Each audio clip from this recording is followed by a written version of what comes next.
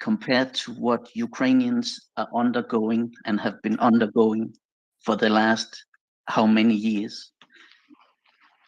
Ukraine are committed.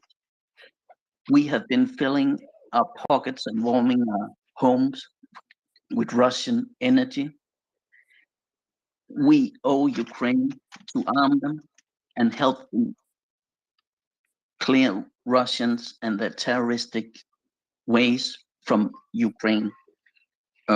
So please, it's okay to worry, but try not to succumb and try not to propagate Russian terroristic nuclear threats. That's it.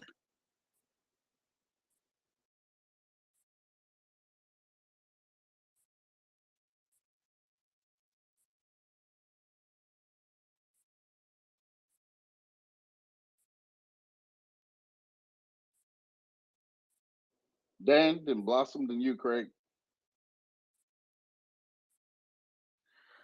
Oh, sorry. Yeah. Hello. Yep. I'm. This whole. I mean, this whole nuclear thing, and people are worried about it. Obviously, you mentioned the train. Which was in the Times and the Telegraph here in the UK, and then it turned out to be nothing from the US. My thing about Putin and Russia and worrying about it, it goes back to Georgia. It goes back to a history of how Putin sort of dealt with the West. From the 1990s, and what he's been writing really, since then about Ukraine, about the whether they're a separate people. It's him publishing this as well. His mentor Dugin. It goes. How far can we really trust Russia in our dealings with them? I mean, I go back to the to 2015, 2014 when we were doing the Minsk agreements. I mean, if you look at Minsk 1, why is there a Minsk 2? We had Minsk 1, and then they there was the disgusting stuff around Donetsk airport. We had Minsk 2, and actually Debaltseve fell after Minsk 2. And what was Merkel, and what was what was Holland doing? They were with Putin as Debaltseve fell. I mean, before that, the Russians, promised, exit at Ilovaisk, or however you pronounce it. That was one of the most horrible, situations in the war, where they just, they said you can go, and then just shot them. Frankly, I mean, we're coming to it. We've actually finally taken a stand. From what I can tell, they've been saying, "Yeah, we're going to nuclear weapons," and we're like, "Yeah, there will be a bad consequence if you do." They've been saying it again, and the Americans repeating, we're not seeing any sort of any indications that they are actually preparing nuclear weapons to go, apart from this crazy train story, which someone else alluded to, which turned out to be, so far nothing. And that's what, Blossom, that's the reason why that when I said that statement earlier of the planes being up in the air, if he was to start fueling up those rockets, we would know it as soon as he started, because the satellites are trained on the sites.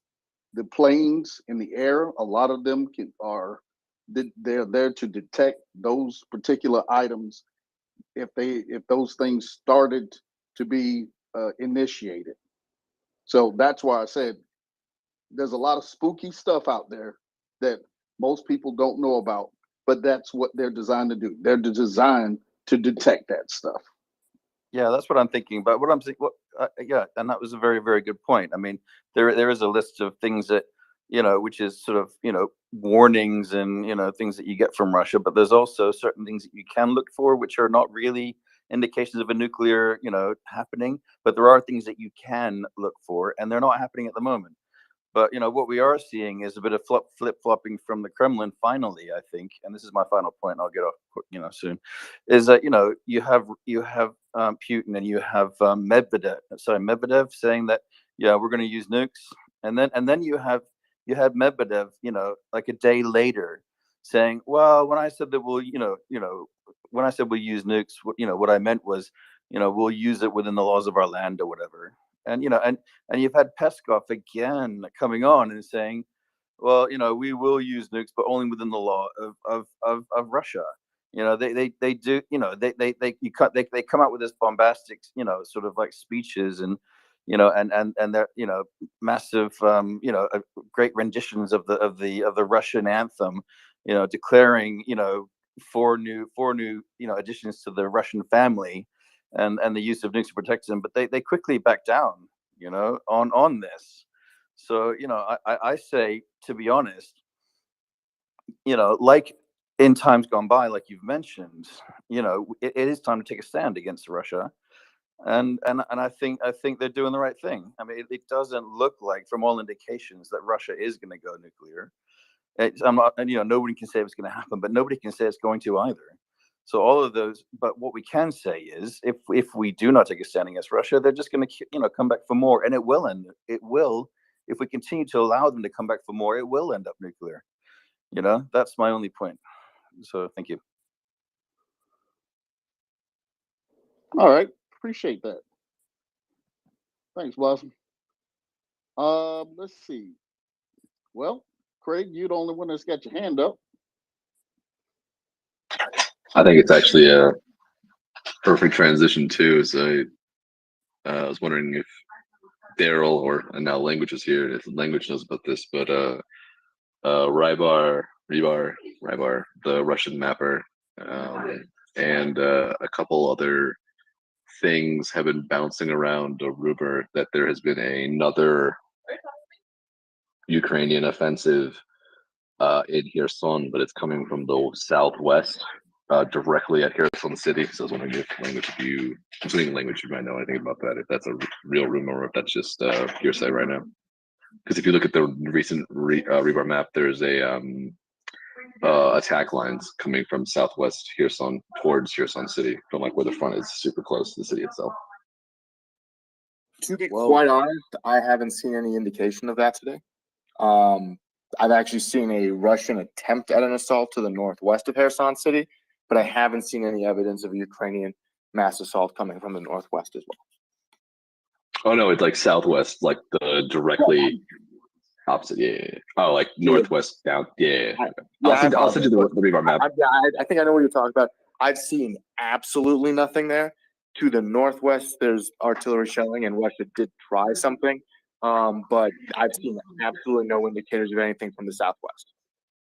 Okay, cool. Yeah, I just sent you the Rebar map. It looks like, according to him, there's been some pushes, and then there was some rumor about a significant armor assault being unleashed by the Ukrainians there too, that I saw about an hour ago. But that could be hearsay. So, like I said, if you could send me something on that. Part of the reason that the Russian troops retreated en masse today and overnight was because that rumor of there are tanks coming to you right now, express delivery, that rumor was for just about every Russian position. So there may still be a little bit of a blowback from that. That's being repeated on Russian Telegram, but that's part of the reason why they packed up and left so quickly, because they heard there's tanks over here. We've seen pictures. We know there's tanks over here. Oh my God, those tanks are coming for us. Those tanks are teleporting around the battlefield. We're not going to wait to see. Let's get out of Dodge. So that may be a little bit of crossed wires there, or there may be yet another Ukrainian armored offensive that I'm just learning about now. Yeah, I just sent you the map that I saw. I'll look for the tweets that talk about the rumor. They might have been deleted, maybe not. I'll see if I can find them. And also, it's good to hear about the new Ukrainian T-72 modifications that added teleport capacity to them. That's pretty cool. Yeah, it's the latest upgrade.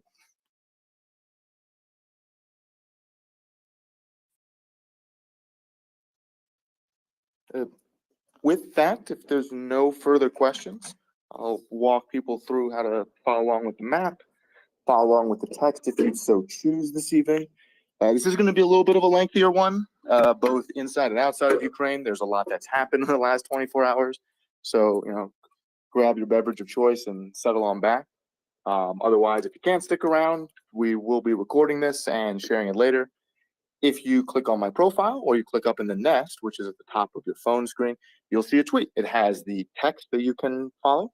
It also has a map app. It's free. It does not cost you anything. I only steal some of your credit card information, but it basically will just copy a Google map that I'm currently looking at on my other device, which will change as I change the screen, as I'm doing now. It is going to be in somewhat advance of my speech because there's a 10 to 15 second delay in speech, but this one only has a 5-something second delay before it updates. There's none of your data is being shared. So if you'd like to check that out, the code, if you click on the link, it should take you right there. But all lowercase is C Charlie 7 F Foxtrot E Echo 4, or if you're typing it in, C7 FE4. So if folks want to hop on that, it seems to make things a little bit easier for them to follow. Hey, language. I Yes, just wanted to say something real quick. Hey, folks, if you're down there requesting right now, I'm going to hold fire on anybody coming up while we got the while language is doing this thing, and then once he clears the he finishes up, you'll be blasted up into the space and have your chance to speak. So just hold your fire, hang tight, and listen out. And after he's done, we'll get you guys up. Okay, here we go. Right, and I won't be able to look at your DMs because I'm already trying to navigate 3 things here during the update, but I promise you I will read them afterwards. So with that, let's just jump right into it, shall we? As per usual, we will start in the northwest around Belarus, proceeding clockwise and ending with some general statements. We're going to use the Georgian map, Georgian Strategic Institute for Studies today, which should make it a little bit easier to follow. It's not quite as detailed as Andrew Perpetua's, but frankly, he's still working on his, and the man could use some sleep. So we'll use this one this evening. In Belarus, the risk of missile strikes and airstrikes, let's restart that. Today is September 4th, right? It's day 223 of the Russian invasion of Ukraine. In Belarus, the risk of missile strikes and airstrikes continues, as well as the new risk of suicide drone strikes, which we'll get to, but the Belarusian military themselves remains a non-threat. Lukashenko officially stated that Belarus has been de facto participating in the war, while saying that they do not kill anyone and are simply trying to, quote, prevent an attack on Belarus by Poland, Lithuania, and Latvia. While functionally this changes nothing, the fact that you have the head of state admitting to this means there may be more political ramifications for Belarus. Moving to Kyiv and the areas around it and the political developments of the day. A Russian suicide drone, multiple of them, reportedly hit the southwestern Kyiv suburb, and I use the word suburb loosely here, of Bielya-Servka, which was likely launched from Belarus. Bielya-Servka is some 180 to 200 kilometers away from the Belarusian border and a full 75 kilometers to the southwest of Kyiv. This is one of the first strikes in this area and in the Kyiv region for some time. Unfortunately, at least one person was killed, and there are fires at a number of infrastructure facilities. This seems to demonstrate that the Iranian suicide drones are more deployed than just in the south and the east. NATO has officially received Ukraine's application to join, per Zelensky. The next stage is the discussion of the application with all NATO member countries. Zelensky officially decreed that Putin's declarations annexing Zaporizhia, Kherson, Luhansk, and Donetsk, as well as his old one annexing Crimea, are all null and void. The Ukrainian government's National Security Council published a document, one that they've been talking about publishing for some time, on how to save yourself from a dirty bomb, the use of nuclear weapons, or an accident at a nuclear power plant. In the document, they state that at this time, the risk of a nuclear attack is considered unlikely, but to prepare anyways and to understand as much of the document as possible, because should it be needed, your time to respond will be in minutes. Ukraine has formally implemented the decision, stating that negotiations with Russia are impossible so long as Putin remains the head of state. Following the annexation announcements made by Russia, Russia also made a similar statement today, trying to demand Zelensky step down. The head of the National Bank of Ukraine, Krylo Shevchenko, announced that he is leaving his post, stating it's due to his health and he can no longer deal with it. There's some other political, things going on in Kyiv, but those are a little more hyper-local, so we'll ignore them. Ukraine has formally instituted a chaplain service in its military as of today, stating that it will tend to some of the spiritual needs of their troops. The Ukrainian Prime Minister urged Ukrainian citizens to change their energy habits, stating that using electricity more at night is preferable than during the day, as this will help with balancing infrastructure requirements and heating requirements into the winter. He also stated that Ukraine is about 90% prepared for the heating season in terms of heating fuel, coal, etc. reserves. And after Elon Musk's, to put it mildly, insensitive remarks yesterday, a Tesla car was added to the exhibition of destroyed Russian military equipment in downtown Kyiv. Russian politicians and media personalities thanked Elon, some much more mocking than others. Moving to the east, to the Sumy and Chernihiv regions and the regions directly into Russia from here. Russia does continue harassing fires. The Ukrainian government has allocated more than $100 million for reconstruction, especially along this northern region between Kharkiv, Kyiv, including Sumy and Chernihiv oblasts. This is primarily focused towards the energy and heating infrastructure. Demand for potassium iodide, it has increased in Chernihiv and pharmacies after concerns of nuclear sabotage or weaponry usage. Per the UK newspaper The Times, Putin plans to demonstrate his readiness to use weapons of mass destruction with a nuclear test on Ukraine's borders. Per NATO sources, if Putin dares to use nuclear weapons, he would most likely use them in the Black Sea, and currently the risk is considered unlikely.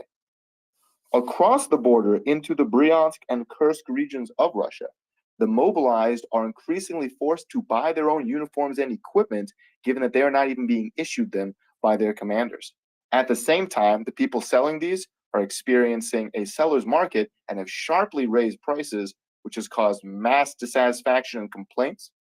There are also increasing rumors and reports of Russian conscripts and, frankly, even contract soldiers not receiving payment, that they are not being issued warm clothes, and that locals have to collect humanitarian aid and food for the conscripts.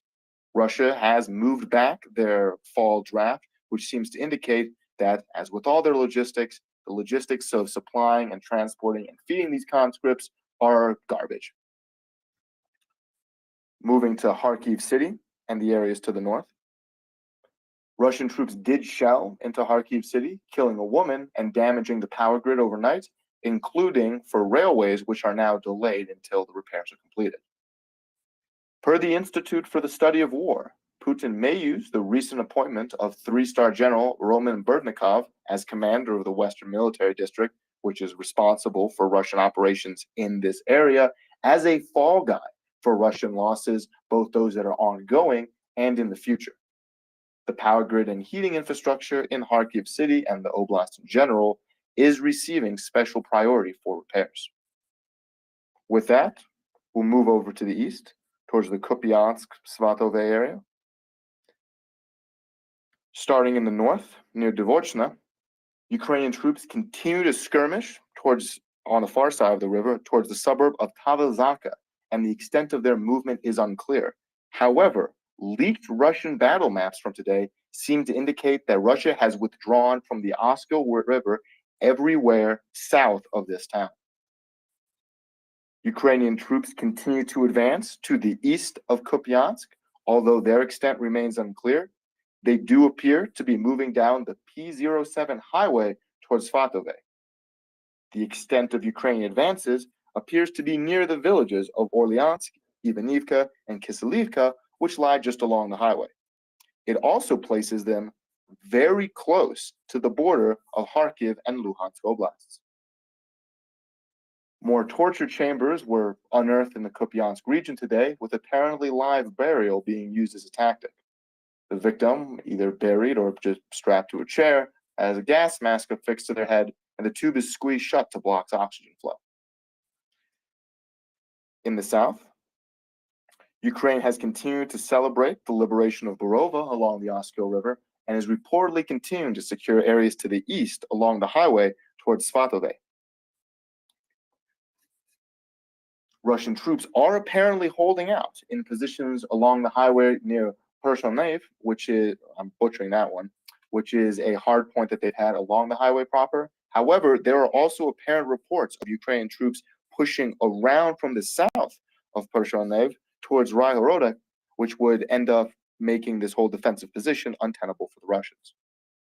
Speaking of Svatove, I'm not sure if you can necessarily see it on the map as it's not showing terrain, but there is a large hill, whole hill range really, that runs between Svatove, that whole highways, and the P07 itself, immediately to the west of the town.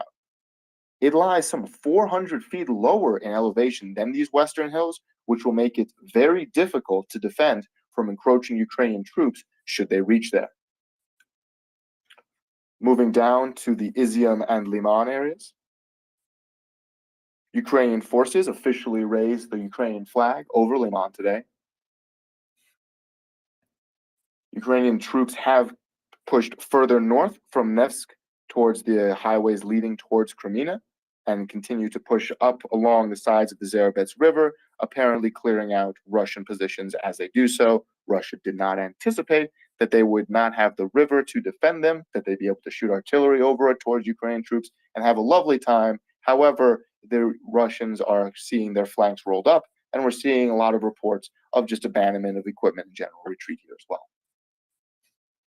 Regarding the Kreminna-Rubizhne area, reportedly, Ukrainian shelling does continue of the P66 highway linking Kreminna and Svatove.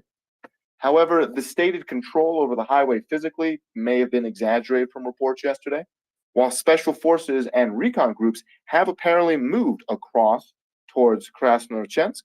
The main complement has yet to physically block the highways from Svatove to Kreminna, although there is very heavy usage of Ukrainian artillery and the road is by no means secure for Russian forces.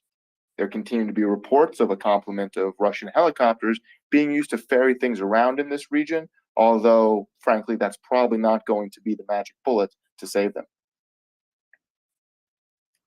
Around the south, across the river, closer to Slovyansk and Seversk, or rather, I'm sorry, closer towards Seversk and Severodonetsk, there's been no major change.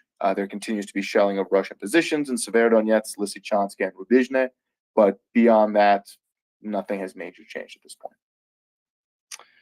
Moving down to Bakhmut, the situation broadly remains the same, with shelling and airstrikes.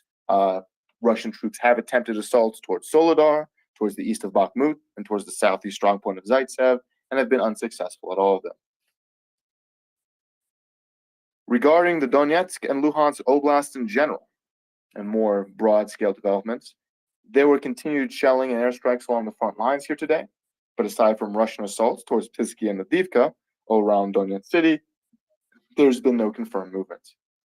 The head of the Ukrainian Luhansk Oblast government, Serhiy Haidai, called on the residents of Luhansk region to evacuate due to the counteroffensive of the Ukrainian armed forces, and advised that there would be restrictions on movement into Rubizhne, Lysychansk, and Severodonetsk over the winter, as there's essentially no heating infrastructure there at all, much to the surprise of those who believe Russian lies that they would be instituting something. In this area, and broadly in the east, units of the mobilized Russian Third Army Corps are apparently unable to effectively operate, being given obsolete weaponry, arbitrarily just abandoning their positions and refusing to fight, as well as heavy alcohol use. Russian troops have even deployed drones to search for men of conscription age in some parts of occupied Luhansk Oblast. It seems that the old book and movie Running Man is more of a documentary than fiction in Russian territory these days. Regarding Mariupol, there is no news today. Regarding the Zaporizhzhia region, we'll start with Enerhodar, which is where the Zaporizhzhia nuclear power plant is and is under Russian control. The formerly kidnapped and released yesterday general director of the Zaporizhzhia nuclear power plant was confirmed as no longer managing the plant, as he's now in Ukrainian territory and has no desire to go back to the people who kidnapped him, but it is unclear who will replace him. The International Atomic Energy Agency stated that repair work from damage to infrastructure at the plant following Russian shelling last month was completed today, and the International Atomic Energy Agency's directors are continuing to push for a safety zone around the plant. The head of the IAEA will visit Moscow and Kyiv to attempt this. A curfew has been implemented in Enerhodar, the city with a nuclear power plant, It had already been in existence since the beginning of this month from 9 p.m. to 5 a.m., but they've extended the hours from 8 p.m. to 6 a.m., or rather 8 p.m. to 6 a.m., and there seems to be continued concerns among Russian forces. Russian soldiers are currently attempting to set up a border in the region between Ukraine being controlled territory and Russian controlled territory around Zaporizhia near Vasilivka. Vasilivka is really the safest way and only way to evacuate Ukrainian territory by official routes from the south. However, men of conscription age are now not allowed across the borders of the Russian Federation here.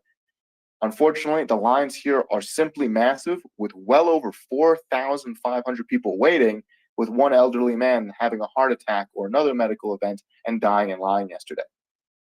This is assessed to be the safest way to evacuate to Ukrainian-controlled territory, although there is also reportedly large queues trying to leave via Crimea with the intent that they can go through Russia and get back out another way. Moving to Kherson, where we have seen the greatest developments for the day. In Mykolaiv, to the northwest, there's considerable issues with the water supply network, which will not be restored in some areas until tomorrow evening. This is a consequence of shelling, of other damage, and frankly, just the issues of keeping infrastructure running in a war zone. In broad terms, Ukraine continues to advance rapidly in northeast Kherson. The offensive from both the Inhulets River region and the northeastern highway appears to be ongoing, and Russian forces remain in disarray. Russian troops are reported to have carried out a disorganized rout or retreat, abandoning large quantities of equipment and not opting to stand and fight, following rumors of incredibly large Ukrainian armored columns essentially en route to every one of these villages. Per the Ukrainian Southern Command, there were 7 Ukrainian airstrikes over the last 24 hours and 290 artillery strikes, eliminating 31 Russian soldiers, 8 tanks, 26 armored vehicles, 2 artillery guns, 2 helicopters, and 2 UAVs. We'll start to the northwest of Kherson City, proceed clockwise, and sort of end with general statements on the region. To the northwest of Kherson City, shelling continues along the front lines, and Russia did attempt an assault to the northwest near Ternovy Podi, to the northeast of the highway. However, this was reportedly repelled. Further up, along the Inhulets River to the northeast of Kherson, near Sniharivka, the largest Russian base in this area, a joking post stated, "We were once called elite soldiers, now we're retreat soldiers," was served to inspire rumors of a mass Russian retreat from Sniharivka, but the situation is reportedly unchanged. However, the situation in this area will become increasingly untenable for Russian forces as Ukrainian troops push down from their Inhulets crossing to the northeast of here, clearing the quote-unquote safe side of the river for those in Sniharivka. Regarding the northeast, where we have seen simply massive Ukrainian gains today, it is broadly reported that Russian troops in the northeast section of the front retreated overnight and into today, either out of concern of encirclement or reports of a truly massive Ukrainian armored column. It appears that Ukraine has fully cleared the eastern bank of the Inhulets River all the way down from Arkhangelsk to Davidi Brid, and Russian troops have broadly tried to pull back to form a defensive line from Borozensk to Mylov, along closer to the coastline of the river, and also to Bruskinsk, which is located closer to the existing Ukrainian pocket around Davidi Brid. It appears that given that Russian troops have fully pulled back from their previous base near Tryfonivka, that's really all they had up here in the northeast, and any Russian defenders that are still sticking around only have whatever they can reach within arm's reach at this point. There's probably not going to be any more Russian resistance in force until this newly established defensive line. Along the northeastern highway, Ukrainian forces pushed down from Dudchany over the day after navigating the blown bridge via an alternative route. Russian troops are still appearing to prepare for a defense of Mylov and have blown the bridge just north of town along the highway here, crossing a sizable river. Both Ukraine and Russia are bringing artillery and long-range fires to bear here. While Ukraine has not apparently advanced through or certainly past Mylov at this time of reporting, instead opting for preparatory fires, should Ukraine manage to flank around from the west and bring their armored vehicles to bear and seize that highway, the Russian defenders here will likely continue to retreat. The terrain here, moving around from Dachany to the west, this highway, if you were flanking, is very broadly flat, aside from very minor small river valleys. However, if Ukraine is able to take the highway town and another attempted Russian defensive point of Sukhanov, then they will enjoy unimpeded access both east and west along this Russian defensive highway. Looking forward, from Mylov down to the next Russian strategic location of Berislav, just across from Kakhovka, there remains only one more major river crossing near the town of Novokary. It is likely to be the next major Russian defensive point should Ukrainian forces continue to advance. There is currently no evidence that I have seen to suggest Ukrainian troops have managed to make it past Mylov in force, much less past Novokary and across this river system.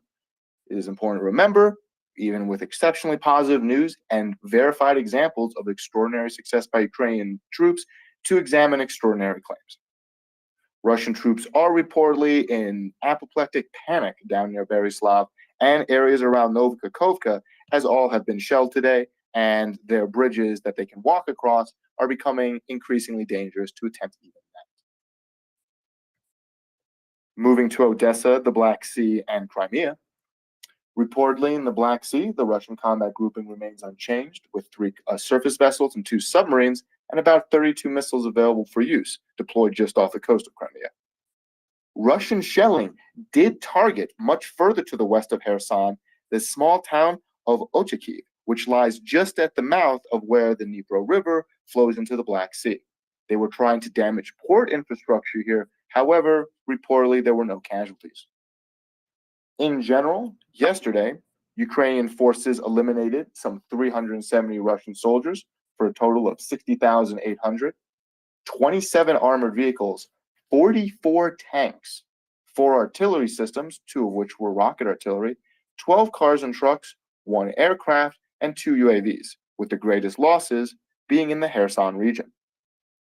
The U.S. announced another $625 million aid package today, including, but not limited to, 4 more HIMARS long-range rocket artillery systems and ammo for them, 16 155mm NATO artillery guns and 75,000 shells for them, 500 high-precision 155mm shells believed to be the Excalibur GPS-guided ones, 1,000 155mm caliber ammunition for remote anti-tank systems, which, if I'm understanding correctly, basically get set up, and when a Russian vehicle passes them, they blow it up more or less on their own. 16 light 105mm howitzers, 30,000 shells for mortars, 200 armored vehicles called the Max Pro, and 200,000 units of small arms ammo. In Russia, more than 200,000 men have already been drafted into the army since the mobilization order was instituted. Since the announcement of mobilization, more than 1 million people have left the country, some 600 to 700,000 of them being Russian nationals. Mobile military enlistment centers were set up on the border, with Estonia and Latvia joining the examples near the Georgian border as an attempt to try and snatch up some of these people who are still fleeing into other European countries. Reportedly, some 2,000 requests to the Ukrainian surrender hotline by Russian forces have been made in the last week, and Russian troops are actively complaining that the line is constantly busy when they call, and have gone so far as to entreat Ukraine to staff it better on social media posts. Estonian law enforcement officers handed over 3 DJI drones that a Russian trucker in a more local event had tried to purchase, crowdfund, and take out of Estonia to give to Russian armed forces. He's been arrested. I believe he's facing about a year of jail time. However, these were seized by the Estonian government and have now been given to Ukraine. The United States announced the introduction of sanctions against Russian oil exports in 3 stages. The current plan for G7 sanctions would target Russian crude oil, while later ones would first target diesel fuel and a third phase would target any cheaper petroleum products.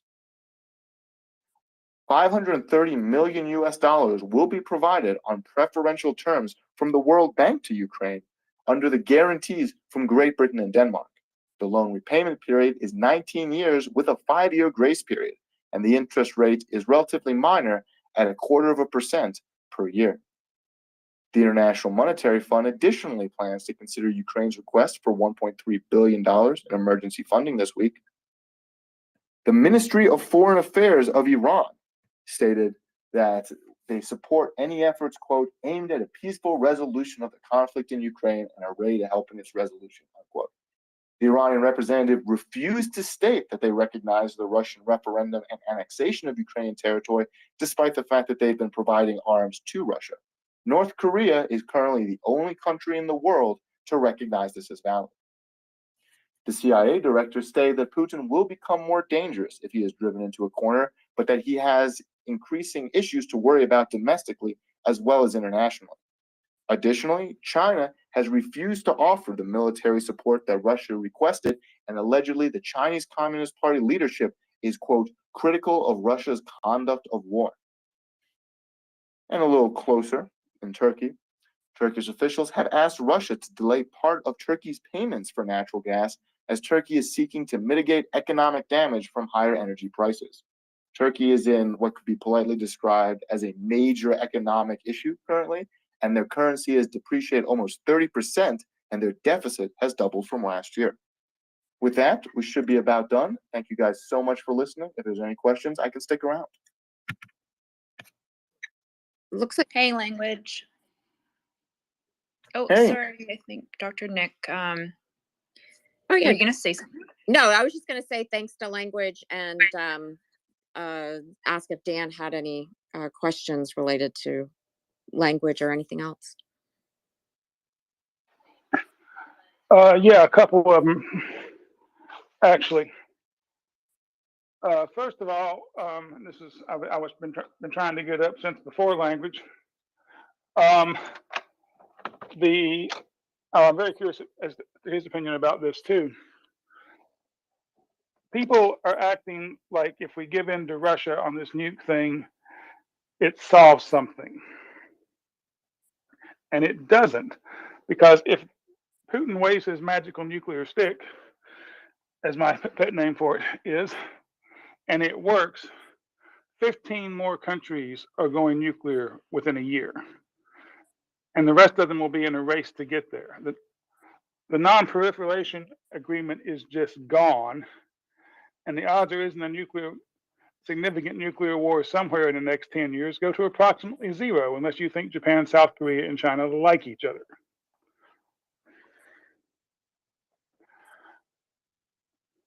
The specific question I wanted to ask language is there any evidence of Russians trying to cross the Dnipro either in organized fashion or a disorganized fashion? And thanks for letting me get up and ask. And I'll step down because I have to go finish cooking dinner. Thank you very much. Thank you for the question. Please enjoy your dinner. Can't really comment on the broader state of nuclear politics at this point. Ukraine government says it's unlikely. The American government has also stated it's unlikely, but it's something to be concerned about, possible escalations from Russia. I wouldn't quite rush out to build your survival bunkers just yet. However, regarding the Dnipro River, there continues to be disorganized attempts to bring things across the river, both intermittently via helicopters, especially towards Kherson city proper, as well as the use of barges and pontoons. However, this is broadly insufficient. It's likely to continue to be insufficient, especially as Russian troops have abandoned large quantities of supplies, not just bullets, but also the beans and bandages that they so desperately need to the northeast. I wouldn't be surprised if we start to see more Russian troops trying to flee back across the river in coming days than coming across. If I was on the east bank of the Dnipro River, I'd rather take my chance in a Russian prison these days. Hopefully that answers your question.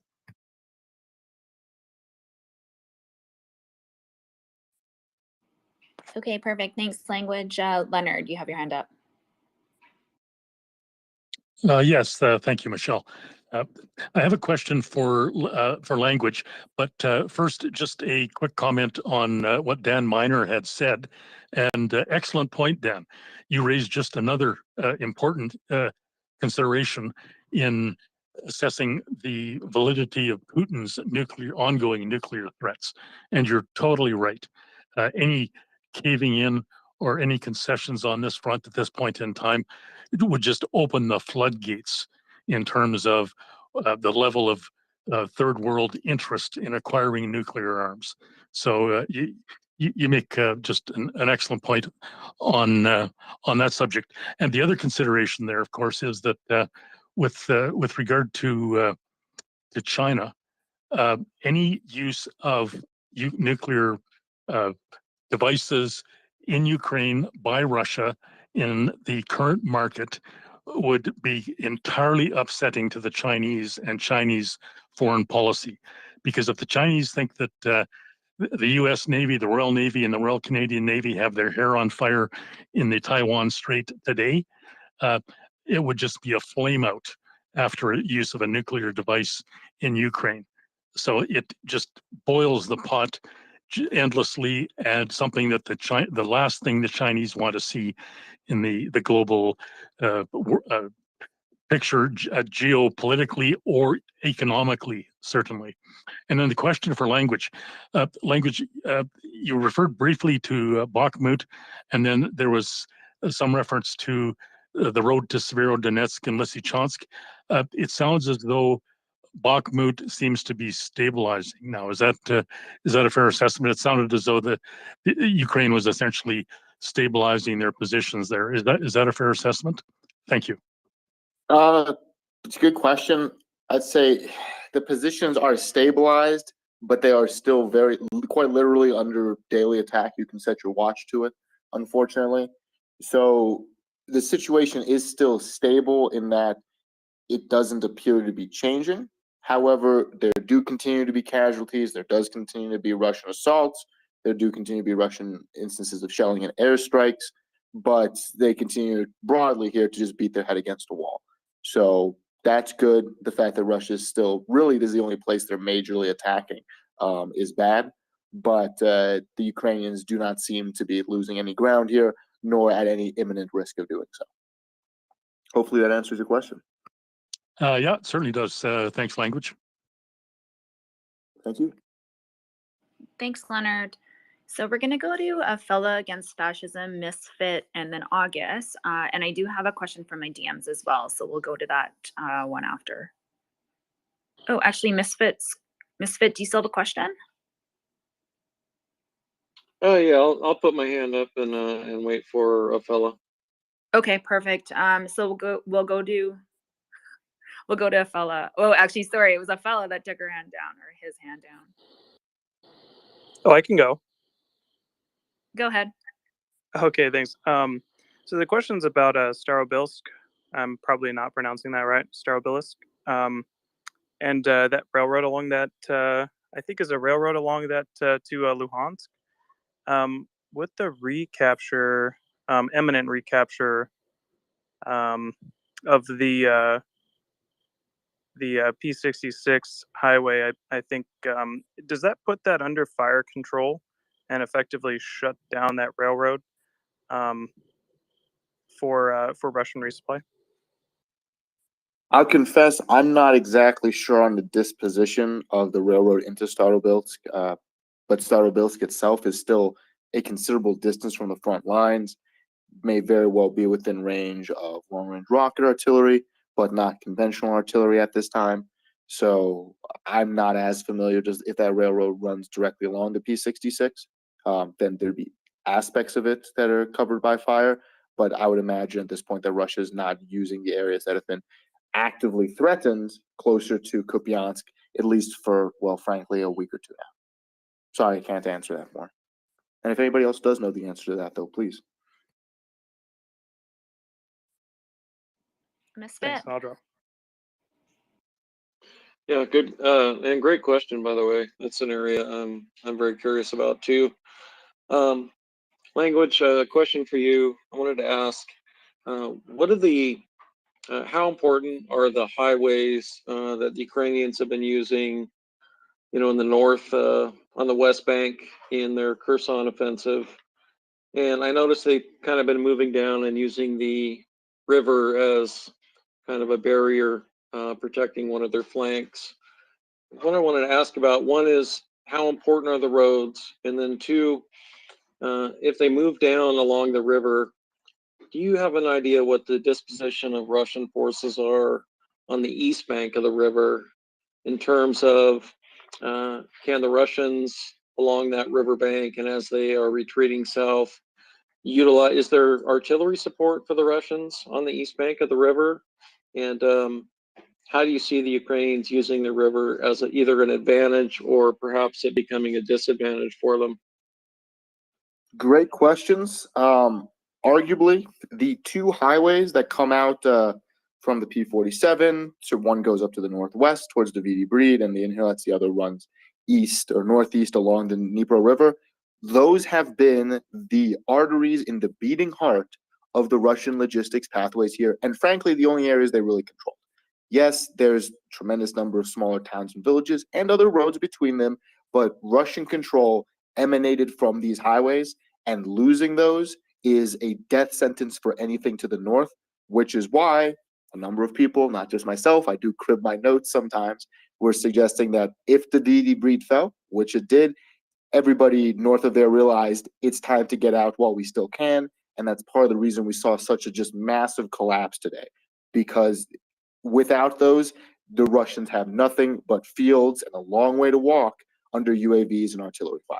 So the importance of those highways cannot be overstated for both sides, especially as they were able to help give Ukraine really just a straight line to attack in. And as they rolled up Russian forces, there's not a huge amount of threats from some of these smaller villages. There's still concerns, but the risk of a Russian group suddenly popping out of these fields and launching a suicidal attack to kill all these Russian or Ukrainian tanks is essentially nil. If that highway falls, they pull back. As far as the Dnipro River, I am not perfectly clear on how many Russian artillery systems have been moved to the east bank here in recent days. I know that there are reports of several being moved. There's reports of Russian troops asking for artillery support from the east bank, and some of that does exist. Going forward, if and when Ukrainian forces are able to clear everything on the west bank of the Dnipro River, that will likely become something of an artillery duel with air support characteristics, because Russia's apparent plan has always been, should we lose the west bank, we will set up on the east bank and we will shoot at everything that moves. So I'm sure that the Ukrainians have considered this as well, and they have solutions and plans for that. Not the least of the fact that their airplanes can already reach there, their artillery can shoot further and do so more accurately. Does that kind of answer your question? Yeah, absolutely. Thank you for the clarity and context on that. Just one quick follow-up would be, you mentioned that the bridge at Milov had been blown. There's one bridge south of that. I don't remember if you said it had been blown or was still up, and that's Novokary. So I want to ask about that, and then if you have any clarification on Sneharivka, there's still a little cloudy on that one. Thanks. Sure, great questions. It appears that Milov, which has a really sort of this larger stream coming off of the Dnipro that runs just north of it and crosses over the main highway, reportedly that bridge has been blown in some capability by the retreating Russian forces who are trying to buy time. This is, I think we're going to see the same event repeated 3 times here, as this exact same scenario happened up near Dodchani. However, these rivers don't cut all the way across, so you can go around them, you can repair the bridges in certain ways, you can ford the rivers in certain ways. So it is I wouldn't call it a Hail Mary last-ditch move, but it's definitely getting there. This is, shooting a field goal from 60 yards. Might work, but you're probably not going to get what you want. However, Novokary, that bridge, to my knowledge, is still up, especially given the fact that it is now one of the major supply points here for this new Russian line of defense emanating along this east-west highway from Borozhensk to Milov, and blowing that bridge would mean Russians would now have to take either more dirt road routes, or they'd have to risk the ire of the Ukrainian forces that are on the western side of these two highways, which is probably not something they want to do. And was there a third question there that I failed to answer? I'm sorry. No, that's great on that. I just and I don't want to take up too much time. There are other people asking, but if you, when you get to a point, could address Sniharivka and whether that is still inhabited by Russia, whether they still control that area or not. Right. So as best I can tell, Sniharivka still being shelled, situation's normal for the Russians, hasn't really changed. There was that report that kind of got claimed as Sniharivka's retreated. Bringing that back to the source, it appears to be broadly a joke that kind of got taken out of context, where somebody said, "Oh, we're elite troops, but now we're retreat troops," and people copied that until people thought, "Oh my God, we're retreating from Sniharivka like we're retreating from everywhere." But I've seen no evidence of that clearly. So until I see any evidence, I'm just going to assume the situation is the same. However, given the fact that Ukrainian forces are certainly on the advance to the east of here, I would not be surprised if the Russian troops in Sniharivka become increasingly concerned and their morale drops and they do attempt to retreat before Ukrainian forces, which are pushing down on the far side of the river from them, firmly and completely cut them off. Hopefully that answers your question. Perfect. Thanks a lot, man. I appreciate the report. Thank you. Thanks so much, Language and Misfit, for asking that question. We'll go to August next, and then GW. Yeah, thanks. Language, can you talk a little bit more about the POW situation with all these Russians being captured and surrendering? I was just wondering if you could help me understand the process a little bit. Like, where are they even being held? I know some of them are going to be tried for war crimes. Some of them will be used in exchanges, but it seems like we are going to have so many more Russians than, that we'll be able to use, in that capacity for some exchanges. What happens to them? Do they, do they just stay in prison forever? Do they eventually, go back to Russia? I could even envision Russia not wanting them. They don't care about their people. I don't know that they would be real excited to get them back, but how does that process work? That's a great question. It does get fairly intricate. Sorry. There are also some Russian soldiers who don't want to go back, and that's actually a promise that the Ukrainian government has made, saying, "Hey, we won't tell them that you surrender if you surrender to us," because they are still dealing with Russian propaganda portraying them as literal cannonballs and Satanists that are going to sacrifice you to the dark gods if you surrender, and all other kinds of hoopla. There is a number of Ukrainian prisoner of war camps. Broadly, they're located quite a distance from the front lines. They are receiving medical treatment. They're receiving food. It's generally a pretty status quo affair. Some are interrogated by the Ukrainian intelligence services, though those guys actually, from some reports, especially the ones Konstantin has talked to us about, actually receive an even higher level of care, not only because, international rule of law, you don't torture people, but also you get a lot more if you give people things than if you threaten them. There's whole books written on the subject. Beyond that, there are some that are being traded over. Those locations where they're actually being traded, I'm not entirely clear about, nor do I need to be.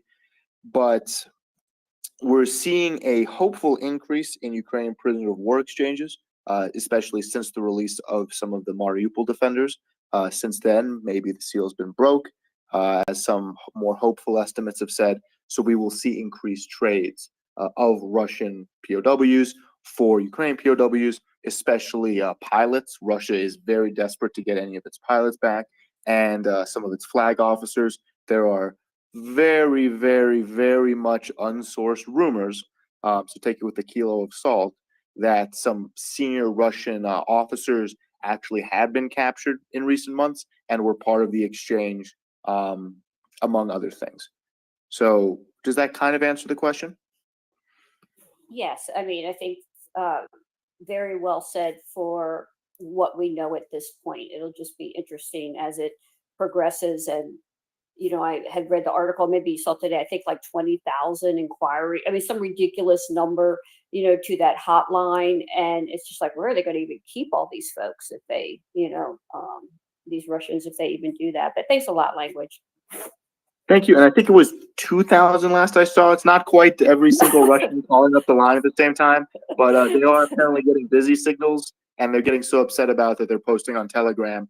And I don't think it's ironic. We could be, and I could be just missing the joke here. But there's a couple there saying, why the hell are you giving us a surrender hotline if you're not letting people staff it all the time? And I keep getting a business signal every time I call. So it's nice to know that customer service complaints are an international incident these days.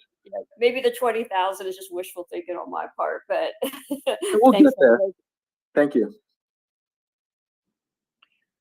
Before we go to GW, I just wanted to remind everybody, if you could please retweet the Twitter space. We do have Language Learner here right now answering questions. And just wanted to check time first, though, Language.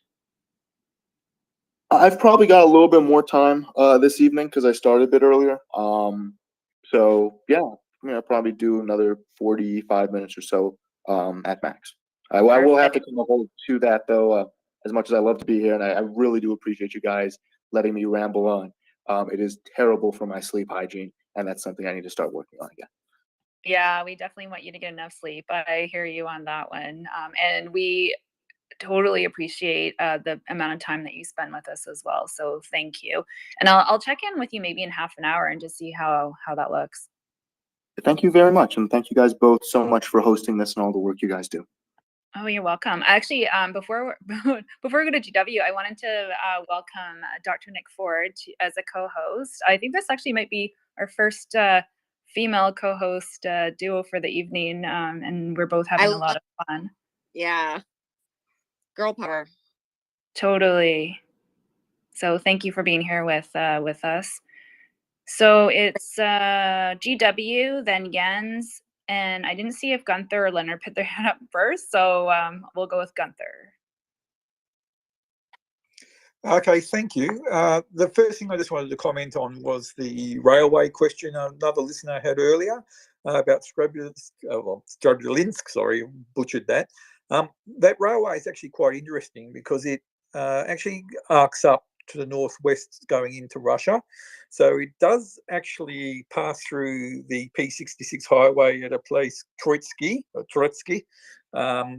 actually quite a bit closer to areas that have already been liberated near the Russian border. So once Ukraine is able to get to that actually cuts that railway and that highway near the Russian border, and it's not that far away from where the Ukrainians are currently. But my actual question was about and it's probably a bit early, a bit speculative, about the drones coming in from Belarus. If it is actually determined that those drones have come in from Belarus, I recall Ukraine making some statements about if there was other actions occurring from within Belarus that Ukraine would look at actually retaliating against those sort of things. So I'm wondering whether anyone would care to speculate that whether or not Ukraine will actually follow through with that. So, great question. I think it is telling that while Russia has certainly put a lot of pressure on Belarus and its military to try and involve themselves, they are not going to. Belarusian forces, if they didn't do it day one of the invasion, with literal Russian troops standing next to them saying it's going to be a cakewalk, we'll be parading down Main Street in Kyiv by the end of the week, they're not going to do it now when, after they refused to go in, they were literally tasked with washing out the human remains of armored vehicles that came back from the front lines and had to start requesting medication in order to deal with the nausea caused by such activities. That's one of those things that makes you realize that this is not a war that's going well. And if you're part of the 60 to 70% of the military there that's a conscript and is just trying to make a couple extra bucks, you're probably not going to be so thrilled about that.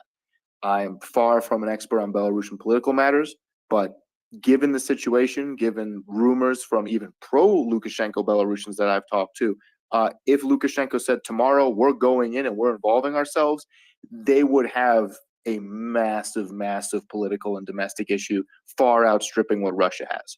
To that end, because he doesn't want to get involved and he doesn't want to have people dying on his soil, I can continue to see, unfortunately, these suicide drones, Russian airstrikes, Russian missile strikes. I cannot see conventional artillery, whether it's Russian or Belarusian, because Ukraine has made it very clear that they will shoot back, and they have every right to. It does not look good when you're a dictator that's not super popular to start having your soldiers get killed in an unpopular war that you don't need to be party to.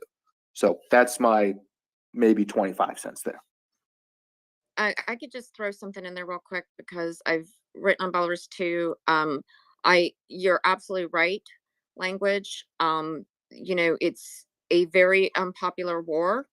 It was before it started. It was after it started, like you said, and it still remains very unpopular. Belarusians, regardless of what they, feel about Putin, it's interesting because there is a decent sized segment of the population that still, has affinity towards the former USSR and all of that. But Putin's been trying to get Lukashenko to be basically his vassal for a very long time. And Lukashenko has really pushed back against that. It wasn't until 2020 with those protests that it became clear that, he wasn't going to be able to handle this on his own, and got that help from Putin. And now Putin's cashing in that favor he did. Right. However, when Putin was trying to make Russia a vassal, that wasn't something not only that Lukashenko was interested, but even the most hardcore supporter of Putin or Russia would have been interested in. Belarusians still fancy their independence, though, some of them do like Russia and like, the economic arrangements that they had. But beyond that, no. They see themselves as a separate identity, a separate culture, all of that as well. And so that's important to keep in mind too. And so you're absolutely right. If something were to happen, the Belarusian people, that would be the final straw. And they wouldn't tolerate it.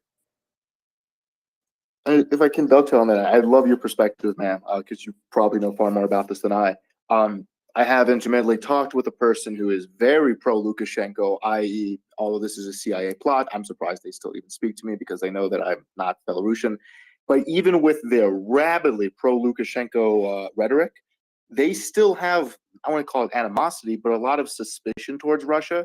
And it seems like their narrative is more, we want to be on our own. We don't want to be controlled by this CIA-sponsored West, et cetera, but we also don't want to be a vassal to Russia. Is that something you can see, if I heard you correctly, sort of being the underpinnings of a lot of the Belarusian identity these days? Yeah. They definitely don't want that. They have no interest in that. And like you said, and that's what I said too. I mean, we both agree that the strongest supporters of Lukashenko, and part of that has to do too with the fact that Lukashenko was trying, to some degree, he had kind of successfully created a sort of mini cult of personality around him. And one way that he did this during his rule since 1994 was to create a separate but equal attitude towards Russia, if this makes sense. So when Lukashenko got in power, they brought the flag back that looked, very similar under the USSR. They gave, return to their old anthem and all of this stuff. But at the same time, he was entrenching, because a lot of people had a lot of affinity for the USSR and all of that because of hard economic times. And so suddenly this, these pensions and all this stuff that don't exist right now suddenly seem good, like these sort of social safety nets that they had under the USSR.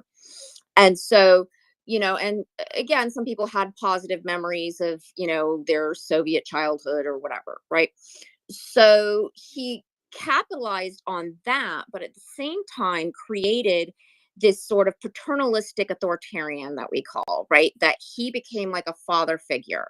And so in that, he was reminding Belarusians that we are Belarusians, sure, Russians are Russians, but we're Belarusians. We're different.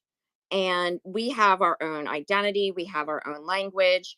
And he really put that forward. And so that sort of helped create the sense of nationalism in Belarus of their separate identity. And, I guess that's the one, good thing you can say about Lukashenko was, sort of ensuring this sort of separate identity, right? Everything else obviously sucked because he's a tyrant and has killed opposition leaders and done all these various things. But that is part of that scenario. So that's one thing that those hardliners that have supported Lukashenko the entire time, that's part of it. This identity that he created for Belarus. So right, they don't want to be a vassal, and definitely the people that hate Lukashenko, right, and they obviously hate Putin too. They absolutely are not interested in that. So you're going to be very hard pressed to find anybody in Belarusian society who would be okay with a scenario like that. And right now he's on thin ice because the people in Belarus recognize that the current circumstance and that the 2020 protests and how Putin had to come in and intervene during that has put Lukashenko underneath Putin's thumb, and they are so angry about these things that are happening on their soil. So you have those segments of the population. So it is a tinderbox.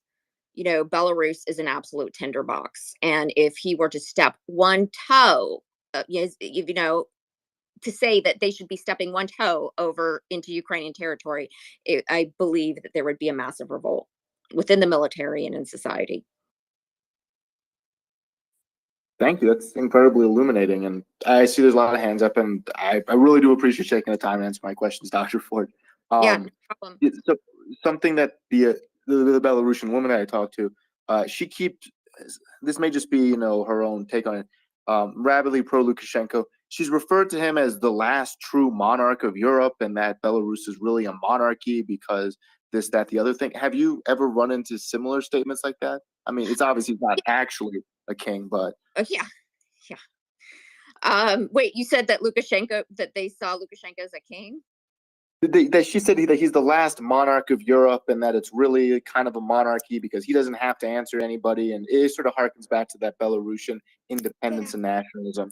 Yeah, I've come across a few things like that, but a lot of Belarusian hardliners too. I mean, it depends on who you talk to and what their perspective is, right? So you can see that sort of attitude even in Russia, where some people look at in the ultra nationalist wings of the society, see Putin in some ways as a czar, or he should be, or whatever, right? So you see some of that too in Belarusian society that are some of the hardliners. I think that the majority of hardliners just see him, as a strong leader. And we have to keep in mind too, some of the things that Putin has done, he took lessons from things that were happening in Belarus. So during the 2012 major protest in Russia and whatnot, just before that, there had been some pretty big protests inside Belarus, and Lukashenko brutally crushed them. And so sometimes Putin has learned too from Lukashenko. And that's important to keep in mind as well. Like, if this little Belarus, who I'm trying to become a vassal, if that's what Lukashenko is doing, why aren't I doing it? So I'm going to up my ante, and so that's something to think about as well. But yeah, there are a few people in society who see them that way, just as they do with Putin. Didn't Idi Amin call himself the last king of Scotland as well? Good point. Thank you so much for your comments. So Gunther and then Leonard. Hey, so I was watching a clip from Russian state media, and they were saying that the next 3 weeks are going to be very hard, and that it'll be at least 2 months before they are, and her words were like, presumably able to go on the offensive. And I mean, can we make anything of that? I guess it's good to have high hopes for yourself, even if you won't realize them, right? There's been a lot of talk about how the Russian recent mobilization is at least apparently being split up into 3 groups. If you draw the short straw, you're in group 1 and you are getting maybe a week of training if you're lucky, and then you are going to Bakhmut, my friend. And that's it. And you are there to fill a gap, hold a trench, and try and take at least 1 or 2 of them before you die. That's it. You are quite literally cannon fodder in the true sense of the word. The second group, parts of which are already training near the Bryansk and Kursk regions of Russia to the north of Kharkiv region, are allegedly going to be given the better part of a month of training and then sent in. And those are supposed to be those who step over the hamburger meat of the first group to actually hold these positions for an extended period of time. And then there are statements, rumors of the third group who got the long straw here, and they get to actually get some sort of decent training for somewhere in excess of a month, which is still, all of this is radically less than you need if you want to survive in a war zone.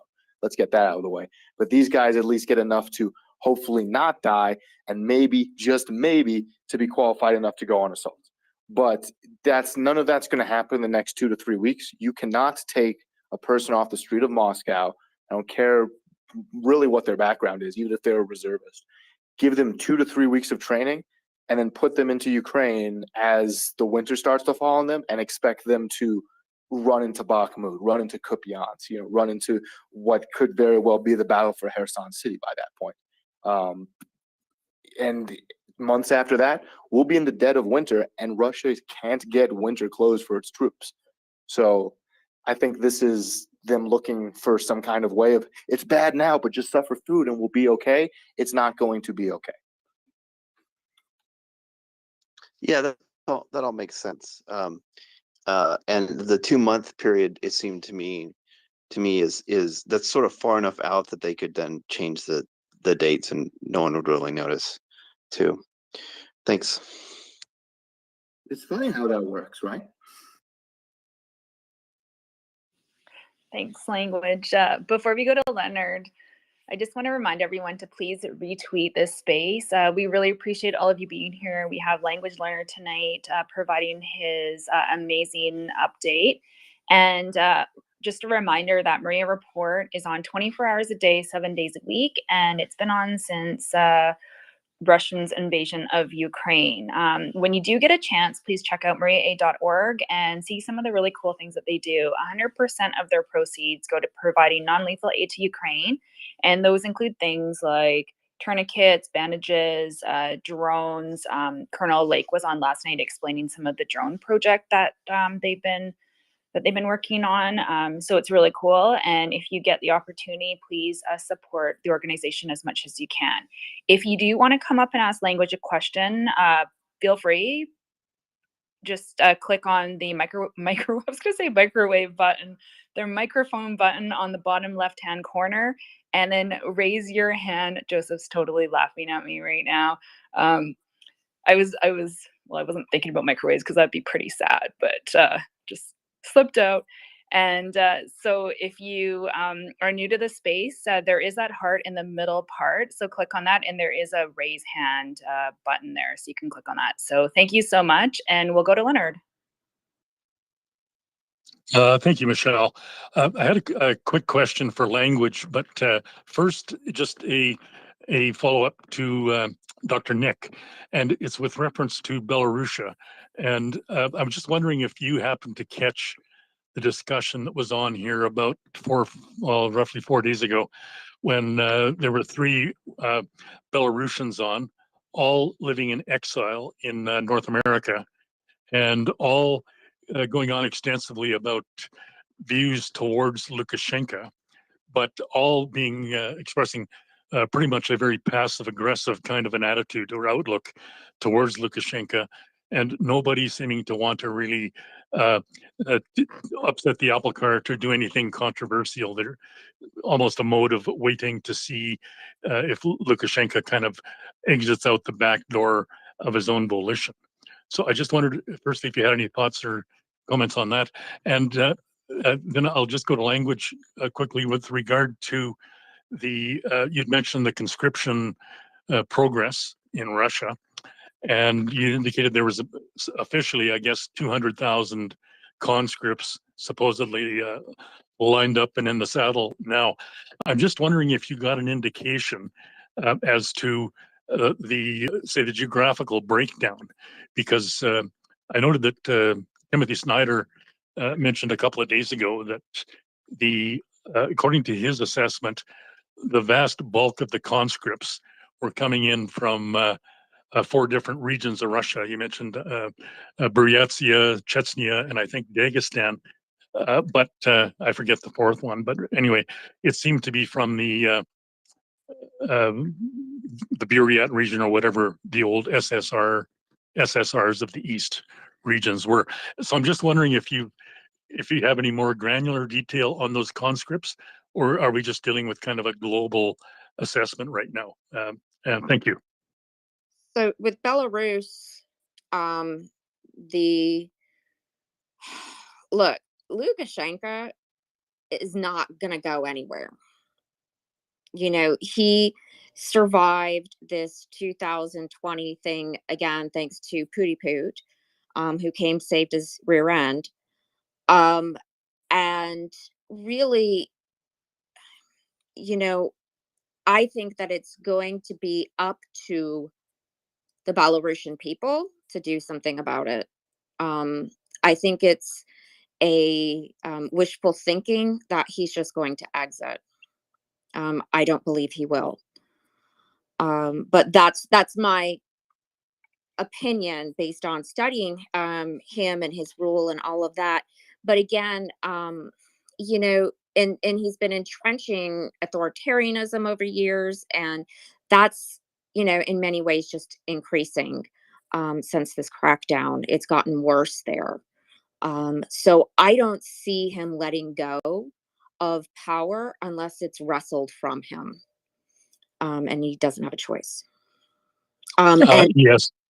Let me just say one thing about the conscripts, because I do study Chechnya, and I follow Chechen Telegram very closely, that even though, like, so Kadyrov has said that there will be no conscription in Chechnya because they've met something like 267, whatever number he pulled out of his rear end.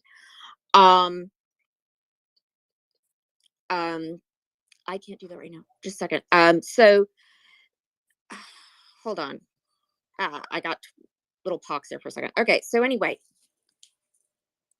what was I gonna say? Oh yeah. So on the Chechen Twitter, or not Twitter, but Telegram, there are reports of many Chechens just vanishing. These tend to be the people who are vanishing, who are being kidnapped and thrown towards conscription, are people who have, say, you know, tried to apply for a passport at some point during this war, or during the conscription, like when it was announced, the mobilization was announced. They are going and rounding up, and it's, again, remember, this mobilization is supposed to be of reservists. The people that they're taking specifically from Chechnya have no military training whatsoever. They've never served in the military. They've never done anything, and they're being rounded up.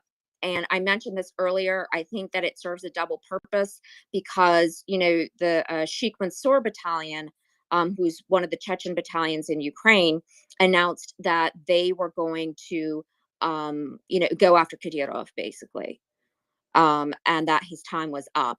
And I think, and they've been calling for people to more join the battalion, to, you know, rise up and to do these things. And I think that Kadyrov is scared of that, and as he should be, and he's trying to throw these people towards the war that potentially might rise up against him, you know, or anybody that's anti-war, whatever, because, you know, he perceives those people as a threat. And so that would serve a double purpose, to act as a sort of like neutralizer by literally neutralizing them, having them killed on the front lines in the war, so that they couldn't act against him in some kind of new bid for independence, and because his head would be on a pike. But anyway, language, whatever you would have to say about any of that. No, that was phenomenal, and thank you so much for sharing, because I think you follow this section of Russia far more closely, certainly than I do, and I imagine many of us.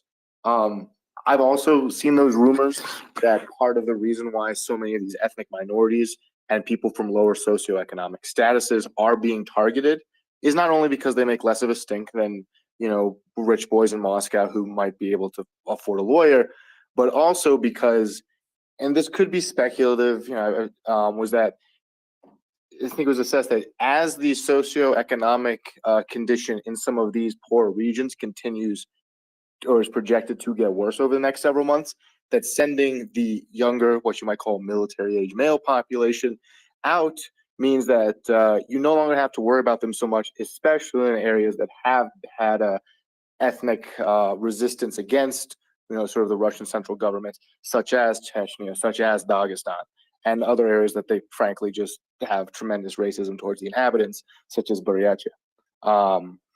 That's as best I can tell. I think it is still, unfortunately, grossly overrepresented in Russian ethnic minorities, especially in the Far East and the South.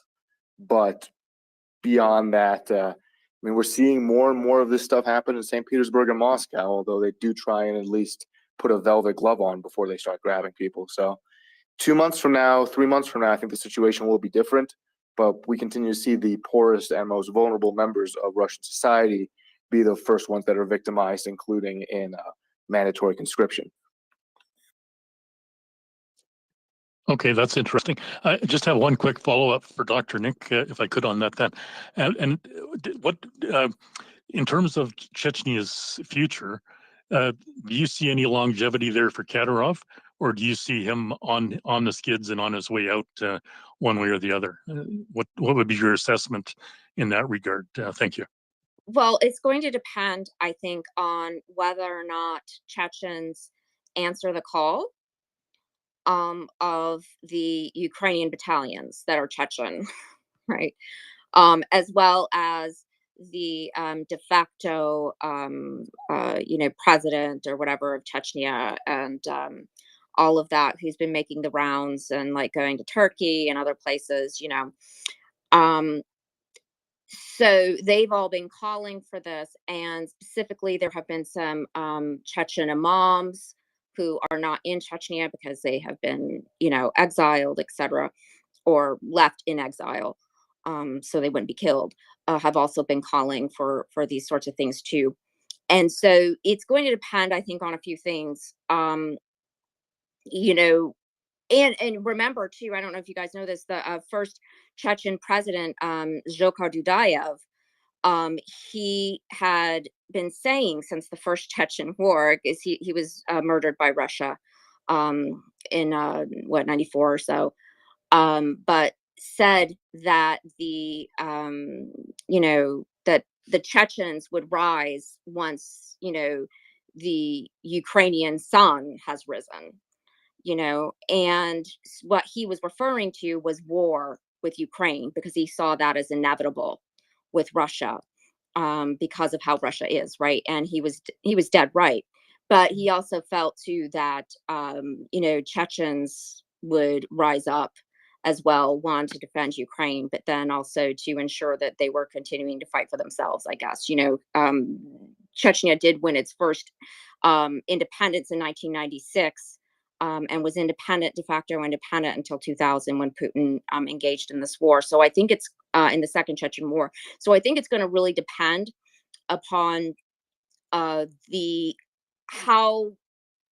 more this war goes on, Kadyrov's position, because while the Russian military is, as we can see, shambolic, okay, the FSB still has power and sway. And one thing that's been happening with Chechens abroad is the FSB, or Kadyrovites, have been going and kidnapping people in the streets of Europe, have been kidnapping their families in Chechnya, have been murdering them. People disappear and nobody knows where they're at. And this has been going on for a long time. And I think once people feel that Russia is more weakened to the point of also the FSB, that you might see more of that action occur to put Kadyrov in his place. But look, the Chechen people hate Kadyrov. They see him as violating a dot, which is Chechen customary law, and that he's, in violation of chir, which is blood libel. And so to them, he's not even a Chechen. Like, he's like scum beneath their feet. People can't stand him. So his days are numbered. How exactly that comes about will, I guess, depend on these other variables, in my opinion. Yeah, thank you, you guys. That's a very helpful assessment. Thanks. Great, thank you. So we're going to go to Herm and then Explorer. Hey, and so quick note for myself. Thank you guys for being a new addition on the co-host team, and thank you for relieving the stress on all the other co-hosts that've been holding up the space for 24 hours every day. Thanks for being here. Thanks for donating your time. It's great to hear you, and you do a good job. Question for kind of like signal intelligence, I assume maybe language or somebody else in the panel has a clue on that one. So the past 2 days in the Kherson front line, we've seen a very thick, low-hanging cloud cover, which has made the use of Air Force impossible for both sides. And I was wondering, we know that the Ukraine has now a satellite rental where they get 2 flyovers every day over their area, and they can get images. And we know that there's a cloud penetrating imaging that they get. Is that cloud penetrating imaging actually working in those conditions with this low hanging thick clouds? Is there any limitations to that? Or do they get a clear battlefield picture from that satellite? As best I know regarding that satellite's technical capabilities, the cloud cover should not impede them from certain methods of visualizing the battlefield. There's also other stuff going on that allows Ukraine to visualize the battlefield there, regardless of the cloud cover. Great, thank you very much. I had a second question, but I think I forgot that one, so yeah, never mind. You might be interested to note, because with the electronic warfare side of things, I know a little bit about that. Ukraine has been able to deploy some measures of its own in the region, which has hindered the already poor Russian communications, much to their chagrin, and has aided in some of these, rumors spreading around that the tanks are coming for you in 5 minutes, which helped to precipitate all of these retreats, even in areas where Ukraine did not quite have the same collection of forces. Thank you. I'm dropping down my space and I give it to somebody else. Bye, guys. Thanks so much, Herm. We'll go to Explorer. Hey, Language. I had a question. I think you touched on that on your update about the torture chamber they found at Pisky Radkivsky. No, I saw the images, and obviously they're very upsetting to see the teeth pulled out. It's reminds me of what the Nazis did with the Jews. But my question is, do you know more about this story? Do you know, is this something they recently found, and did they find supporting graves to this? Could you share a little bit more about that? Sure. So this is, as I understand, the same site I was talking about with the torture chambers were nearby. I don't always delve as much into Russian war crimes, frankly, just for my own mental health, if nothing else. I read them, I don't need to dwell on them, but it's a great question, and I thank you for bringing it up. Yes, there was a spot found. I want to say they're looking for a mass grave nearby. I don't know if they found it yet. Generally, you don't rip gold filings out of people's mouths and let them walk away. So I suspect one will be found, especially given, the evidence of, severe torture in this area, deaths as a result of it. So this is going to be a reality as Ukraine proceeds through the formerly occupied territories.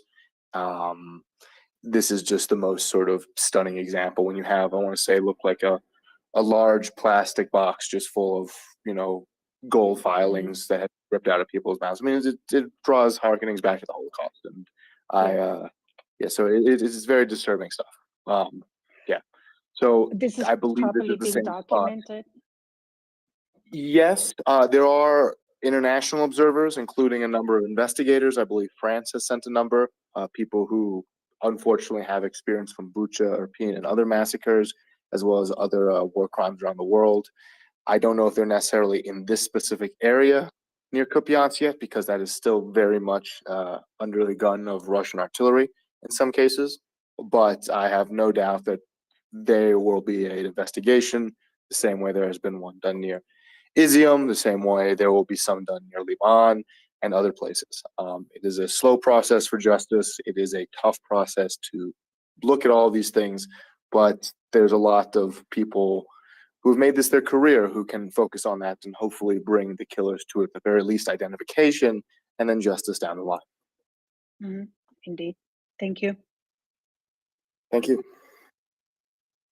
Thanks, Explorer and Language. I'm just going to mention this. This isn't anything that either of you two said. It's just a reminder for me to let the group know that we did, I think, all see some really devastating and tragic photos today. And we also want to be considerate that we do have a lot of Ukrainian listeners in this space. So we just want to keep mindful of respecting them. So I just wanted to remind everybody, and it wasn't anything to do with either of you. It was just a reminder for me to let everybody know. So thank you. And we'll go to Daniel. Good morning, North America. Good morning, Daniel. Good morning. Here in Romania is very, very cold. Our neighbors probably have the same weather. So if you can donate for winter clothing, just do it. I want to say first, glory to Ukraine and glory to the heroic soldiers. And for Dr. Ford, if I can go back a bit to Chechnya. Sure. I think we missed to tell something. First, Kadyrov is the son of a traitor imam. And that traitor imam was becoming in Russian grace because after assassination of Dudaev, the most active missionary missions was from Saudi Arabia on the Wahhabi Islam. That leads to terrorist attacks and the feeling we have nothing to lose. We can do anything because Russians are not human. Also, we must stress this out. In Caucasus is no Wahhabi Islam. In fact, is nothing close with the 7 schools of Islam of Sunni, right? They are mystics. They are people who have very different traditions, very secretly, very, how I can say, different from town to town, from village to village, where the wise men, the pre-Islamic rituals are still very important. And Kadyrov give to Chechnya something like Daesh do it in Iraq and Syria. Terror on Sharia law. He had a totally breakdown of anything he considers politically undesirable, gays, alcohol, anything. And this has no connection with Ishkeria people. Other thing I want to stress out is a connection which is 20 decades old 2 decades, sorry. Chechnya, Georgia, Ukraine. Chechen assassinated in Odessa. Ukrainian helping Georgia when they invaded. Georgians helping Ukraine in 2014. And so on and so on. We have 2 big units of Chechens and Georgians fighting for Ukraine now. Because they were the first threatened by the Russian Empire. If we discount the war in Transnistria in the early 90s. So what I want to say, there are many levels we need to understand what happened there. And about recruitment in Chechnya, what do you say, Dr. Ford, is well applied for all Russia? For example, the young people, 20, 40 years old, they were the first people who were against Putin. Even 10 years ago, they are the people who doesn't vote him, who doesn't vote the United Russia Party. And one Russian intellectual said, this war for Putin is an opportunity to dispose of this opposition. Don't need to look at them like democratic, cosmopolitan, pro-Western values. Some of them are, but very few. But this group of people, the young, educated, with some standards of living in big cities, are the people who Putin despises the most. Also, he is suicidal because when you destroy the young people who can, sorry to say that, breed, you're killing your Russian people. But this applies to all of them. And look who support him. Look who is the more radical pro-war, pro-atrocity. And even now they say Ukrainian are no people. Ukraine is not a country. There are people 50, 60 years old, men, but especially women. I know is something shocking about women become warmongers. But if you make a parallel with Third Reich and the secluded relationship Eva Braun with Hitler, that was make it in the plan to seduce the German woman. Same applied to Putin. Is totally real and is bad. Bad because he doesn't just wash their minds, put bad ideas in their head, or a long culture about war and Russia triumphant, but also making people to despise each other, don't trust one another, because it's very important. People never trust in small groups. And anyway, I would just like to point out that it was a plurality of women that actually got Hitler elected. Just to point that out. Yes. And I can say is quite unique because I lived in an authoritarian regime, and I not remember my mother, my grandmother, my aunts ever say we love Ceausescu. Never said, oh, he's a nice man or he's an attractive man. When you remember the PR stunts, him quasi naked, riding, doing all that macho stuff, it's not about making Merkel to fear him or Obama to be complexed by his image. He's a fucking midget. That message was for the Russian woman. And I know all the academics will have a lot of material to write next 20 years about. But this will explain some things which for most of us is unexplained. How can you wash the brains of rational people? We must forget about dehumanizing Russians. They have a bad take. They've made huge mistakes. They are too proud, too chauvinistic, too xenophobic, racist, and imperialistic. But also they are humans. But what happened to them is very, very similar with Third Reich. And I hope everybody wakes up and understand Putin regime, not like just mafia state, again, connections with Nazi party and Third Reich, not only like a gas station with a big army and nukes, but also a country who is so chauvinistic, racist, very, very racist, against gay.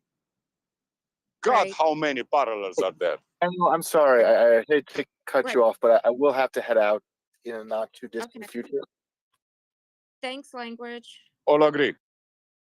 Yeah, I mean, I could take maybe a couple more questions, but I do hate to run Go ahead roughshod and over take, people. somebody's got a question for language, and then I'll come back and I want to respond to Daniel just briefly, and then so if somebody has a question for So language, please, after you, ma'am. like Go ahead. Adam. Oh, you go now? Yeah, go ahead, Adam. Okay, cool. I guess this could be for language. I was hoping, and for, I guess whatever is appropriate to talk about on this topic. I thought it was interesting, what you all were saying earlier about there's some belief that maybe the conscripts are being like handled in waves, right? There's like a first, second, and third tier, right? And like I haven't really heard us talk a lot, and maybe you all have, and I just haven't been here when it's happened. Like, what would be appropriate to explain to us or tell us about what we know about how have since I guess February, how has our side gone about preparing reinforcements? Like, what opportunity does our side get to have far superior training? I know we have the superior morale and will to fight, but who can speak on that? I'm sorry, do you mean in terms of our production for the arms that we're giving, or in terms of No, Ukraine no. getting more I mean arms? the people. I mean the people, like the resources and the training for our side. And sorry, when I meant our side, I meant the Ukrainians, the people who are on the ground fighting. So as more people have to come into the system to go to the front lines, like how is our side able to handle that differently to provide much longer training, far better, superior training than we know that, the Russians are getting? Well, I can shed some light on that. I don't know, language. Do you want to throw in on that? I'm language. I And can't if it's bring it not, up. if that's, I don't know if that like goes into area where we don't want to talk about that, and that's okay, and I understand. No, we can talk about it. Yeah, I'm trying to bring language up as well, and I'm not able to right now, so it might take a couple of seconds.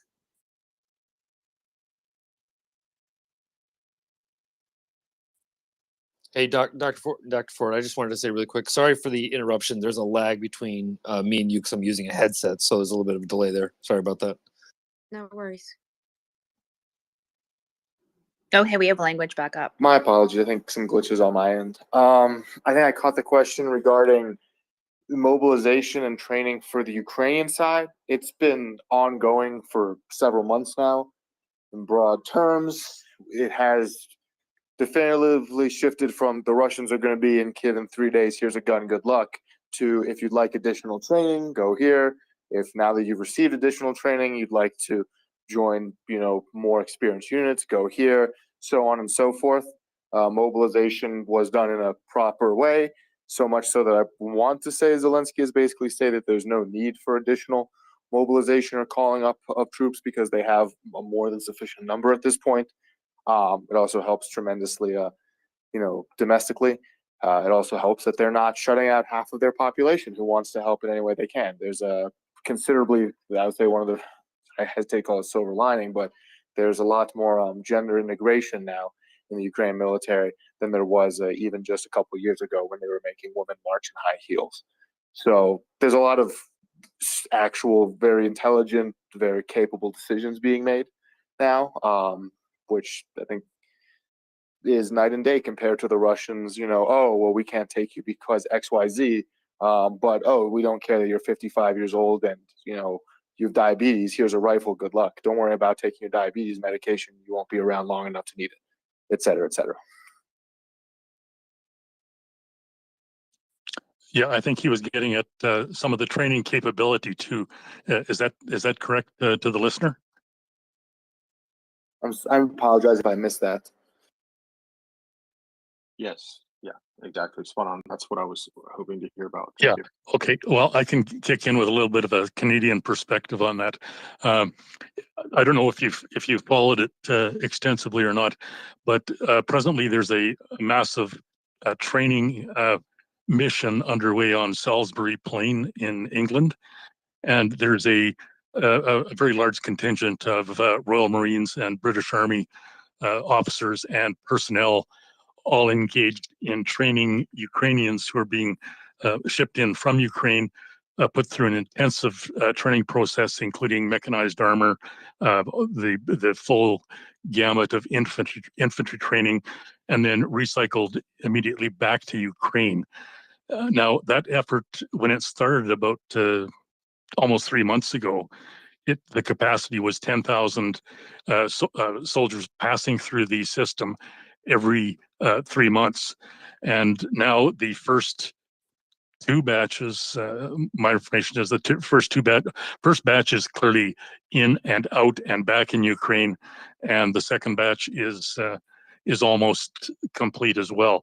In addition to there were some 1,500 or so British officers committed to the exercise in England, and there's been a further contingent of half a thousand or so Canadian personnel dispatched from Land Forces Base Western Canada, from the PPCLI Regiment and Lord Strathcona's Horse, who are also there engaged in the training exercise. And additionally, there were there was a fairly good number of Kiwis sent from New Zealand at the onset of the exercise as well. And now there's even further extensive training going on in Germany, which is participating now in the process. And my understanding is that both Sweden and Norway have committed personnel to the training exercise in England. So it's really building up to a massive training and mobilization operation, and it's kicking out at least 10,000 trained Ukrainian troops in a cycle of at least 3-month intervals, and apparently the intervals are accelerating. And the reports are that from all of the officer personnel involved, that the Ukrainian recruits are just massively receptive to this entire exercise, and they're essentially stellar pupils, if you will, and they're coming out of it at a very highly skilled level. So yeah, it's been thus far the grading is that it is a massively successful operation.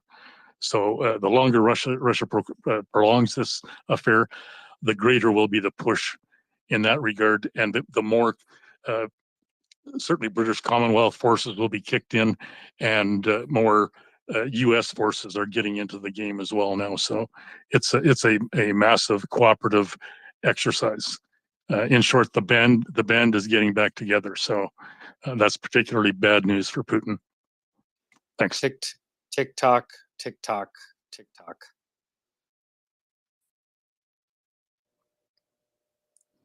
Do you have anything to add to that language? No, I think he said it perfectly. I don't think there's anything I can add, frankly.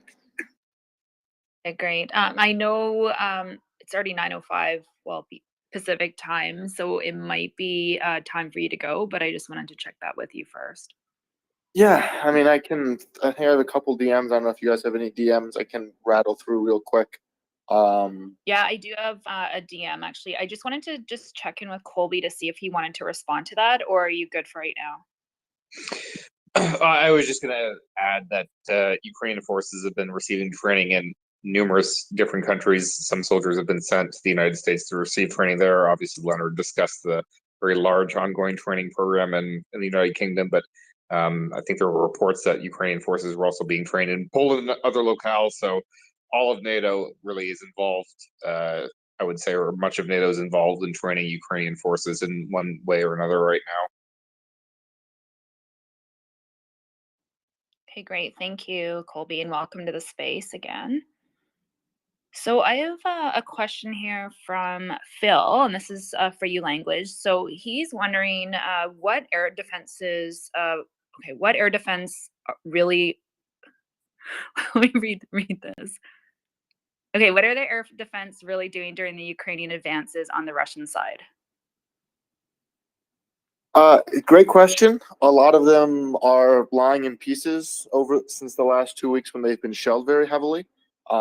There's also been interesting behavior, if we're talking about Kherson specifically, where Ukrainian Southern Operational Command does a really phenomenal update every day, where they talk about, when they can, the amount of Russian strikes, the amount of Ukrainian strikes, and that lets you kind of get a very vague picture of what the air war looks like, in that if one day Ukraine says, we're doing 30 airstrikes and Russia's doing 2, then, well, Ukraine's flying around a lot more.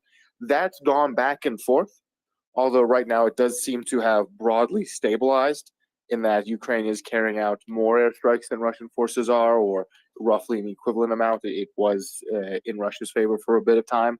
I would not be surprised, knowing some of the Western munitions that have been given to Ukraine that are specifically for targeting these air defense systems.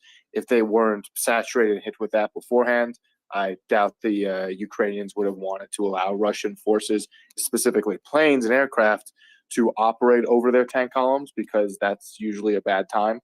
So between really just pounding artillery all along these 2 highways for the last several weeks, if not month, I imagine that's taken a lot of these out. And we've seen that happen in other areas, to the point where Ukrainian fighters are apparently showing up well beyond anywhere they're supposed to even be allowed to think about, much less fly. There was reports of a Ukrainian plane actually engaged in some kind of dogfight not too far from Mariupol, which is like 100 kilometers from the front line. A couple days ago, apparently it damaged a Russian aircraft, which managed to land, and the Ukrainian plane disappeared, but didn't seem like it was shot down. So Ukraine has abilities to take out or evade Russian air defenses. Hopefully that answers the question.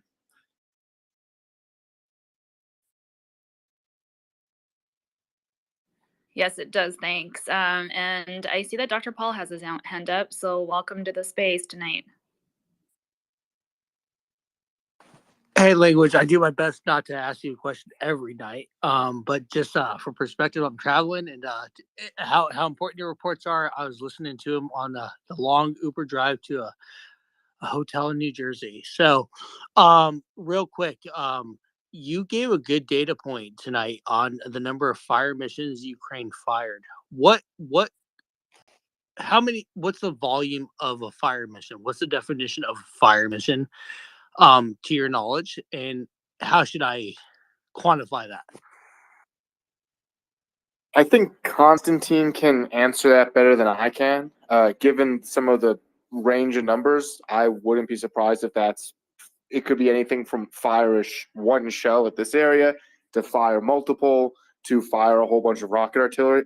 But I think Constantine can speak better to that than I can. The numbers are usually in the several hundreds every day, so it's probably not the entire, it's probably somewhere between one artillery shell and an entire barrage going on for hours, unless the Ukrainians have much more ammo down there than I'm aware of. But I think Constantine can answer that better than I can. Or if somebody else knows, frankly, I just use the data point. It goes anywhere. I've seen it as low as about 100 or so, all the way up to, I want to say, close to the mid 400s, and that's just in the south. So I'm sure somebody else can maybe elaborate better. Can I can I just ask Dr. Paul, when you say strikes, are you saying artillery, or are you saying Gimlers, or what are you defining as your composition? Language, I believe said, and I have it written down somewhere, but I'm just gonna estimate here. 84 fire missions today were fired. Language is accurate. Southern Command said 290 just down there. Got it. So way off. Got it. So Craig, no, I'm talking about 155. Probably it probably even includes mortar strikes, and maybe I doubt Gimlers and HIMARS. I personally am excluding that as a separate line item, if that makes sense in a spreadsheet. Yeah, I agree. Let's get. Hopefully, Constantine will come up here and explain a little bit about what this constitutes. But it's very interesting to me because you gave a precise number that tells us the volume of fires, and that tells us what Ukraine's throwing back the other way if we can get Constantine up here. Very interesting stuff, language. Thank you. Appreciate it. Dr. Paul, are you sick? I mean, he's in Jersey, so he's going to be sick sooner rather than later. I mean, who's not sick of the place? Jersey sucks. I'm sorry, brother. Do you have a cold or something, Dr. Paul? A little bit. It's been a 12-hour travel day. Yeah. Yeah. Well, get some rest, brother. I know it's already midnight over there. Indeed. Yeah, I hope you feel better, Dr. Paul. Sorry, I missed who put their hand up first, whether it was Frank or Daniel. So we'll go to Frank first and then Daniel. Hey, everybody. I had a question. About a week or two ago, I saw a report.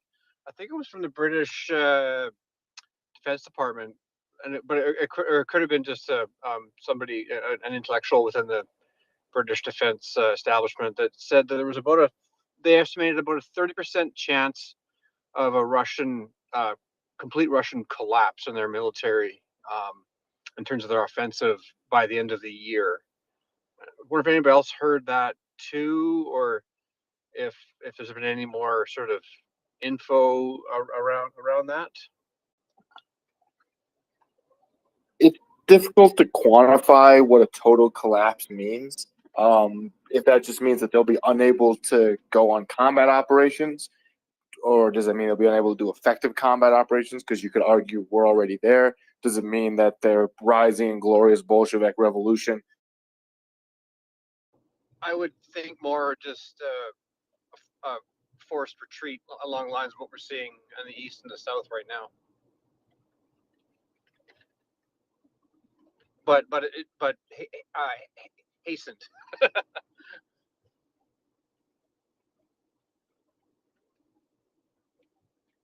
Language just fell back down, so I'm just bringing him up right now.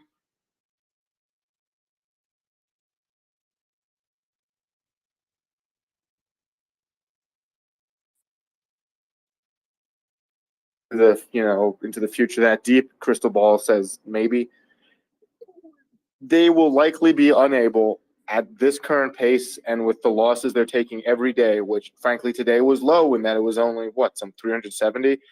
I kind of keep a little bit of a log of that. When you're losing 500 people a day per the Ukrainian estimates, you're losing thousands of people a week.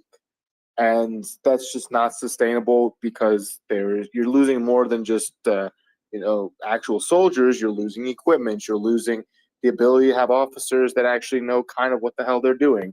And it's just a constant degradation.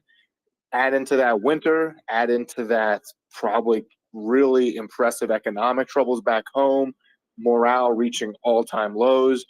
I think it's going to get worse than better. But as Paul is saying, hey, the entire Russian military will collapse. I don't know about that. I think they'll be unable to make major offensive gains, frankly, now. But in the dead of winter, I don't see Russia doing any kind of real offensive activity. Does that kind of answer your question? Oh, yeah, no, I agree. I mean, we've already seen, it's only been basically 3 months of HIMARS activity, and that has severely degraded Russia's ability to launch any kind of artillery along the lines of what they did, say, 5 months ago. So, and like I say, add on top of that winter coming, you add on top of that additional HIMARS on the way, and just every day Ukraine's armies gets stronger, as we just talked about with the training and the additional hardware. I mean, yeah, it just, I mean, you don't want to get too optimistic, but it just seems like, yeah, I mean, it every day seems better, and it's hard to go to bed at night because you're wondering what you're missing. I can absolutely sympathize with that. Yeah, I mean, things do seem to get better. I mean, arguably, the fact that we're seeing that Ukrainian offensives are not a one-time thing, they're not a two-time thing, but 3 times the charm. I suspect, while there's still a lot left to go in this war, I'm afraid that we have hopefully crossed the high watermark for Russian forces. I'm sure somebody will find a specific day, a specific time, a specific battle, but I can pretty comfortably say that they're not getting back up again as strong as they were on February 23rd. So however long it takes now, as Greg was saying, clock's ticking down. That's all there really is to say on that, maybe. Yeah, there was a number of military strategists pointed out that culmination would happen about 2 months ago, and they pretty much nailed it. It's kind of scary how folks can really pinpoint that as accurately as they do. Yeah. I mean, that's what happens when you're well classically educated and stuff, and have a lot of experience. Not me, of course, but I know Dr. Ford over here was going to talk about some things regarding ethnic minorities and specifically in Chechnya, and she is incredibly well educated and well informed on that stuff. And I may have to just kind of call it an evening now, leave you guys in both her and Michelle's incredibly capable hands. But I would like to stick around and listen to that as well, because it's always very informative. So thank you guys so much for having me. Oh, go ahead. Thanks, language. Yeah. And as always, have the text and audio up top. Feel free to give it a listen, give it a read. If there's any questions, comments, concerns, do let me know. I may try something with uploading to SoundCloud, because somebody made a good point that, hey, if you put the dates first, then we can actually organize it and see what we're looking at on mobile devices. That may break a few links. So for those who have messaged me about that, I'll try and take a look at it. If not tonight, then in the morning. But otherwise, thank you guys all so very much, and have a wonderful evening. Cheers. Thanks so much, language. Thanks, language. Yeah, can I I want to take a second just to respond to Daniel, because he's been kind of sitting there patiently, and just to respond, just to comment on a few things. Daniel, what you said about Chechnya and, the whole thing was just spot on. It really was. So, I've written about Chechnya too, and you're right. The culture is very different, and there was all that Wahhabism that was imported from Saudi Arabia, and that's what caused the problem. And like one of the big problems, I could go on and on and on about that, but I don't want to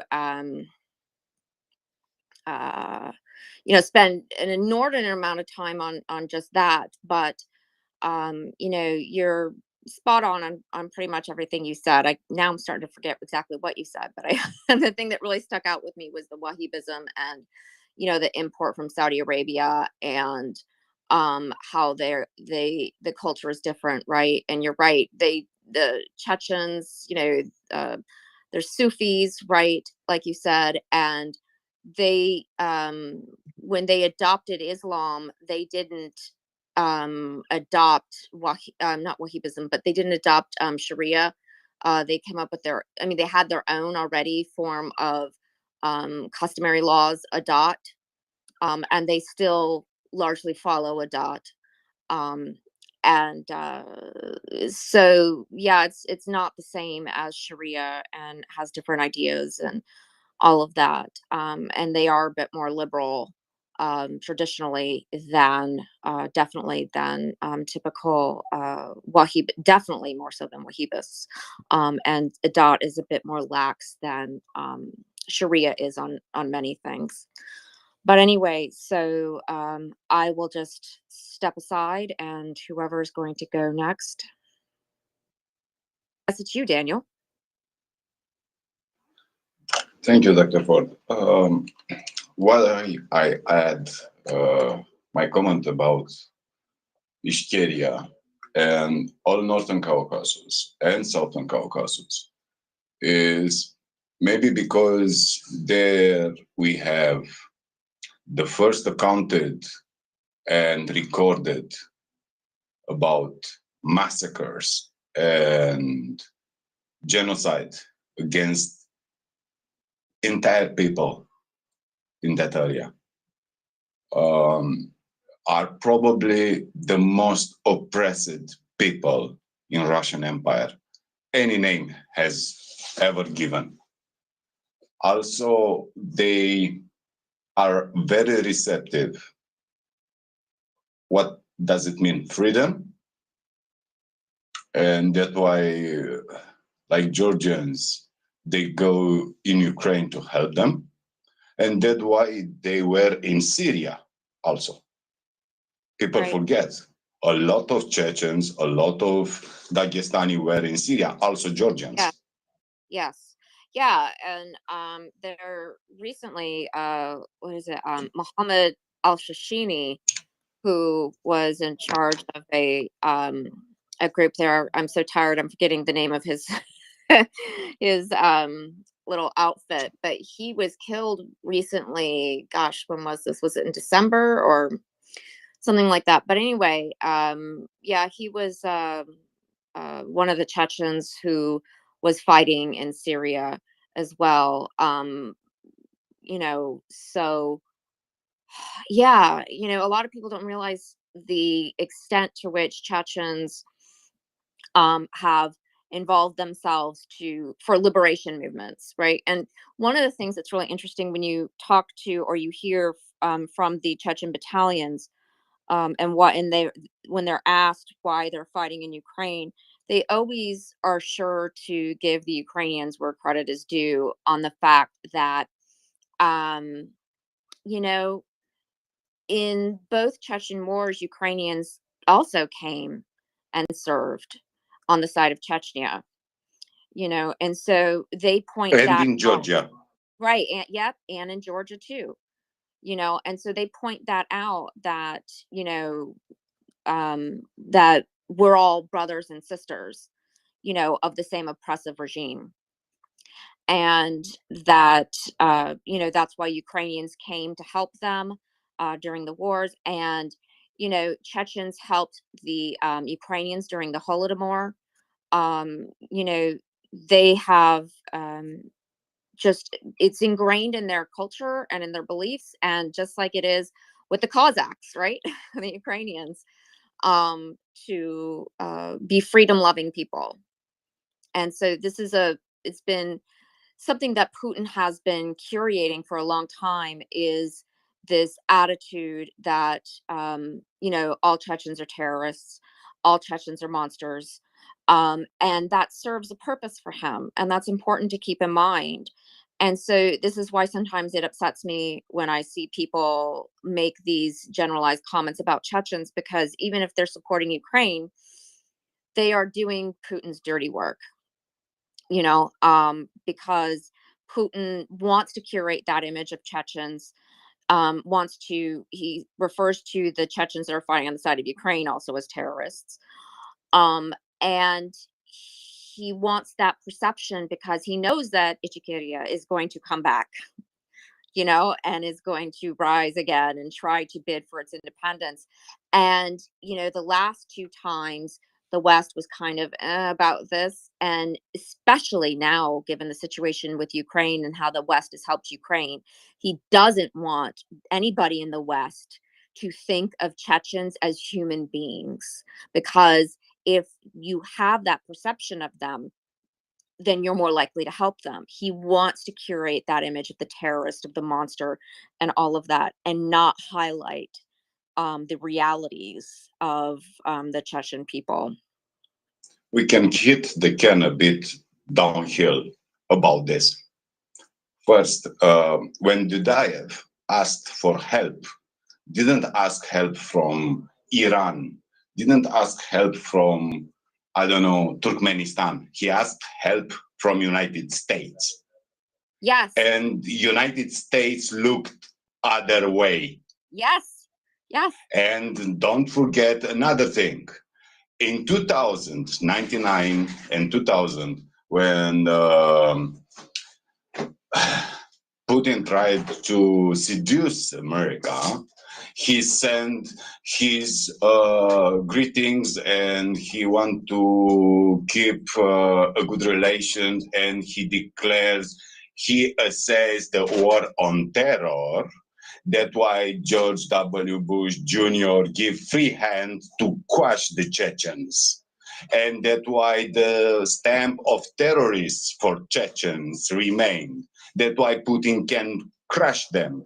That's why Madam Applebaum, which is very, very well knowledge about Chechnya, when the war in Ukraine started, she said they want to make a Grozny of Kiev, and she was terrified. And we must assess this. That's exactly These what our sins, like civilized people, we let the Chechens to be massacred because Putin said, "I declare war on terror." Who? Dagestani, Ingushi, and Chechens.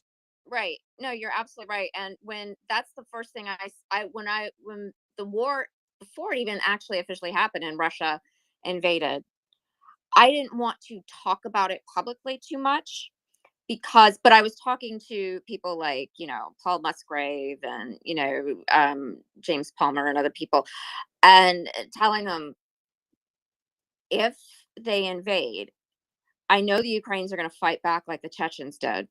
But my worry was that exactly that. It wasn't that I was worried about the Ukrainians' ability to fight, just like I wasn't worried about the Chechens' ability to fight. My worry was that they would turn Kyiv into Grozny, or multiple Russian cities, and that there would be massacres and genocide. And I knew that was coming, and I couldn't bring myself to say it out loud, right, in public. They made it in Mariupol, that effort. Yes. Oh yeah, they did. They most certainly did. And you can take those images of Mariupol and put them next to Grozny. And, I posted something yesterday on my Twitter feed. You can go back and look at it. You'll probably appreciate it, of this video of this boy who had just found out his sister and mother had died in Chechnya during the first war. And, I literally just burst into tears thinking about that, because I think that the world missed an opportunity with Chechnya. And you're right. And Yudayev reached out to the United States because we are supposed to be the, biggest and greatest country in the world, the biggest democracy, and we're supposed to help people in this position. And what a lot of people don't know and don't realize is that when Chechnya broke from USSR, they created a liberal democracy. I mean, was it perfect? No, but that was what their intent was. They wrote a constitution that was largely secular, that has nothing to do with creating like a state like Iran, like a theocracy or anything like this. And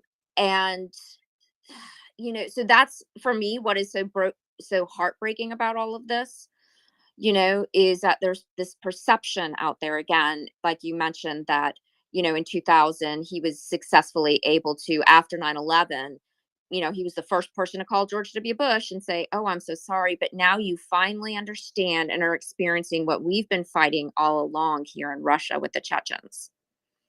Americans have an excuse. Have what? The excuse is Chechnya was recognized like part of Russia, and Americans, with all their faults, they don't redraw maps. That's why they stopped the Kurdish independence, for example. And because they don't support the Chechnya War of Independence, the Tatarstan move for independence was quashed also. But the United States have a great excuse for this. Yeah. Oh, but it's a BS excuse, if you ask me. But yeah. Anyway, I hope that kind of answers, or what you were asking about. So yeah, thank you so much, Daniel. I always enjoy talking to people about that topic. So, you know, anyway, Craig, or was it Jose first? Or Joseph, I'm sorry. It only showed Jose on the thing at first. Joseph. Was it I Joseph? yield my time. I yield my time to Craig. Okay. I'm so sorry, Joseph, about that. It just looked like Jose for a second. Thank you, Craig. Yeah, no, that's okay. No, it's an interesting conversation y'all are having, and I kind of want to ask a few more questions about it, but how that kind of ties into you, but kind of how it ties in the dynamic vis-a-vis Ukraine, because I think what's playing out, I think what Westerners are coming to grips with is Eastern European culture, right?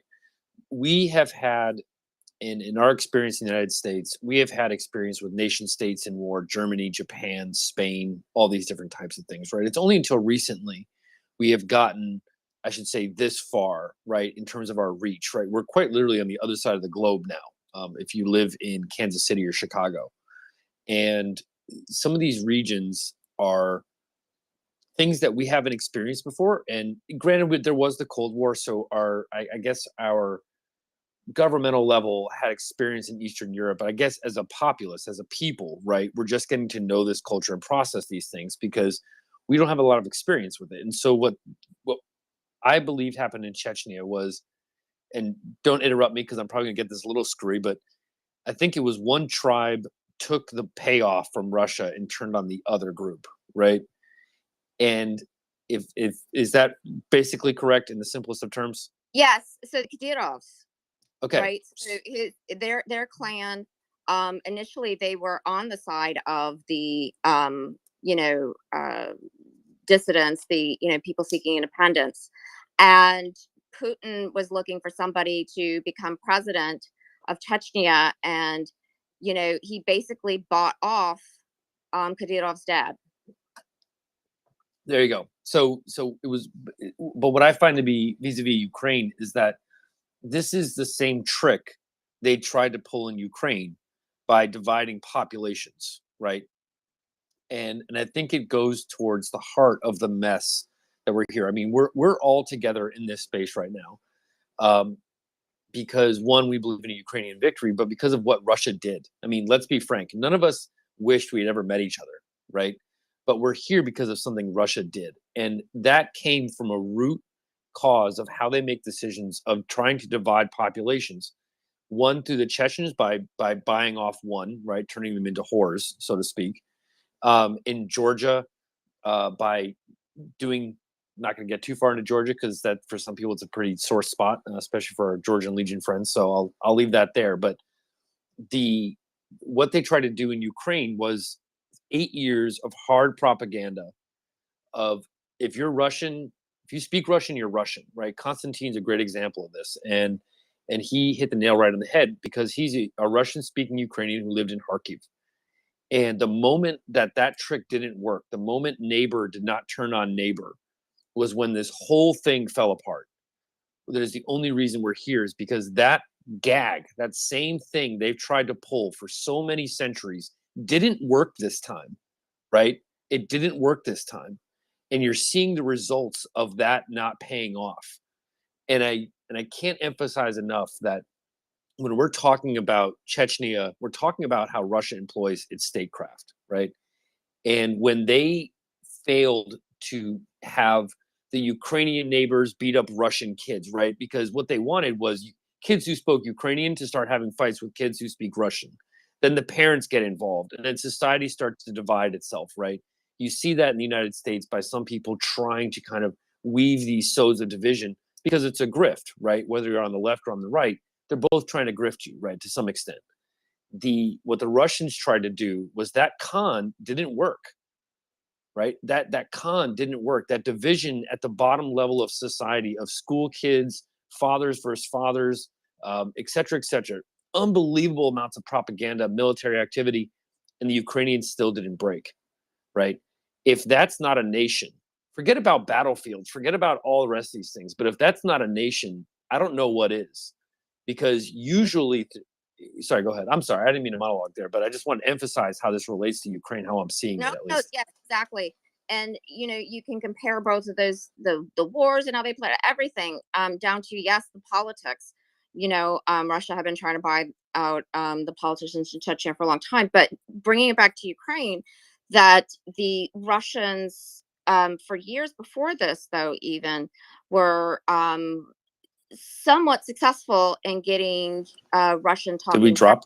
Russian presidents or various people on their side. Dr. Go ahead. Ford, Yeah, do you hear us? Are you with us? yeah, I'm here. Can you hear me? Yeah, I can hear both. Okay, sorry, that's So my is fault. I'm sorry. I just can't hear her. I'm sorry. I okay, didn't mean to be maybe rude. do you want me to drop you, Craig, and then or do you want to come back up? Yeah, sure. You can go ahead and drop me. Yeah, by all means, she can have the floor.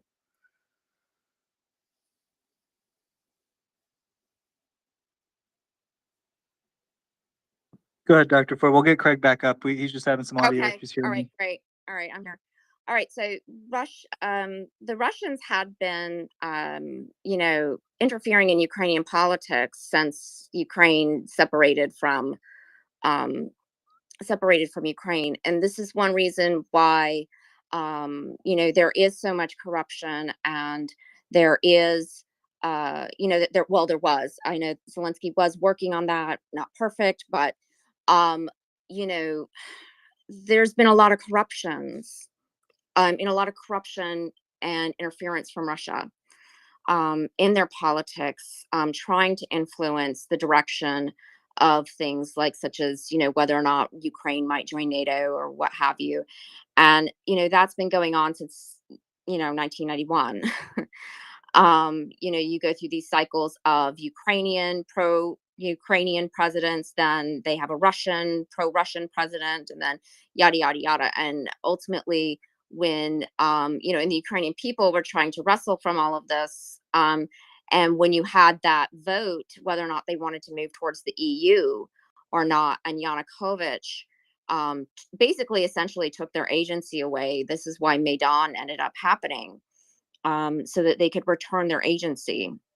And, he was basically unceremoniously run out of Ukraine on a rail, essentially running with his tail between his legs to Moscow, So, yeah, I mean, Russia had been trying to do that for a long time in Ukraine. And I think that the people just couldn't take it anymore, and this is why Maidan happened.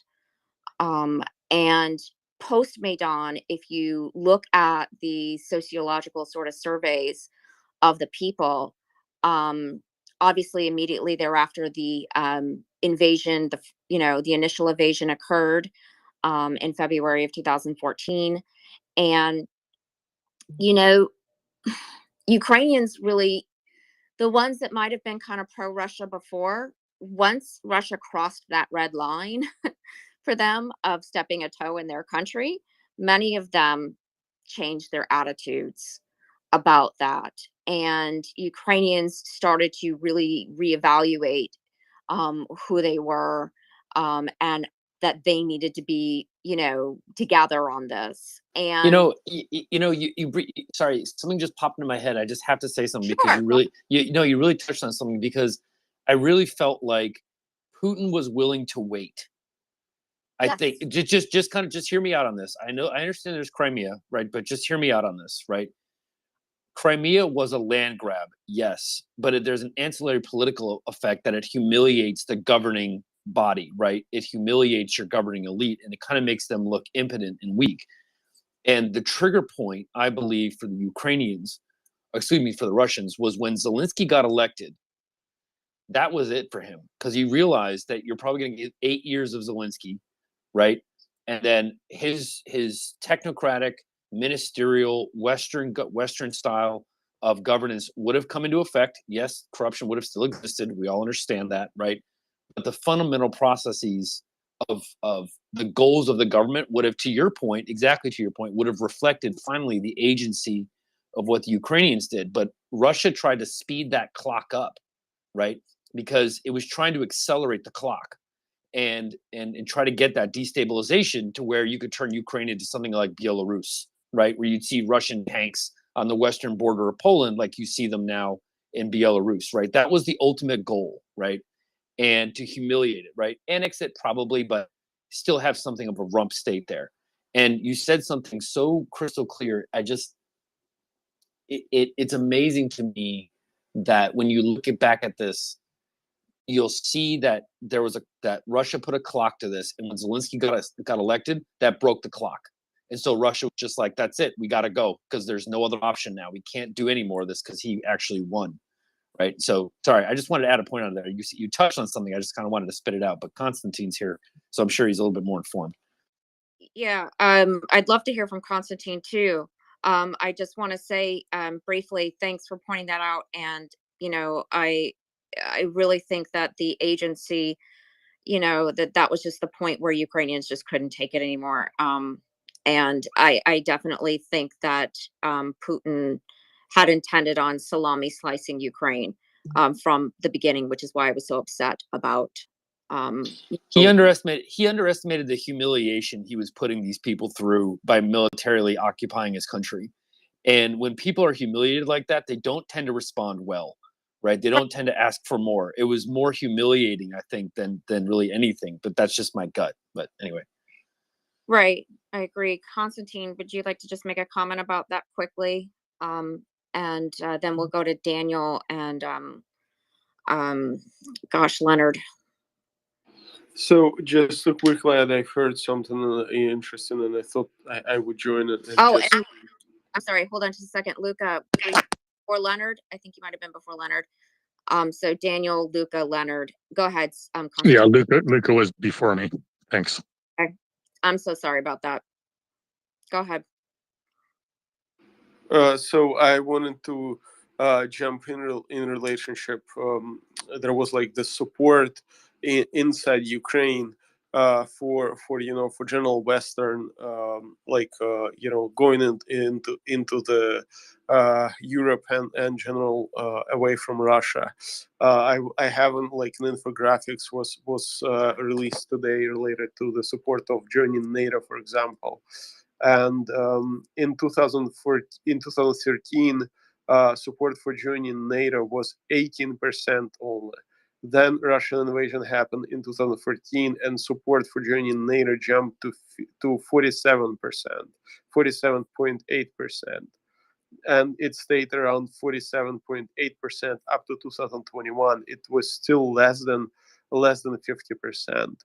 And when Russia invaded, it was 83% since then in this year, 2022.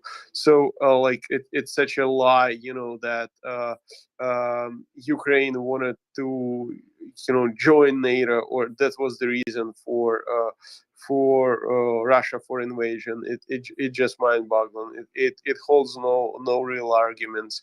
We never wanted to be part of any alliance, and we had our neutral state defined in constitution, and we did not want to join any bloc until Russia attacked us. And of course, when you're being attacked, you're gonna seek for allies. That's definitely the reality for anyone. I'm sure that if you're gonna be, if someone's gonna beating you up, you're gonna be looking for someone who's gonna help you. So I just wanted to say this. Yeah, you're right. That's, all of the surveys point out that Ukrainians, they saw themselves, a lot of them saw themselves kind of more aligned with Europe, but at the same time didn't want to join NATO, and so because they were concerned about, whatever, right? They didn't see that it was necessary or whatever. So that's a really important point to point out. There was the vote to move towards EU and all of that kind of thing, but again, that doesn't necessarily mean NATO. So in my opinion, I think that this was something that, because Putin has been talking about, he made the comment initially that Ukraine is independent and what have you. But if you look at, some of the things that he has said over the years since then, and also his earliest beliefs in things that are similar to what we understand or what we know about today's relation to like Ruski Mir, right? He's believed a lot of these things for a long time, and many people, myself included, sometimes question how much he really believed these things. Was he just saying some of these things to, garner some political support or whatever? But it became increasingly clear over the years that, he did not like situations that were happening in Ukraine at different points. Same with Belarus. And, he started to really entrench some of these Ruski Mir things through education policies in 2007, what have you. So that's a really excellent point, Konstantin, about NATO and all of that. And for people to make any sort of argument that it has to do with NATO is just absolutely ridiculous.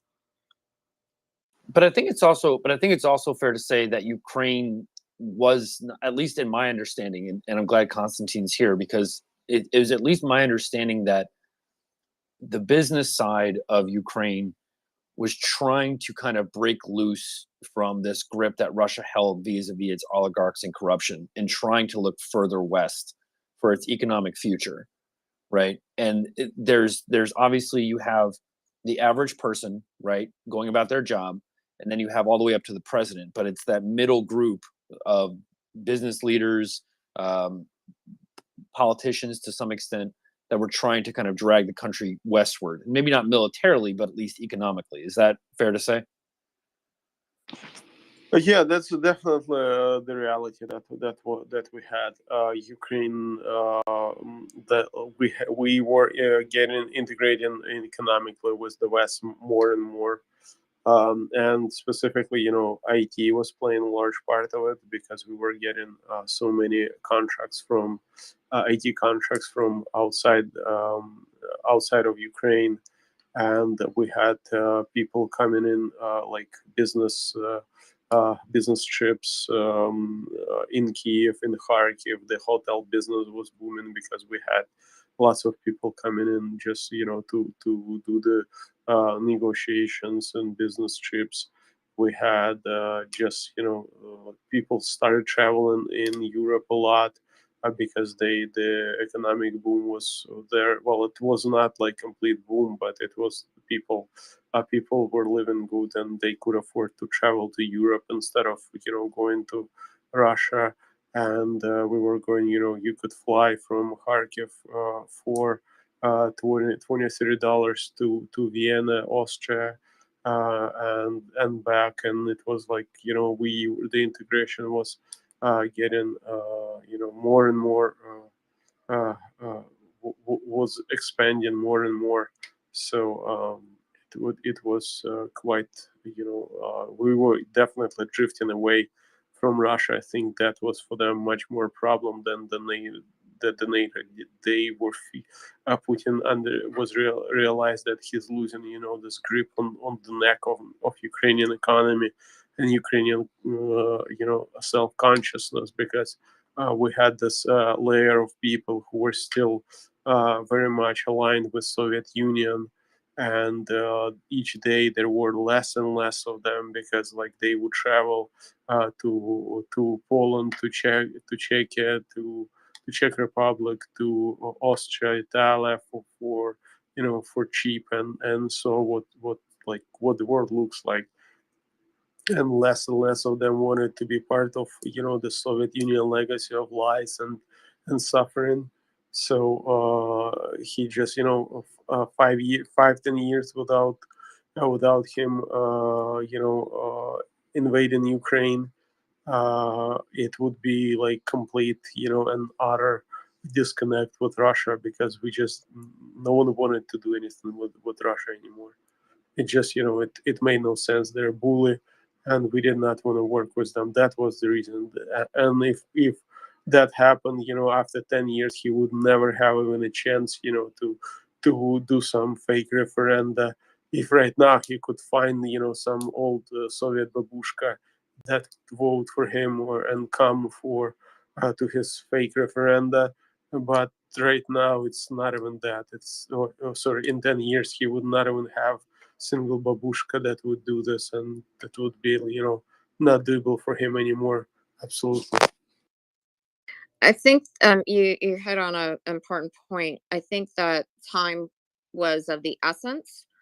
I think a couple of things are going on there. I think that it was a combination of this sort of principal agent problem where I think that, Putin wanted to do this because he was feeling time was of the essence. Again, I think that this is part of him legacy seeking as well.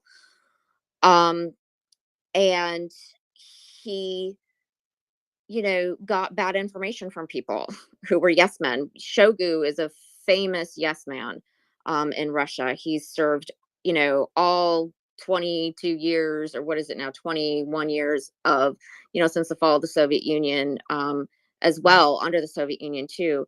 And you don't do that, by not being a yes man. And so I think that, he just got a lot of bad information that, Ukrainians don't like Zelensky. They will support, Russia with open arms as liberators. The And propaganda is working. Propaganda, right. He listened to that and believed it, wanted to believe it. And so that's what people told him. He was high on his own supply, perhaps, sitting there stewing during COVID and all of his paranoia and all of these things. But keep in mind, this was something he wanted to do. I think, again, this is part of his legacy sinking. And Krill, of course, had been in his ear about, Holy Russia and Ukraine and Belarus. And, he, of course, wanted to see that too before he died. So definitely Putin is an imperialist that is thinking of and considers himself to be a land gatherer for Russia. His greatest he envisions himself and as Alexander the Great or something like this, who would conquer or bring back all the lands and conquer even more for the country. And that's his cause, and he never, I don't think he ever was hiding it. He wrote books about it. If you read his releases, I mean, like the material that he wrote, it was always like sounded like his imperialistic maniac and nothing more. And that's definitely was one of his reasons to invade Ukraine. Everything else is just, it was a question of timing more than if he wants to do it or not. It just right now with the crisis in Europe, gas prices going up, and after COVID, the supply crisis in general.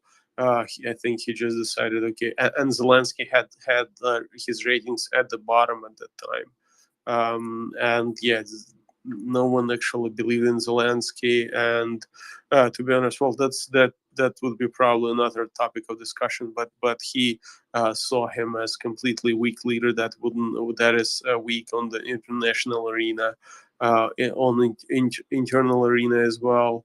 And the prices were gas prices were going up, and I mean natural gas, not gasoline, and oil prices were going up as well. So for him, it was just like right now or never, I think, and he just decided, okay, let's strike now. And if you think, oh well, how did he know when to build up his forces? For people, just so you know, he was building up forces absolutely every year during the winter season around Ukraine, and waiting for the right moment. It was just he did believe that this is the right moment, and not before. That was the reason for attacking, not that was his decision, his judgment, basically. And of course, it's thankfully his judgment failed him. And regarding Shoigu, it's like when you talk about Shoigu, it's not the Shoigu himself, it's just the culture in general.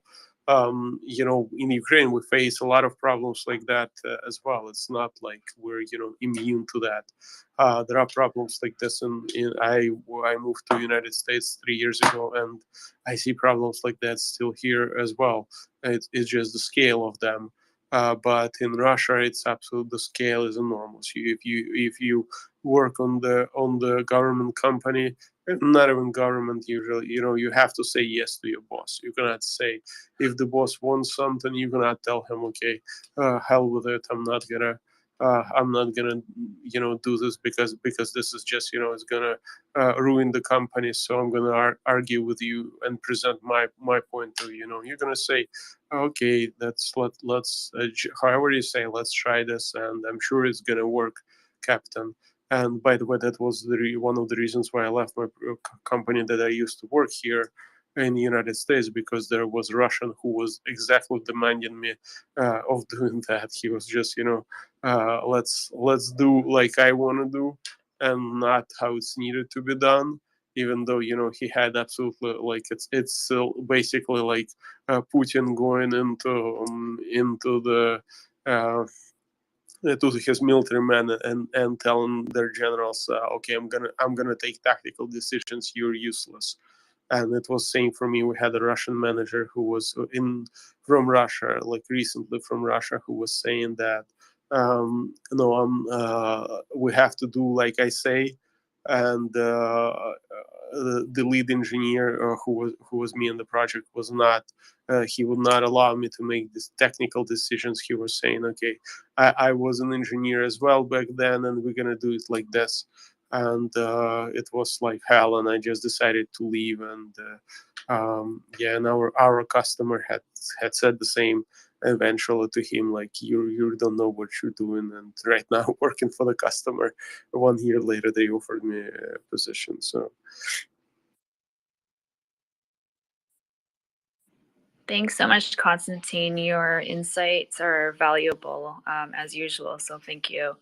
So before we go to Luca, just a few announcements. If everybody could please retweet this space, we'd really appreciate it. For some of us who are kind of Twitter illiterate, the retweet is just at the very top hand of your screen. So it's right on the left-hand side of the three little dots, so not the leave button. And when you get a chance, please check out MriyaA.org and see some of the amazing things that they do. 100% of their proceeds go to providing non-lethal aid to Ukraine, and those include things such as tourniquets, bandages, drones, and so on. And as all of you know, MriyaReport is on 24 hours a day, 7 days a week, so please let your friends and family know. If you would like to come up and speak, we have an amazing panel of speakers right now. There's Craig, Joseph, Constantine, Dr. Nick, and so many more people. Please feel free to press the microphone button, which is on the bottom left-hand corner, and request to speak. Once you do come up, though, we do go in a certain order. The hand button is just where the heart emoji is, so click on that, and there's going to be a hand sign on the very right-hand side. So thank you so much, and we'll go to Luca. Yeah, thank you, Michelle. Hey, guys. I think you guys were talking about Chechnya and how they were divided, and how the same approach was taken in Ukraine. And it's almost like, when you find a model that works, you just apply it everywhere. And it seems that that's the model that Putin and his stooges found. It's not a new model, divide and conquer. First popularized by the Roman emperors. One thing I wanted to add is, if you look at some of the forensics from the Cambridge Analytica scandal, for the people that don't know what it is basically how Facebook was being hijacked and manipulated, in 2015, 16, potential effect on US public opinion. Same thing for Brexit. I mean, reading the tea leaves for that. You're British, not European. you know, you're African American, you're not American. I mean, you know, whatever, like you're Christian, you're, you know, you have these values, so you have to be against that other group. It was really clear that there was no ideological alignment behind this operation.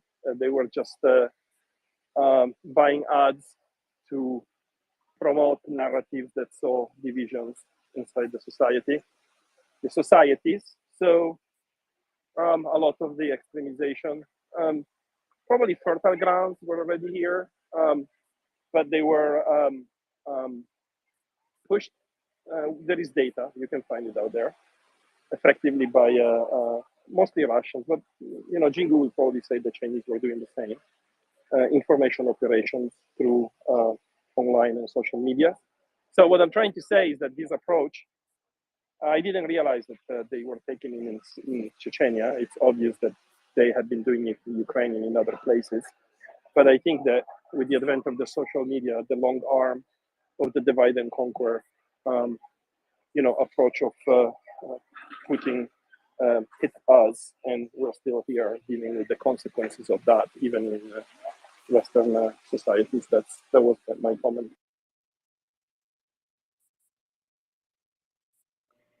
Great comment, Luca. I agree with you and your assessments. It's I don't know that I have anything else to add, unless you had a specific question. But it's great. You're pretty spot on. Leonard, or was it Jose? Real quick, Joseph, Dr. Jose. Ford, I was like, Jose. I just got to ask real quick, how you doing on time? I've tried to DM you a couple of times. I just want to make sure we're not using too much of your time.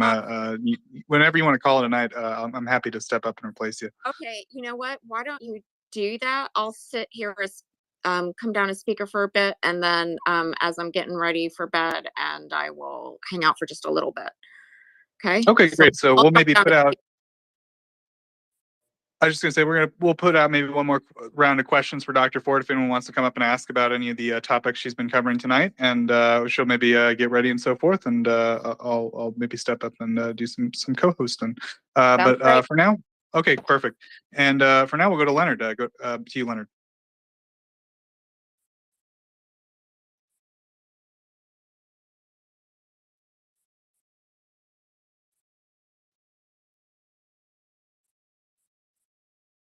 Leonard.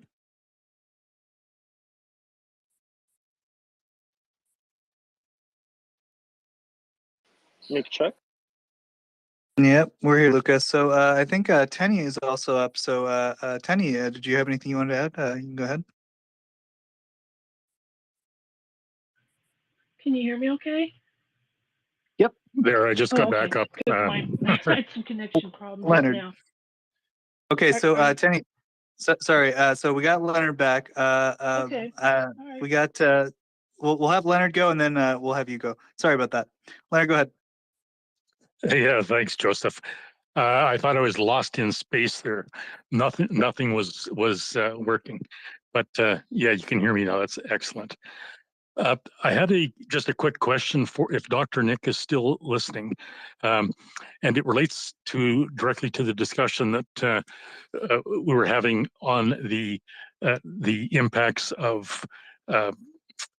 As Constantine was referring to Putin's shambolic assessments and approach to Crimea, and this relates directly to the U.S. involvement in the Budapest Memorandum in '94, and I think it's pretty clear that what happened in Crimea was a direct outgrowth of a failure to enforce the Budapest Memorandum.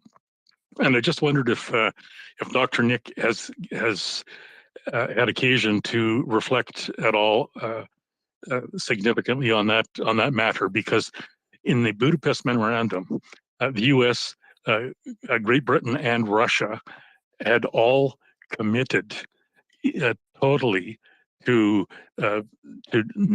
defend Ukraine and no aggressive actions whatsoever towards Ukraine after the nuclear non-proliferation treaty was finalized as a result of that memorandum. In other words, put simply, Ukraine gave up all of their nuclear weapons in direct response for effectively what they thought was a guarantee of their security from invasion by not just England and America, but also by Russia.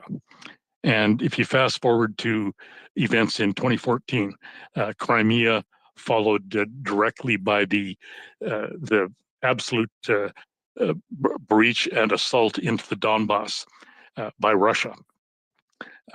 It strikes me that if one regards the Budapest Memorandum in the proper light, there was a clear obligation on the part of the US as well as Great Britain to respond and to lay the law down to Russia and to Putin at that very moment, and that there was a complete failure to do so.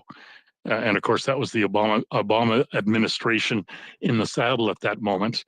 And sadly and unfortunately, for those who support other aspects of the Obama regime, that was a major, major foreign policy failure.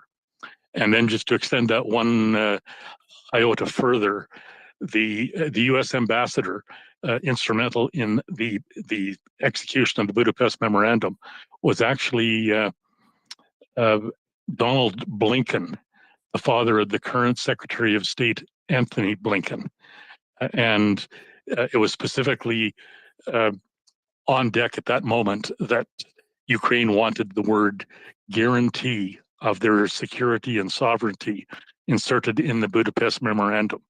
And that courtesy of the State Department lawyers on site at the time, that particular legal reference, the concept of guarantee under international law, was watered down substantially to only embody the word assurance. So an assurance was given, and then we can see precisely how the thing unfolded from that point onwards to 2014.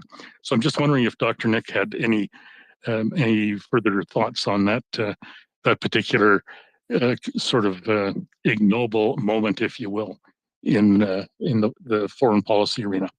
Thank you. Yes, you summed up a lot of that quite well. You know, the just to make sure that people know about what was going on, I just want to clarify a few things. And I'm sure you know this, Leonard, so this isn't for your benefit, but for anybody listening. When Ukraine fell away from the USSR, really ran as fast as they could in the other direction towards their independence.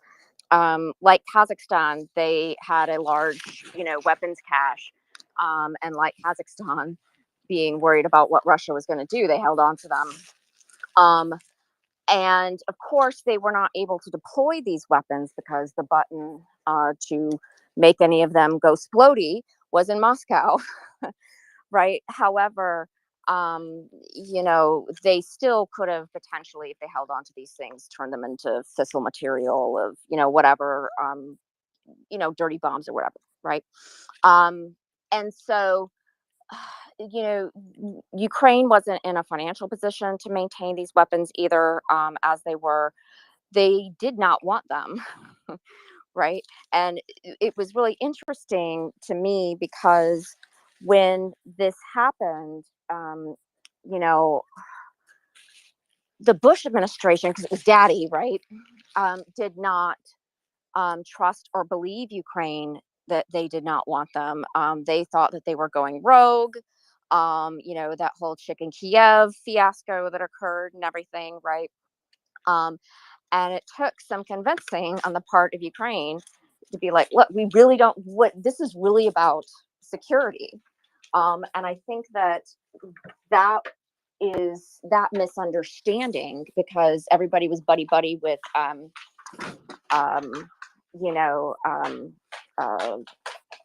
Yeltsin, right? That Ukraine had pure intentions there, but historically they had reason to fear Russia.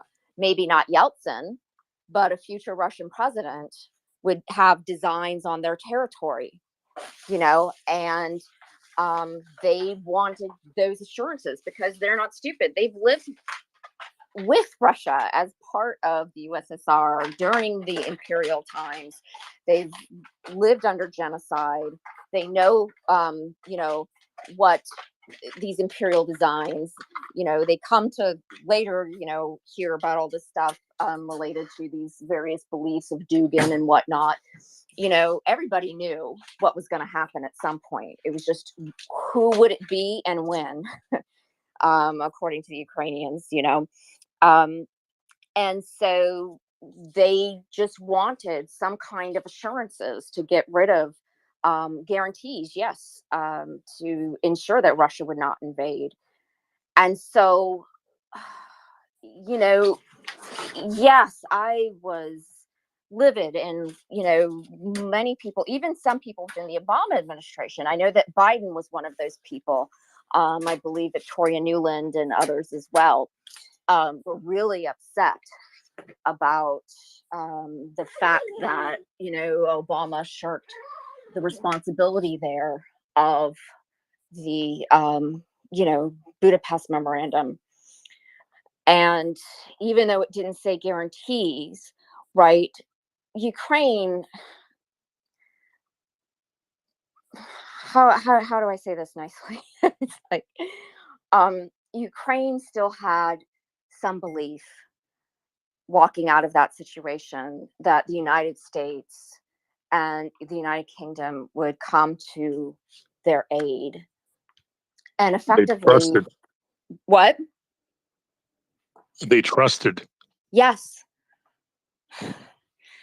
And this is something, some of I'm a professor, right? And this is one of the things that I talk to with about my students. From the United States perspective, Article 6, Section 2 of the Constitution is the supremacy clause, right? And in it, it says that the Constitution is the supreme law of the land, but also so are any treaties or pacts or whatever, right, that we make with other nations. And so when people when you pull out of some treaty, so for example, like when Trump pulled out of the Iran deal or pulled out of, the Paris Accord, most recently, countries start to lose faith in you, right? And I know that there were some, people in Ukraine and elsewhere around the world who took note about what happened in relation to that, if they knew about the Budapest Memorandum. And I know that I felt that way, kind of betrayed. I had voted for Obama, I'll just be completely honest. And, to me, it was just it was embarrassing and upsetting. And I say this all the time when people question whether or not we should continue to, or give any money to, why should we even be involved? And my attitude is we owe Ukraine everything because we dropped the ball in 2014.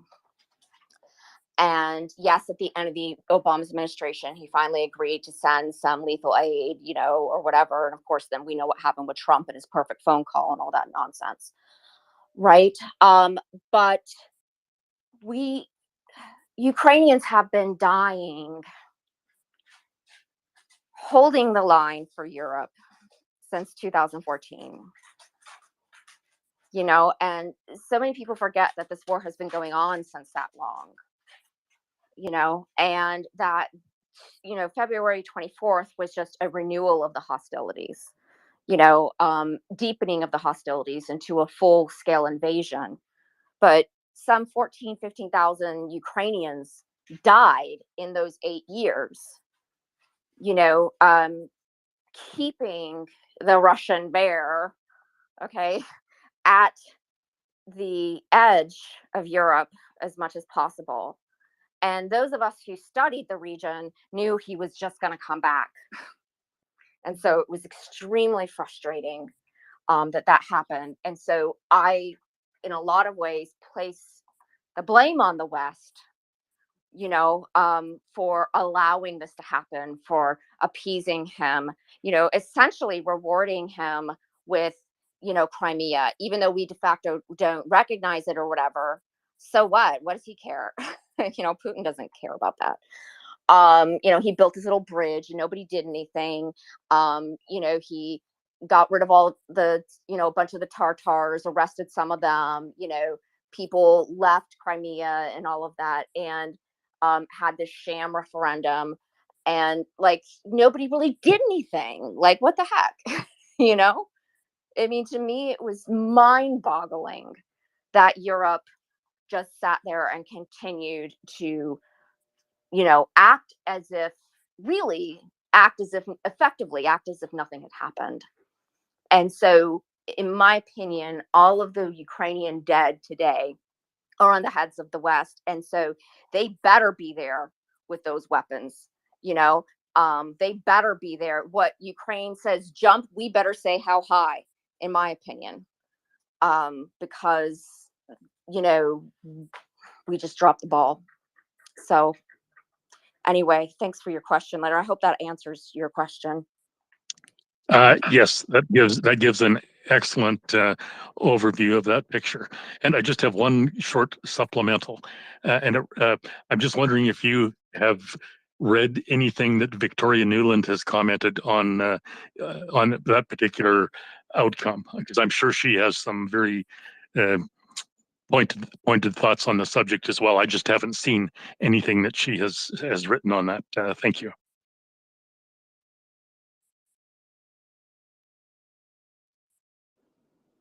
Thanks, Leonard. Go ahead, Craig. Oh, I'm sorry. Oh, he wanted to ask me about Victoria Newland real quick, and I'll just Oh, answer yeah. real quick. Go I ahead. thought my mic was on, so I was sitting there talking. But anyway, just real quick, I've seen her do a PBS interview. It's one of the frontline documentaries on Putin. I can't remember which one it is, either Putin's War or Putin's Way, I think. But anyway, or The Rise of Putin. It's one of those three. But anyway, she said, the only thing she said about it in that interview was that people disagreed with Obama's, approach to Putin, and felt that it was absolutely the wrong move. And she was implying in that statement that she was one of those people, and was very unhappy about that decision. But again, she was kind of saying it in a sort of, veiled way. But if I can remember the documentary, I will happily message it to you, so you can see those comments for yourself. Excellent. Yes, I'd appreciate that. Thank you. Look for it tomorrow. So real quick, I think you guys all know I want to hear Craig more than anyone, but Tenny, I think had something to say, and we got Leonard. There was a little kerfuffle there, so I want Tenny to go ahead. Then we'll go to Craig. Okay, can you hear me okay? Yep. Okay, good. Yeah, Dr. Ford, I absolutely agree with everything you said, and this has been one of the most illuminating discussions that I've heard on this space, especially about Chechnya, because I kind of remember that there was a betrayal there in the beginning, and the Russians came in and took over, kind of. And how long ago was that? It was 2003, I believe, when okay. when Kadyrov daddy took over. I'm pretty sure it was 2003. I'm just exhausted right now, so I can't remember if I'm totally wrong or if I'm thinking of something else, but I'm pretty sure it was 2003, because the Chechen War started in 2000, 99, 2000, the Second Chechen War. Yeah. And yeah, So it was somewhere around there, I believe. Yeah, I was living in the middle of nowhere, Brazil at the time, but I did try to keep up.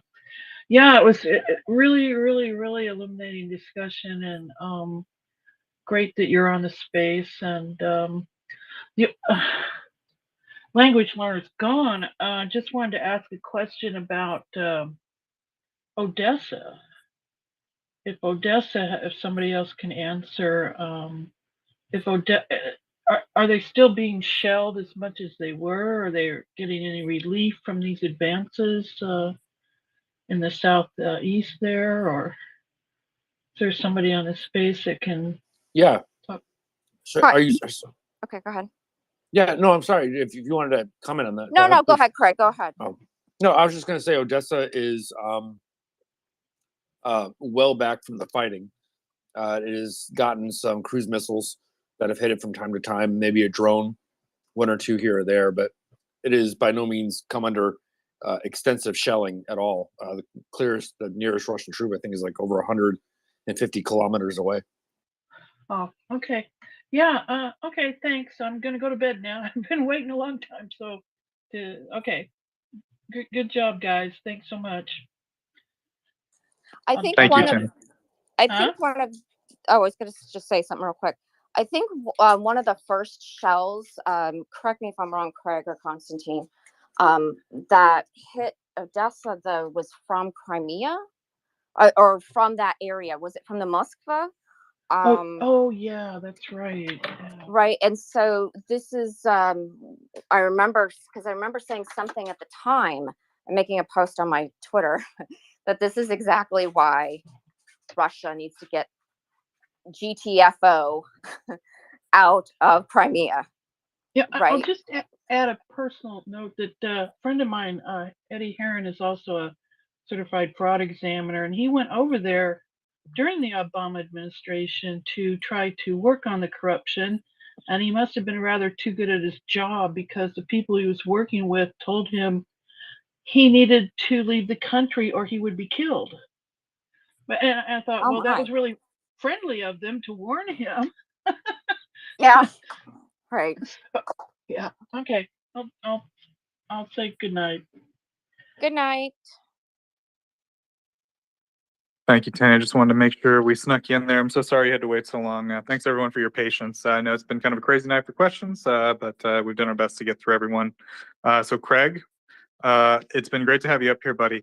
I just wanted to know, okay, before you have to also hit the hay, and Dr. Ford also has to hit the hay. I think Michelle's leaving me soon. I'm gonna have to hold the fort down soon. From feast to famine, Craig. But in terms of the logistics of the two armies we're looking at right now, right? I think you said something kind of interesting today that I've thought for a while, which is that I don't want to say the Russians are like not, a threat anymore, but like the main challenge for Ukraine at this point is logistics challenge, right? They have to be able to sustain their forward logistics to continue these quick counteroffensives where they break the enemy and seize these big, chunks of territory, for lack of a better word. I don't know the military terminology here. So I guess what I'm asking you is like, are there any things that you're seeing specifically in terms of Ukraine's ability to take that territory and cut Russia off from their logistics or cause challenges to Russia's logistics? And then what are you seeing in terms of what Ukraine's doing to sustain their forward logistics? Go ahead, Craig. So there's like 3 or 4 people that have sent me some information on this, and it's actually quite interesting because there was a gentleman on here earlier who had a question about what's the time correlation between the announcement and when they get it, right? And at the time, this was like 6 hours ago, I had mentioned like the Panzerfaust 3s from Germany, right? And how those were kind of applicable in terms of time, right? So that was like a 3-day lag, right? When we saw a video, but obviously the video happened before the announcement, right? So typically they're in country and being used by the time the PR announcement comes. And I would prophesied, nay, I would argue that there was an announcement by the United Kingdom about 2 weeks ago how it gave 120 heavy logistical vehicles. And when I say heavy, I don't mean like a semi-truck rolling down the street. I'm talking 10 tons of heavy military hardware that it can carry. These are the HEPMETs.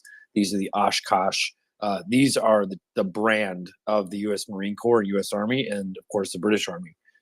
And this, like I said, this isn't a deuce and a half. You're carrying 10 tons worth of stuff. The UK gave them 120 of these. Do that multiplication out. You're moving 100 tons, right? I'm not going to get into the extrapolations of what 100 tons is in terms of artillery, in terms of food, water, medicine, right? Medical care for your soldiers, cleaning facilities, bathroom. I mean, all kinds of stuff just goes with the army. And the fact that they're not worrying, they don't have this long supply train of pseudo DHL / bakery trucks that they got from the street in Kiev. They're using professional military hardware. Now, remember that announcement was made 2 weeks ago. Actually, it was made just before Queen Elizabeth died. It was about a week before Queen Elizabeth died that announcement came out. And then the U.S. on top of that supplemented it with 500. We're assuming, we're hypothesizing. Me and Dr. Paul are kicking a number around, but thankfully he's getting some sleep. We were talking about maybe 400 to 500 actual logistical vehicles the United States gave in a recent aid package that was announced, meaning it's already in country, right? And we see these offensives in Kharkiv, especially in Kharkiv, where you're seeing these rapid movements, these deep areas. Rewind the map to where this line was even a week ago, right? And now you're talking about Ukrainian soldiers shelling Severodonetsk. I mean, that's amazing, right? But again, to your point, Joseph, you're not going to get it done. You can't innovate your way out of that, right? There's a lot of things the Ukrainians are really good at, but sooner or later you got to carry the heavy stuff, and you can't innovate a software, a component to do that. You just need something that's really big, that has 3 axles, lots of horsepower, and you can put gasoline into it, and it goes somewhere. That's the only way to do it. And so without those, their offensive capabilities, I would have to say, we're limited. There's no doubt about that. But when those announcements were made in order, even going back even 2 months, then these kind of played out, and now you can kind of see what logistics actually can do for you, right? I've always said that the soldier is the heart, logistics are the lungs. You condition your lungs like an athlete, you can make your heart stronger, right? But the weaker your lungs are, you're not going to get as much oxygen flowing, your heart's not as strong, et cetera, right? And so the Ukrainians are only kind of exercising their lungs and using it, and now you can see what an athlete in top condition can do, right? Before, I would say they were probably constrained in their offensive capabilities due to logistical issues. I don't think there's any doubt about that anymore, and I think everybody knew that. And now that they have these and probably some more supplemental stuff from other NATO countries, then yeah, this is only the beginning.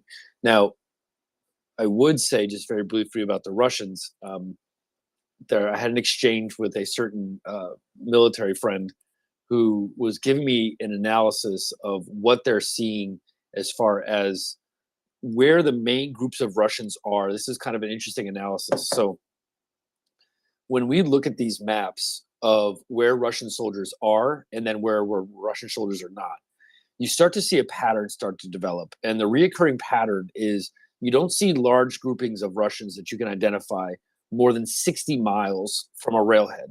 There are advanced units, there are units that are spreading out further, but in any real density, they're no more than 60 miles from a railhead. I mean, that's pretty telling, and they've done an average of that. This was in Kharkiv, this was in Severodonetsk, in Liman.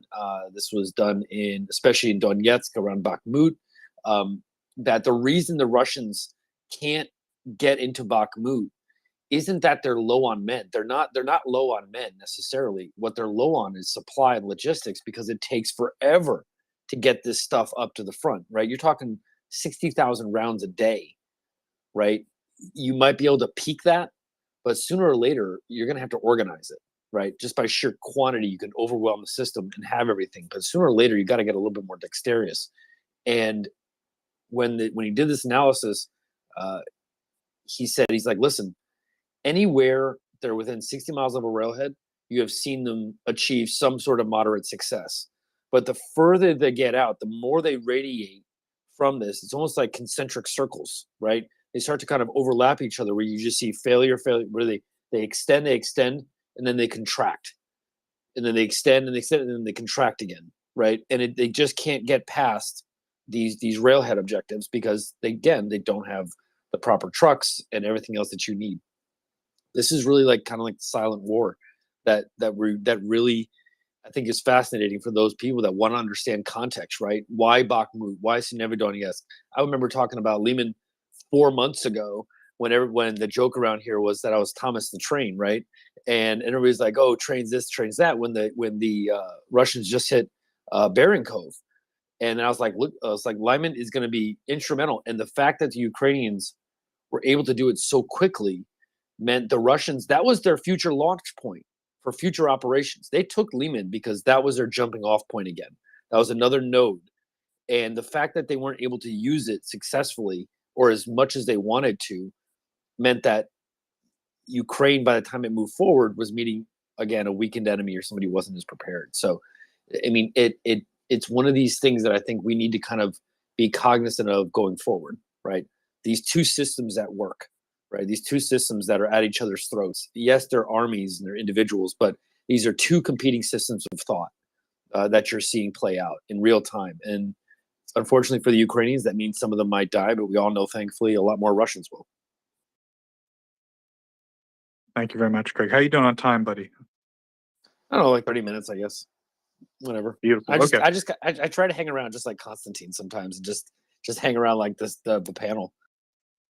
I love it. Okay, so yeah, if anyone has any questions for Craig, I think he laid out, right, just sort of a general idea or a general picture of the moving forward, the sort of logistics game, right, or the logistics situation, I think is probably more correct term.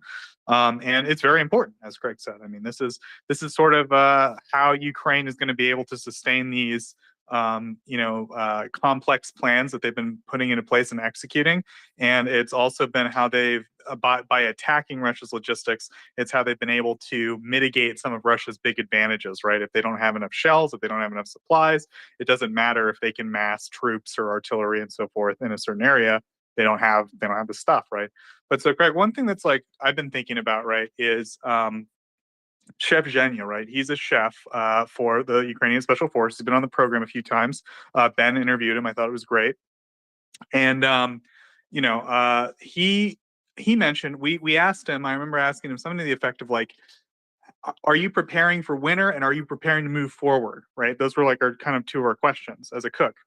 And he said like, basically right now it's not that Ukraine's a huge country or sorry, a small country, but like, they can kind of stay in one base and quote unquote go to work, right? These are special forces guys every day, and that's fine, right? So he's been in one spot for most of the war, as far as I can tell, or at least they have a base they set up for quite some time, and he's good to go. He's working on getting his supply line and everything set up that way.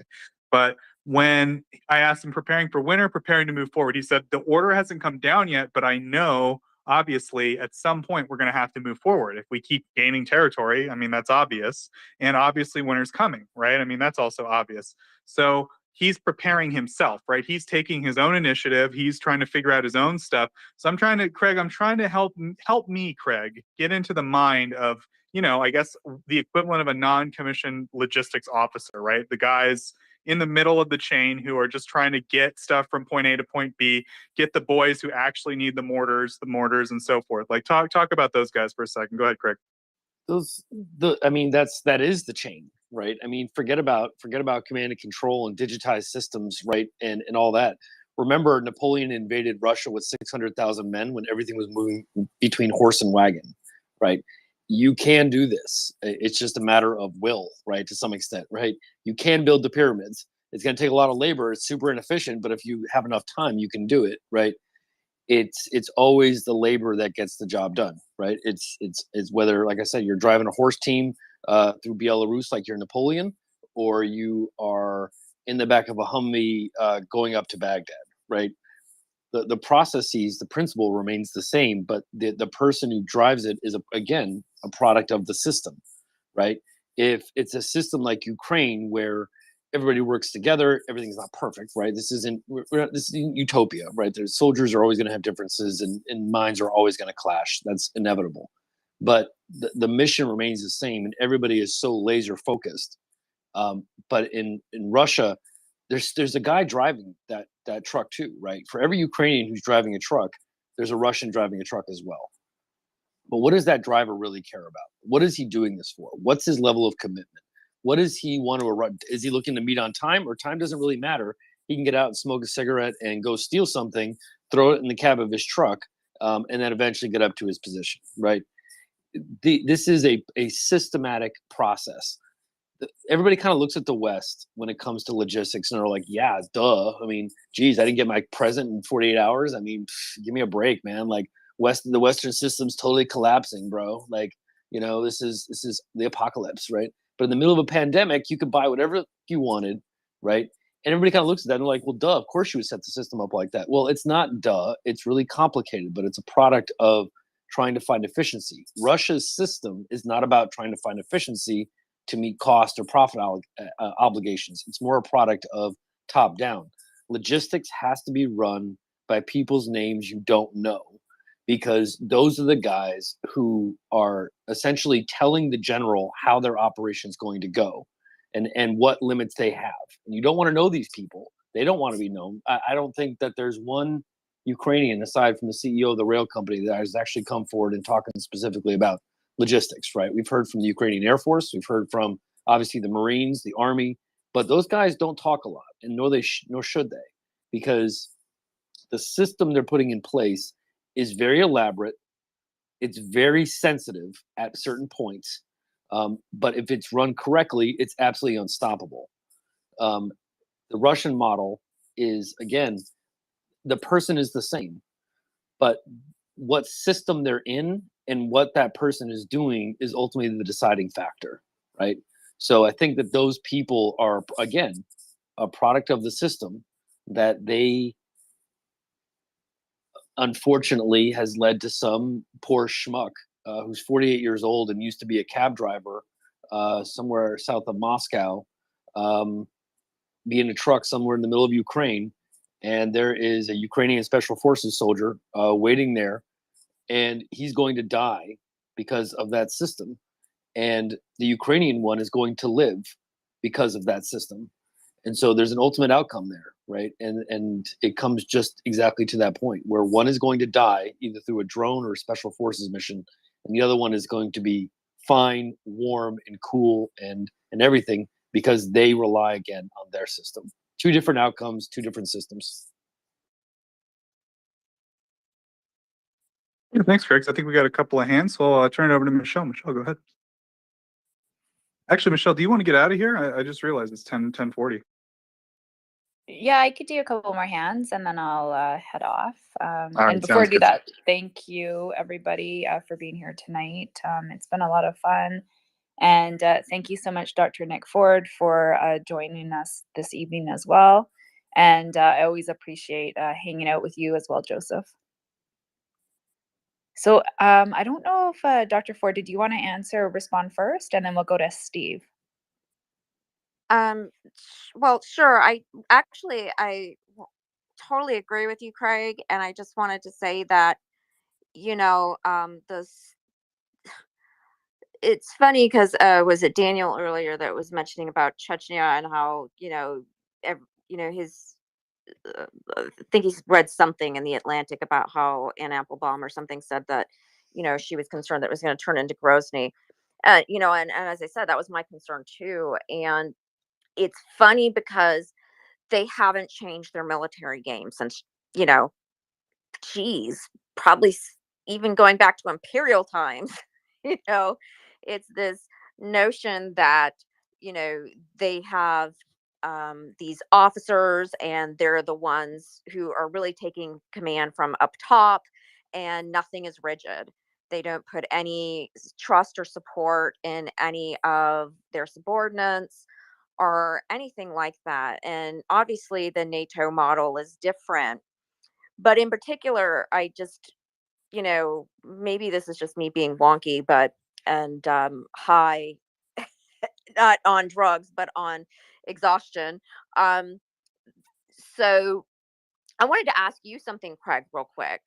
Like, I keep thinking of like Zelensky and Zelensky as being, the general, right, is being kind of like a modern day Lincoln and Grant. I don't know. Maybe that's just me being the comparative politics person, and always looking for comparisons in history of things.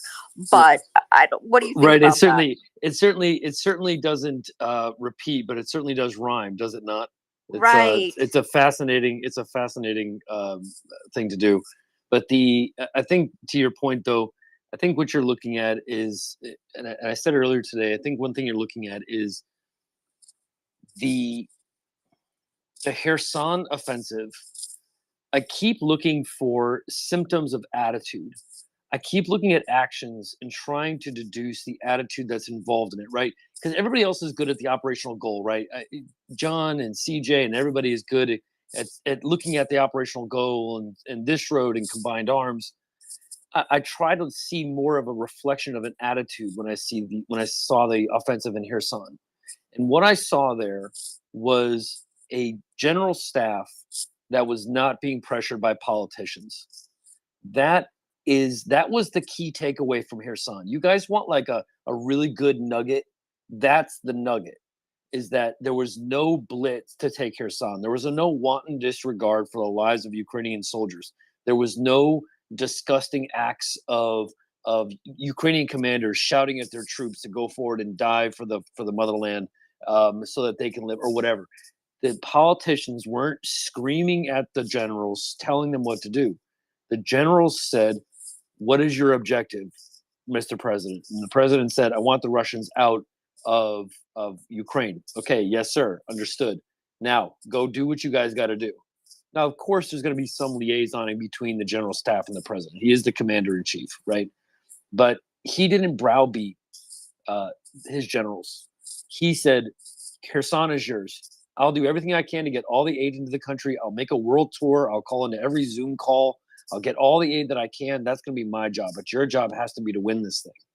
And when Kherson kicked off, what was it? Over a month ago, when Kherson kicked off, right? There was no rush. There was no hurry up and let's get to Kherson. They did it properly. They did it bit by bit. They did it step by step. They did the shaping operation. They did the shock and awe for 3 days.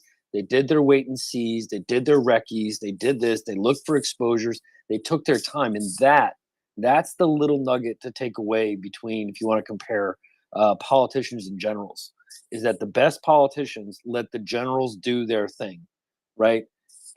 But what Putin did was he didn't let the generals do their thing. He told them what the political objective was and said, "Just go here." He put his finger on a map and said, "Just take that." And they're like, "Okay, we can't like really do that, right? Like by this date or by this time, because it's contingent on this." Well, I don't want to hear it. Just do it, right? Kherson was an illustration, and still is an illustration, of operational patience. Being patient, letting the military things work through their timelines, work through their problems, and not rushing it. So if you want, I don't know if there's a historical precedent to that. Maybe Roosevelt and Eisenhower during D-Day, right, on the work up to D-Day, and not rushing D-Day to satisfy Stalin or Churchill or anybody else in 43, but rather waiting until the spring of 44. Maybe that's a good comparison, but I can't think of an historical analysis like right off the top of my head. Oh yeah, definitely. As far as the taking of Kherson, I agree. I guess the only reason why I was thinking Lincoln and Grant, because Lincoln kind of did the same-ish thing, I guess. As far as once he finally got a decent general in Grant, and that My trust in that man is bone deep, as Lincoln would say about Grant. right, yeah, and not let them rest, and that's why Grant got the position in the first place, right? Because McClellan and all of them kept, like, as soon as they'd start to retreat, they'd pull back rather than chase them down or anything like that, if they did win a battle. And so because of how aggressive he was, but at the same time, Grant had the ability to say to, like, Sherman or whoever else, like, "Hey, I trust you. I know you're a professional, and I know that if I tell you that this is the deal, the gig, that you're going to execute." right? And however it is that you need to do that, get it done, right? And he didn't And what micromanage his generals either, you know. he didn't, but I think one of the things too that people forget is that everybody remembers Grant in Virginia. Right. This is what she's saying. Let's just keep this in mind. What she's saying is that Zaluzhny is the commander in chief of the entire country, right? But a lot of people remember Grant in Virginia. But what people forget is that Grant had the entire command Right. of the entire Union Army Right. from coast to coast. He was the commanding officer of over 1 million men in arms Right. during the Civil War, and so he could use that patience and use everything as a combined operation rather than giving separate commands to separate generals and hoping they put this together. Zelensky also didn't fall into the trap of the playing favorites game with generals. He established a hierarchical command with no division. One of the things that undermined a lot of militaries, especially in Germany, was that Germany taught everybody a lesson about divided commands, because Germany had Oberkommando West and they had Ostier, which is the Eastern Army. That's what Hitler did. He divided his forces high command. What Zelensky did was, instead of dividing these into districts and giving each local commander, he centralized it under one and made the entire country his purview. I know that seems like, to Westerners, that's like, oh yeah, that's it totally makes sense. But remember, Right. contextualize this. This is Ukraine, right? This is a country that's had a history of some level of military, and they say this themselves, some measure of military indiscipline, right? Especially from their higher ups. And some Ukrainians will say that out loud. But we're past that. That's 20 years ago. But it's an important step that he made when he did that. So to your point, you're absolutely correct, Doctor. Yeah, But thank if you.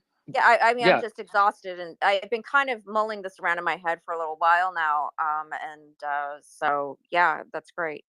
Thanks. yeah, if I think of a better combo, I'll pass it on. But the only thing that comes to mind is Roosevelt and Eisenhower. Yeah, I mean, that's definitely a pretty solid one too, especially relating it specifically to Kherson, and that offensive. But I don't want to curse, but you know what? Just like, it's so amazing.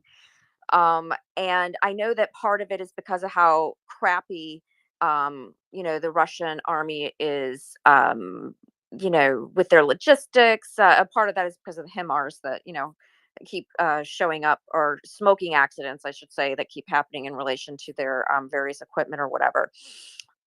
But, you know, it's just, they're just doing such a knock up job. It's like, they ask us for something, and when we finally deliver it, when it finally gets there, I know that there's training and other things that need to happen, but once the Ukrainians finally get these things in their hands, it's like they just nail it. And it's just such a beautiful and wonderful thing to see. I had no doubt that it would be that way. That they could be trusted, and that they would fight, and that they would do all these things, but they are just knocking it out of the park, and I just am so excited about all these things that are happening. Don't forget the comparison to George Meade also. Are you there? Meade was a very he was kind of a spot choice during the Gettysburg campaign, and Grant kept Meade on because he thought Meade got a raw deal at Gettysburg, and so Grant actually kept Meade in his high command, and Meade was respected throughout even past the Civil War. Meade gets a bad rap for some reason, but I mean, he did win Gettysburg, so let's be absolutely clear about that. Right. And he did good in Northern Virginia too. Yeah, he did. He was a very aggressive commander. But there was something too that you said earlier, Doctor. And I know you're at the tail end of a 4-hour sesh here, but and I'm not trying to be too intellectual with you. Sometimes that stimulates the academically inclined, but sometimes it puts them to sleep. The issue was having to deal with weapons to Ukraine and our obligations under this idea of protecting Ukraine or not. I just want to contextualize for folks what the United States was going through when that deal was made. And I'm not trying to accuse anybody of anything, but there's something in historical or contextual analysis called presentism, which means we make past observations through our present lens. And the lens that we looked for was, yes, what they did was stupid. Of course, we should have guaranteed Ukraine's independence. Of course, we should have. We didn't do that to the Baltics. We didn't do that for Belarus. We didn't do that for Kazakhstan. And keep in mind, this was the first time. I mean, remember the situation we were in 1991 as the United States. Think about this for just a second. Two superpowers, for the first time in history, two global superpowers. One of those superpowers dissolves. It doesn't go into oblivion, but it totally dissolves into many, many, many other nations. From the countries the size of Ukraine to those the size of Tajikistan or Kyrgyzstan, right? Very, very small countries relative to the size they were in. This nation, this country, this empire dissolved. That's never happened before in modern history. The only times it's ever happened is if you are militarily defeated on the battlefield. This is a country that imploded, right? It imploded under its own weight. And in that situation, what the Bush administration was trying to do was trying to land that plane as softly as it could. That's what it was trying to do. And we were trying to play nice. And I think George Bush's favorite expression was, he said, I saw no need to spike the football. The game was over, right? And he tried to move forward in that understanding the Soviet Union was not going to be perfect. It was going to have recriminations. But keep in mind, too, and this is what's so strange about that time, is that in that instance, the Soviet Union lost the Cold War. No reparations were asked to be paid to the Kalmuks or the Kazakhs or the Tartars by what the Soviet Union did to them during World War II. What reparations went out to the ethnic minorities that Khrushchev and Brezhnev slaughtered along the border with the Afghans? Talk to me about what the Soviets did in Afghanistan. Tell me about what they did to Poland. Tell me about what they did to the Baltics. They never got a nickel, right? There was no reparations there for what the Soviet Union did to them. And they just went about their lives. And where I'm trying to go with this is that if you contextualize that moment we were living in, the Bush administration, I have to believe that I would have done exactly what they did, which is to not spike the football. The game was over. Let's bring this thing in for a landing. One of the first goals that James A. Baker had mentioned was he was giving a speech before Congress. I remember watching this. I was in the Bush School at A&M, and I remember watching this committee hearing. And the Secretary of State was giving his testimony to Congress, and he said, we are focused on two things, food and financial aid to the Russian state. And then he kind of let it slip. If you kind of go back and watch that testimony, he let it slip, and he's like, we don't want food to become a problem. So there might be an issue with a person, right? And what he was intimating was something like Germany after World War I with the rise of Hitler. That's what he was intimating. The reason Russia was welcomed into open arms into the West, or phrase it however you like, but it kind of makes me a little upset. Because when we tried the other way, it didn't work out, because that gave Hitler all the ammunition he needed to make Germany really feel like a victim and mobilize the masses. And then you get the Holocaust and you get really bad. Not to say Ukraine's not bad, but that's how we saw it then. That's how the United States saw it. It's like, let's not repeat that mistake of World War I. Let's welcome them into the community of nations. Let's throw open the boxes. Let's invest money. Let's tie each other together. And here's what I'll leave you with. If you don't think I'm right,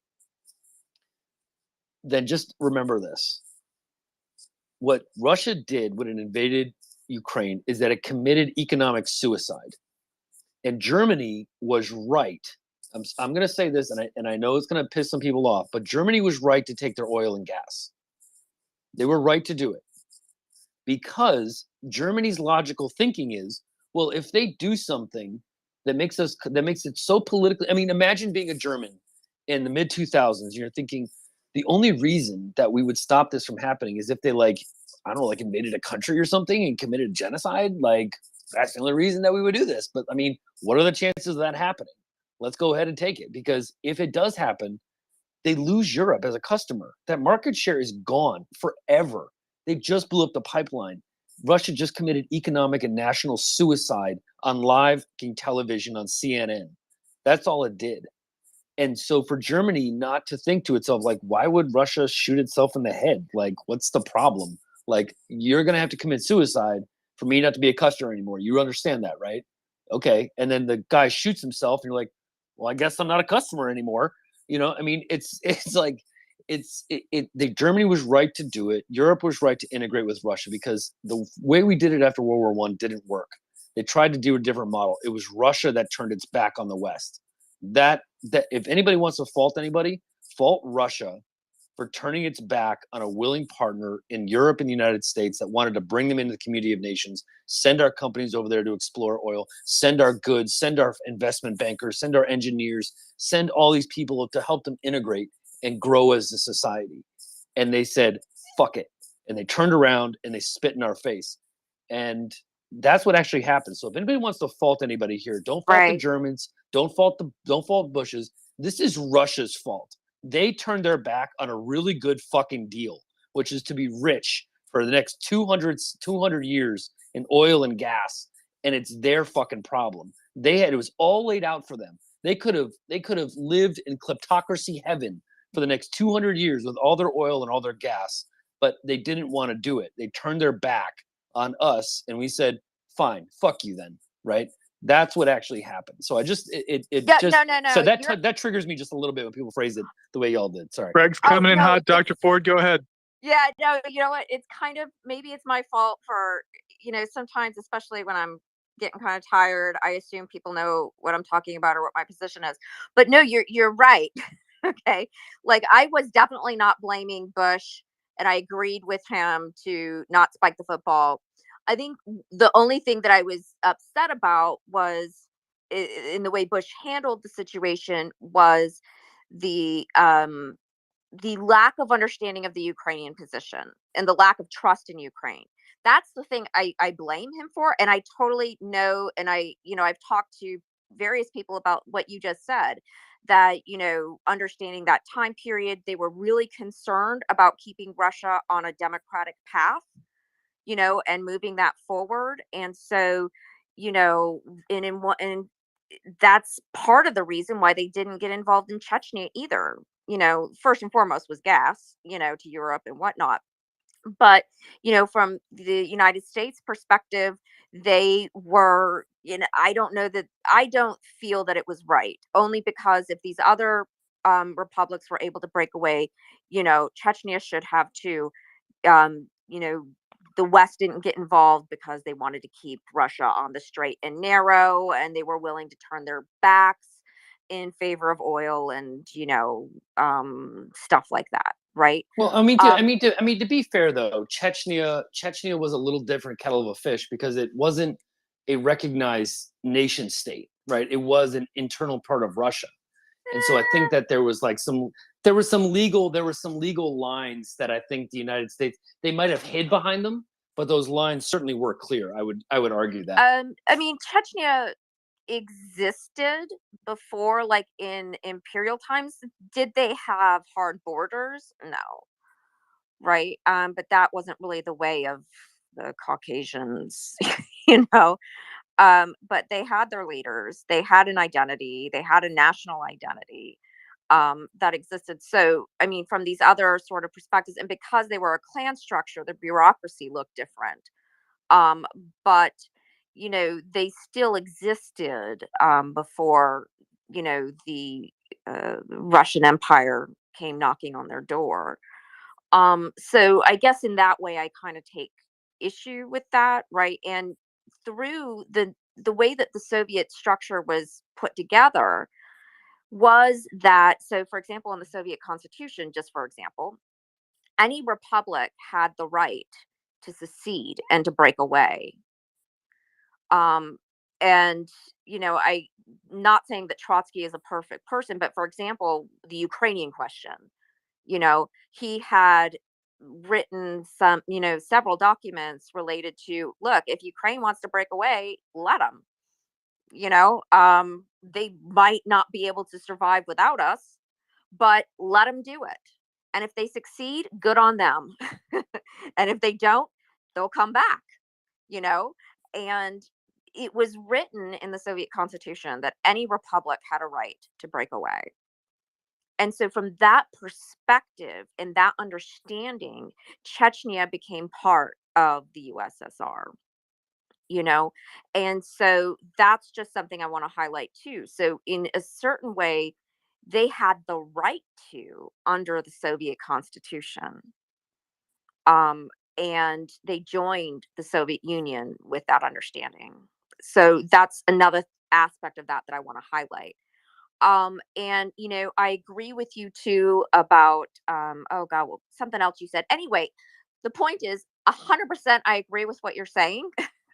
You know, and I apologize if I wasn't 100% clear on that. I do have a tendency, especially because of everything that's going on, to emphasize more Ukraine or, you know, whatever and their position without, you know, highlighting that stuff when I'm really tired too. So thank you for pointing that out. But I agree with you, Craig. Yeah, Dr. Ford, I mean, you've given us so much great time tonight. So thanks so much, I mean, for your time. Again, I think, you know, if it might be maybe time to take a rest, huh? And then tomorrow we can get you co-hosted. Yeah. Thank you, Joseph. And thanks, everybody. I really enjoyed being on here since 7-ish or whatever it was. I don't even know anymore. And it was fabulous. And I will look forward to next time. Thanks. Yeah, absolutely. I think it was great having you on. Have a great evening. No, I was gonna say have a great evening. Thank you so much. Good night.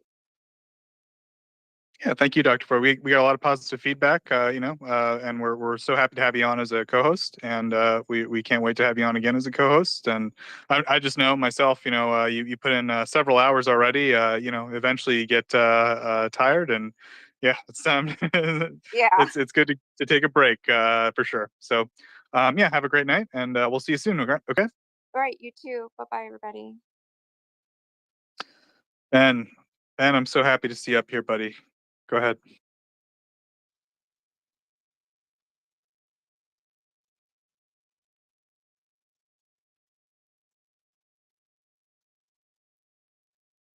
Ben, don't tease me. Why are you so quiet?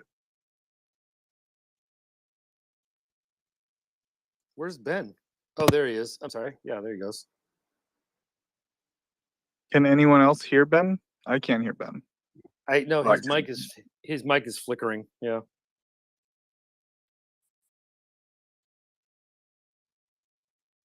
Ben, I had to bump you down because we could not hear you. I hope we see you soon, my friend.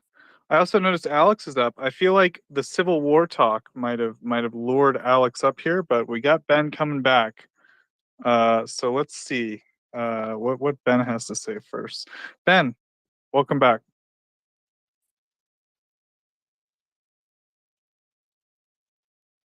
Ben, my friend, are you there? This poor guy needs to restart.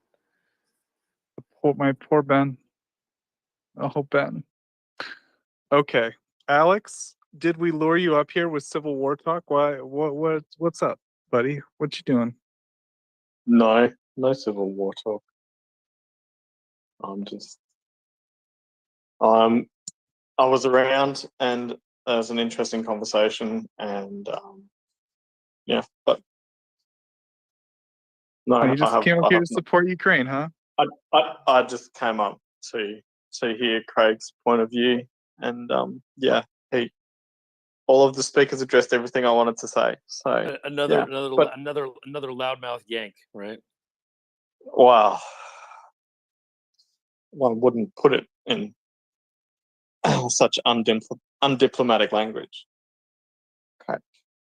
And certainly not in a public space. But I see Paoli has his hand up. I'm sure he has some something far more interesting and insightful than whatever I could say.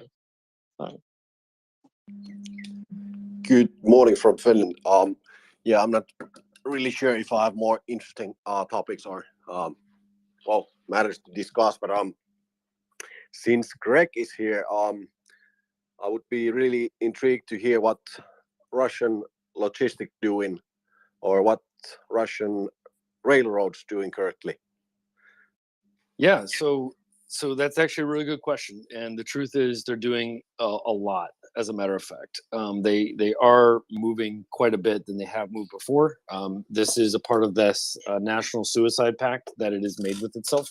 For some reason, Russia is now a death cult of one. Whatever he's going to drink, they're drinking their own Kool-Aid at this point. But there's nobody around to join. The issue is that they are doing a lot. They are, and they always have been capable of mobilizing this force. This was never out of their means of accomplishment. They could have done it if they wanted to, but the effects, the economic effects, I mean, when I'm saying economic, I know this is kind of like a dull term, but I mean like this, like as serious as I can. We're talking depression levels of economic defaults and issues because of this mobilization. It was sitting, verging on a clear multi-quarter recessionary path. This is going to be a full-on depression in Russia. People need to understand that. This is what this mobilization means, and everybody kind of thought like, you know, you don't want to do that. But again, Russia just says caution to the wind and says, nope, we're going to do it. And so, okay, fine, go the North Korea route, right? Because that's where they're going with this. They're going to end up like North Korea. The issue is that they are moving a lot of stuff. They are delivering people to the front. They are moving goods. They are moving tanks. They are moving trucks. They're moving the stuff that they need. They need to hijack a lot of civilian traffic in order to do that. They needed to hijack a lot of rail lines in order to do that. A lot of forced requisitioning of civilian assets. Excuse me. A lot of forced requisitioning of oil reserves and certain strategic stockpiles of certain kind of raw materials that help you produce fuses and different types of stuff. Just basic rudimentary dumb shells. You're sucking a lot of material that you can use in construction into some of this because you have a lot of explosives. You have to house these guys, theoretically, of course. You have to have the mechanics. You're taking a lot of mechanics out of a lot of garages. And so you can do this sort of thing, but you don't want to cause this much effect that they're going to cause. And so the long answer to your short question is they are going to deliver these men to the front. That is going to happen. Okay. People need to kind of understand that they are going to deliver this force to where they want to, because they've shown themselves capable of firing 60,000 shells a day for at least some sustained amount of time. Nobody ever doubted that Russia could do this if they wanted to pull it off. But I think the ultimate choice is A, what are you doing to yourself? And B, what quality of good are you delivering to the field? Not much, right? I mean, these are fully mechanized Ukrainian troops on the move with supporting logistics, air cover, and drones. And you want to throw a AK-47 at that? Like, that's not going to be pretty. And especially if you're fighting a conventional war and you're not trying to fight a guerrilla war. Generally, when you're outgunned like this, Russia should devolve to Russia. What Russia should be doing militarily is it should know that Ukraine is not going to cross the border. They know that. And so what Russia should be doing is, instead of engaging in this conventional war, which suits Ukraine now, right? Because now when this war started, this is kind of what logistics kind of gets into. In the middle of this, somewhere around, say, between April and like beginning of July-ish, maybe mid-July, Russia did have a logistical superiority. It just did, right? It was capable of firing a lot of artillery at the same time all over the Donbass, Severodonetsk, Mariupol, Kherson. I mean, they were capable of doing this. They did exercise and flex muscles, and it worked for a little bit. But then once Ukraine caught up, they then started to exceed. And then HIMARS came online. And then you got the longbow effect with being able to touch somebody who can't touch you. How should I say this?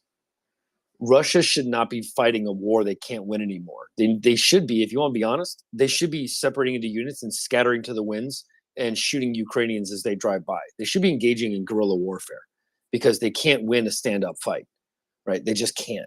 They should be setting ambushes. They should be setting traps. They should be doing this. They should be doing that.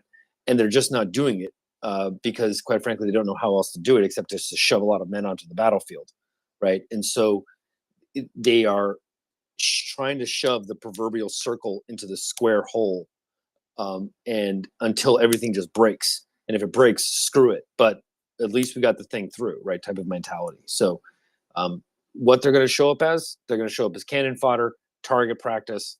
In some cases, it probably won't even be combat. It'll just be firing some rounds into a house that some Russians are occupying, and Ukraine more or less just kind of lets them run away, right? Maybe not shooting them in the back, but certainly just being like, just shoot, get away from here, like almost like you would a fly, right? That's the impact they're going to have. But anyway, sorry, long answer again to a short question, but it's certainly a very important one. So great in-depth answer. Thank you, Greg. I have one short follow-up, if that's all right. Yeah, sure. Yeah, and then we'll go to Gunther. All right. Yeah. So there have been these wild dreams and how do I say, wild reasonings. I saw one from German reporter from Bild saying that once Russian forces flee from Kherson, they will be able to take 90% of their equipment and material with them. I can say I do not fully agree. How do you see the percentage of equipment being taken back to the current positions they have over the river if they flee? What do you see the percent being under this current condition when Ukraine is controlling part of the air, conducting artillery strikes, doing SOF operations, and then also advancing fast? What do you see? Something on the order of Liman. To be honest, something on the order of Liman, not necessarily Izum, because remember, the forces that were in Liman were the forces that were retreating from Izum. Those forces that were retreating, that fell back, they fell back to Liman because it was a heavy industrialized city, lots of rail. They thought it was a good defensive area. They had, I don't know if they eventually actually ran trains into there. I'm sure they'd gotten a few supplies into that station. But what was in Liman was the force that they were not able to encircle in Izum. Not the entire thing, but at least parts of it, right? And so I would focus more on what the Russians were able to get out of Izum versus what they were able to get out of Liman, because Liman was a total encirclement. That was the I don't want to say the grand finale, but it was certainly a heavy overture in the symphony, if you will. And so you're going to start to see Russian command vehicles start to float across. That'll be the general signal, right? You're going to start to see other things start to float across. You're going to start to see mobile artillery units. Tanks will obviously be used, but probably not floated because you need those to delay. Strategic assets, right? Command and control, mobile howitzers, any MLRS systems, anything on that order that's really expensive and useful. That would be the first thing to go. When you see that stuff go, then that's when the flood happens, because you're now a Russian soldier and your job is to get to Kherson. Well, once you get to Kherson, what do you do now, right? You're going to do exactly what happened in Liman, which is you're going to surrender. You're not going to stand and fight. You're not going to stand there and hold your ground for the portrait of some bald, short asshole sitting in the Kremlin, right? You're certainly not going to do that. You're going to either surrender or you're going to try and swim the Dnipro and say you barely made it out with your life, right? And lie to the first Russian you come across, right? That's what's probably going to happen. But yeah, I mean, beyond that, not much is going to get out of Kherson, which is why I said like 3 months ago, like, get out of Kherson now. This is not going to work. You just need to get out. And, so not much is going to get out. Maybe you think percentage wise, maybe 10 to 20% will probably get out. But that's like material. You're probably going to lose about 50 to 60% of your material. That's trucks, that's ammo, that's bandages, that's food. If you're even eating anymore, that's all your stuff like you saw in Kharkiv. It's just going to get left behind. Nobody really cares about it. Yeah, agreed. Thank you, Greg. Yeah, thank you. Gunther, please. Hey, I saw that article by someone who claimed that 90%, and he's not well received. And actually, CJ commented on it and said it was nonsense. So, I think you should disregard that particular one. Wait, which one? Sorry, wait, which one should we? Sorry, I missed that. Which part, Gunther? Oh, so he was referencing there's some quote unquote journalist who claimed that Russia is always able to withdraw with 90% of their equipment. Oh yeah, that's a total fucking lie. Yeah, right. Yeah. And he says other nonsense too, but let's not talk about him. So my question is, what happens in this intermediate period as the Russian pocket in Kherson gets squeezed and the lines get closer and closer together? Like, do they have trenches outside of Kherson city to fall back to as sort of like a final line before like merging into the city? Or do they just become like a cauldron and get just artillery to death? Or like what happens? Yeah. Do they advantages to being more compressed? So actually there are, and it's an interesting point to make. But remember the relative amount of force that is in place here, right? We're talking about in Kherson, Russian soldiers.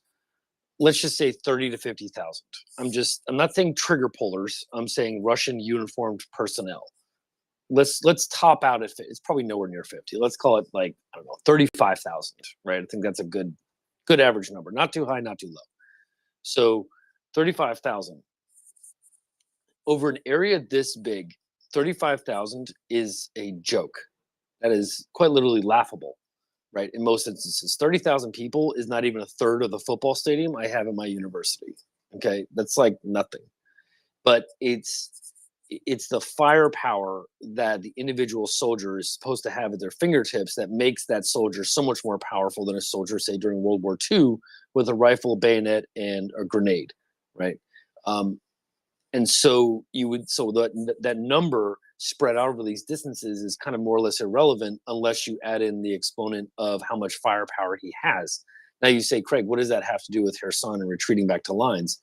If the Russians are doing what you might consider to be a classic fighting retreat, which is trying to, quote unquote, which they're not doing, to bleed the Ukrainians for every inch of ground, they have to pay heavily for it, right? That is not what we're seeing. That's not what anybody is seeing.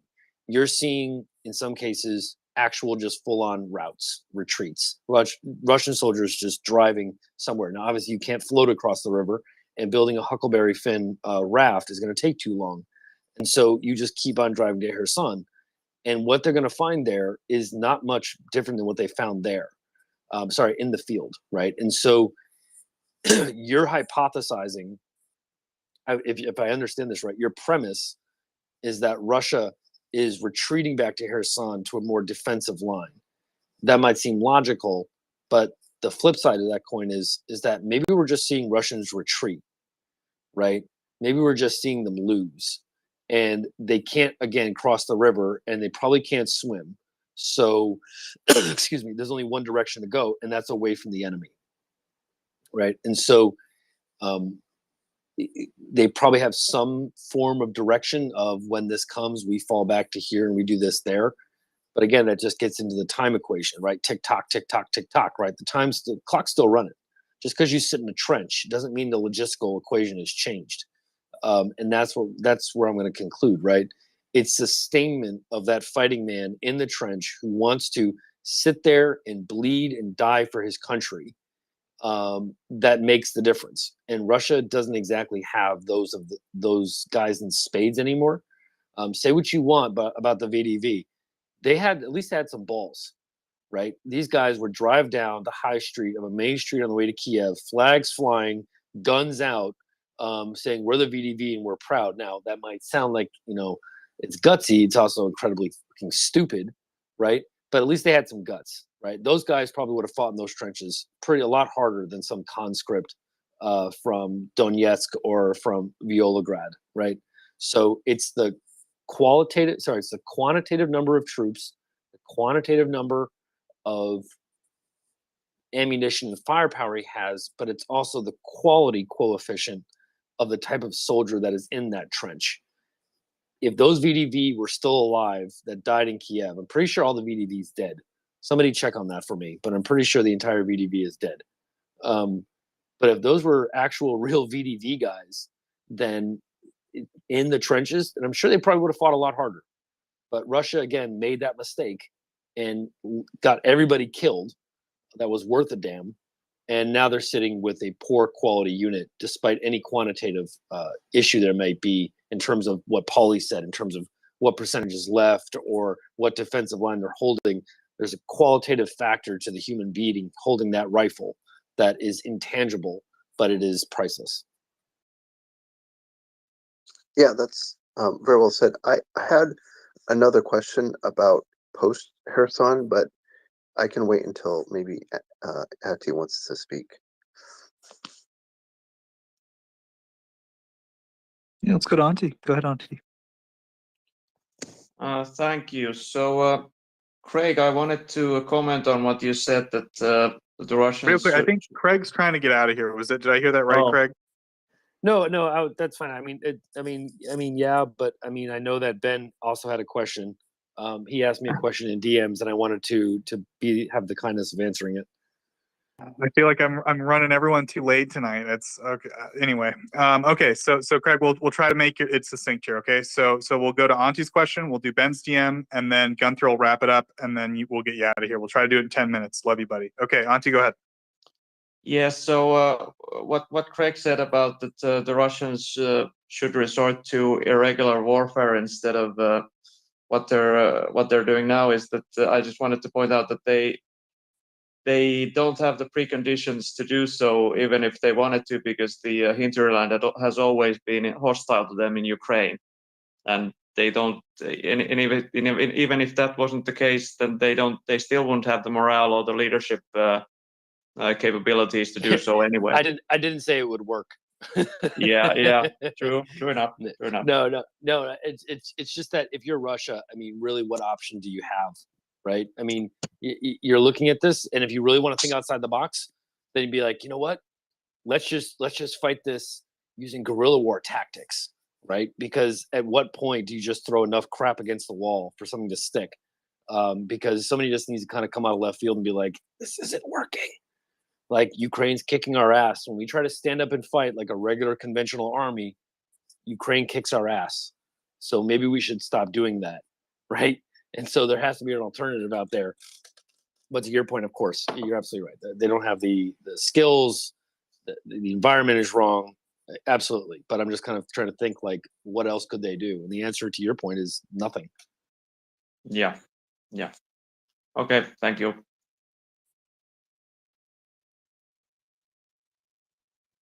Thanks, guys. Okay, so real quick, we'll go to Ben's DM. So Ben's DM was, I can't come up and ask, but what stands between the Russian army and logistical collapse? Craig. So there's no such thing as logistical collapse. So here's what I mean by that. The German army, even in 1945, the German army sustained 1.4 million dead. Okay, so let me say that again. 1945, German army sustained 1.4 million soldiers dead, not wounded, dead, right? That means those troops were firing. That means those troops had weapons. Those mean those troops were in formations and they were being killed and they were still going forward. Now, does that mean that they were logistically sound? Of course not. But there will always be bullets. There will always be mortars. There will always be things that get to the front where they need them. Now, in what quantity and at what sustainment level are the two questions, or the two variables there, right? There's an old saying, where a goat can go, a man can go. Where a man can go, he can take his rifle, right? You can take a person with a rifle and put them in a certain geographic area. But the question is, can you sustain them there? For how long can you sustain them there? And at what are they opposed by that would prevent them staying there, right? And the answer is that it's not about a logistical collapse. It's about corrosion. And I was really kind of upset because I wasn't there when General Ryan said it, but I've been searching for a word to describe what Ukraine is doing. And it's so succinct. that I wish I had thought of it, but he hit it right on the nose, where he said Ukraine is basically developing this corrosion doctrine, where it is to corrode your resources, corrode your morale, corrode your intelligence gathering, corrode and just simply just eat away and eat away and eat away. So by the time you just go forward, you just have to gently push. You don't have to shove and put all your weight into it. You're not in a stand-up fight anymore. You're up against a guy who has smallpox, one leg, dysentery, and he has one eye, right? That's the goal, is to simply push him over. Now, does that smallpox, dysentery, one-eyed, one-leg guy still capable of shooting a gun? Can he have bullets on him? Sure. But of that body that is firing weapons, that weapons are still there and ammo is still prevalent, what's left of that rotted corpse, right? It's something you can just go over and just push, right? And that's the goal, is to corrode the body of the army to the point that that those rapid movements look so awesome, look so amazing. But what you didn't see were the 2 months that led up to that point of Ukraine just basically just pushing it over, right? And it all just kind of fell in like a house of cards. So there's not going to be a collapse. There's going to be a logistical throughput. Weapons will get there, but in what quantity, in what sustainment, and in what are they facing that are going to be the main obstacles? Because you don't need, the golden rule in logistics is to corrode. The actual term is like interdiction, but you want to interdict between 25 to 35% of your enemy's supplies, because once you do that, that's kind of the magic number, because that's where they have to start pulling from their reserves. They have to start rationing. So you have to make the choice, right? If you're a logistics officer, you have to make the decision. I have 3 brigades that I am responsible for. I have enough logistics, enough support in gasoline and ammo to last all of these guys another week. But I don't know when my next shipment is coming. So you know what you start to do? You start to ration. You start to make decisions. You only get 2 canisters of gas today because I haven't heard about something coming for a while, and that train rail just blew up in Kupiansk or wherever, and we don't know what's coming. So you get 2 cans of gas, you get X amount of shells, you get this and you get that, right? And you start doing dividing, you start rationing. Like if you're starving on a ship in the middle of the water, you start to ration your food and your water and everything else. And once you're there, the corrosion sets in. Once you're at that point, the rot starts to set in, and you just let them just festoon in that rot of rationing and conflicts and individuals butting heads. And you want to start to develop that really kind of corrosive attitude between commanders who are like, oh, I didn't get my allotment of ammo today, and I had more contact, and I had this. And you want them screaming at their divisional commander, being like, no, God damn it, I need this. And you want that friction to take place till it just becomes an absolute cacophony of a mess, where you get that friction in that command. And by the time, like I said, you walk in, it's a walkover. It's not a, yes, there's going to be casualties. People will fight, but there's not going to be a collapse. There's going to be a corrosion of logistics to the point where it all really doesn't matter anymore. So, Craig, would you consider maybe, for example, Russians begging for air support on Telegram channels to be maybe indication of corrosion based on that explanation? I would say yes, but I think what a deeper issue of corrosion is the video that you and I saw of the remnants of those guys that made it out of Liman, right? Where they're kind of set up in a pseudo camp area, right? And it's this video of these Russian soldiers talking about what they experienced and how they got out. And around them are all these families and civilians and trucks and storage things and broken down 1950s trucks. And you just look around. I mean, it looks like something out of the movie Snatch with a bunch of gypsies and vagabonds. No disrespect to gypsies here, but vagabonds just roaming around aimlessly.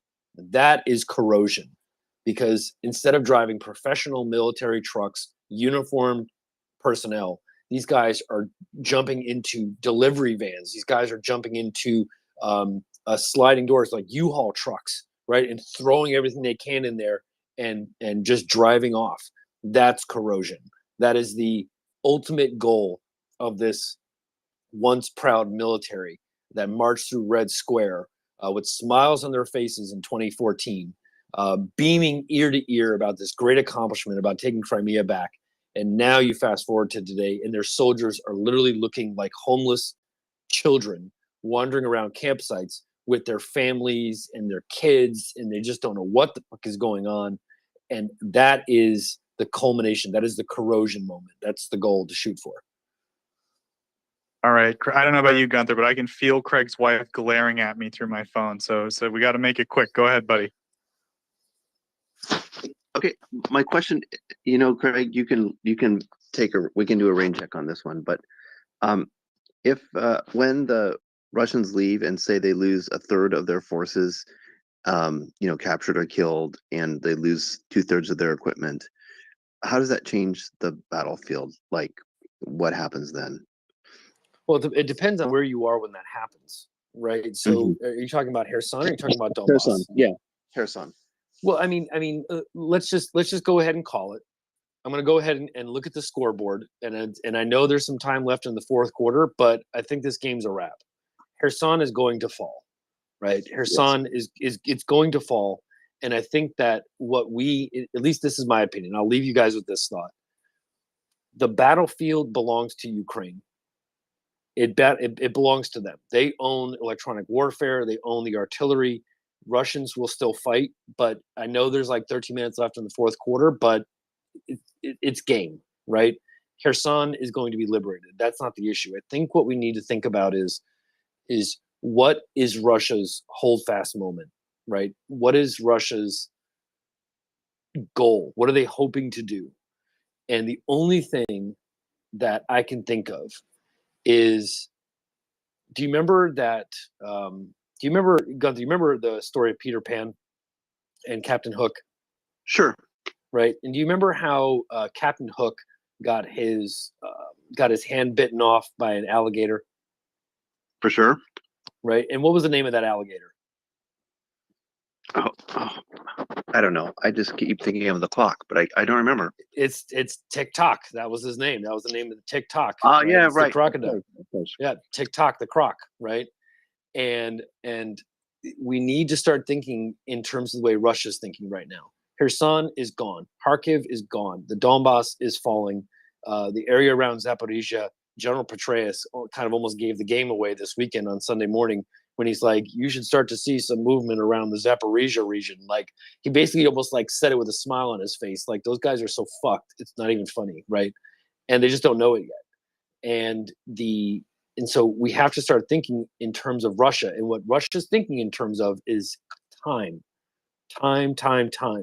How do we buy ourselves enough time to get enough people into the Donbass to create somewhat of a static line that will allow us to survive the winter? So Europe will hopefully fall apart, and the economies are at each other's throats, and maybe some guy gets elected that makes things really annoying and things like that.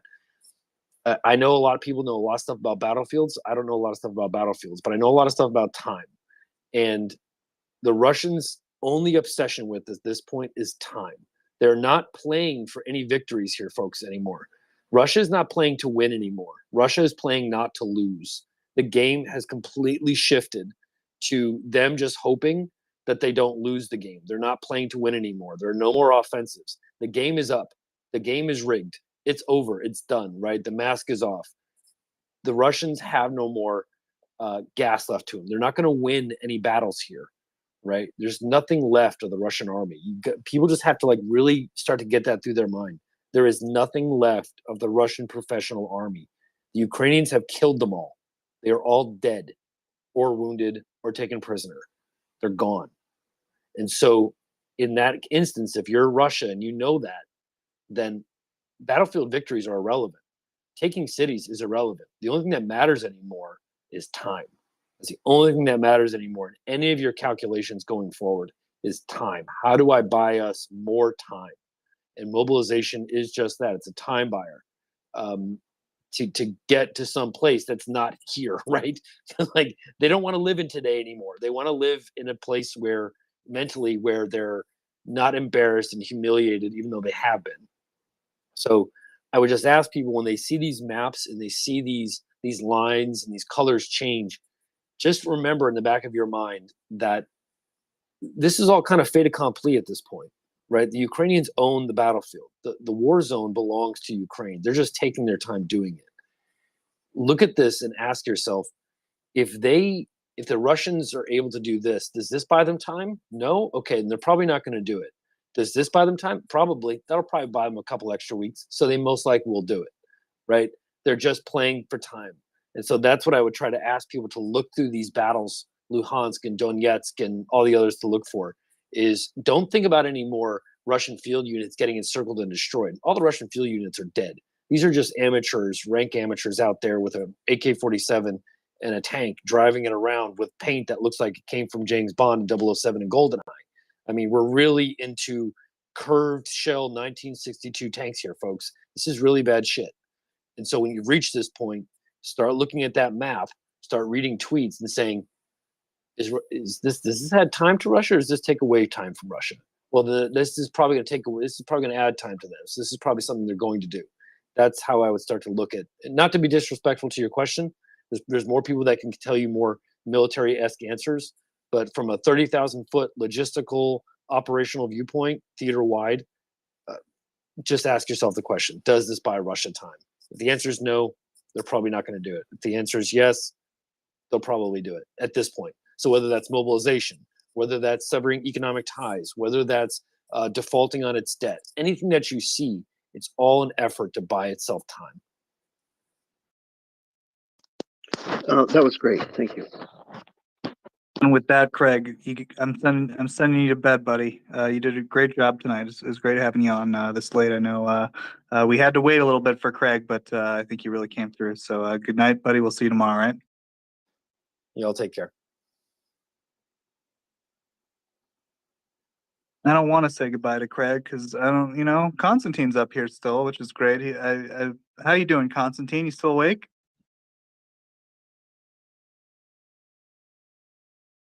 I'm awake. Nice. Okay.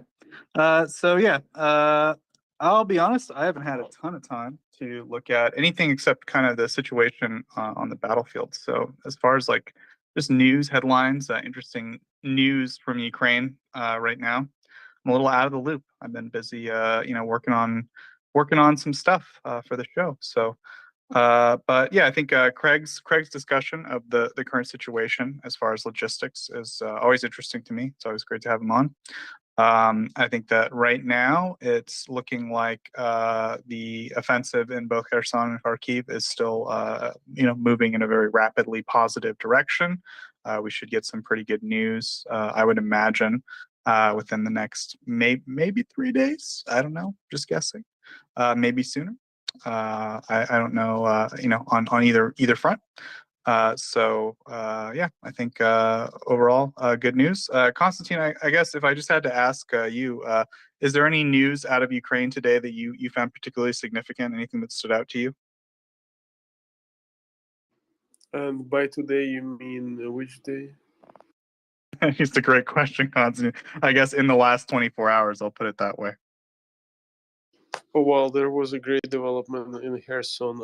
Other than that, I don't have much news. I did not watch the news, did not read the news much either. So just same level as you. Yeah, I think all of us are kind of glued to the battlefields right now. We're looking at Berdyansk and places like that. So,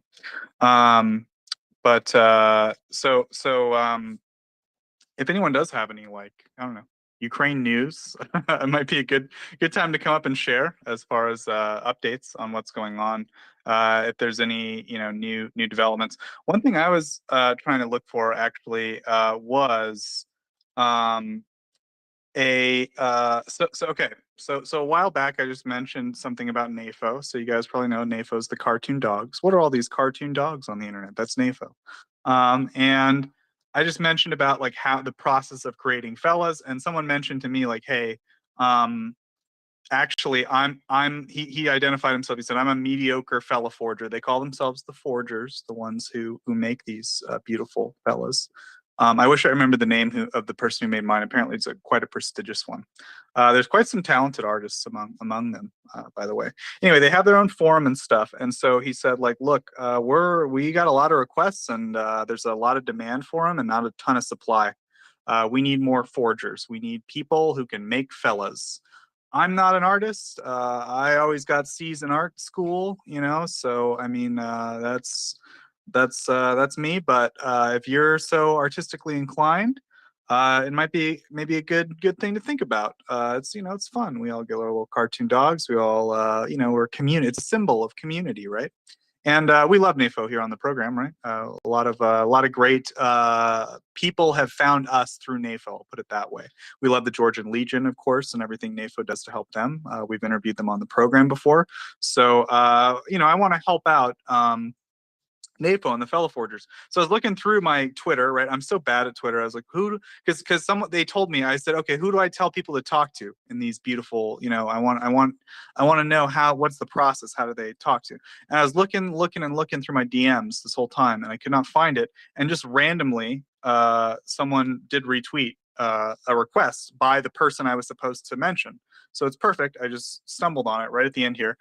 So this is Bravo Kilo at Bravo Kilo, BRAVO KILO 6464. Bravo Kilo 6464. Okay. So again, Bravo Kilo 6464. That's his Twitter handle. If you're so interested in forging the fellas, please do consider contacting Bravo Kilo 6464 and let them know. Let them know you're interested. Maybe, I don't know. Again, I wish I knew more about like what kind of skills it requires and like what you should tell them, and so forth. But I don't know.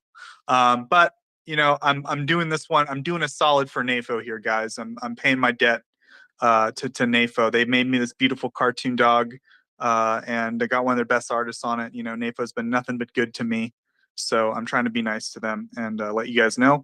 Bravo Kilo 6464. Contact him if you can make fellas. Craig, what are you doing awake? What do you get? No, What's going on, Craig? No, I just had to. No, I just wanted to say something that somebody had said earlier, and I actually, believe it or not, I actually wrote it down. I went back to my desk and I looked at it. And I was like, oh crap! I wanted to say something about what somebody had said about relationships with Ukraine after the fall of the Soviet Union, et cetera, et cetera. And I wanted to say something. I was going to make a joke out of it, but I think I held off because it didn't sound like a joke. It kind of sounded like me being a jerk.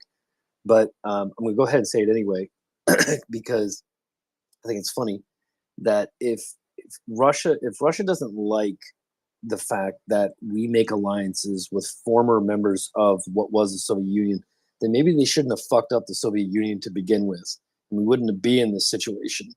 And so maybe Russia could do some internal therapy with itself, because all of this, the fact that Ukraine is even separated from the Soviet Union, the fact that Ukraine is only its own independent state, is the fault of Moscow. It's the fault of the Soviet Union. It's the fault of Russia. They did this to themselves. And tough shit, right? Sorry, not sorry. So I just had to get that off my chest. Sorry. All right, Craig. I'm gonna let you get away with it, but you got to go to bed, Mister. All right. We'll see you tomorrow, buddy. I'm always happy to have you on the space. So, Ben, welcome up. How's your audio doing? Hi. What's going on, Ben? Hey, Joseph. Can you hear me? Yep. Fantastic. Well, since you seem to be in need of some economic news, I wanted to share a few if you're interested. Absolutely. Yeah. Go ahead. Okay. So I'm sorry it's not going to be quite as entertaining as the Ukrainian army taking 25 kilometers in a day, but we cannot all be cool like that. So there's three things that I've remarked when I was doing my rounds today. The first one is a very interesting data point from a slightly dubious origin, namely a Russian opposition paper. But what they're saying is that apparently currently the Russian metallurgy is so the metalworks, those doing iron and this sort of things, they're selling hard in Asia. They're doing a killing. The problem is that the thing that they're killing is themselves, due to increased cost and very, very, very poor bargaining position. They're having to sell their product at a loss. Any normal company would probably have closed by now. But what probably is the case is that the state would rather have Asian buyers foot part of the bill rather than having to pay for whatever the cost of closing those factories could be.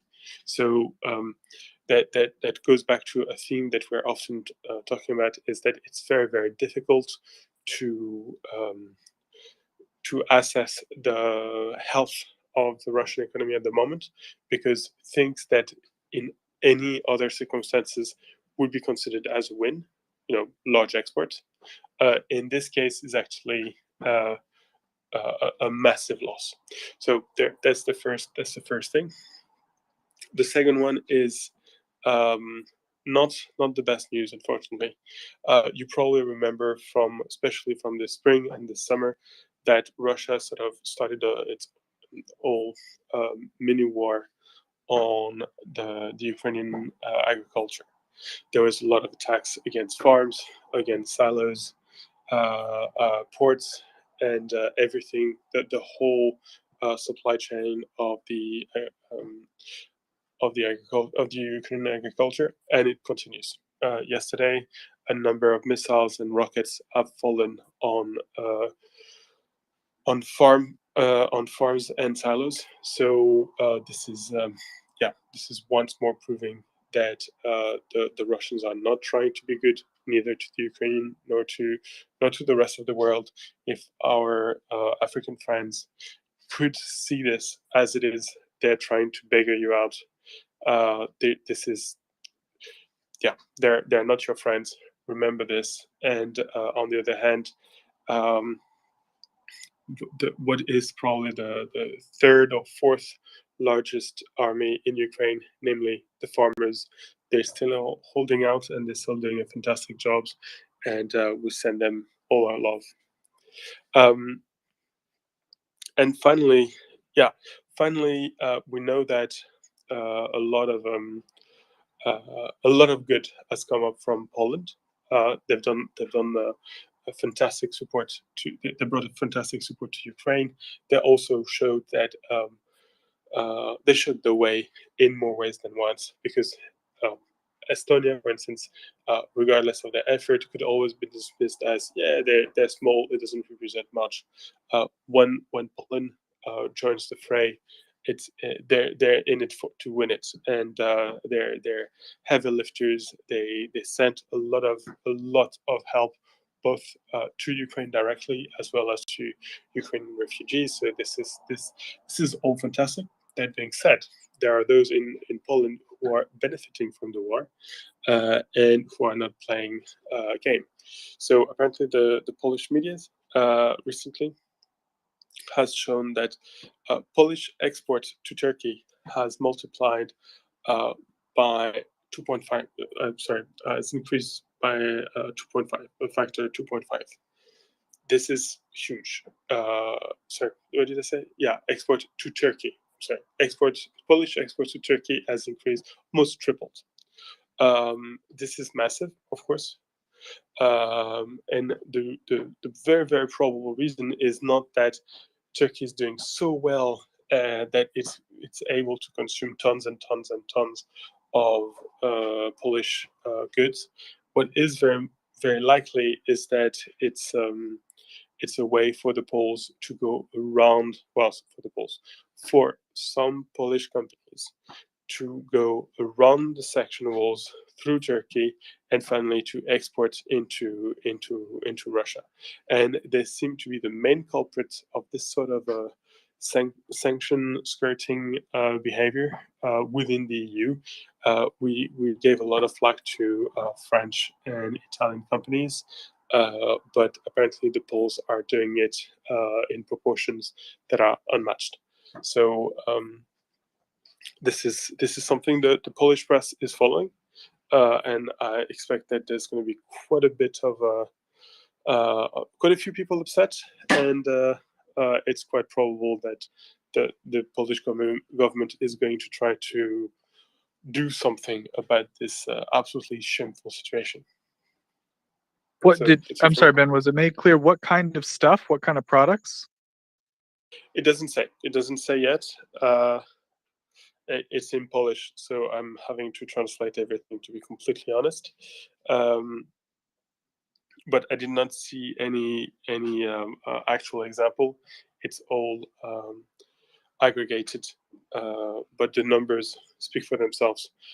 It could be only potatoes, for all I know, but it could be also much more strategically important goods, like machine tools or whatnot. I don't know.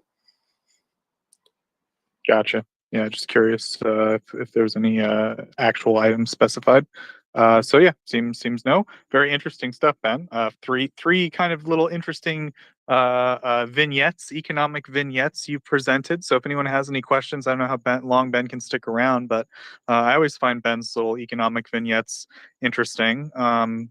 Yeah, I tuned in once, Ben. You were talking about pallets and how it was sort of ironic that Russia was like what, the leading exporter in pallets, but couldn't master palletized artillery or something. I don't know. That was fun. But yeah, so I think the Polish one I think is the most interesting to me, but the other two also interesting. I'm wondering if you think, I don't know, going forward. So to me, right, it does seem like there's an obvious effect of these economic hardships on Russia, right? I mean, they're mobilizing so many men, they're taking them out of the economy. All this stuff, ultimately, it's going to limit Russia's, I don't know, capability, or the Russian state's like window of what is possible, right? So I guess I'm wondering, Ben, just maybe I'm putting this in too dumb of terms, and this isn't how macroeconomics works and governments work, but like the Russian state is all as far as I remember, all departments of the Russian state are currently down. Like the Russian budget is in a major deficit, right? I mean, does that matter? Is that something that eventually will they will have to fix, or is it something that they can manage to sustain for a while in their current like economic situation with the sanctions and all the other stuff going on? Yeah, that's a $1 trillion question, actually. What your friend finance will tell you is that it doesn't matter. They can print their way into the next year. It takes a little bit longer for inflation to bite. They should be able to do it. So that's what I would say. But there's other things to be considered. There are other avenues for the Russian state to proceed. One of them is to try to sell debt, try to sell their bonds. So yesterday, I think it was yesterday, we mentioned the fact that they're trying to sell bonds to China denominated in Chinese currency. So that clearly that indicates that the level of trust of their potential bond buyers in the Russian economy is not infinite. Otherwise, you would buy it in Russian rubles. So, yeah, debt is an option. And the other one is to sell off assets. The Russian state, as I understand it, is fairly wealthy in terms of owning quite a lot of stuff, and this stuff can be sold off. Is it enough to finance a war? I don't know. I have not made I have not encountered those numbers, but yeah, they can definitely. They have a lot of things. If you just think about the fact that Gazprom is mostly state-owned, there's a lot of companies in this situation. They could sell off their the crown jewels to whomever will buy them. And then they're in for a few more months of the thing. So that's the negative side. The positive side is that trust is also everything. Not only trust in the currency, but trust in the government. And if people stop wanting to work, there's very little that they can do. For instance, where I was talking about the exports of metal from the Russian metal works. One question to be asked is, who's footing the bill for the differential between for the loss, because they're selling it at a lower price than the cost of production. Who's footing the bill? It's probably not the Russian state.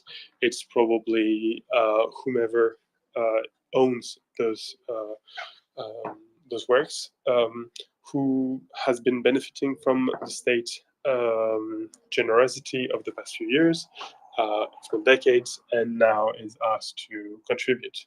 But at the second when those people, those oligarchs, are going to see that maybe their hard stolen cash is best invested somewhere else, and that they don't want to help the government prop up its economy, that they rather take a beeline, leave, go to Mongolia or wherever it is that they want to go. Maybe this is what the problem is gonna where the problem are gonna appear. More a question of control than a strict question of arithmetics. That's what I'm looking at, as opposed to just the Russian government going bankrupt right now. That being said, it's true as well that, as you said, many, not all, of course, everything related to defense is increasing, but many of the ministries are being asked to revise their budget downward.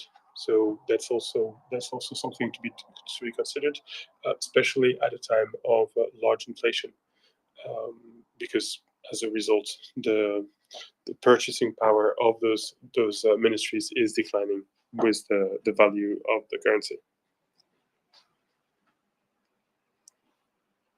Yeah, thanks, Ben. I think that was like a very thorough explanation. I think that like you really got to the heart of like why I think, I don't know, I like your analytical angle when it comes to Russia, right? The question of like control, economic control and trust. And those are kind of things those are like little hints you look for, right? These things about, for example, the selling of the steel, right? It looks like there's some kind of maneuver there to maintain some level of trust or something going on. And same with the bonds, right? Enumerating in Chinese currency versus rubles and things like that, right? These little hints about like trust might be more relevant than the actual math. Would you agree, Ben? Yeah, absolutely.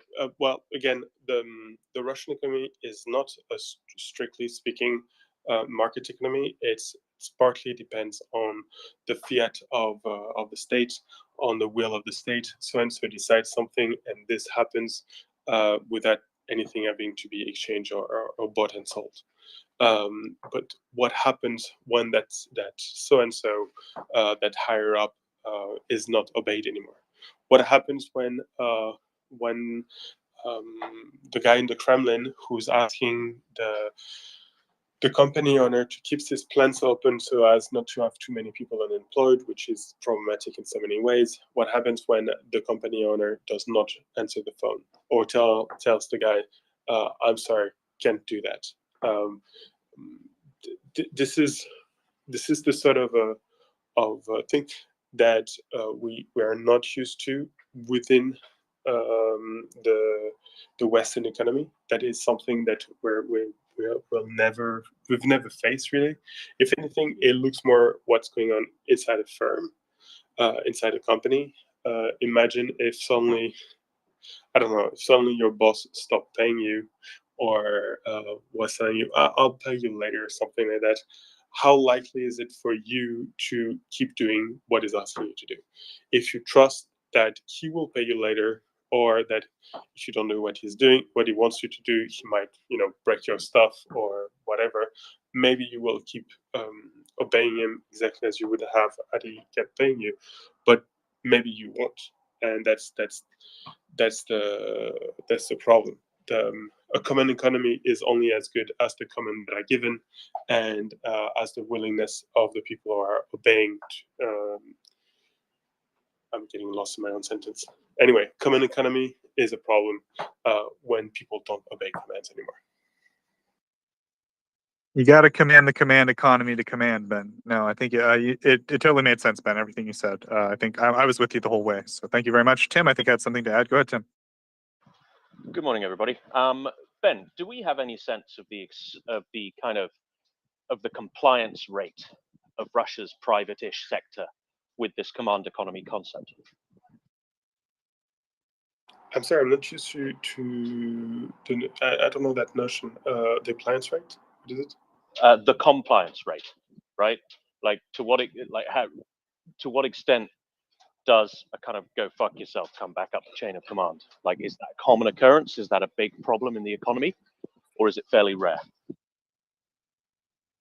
Wow, I don't even know how somebody could do this, could check that. But there are a number. There's two things that people tend to look at. One of them is an historical anecdote, and the other one is the statistics. The historical anecdote is the fact that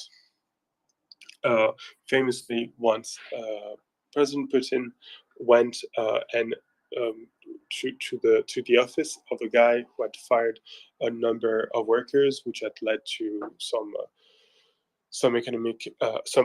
political turmoil locally. And Putin went to his office and said, "Did you really fire those guys?" And the guy in front of him was so terrorized that he actually rehired them.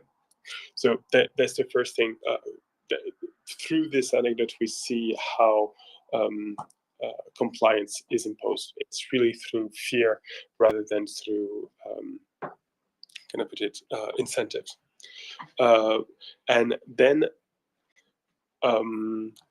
there, I don't know of any database of contracts that could, where you could go, okay, so many contracts fell through, so many contracts have been fulfilled. I've not seen anything like this, except in one case, which is labor contracts. People working. So when you're supposed to earn a salary, you're waiting for your salary at the end of the month, and normally the salary is being paid unless your company is really, really in deep trouble. Except that in Russia, there seems to be a habit of really not paying their employees as soon as the company goes is facing any trouble. They just hold back on their salaries, and they don't pay their guys. And this is so common that there are actually numbers on this. And since, if I'm not mistaken, June, the number of those unpaid salaries has doubled. And I'm really, really, really, really looking forward for the numbers for the September numbers, because those are bound to be quite interesting.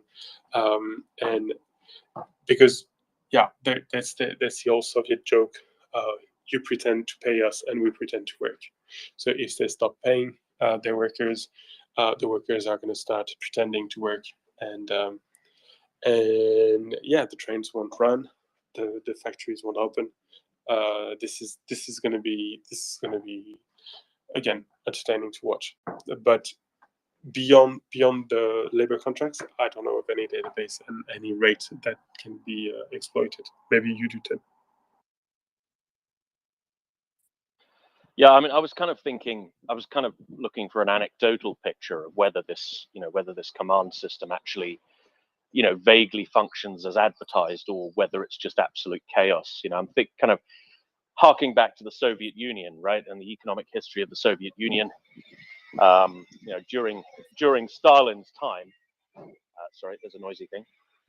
During Stalin's time, they had effective leadership and extremely effective terror apparatus. So stuff tended to materialize.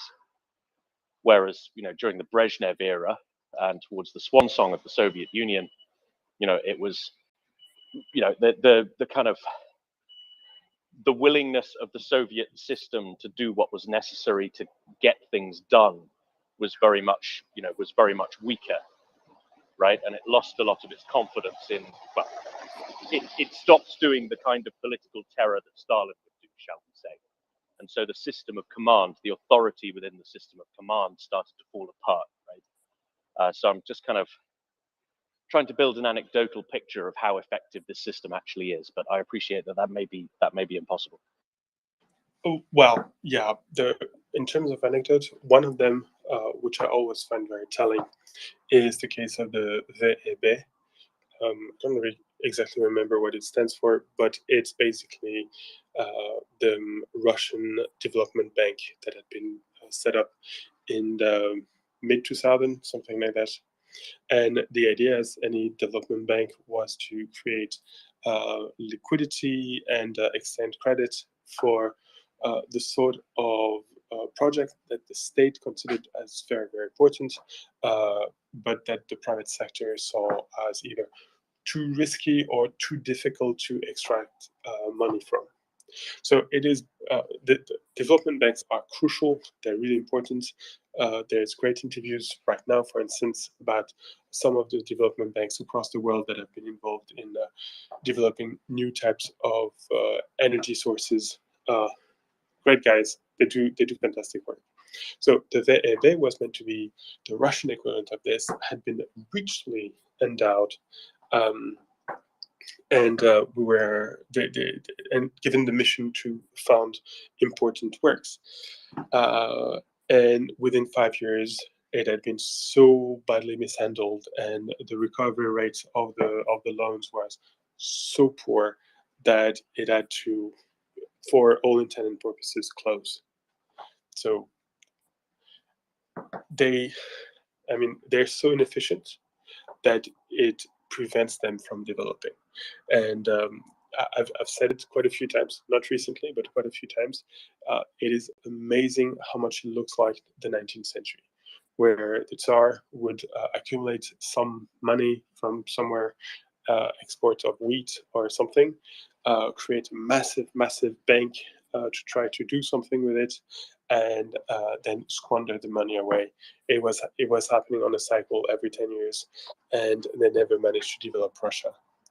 And the new Tsar is doing exactly the same thing as the old Tsar. So that's my go-to anecdote. The VEB. Okay. With that, I need to bid you farewell. Thank you very much, Sim. Good luck, Domin. And Joseph, you're a fantastic, fantastic person. We all love you very, very much. Bye. Oh, Ben, it just gives Stalipin a chance, huh? If they had just given him a chance. No, but I think Ben made some great points. So I'm just gonna make some general announcements, guys. I think if you're a listener, you know what's coming. Please do retweet the space for us, guys. It really does help us out. We got the Europeans coming in to take over. They're taking over Europe. I think because Ben, I think it's his morning commute or he hides in a broom closet to talk to us. It's sort of become like our time to talk economics. So retweet the space. Let people know the Europeans are here. This is maybe our time to talk a little bit of economics. It seems to me. As a result of Ben's situation, it's become a little segment. And so retweet the space, let people know we're here. We're talking to the Europeans. We're talking about economics a little bit. And of course, if you want to come up and ask a question to Domin or Tim, it could be about economics, could be about what's going on in the EU. It could, of course, be about what's going on in Ukraine right now. That might be also a good topic. You can press the microphone button in the bottom left-hand corner of your screen. Press a little heart icon in the center. On the far right, you can raise your hand up, and then we can do our best to answer your question. And one last thing I will say, of course, is everything we do at the Maria Report, we have one mission in mind. We want to support MariaAid.org. We think they're a great organization. They're an all-volunteer organization, just like us here at the Maria Report. We are all volunteers here. We don't monetize anything we do. There's no buy Tim some fancy new silk underpants, if you get that reference. There's no buy Joseph a cup of coffee. There's no buy Domin some fine Slovenian wine. We all just do what we do here to support Ukraine. And Tim, go ahead. Slovakian wine. Come on, let's get these things right. It's not difficult. It's two different countries. Thank you, Tim. Some fine Slovakian wine. And so there's no monetization here at the Maria Report. We don't handle any money, no merchandise, blah, blah, blah.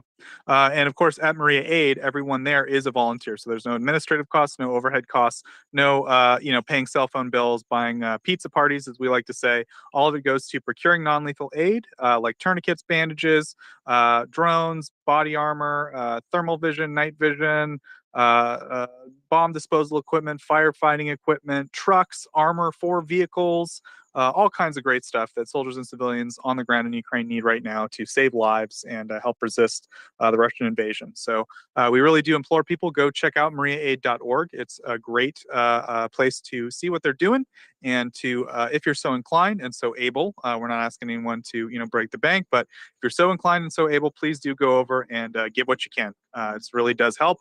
Every little bit helps, and it really does make a difference, right? A tourniquet or a bandage could be the difference between someone living and dying, and things like drones have really proven to be crucial, particularly in this latest stage of what's going on in Ukraine. They've been crucial for things like reconnaissance, where Ukrainian soldiers no longer have to risk their lives every time they want to look over a hill. They can send a drone, or if they want to position an artillery gun, they can send a drone instead of sending poor little Ihor, right? So it's very important, and anything you guys can do to help out, you can sort of put your thumb on the scale of history, as our great leader Yehuda likes to say. So we really do appreciate it. Please go to MriyaAid.org, check it out. And with that, I don't have any hands, so please come up and raise your hand, guys. Delman, good morning. I have something. Good morning. I have a question. Joseph, it's a question for you. It's a military question. Oh no, go ahead, Delman. Has Ben brought up the AMX-10RC? Has Ben? Ben, the chap we were just talking to, French one. Our Ben is a lover, not a fighter, Delman. So I don't think he brought that up. No. So he has not brought up AMX-10RC. Tim, do you know what an AMX-10RC is?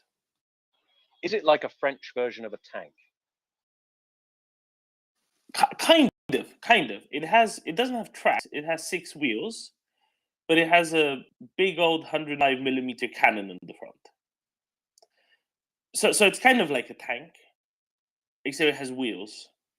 And apparently the French Foreign Legion has a bunch of them. And apparently they're about to be modernized. And by modernized, they're meant to be scrapped or sold to some, You know what acronym I'd use now, Tim, but it's no longer politically appropriate, politically correct. So I will not. It starts with an LTPAC.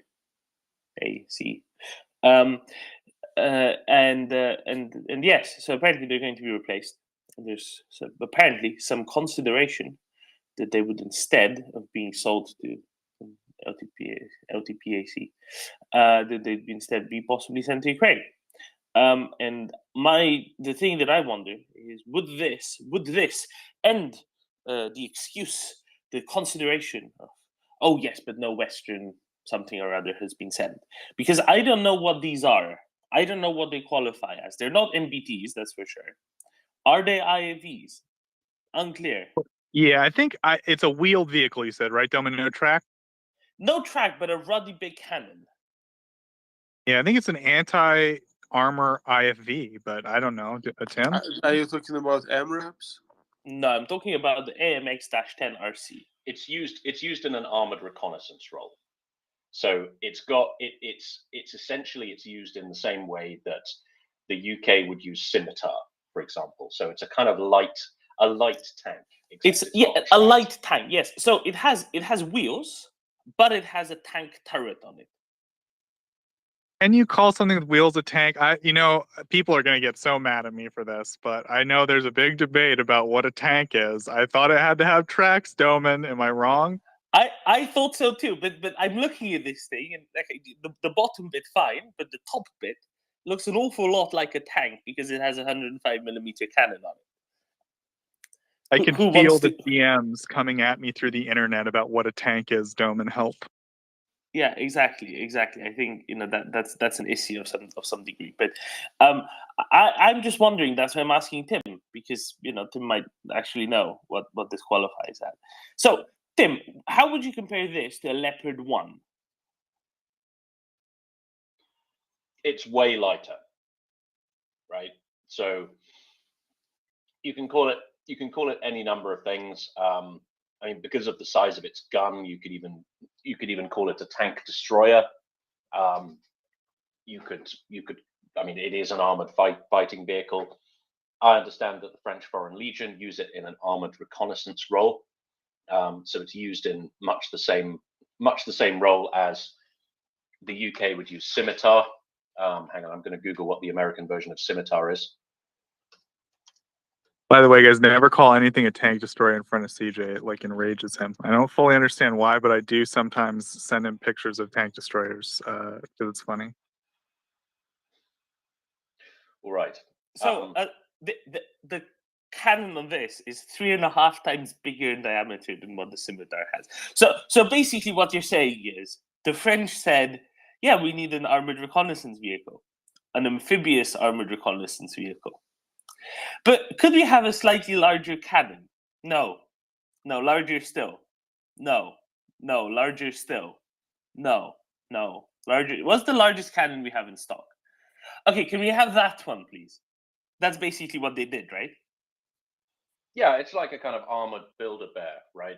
They wanted they wanted a light platform with a whacking great big gun on it for French reasons, and so they decided to go with this. Generally speaking, I would say other armed forces use, in a similar role for armored reconnaissance. I've just Googled it. The Americans use a version of Bradley called an M3 Bradley, a Bradley M3. The UK uses scimitar. These are tracked vehicles, so they're probably not as fast as AMX-10, and they have a smaller gun. But yeah, so the AMX-10 is capable of going head to head with a tank in gunnery terms, but it's very lightly armored, right? So its standard armor package is up to 50 caliber machine gun fire. So this is a really light vehicle. It only weighs 15 tons. So yeah, so it's like, for example, it's like the battle cruiser concept, right? From World War I and the beginning of World War II. It's something speed that will carries... be its armor, Tim. Its speed will be its armor. Sorry, go ahead. Exactly, and as we all know, that went extremely well for HMS Hood. So the idea is it has an enormous amount of firepower on it, and it's extremely fast, but it's very lightly armored. So it can vastly outgun any vehicle that it can't outrun, and it can outrun any vehicle it can't outgun, basically. And it's used in an armored reconnaissance role. I'm not sure if any other armed forces have a similar concept, have a similar vehicle concept in service, lightly armored, small, with a massive gun. I don't know. Then can you say the alphabet soup just one more time for the listeners who want to look it up? Alpha, Mike, X-ray, dash, 1, 0, Romeo, Charlie. Thanks, Tim. Go ahead, sorry. I was just going to ask if Tim reckons that Ukraine might want some of these. And also, if this gets in, why not the Leopard 1? Literally, a Leopard 1 is just better armored, but not better armed. And it's the only thing it has going for it is more armor. Are we then listening again to the argument of no, but it will make the Ukrainian soldiers too safe? Because that's a ridiculous argument, even for the most dyed in the wool, yeah, no, but person to be proposing. Tim? Yeah, hang on, I'm just being co-hosted. Yeah, I can see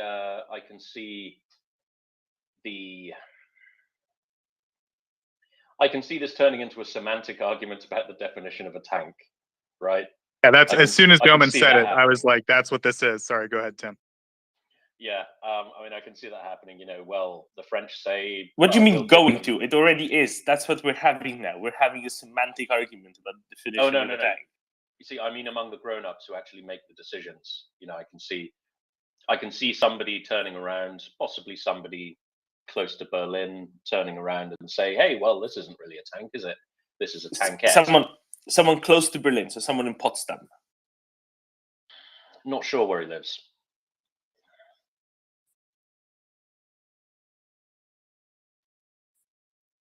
Very well, very well. Just asking, just asking questions, as someone would say.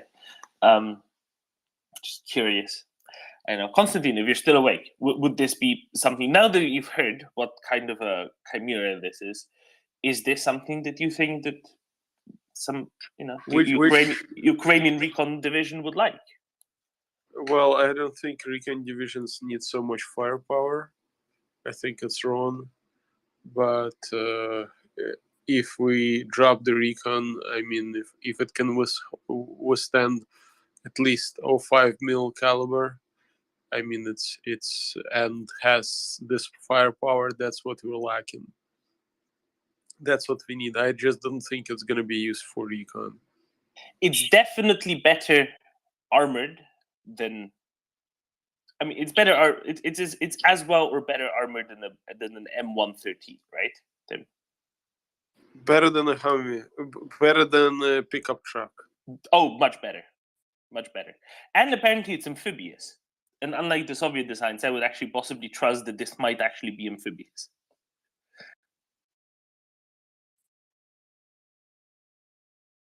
And So gentlemen, just sorry, go ahead, Konstantin.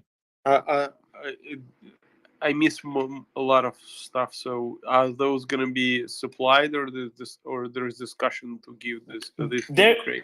There is speculation that the French might be getting rid of these anyway, and instead of trying to sell them to some, I don't know, country in West Africa that used to be a French colony, that instead they'd send them to Ukraine. That's the speculation. It's not being actively discussed, but there's speculation in the sort of French and Polish defense media.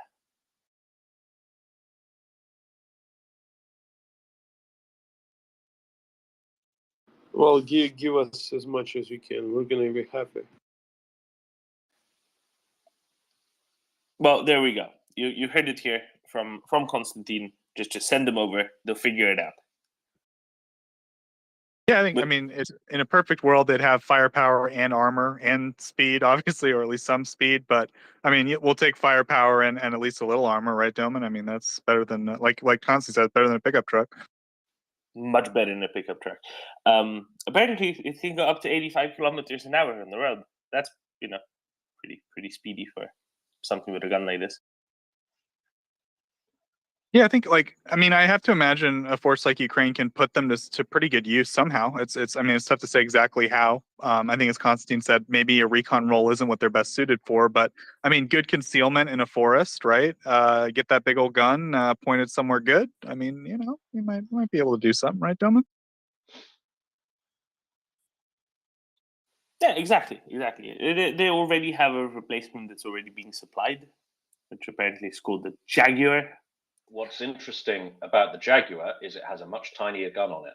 Yes, it does. So clearly this concept of tiny tank with massive gun and not very much armor is something that the boys in the French Foreign Legion were not highly happy with. Can you repeat the name of this beast? I will Google it at least. I can tell you it's an AMX number 10 RC. So Alpha Mike X-ray 10 Romeo Charlie. Oh, it's ugly. It's as ugly as it gets.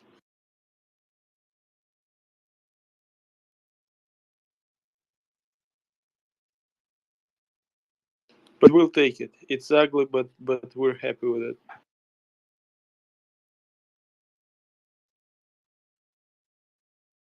Well, when you're inside it, you can't see it, so that's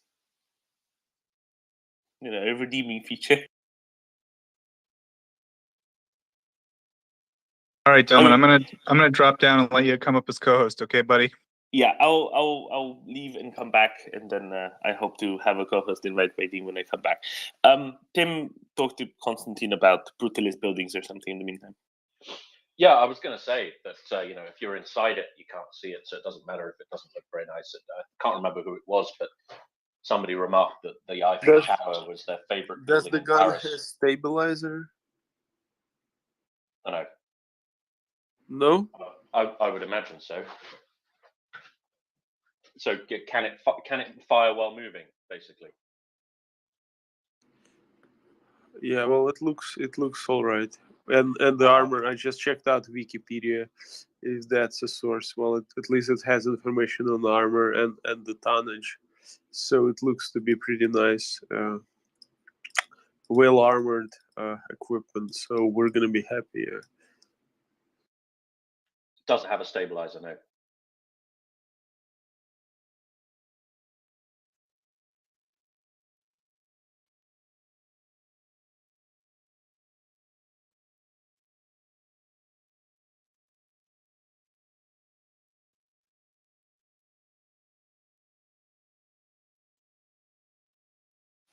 Mic check.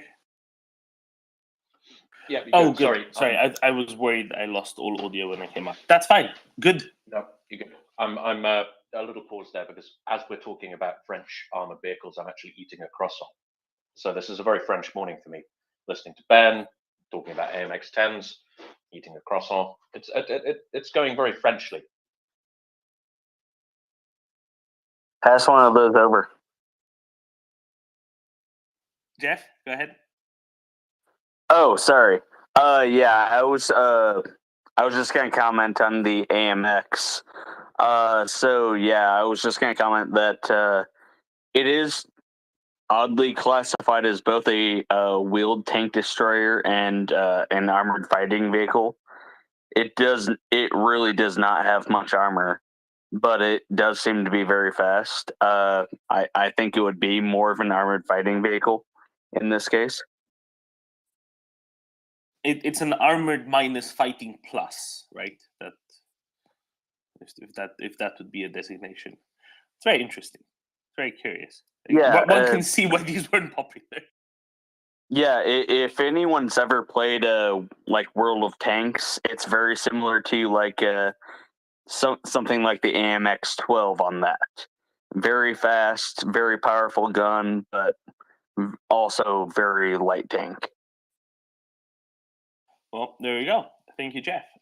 Send your mind. Hey, everybody.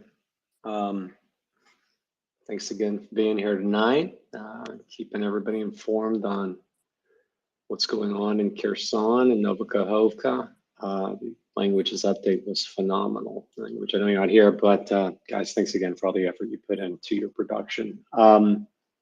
I just saw something mentioned on Burkina Faso out of the U.S. State Department's wire. I was not aware that there had been anything underway there in terms of the Russian sphere of influence dissolving, but if anybody could speak to that, I'd appreciate it. And I can DM this link to somebody if anybody wants it.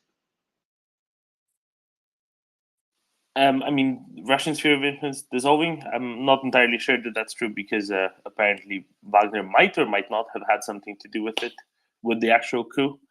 I mean, whatever it is, it's the French problem. That's my rule on Burkina Faso. All right, thanks, Tillman. I appreciate it. Slava, Ukraine. Slava, Tim, what do you reckon? If it happens there, it's the French's fault. Yes, always the French's fault, especially Ben's fault. I mean, even if something happens somewhere else, you always blame it on the French. Yes, of course. Very silly. Chris. Sloppy operators. Bonjour, mes amis. That's about the limit of my French, by the way, so don't try and engage me in conversation. Sacro. Yeah, exactly.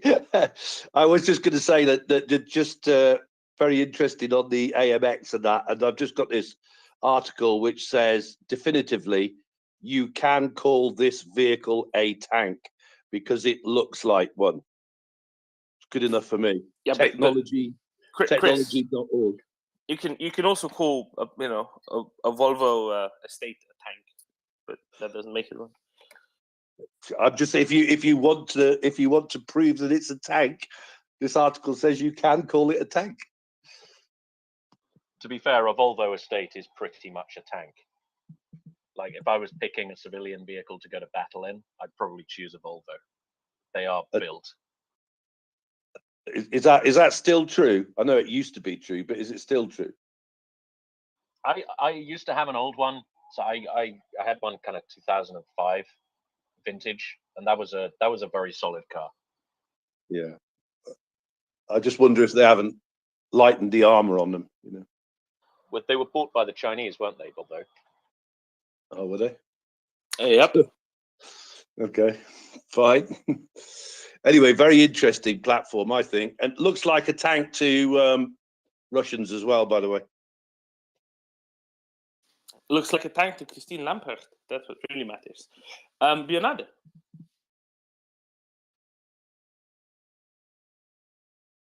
Bionade.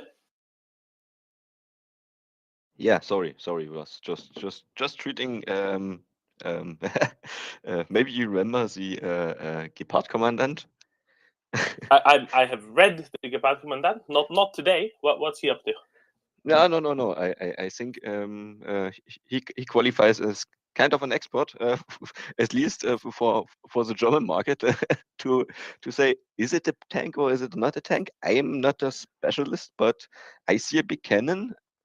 And yeah, I don't know if someone would shoot with this thing in my direction, I would clearly say this is a tank. You know, if it had tracks or not, yeah, it's. I think it's the same effect. Absolutely. You know, to paraphrase Al Capone slightly, I think it was Al Capone. You know, when you're staring down the barrel of a 105mm cannon, what's the difference? Absolutely. Waypoint. Good morning. Sorry, before Waypoint, sorry, I just want to note, if you look at how very sloping the armor is in the front, yes, it's not very heavy, but it feels thicker to an incoming round. Waypoint. Good morning, everybody. I've never actually seen the French one, the AMX 10, but it reminds me a little bit of our FV 101 Scorpion. But just French version is obviously on steroids or Viagra or something because it's pretty huge. But if you were using that going along with something like MRAPs, I think it would be a really, really good piece of kit to have. Travels fast, got a good gun on it. I think that would be a really good option, personally. Yeah, for background there, the Scorpion was a British vehicle that was used up until the 90s. It was a tiny tank, like really dinky. They're really quite adorable. You know, you look at the size of the bloke sticking out the turret, and you think that's really cute. Look at the tiny tank. It had, I believe, a 70mm gun on it. Am I correct, Waypoint? I think it's 90. Right. Okay. So a modest amount of bang, but certainly bigger than the kind of 20-30mm cannon you'd see on a Scorpion or an M3 Bradley or what have you. But then the British Army moved away from those. I think wasn't Scimitar the replacement for that? Yeah, there was a Scimitar, and they also had a Sultan that were used. The Sultan, you could put a bit more in the back. They used them for ambulance, recce, FAC in the Gulf, for instance, the Sultan, and they're only small, four-man crew, relatively maneuverable. You can hide them pretty well because they're small, and that's what you really want. You don't want anything that's really going to be too big if you're going to be on the forward line like that. But I mean, as I say, if it's just slightly behind the MRAPs going forwards, and you need to bring it up to take somebody on, it's a good piece of kit. It looks really, really awesome. Well, there we go. Vive la France, etc. So here's hoping that somebody in the Quai d'Orsay is feeling generous. Again, they already have the replacement. The replacement is already being shipped as of last year. So they don't, it's not like with Brits. They're like, yeah, the replacement is coming starting in 2025. What will we do in the meantime? No. They're already being, shipped. It's fine. And honestly, having fewer of these in somewhere that they might be selling them to might actually make the place a safer place as well, to be quite frank. Delman, do you have any interviews today, buddy? No. Not Nice. to my knowledge. I don't anyway. Maybe somebody else does. So you had two yesterday, and then James Vasquez also just 3. happened to stop by. 3, yeah. I mean, We go had ahead. 3 plus James, and we had James twice. So what happened yesterday is, and I will be talking in UTC for neutrality. From 12:15 to 1, we had James. Then from 1 to 2, we had Ruslan Horovey, who's a Ukrainian documentary filmmaker. Then we had a military update. Then from 2 to 3. From 3 to 4:15, we had Radan Kanev, who's a Bulgarian member of the European Parliament. And he's from Bulgaria, but he sits in Strasbourg and Brussels. Then from immediately, the moment he stepped down, we had the next guest from 4:15 to about 6-ish. We had Alexandra Zubal, and then we had another hour on military stuff, and then we had James Vasquez a second time. We had a very packed schedule yesterday. Yeah, I'm glad you don't have anything on the schedule today. I think it's a nice chill day. You can answer some questions about, I don't know, grain exports or wine or whatever. It'll be nice. I can tell you, in agricultural company in Sumy Oblast was struck over the border by the Russians overnight. It's kind of a bummer, Delvin. I'm a little bummed out. No, but I think it's great. Hopefully those will all be up on the Spotify soon. Everyone, please do check out our Spotify, MriyaReport. Spotify, you can Google that, or just one word, MriyaReport, on the Spotify search engine itself. Definitely check it out. All Doman's and everyone else's great interviews are up there. They're professionally edited, professionally curated, so you won't hear anyone, oh, are you coming back? Oh, we lost your audio. All that stuff's edited out. It's a nice little neat podcast form. Great to show other people who might not understand what we're all about in the space to get them interested. Back to you, Doman. I'm actually going to hop down, buddy. Have a good shift. Good night, Joseph. Bionade. Yeah, just wanted to mention you forget that you forgot that we also had to talk about the collapsed cursor front yesterday. So and I'm not sure if you were here until the end, but I think James mentioned, you guys keep me on always so long, and then he said, a few minutes I can go, and then he was like 2 more hours here, and it was like, dude, amazing, yeah, absolutely, it was a highlight.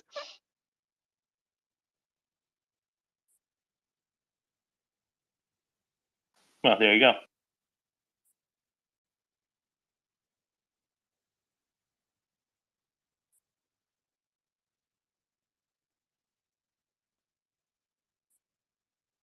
Tim, did we ever figure out just how far? Well, Konstantin will know. Konstantin's actually been awake for all of this. How far did Ukraine get in Kherson yesterday?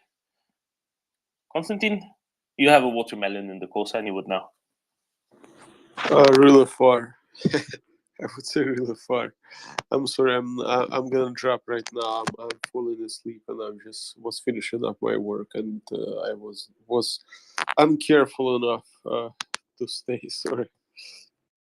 Thank you, Konstantin. Let's go with really far. I think really far is the correct assessment here. Anyway, and this is interesting. Right, another package of assistance was announced by the U.S. yesterday. Tim, did you hear of that? I did, yes, I did. Hang on, I've got a little graphic on what's in the goodie box somewhere. Tailored to meet Ukraine's immediate needs, apparently. What does that mean? That means that the US looked at what Ukraine is doing, said, aha, they need more of something or other to help them keep pushing and keep pushing and keep pushing. I think that's why there's a bunch of MRAPs on there as well. Chris? Yeah. While Tim looks, Chris, jump in, Chris.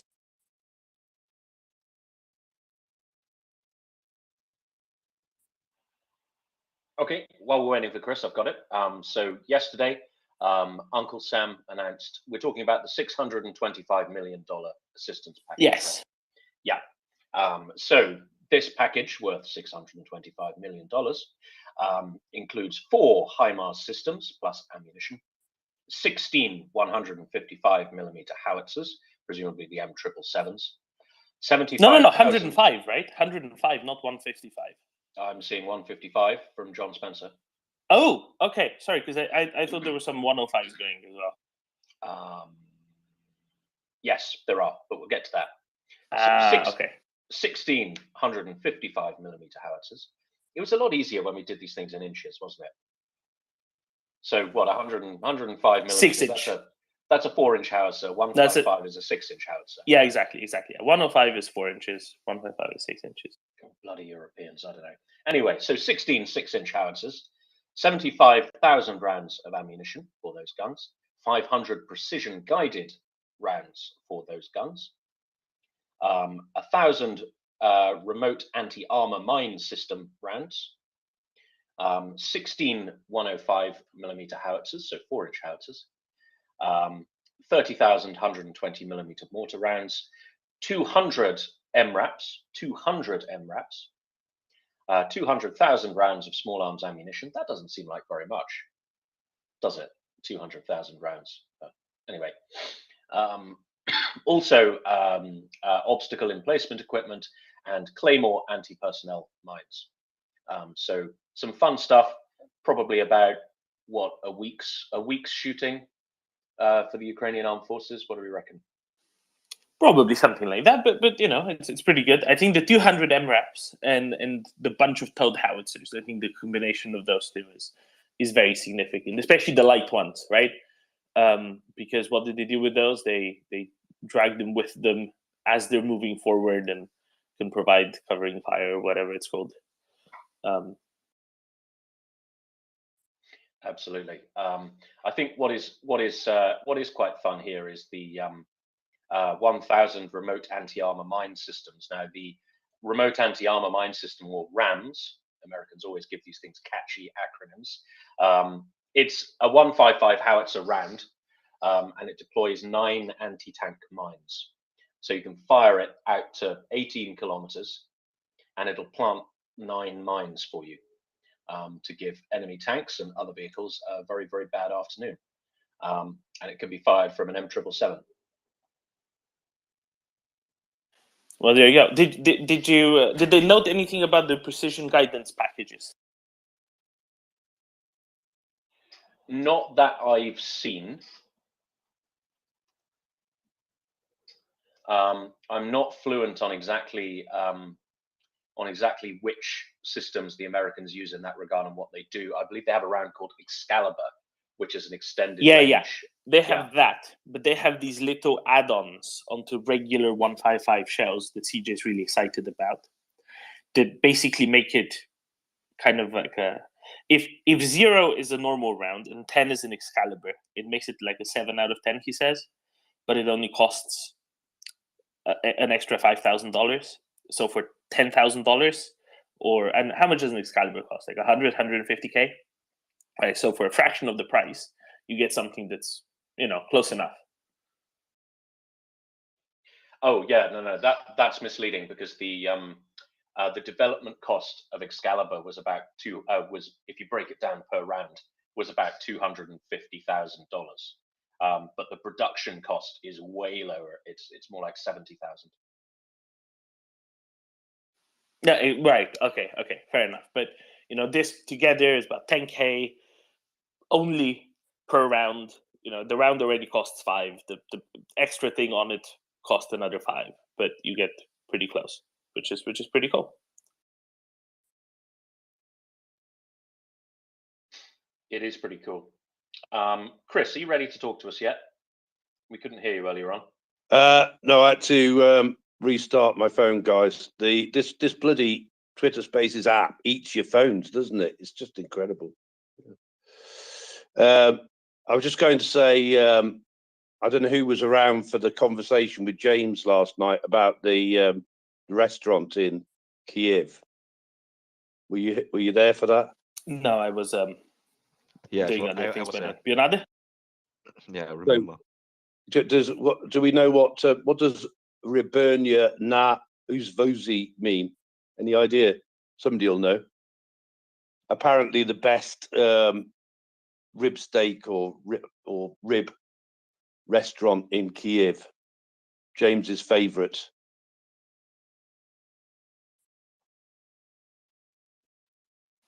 Chris, I think we need Jim here for this, basically. Okay, all right. Well, I'll leave that. And then the other thing was I've just sort of been promoting this first event of James's in Pittsburgh as well on the 22nd.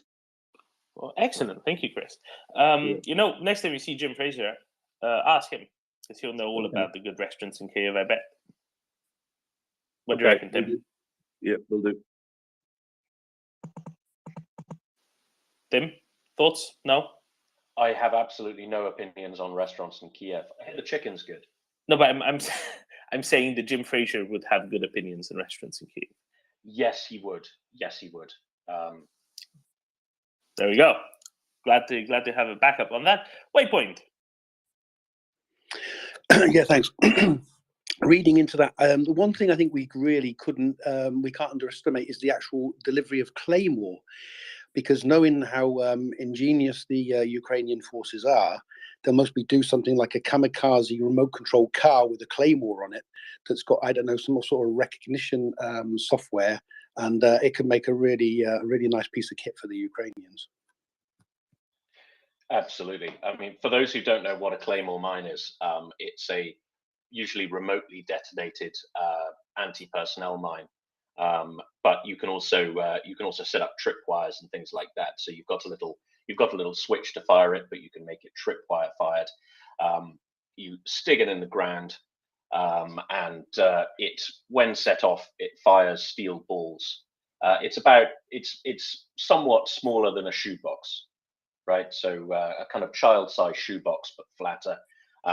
You stick it in the ground, and when it goes off, it basically fills a 90-degree radius in front of it with ball bearings, and it's a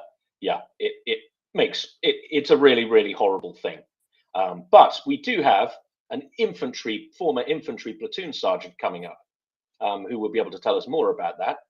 Charles Ray. Hi. Yeah, actually, I was a combat engineer. So I did all things mine mobility, counter mobility. So I saw the RAM system and also the Claymores.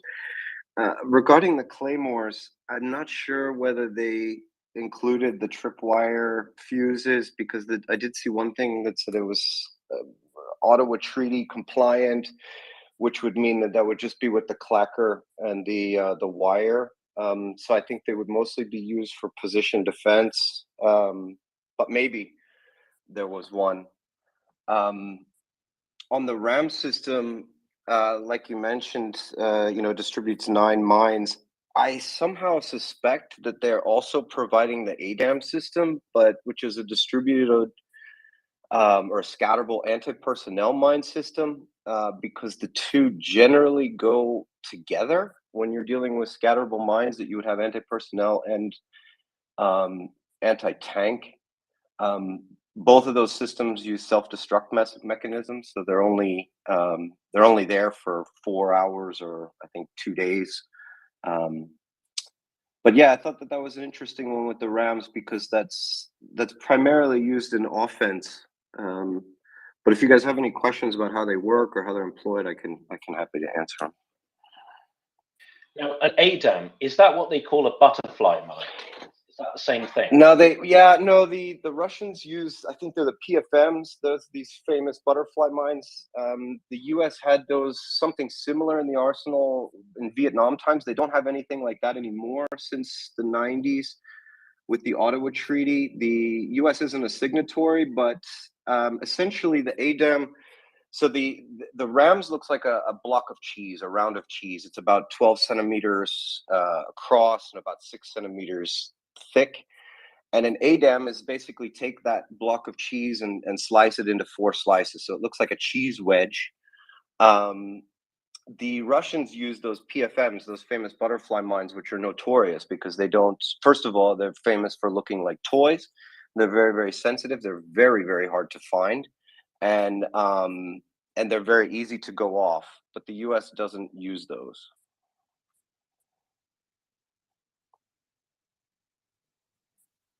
Right. Okay. So I guess the thing about the butterfly mines is they're persistent, right? So they don't have an auto destruct on them. Exactly. Yeah, and they're really hard to find, and they're not very big, but I mean they will blow your leg off or your foot off.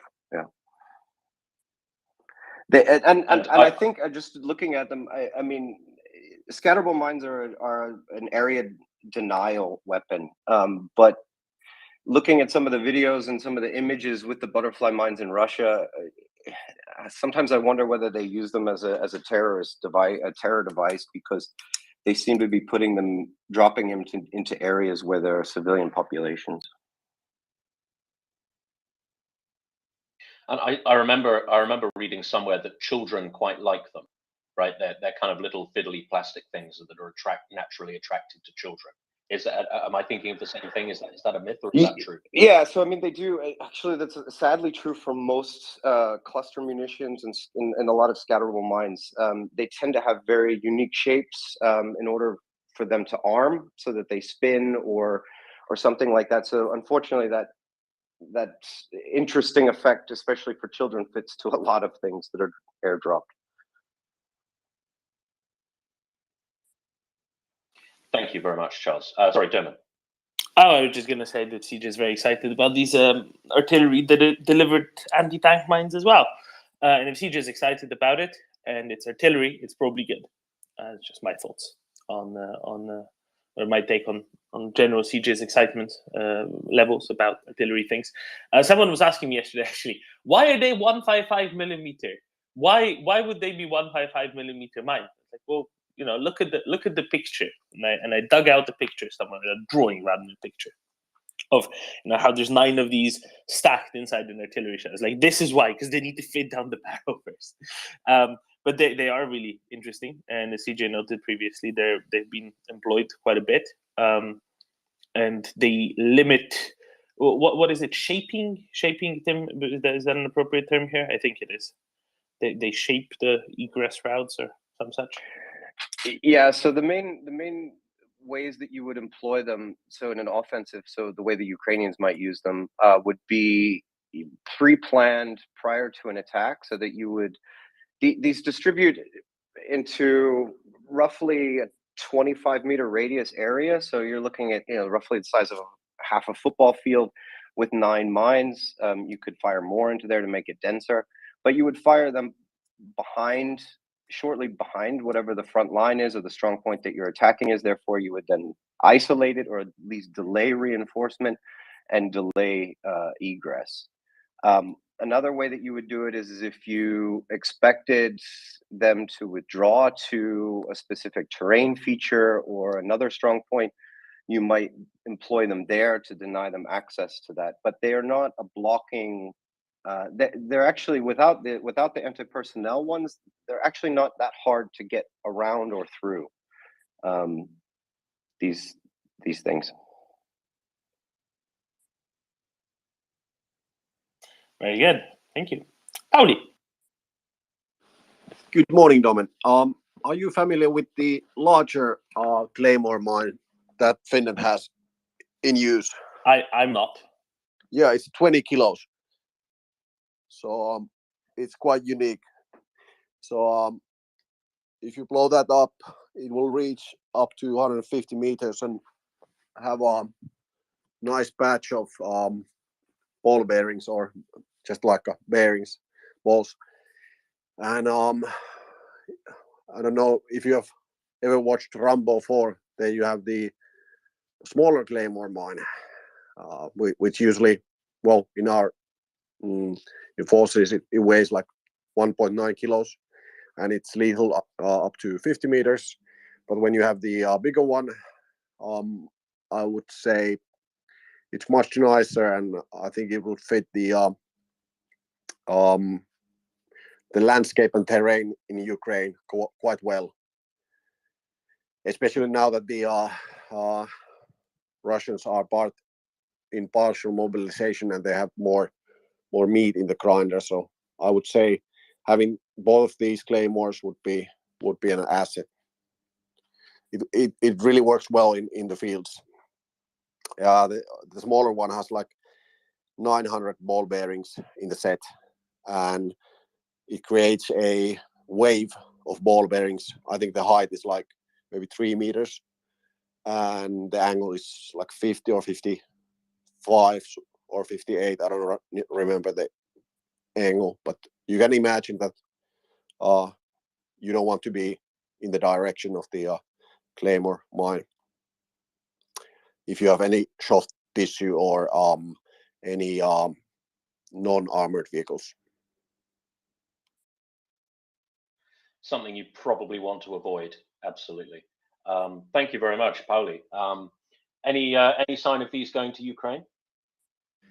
I sincerely hope that our defense minister and the staff have shipped these. It would be an asset. They don't disclose the content of our shipments. I know that I think the 9th or the 10th shipment is going to Ukraine, and they just announced that they're gonna ship more stuff, and they don't disclose the content nor the schedule, but they will ship lethal stuff, so to say. Thank you, Pauli. Let's go to Mike Rogers, please. Mike. Hello, thank you. I had a question, a technical question about the Claymore to that infantry's mine specialist. If he's still up, and the question was if it's possible to deactivate the Claymore after it's set sharp. So, for example, the area has been cleared, and you just want to remove the threat, or can you just pick it up again for another use? And the second question would be how easy to use is it? Do you have to have training on it? Yeah, that's it. Yeah, sure.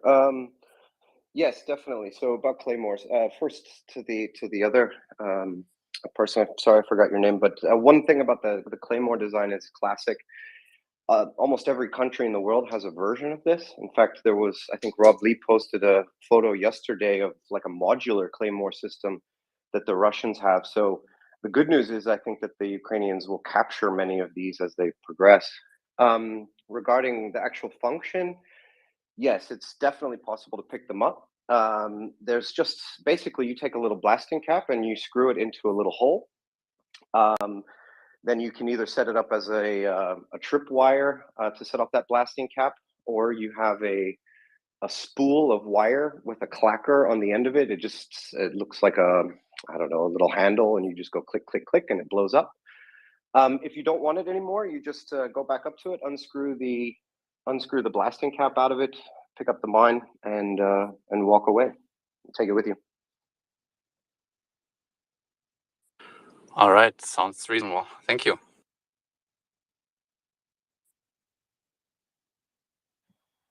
Thank you. Shaggy, welcome to the panel. Good morning. Morning. Yeah, I was reading up on the RAM anti-armor mines the other week when I was looking at trying to find some anti-armor mines that were shot from HIMARS that I couldn't find. And one of the things about the RAMs that I saw was they can't be fired onto hard surfaces because they crack when they land. They crack, so they can't be fired on like areas of asphalt, like an airport or a road or something like that. They seem to be more designed for soft things like fields and whatever. So I was just wondering if anybody's got any comment on that, whether what I read was true, or whether that just limits them to kind of softer surfaces.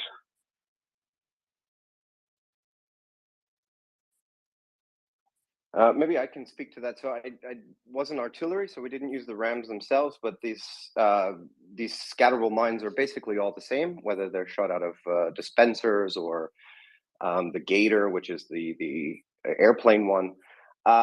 Yeah, that's true. So in the manual, it says that they Not that they can't, but that that's not optimal, and that they may crack. They are plastic, so they're not hard metal cheese wheels. They're plastic and they can crack. But that doesn't mean that the Ukrainians wouldn't try to employ them that way at an intersection or a choke point or something like that on a road, but they may be less effective. They also roll.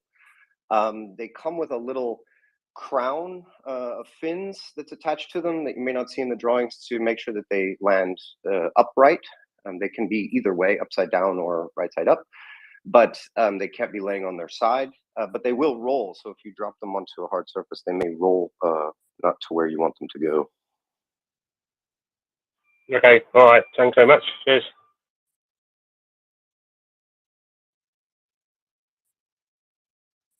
Chris.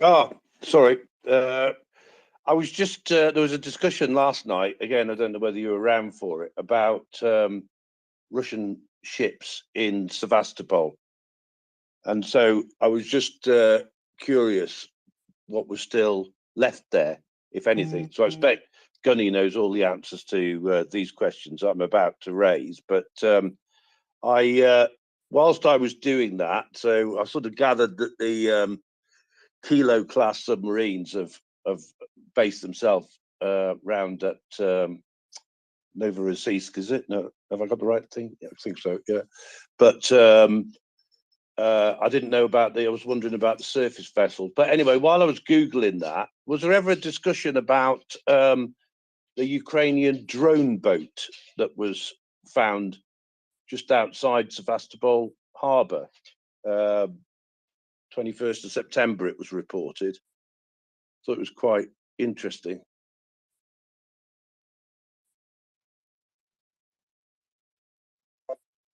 I mean, that was quite interesting. I concur. I don't really know what much there is to say about it. Somebody came out and said, no, this actually isn't from there at all. Stuff like that. I think it's difficult for me to comment on it, because what do I know about drone boats after all? Well, I'll send you a little. No, I know. I've seen it. Don't worry, I've seen it. The problem is I don't know enough about drone boats as a category to be able to comment. Well, I've seen the news, but I just don't know whether that is significant in the slightest. That's the thing, I guess. I was just thinking it's another reason why they want to stay out of the way, isn't it? If they know that there's drone boats around that can ram into them and explode and that. Possibly. I think they're mainly meant for more recon things, but I am really out of my depth, so to speak. Pardon the pun. To be commenting on those. I keep asking people questions about them, and people say, no, there's basically nothing public, and I can't really say, and I know something, but I'm not allowed to say. It's a right old mess. I don't know how significant they are as of yet. Tim, do you have thoughts? I read some OSINT on this from H.I. Sutton.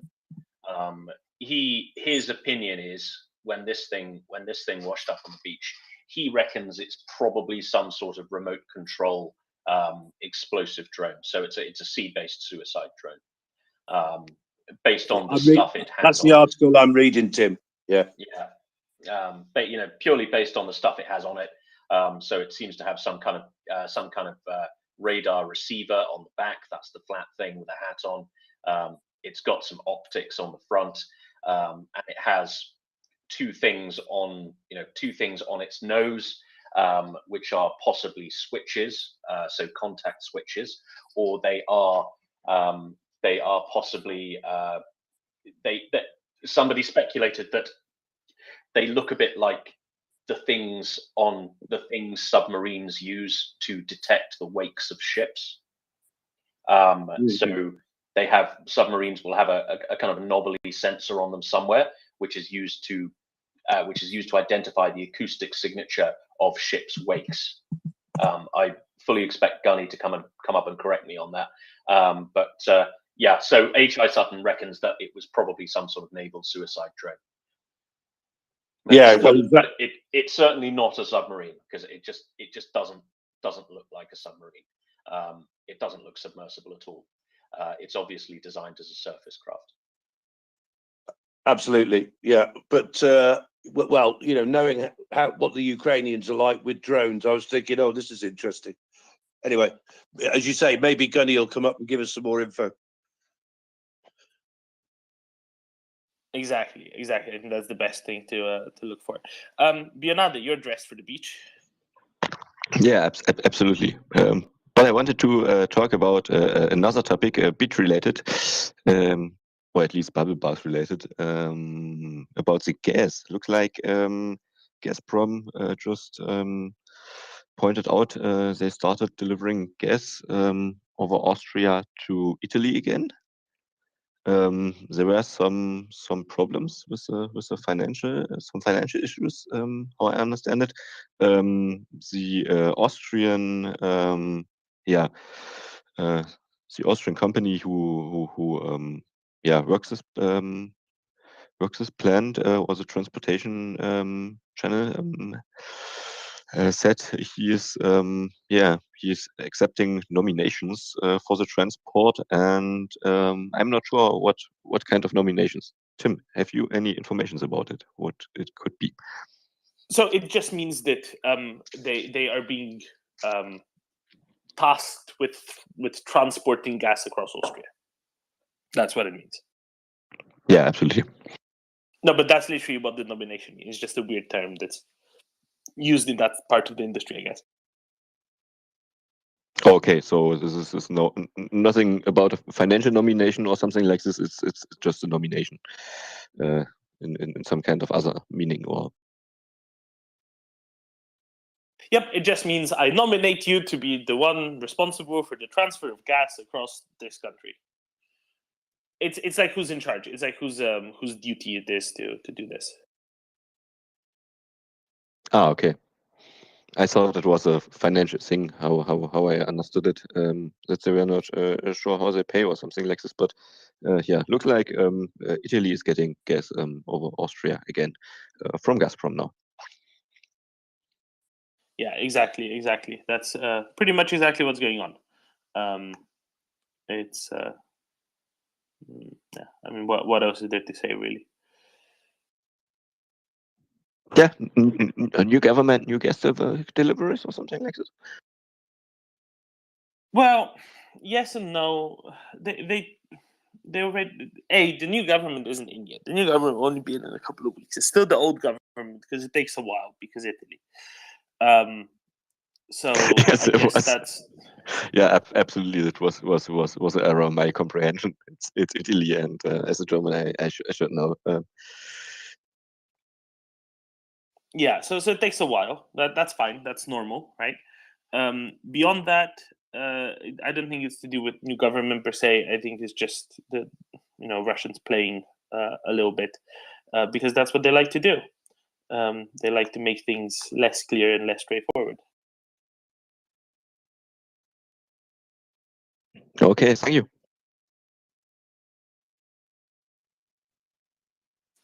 Well, there you go. Thank you, Bionade. If anybody else wants to hop on, talk about something to do with Ukraine, go ahead and do so. Just click that request button in the bottom left corner of your screen, and we'll bring you right up.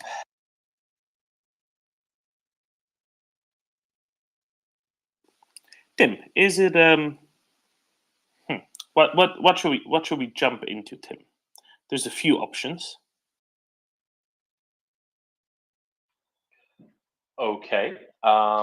We could. I see. Think Ethical is coming up. Presumably, he's going to talk about something very, very ethical. In the meantime, what are the options? No, Think Ethical. What are the ethical options? Beyond this mainlining from Hungary to Italy, the needed supply for the winter. I just want to postulate maybe some of your thoughts, Doman, about what might really geopolitically be the end game given Ukrainian victory. I just can't perceive that this can be a healthy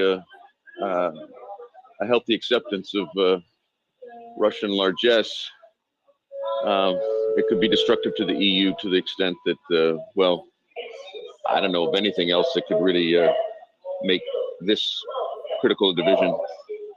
So, what? To be on his point, because it was really a perfectly timed understanding of this decaying of the EU from this incipient Orbanish-ish.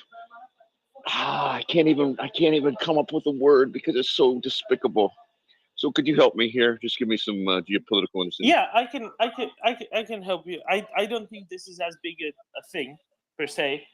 I think this is more. I wouldn't qualify it as Russian largesse or anything of the sort. I would say that this is a much more limited, much more straightforward occasion of Russia playing, playing chicken with the gas tap, pretty much. It's nothing very. I mean, it's not anything that they haven't been doing, not just all year this year, but that they haven't been doing for literally decades already.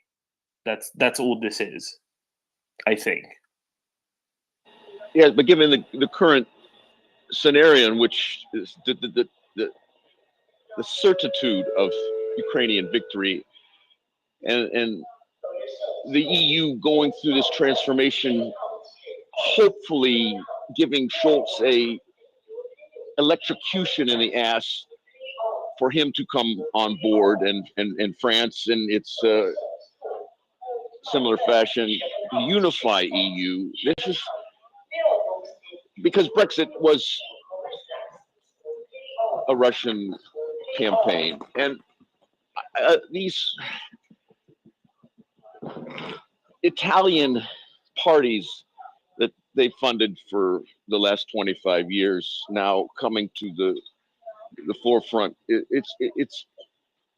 It just needs to be reckoned with in the realpolitik of what is currently happening, which is the absolute decimation of the Russian Empire, and the collapse and the full totality of that collapse needs to be accepted by every EU member at this point. And I just get so frustrated that there is no unanimity, that there is no furious support of what is obviously the most heinous genocidal act of the last 80 years. I just wish that there was sanity in the Italian psyche to refuse this kind of bribery. Nothing short of bribery. I'm sorry. If you have any comments, I really do appreciate him bringing this up, because it just, these kinds of things just totally boggle my mind.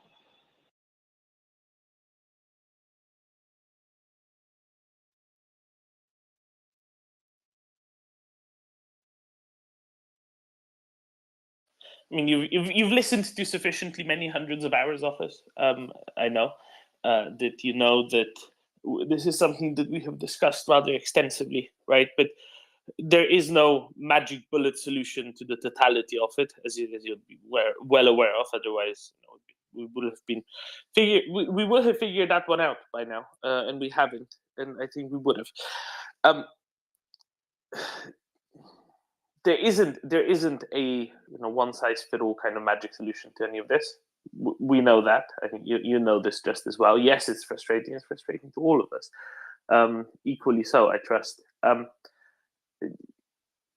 This particular situation is, yes, it's a part of the broader pattern, but it's a part of the broader pattern of decades, not just the broader pattern of the past 6 months. It is one of the regular default tools that we go to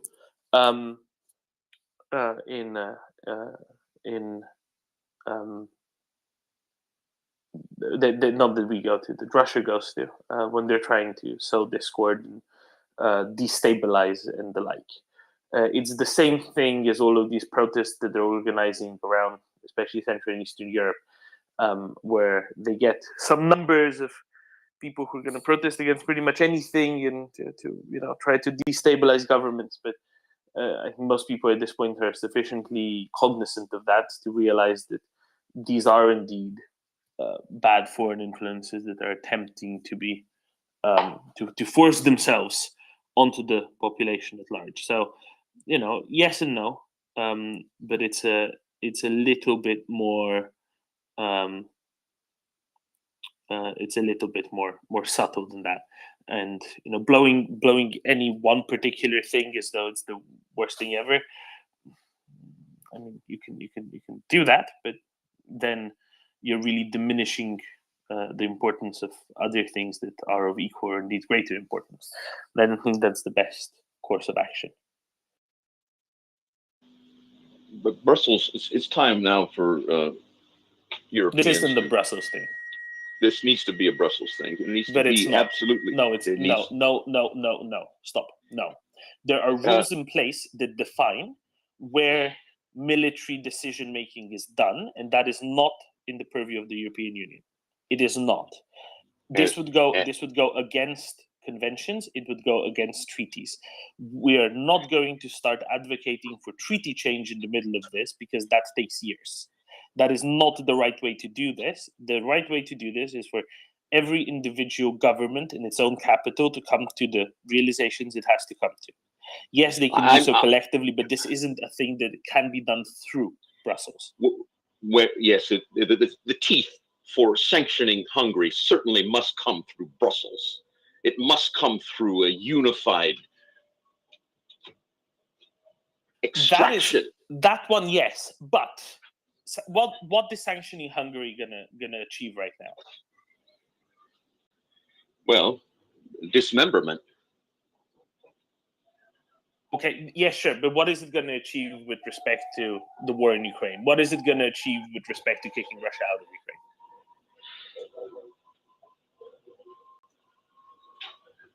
A unified response to the vulgarity of the barbarity of the genocidal bastards.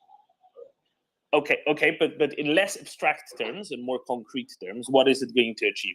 What is the current Hungarian government making impossible? Specifically, if you respond with unified response, that's not the answer I'm looking for. I'm looking for something concrete and specific, not abstract. Well, certainly would be a complete and total dismissal of the Hungarian government from any EU function. Participation in an alliance requires the submission to the majority rule, which obviously needs to be recodified or codified within the EU constitution. Because this is a ridiculous system. It's completely, totally toothless. Okay, but again, yes, sure.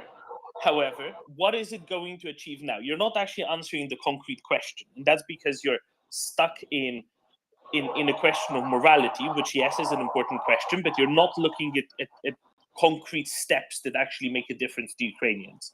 Words do not help. What they need are tanks.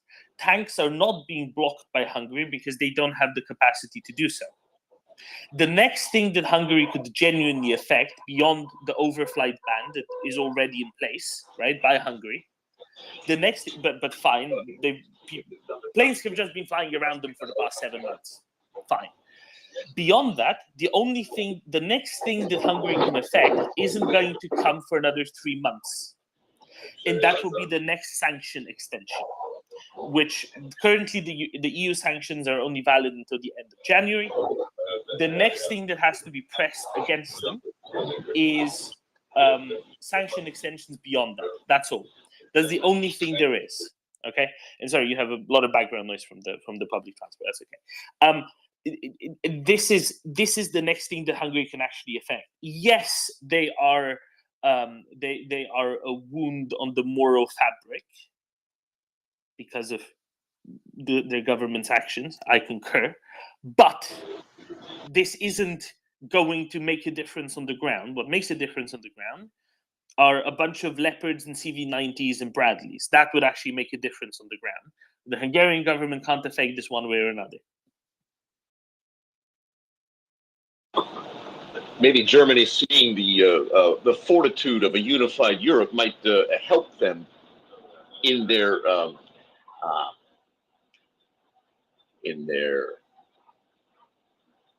unconscionable, irresponsible, inadequate provision of the needed arms for Ukraine. But these kind of vassal states that are reminiscing of their Habsburgian empire and think of themselves in a way that is completely and totally they become a Russophile to the extent that it's is there no penalty? Is there no penalty in the EU formation for member states who are completely and totally against the unified majority of the nations? These are federalist principles that really need to be included in the system. And I can understand the Brexiteers to that degree.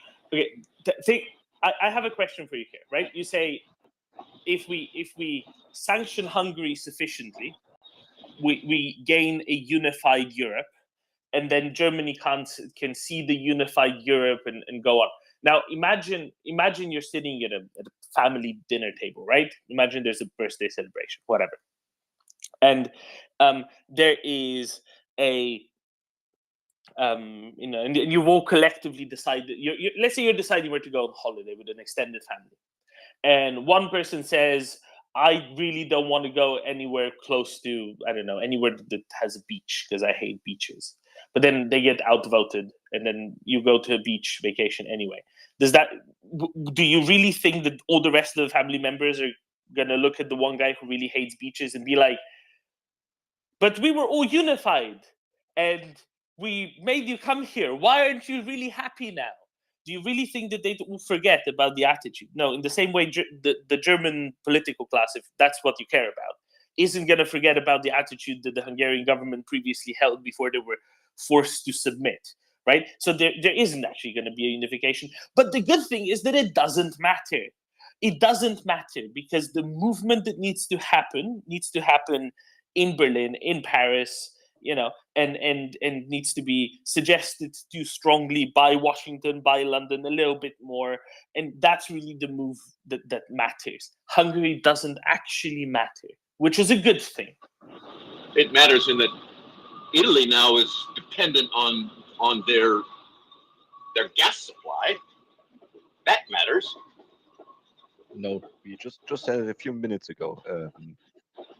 They're getting gas from Russia over Austria now, again, to Italy.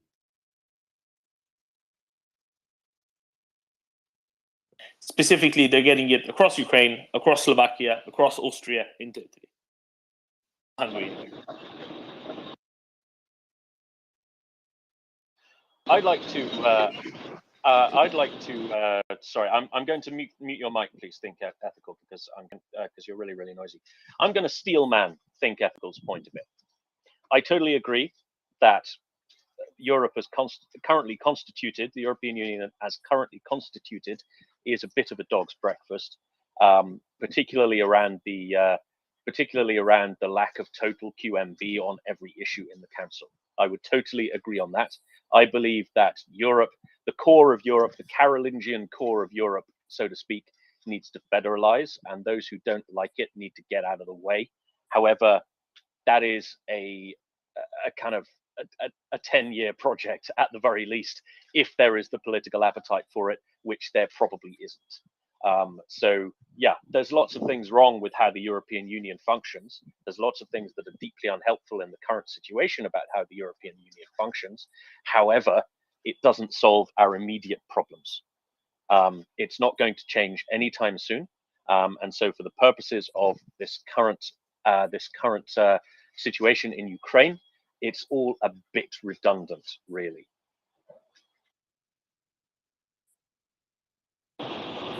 when do these redundancies need to be addressed? In the fullness something of time. Yeah, in the fullness of time. Something about crocodiles and boats, right? There's no point worrying about the heat death of the universe when there's a genocide going on right now. There is no way to resolve these in a matter of months. What should be done is to enable Ukraine to, instead of winning next August, winning this December. That is the sensible thing to be doing, right? If you can do that, you've actually succeeded in doing something good. If you say, we will do this the proper way, the proper bureaucratic way, that yes, is going to take years, but we will have done it in a really sensible long-term form, that doesn't actually help, that harms, right? And because we realize that any such procedure is going to be very long and very involved, we also realize that there is no point in going by way of such a procedure, because it's going to be very long and very involved. It's like saying, we need, let's say there's an earthquake, we need emergency shelter for 50,000 people. You're not going to say, okay, well, let's go to some architects, get planning permission, then spend lots of time and lots of money building some excellent flats that will take a year and a half to be built after the planning permission is received. No, what you do is you set up an appropriate camp, let's say, with made out of containerized buildings and the like, and then first figure that out, because you can pitch that up in 2 days, and so people have somewhere to sleep, and then figure out the proper way afterwards. We still need to deliver more containers phase, right? We still need to deliver more containerized buildings phase and kit those out. We're not at the point when we say, yes, we will do this properly, we'll get planning permission, and we will do this and we will do that. That's not the right thing to be doing right now. It's not practicable, it's not useful. They need tanks. They don't need unity in Europe, they need tanks. Well, the impotency of Europe then has precipitated Big Brother Sam coming in and telling these children what to do and how to do it by providing those tanks, which is fortunately for Ukraine, fortunately for Europe, fortunately for democracies everywhere, the arsenal of democracy and the purpose of the arsenal of democracy. Yes, I don't think you'll get any argument from anyone on this space that European countries do need to take responsibility, do need to take more responsibility for their own defense, be more realistic about the levels of spending that are required, be more realistic about maintaining our own security in Europe. This is a growing trend in European politics. It's something that President Macron speaks very strongly on. There aren't a lot of NATO member states do not pull their weight, but at the same time, I would push back on that slightly, in that I would say Uncle Sam hasn't provided tanks to Ukraine either, right? That's not to fault the United States' contribution, but this isn't a case of the United States doing and Europe not doing. It is a little more nuanced.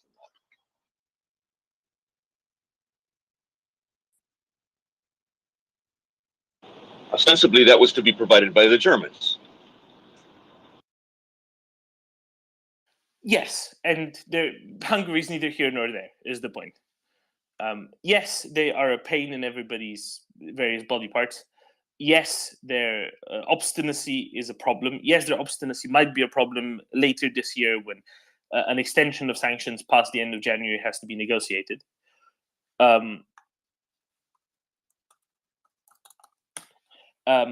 And that's about it, really. There's relatively little else to say about all of this. Until the end of the year, it won't really make a difference one way or another. And hopefully by then, Ukraine will have cleared another many thousands, indeed many tens of thousands of square kilometers from Russian occupation. That the clear changes on the map will hopefully make people galvanize behind Ukraine and help them finish the job, rather than say, oh no, this is good enough. That's really the issue. But Hungary is neither here nor there. Yes, they are a massive blemish on the moral fabric of Europe. Sure, I concur. But that blemish is not the most important thing right now. Getting rid of the blemish doesn't actually close the wound that is opening to the east of Hungary. Chris? Yes, on the subject of focus, Doman, I completely agree with you. And you just reminded me that I wanted to thank Axel or whoever it was for putting the boxes of teeth and gold fillings up in the nest, which is absolutely disgusting and has made me ill basically all night. But I'm so glad that those pictures were put up there. And as you quite rightly say, the focus is give the Ukrainians what they need to get the Russians out as soon as possible. And to be honest with you, I'd be setting targets, and I think the Ukrainians are setting targets in the next month or so, certainly before December, as you say. And that's what we need to do. And then sort of on a bigger subject, Gunny keeps mentioning this, and he keeps reminding me about this when I was in the Navy, that, we were always on the defensive. We were always reacting to what the Russians have done. And I'm wanted to know really why we are not more proactive. Why are we not taking the initiative? Why are we always reacting to some horrible thing that the Russians do, some unthinkable thing that the Russians do? So I'm basically sick of being defensive and reactive.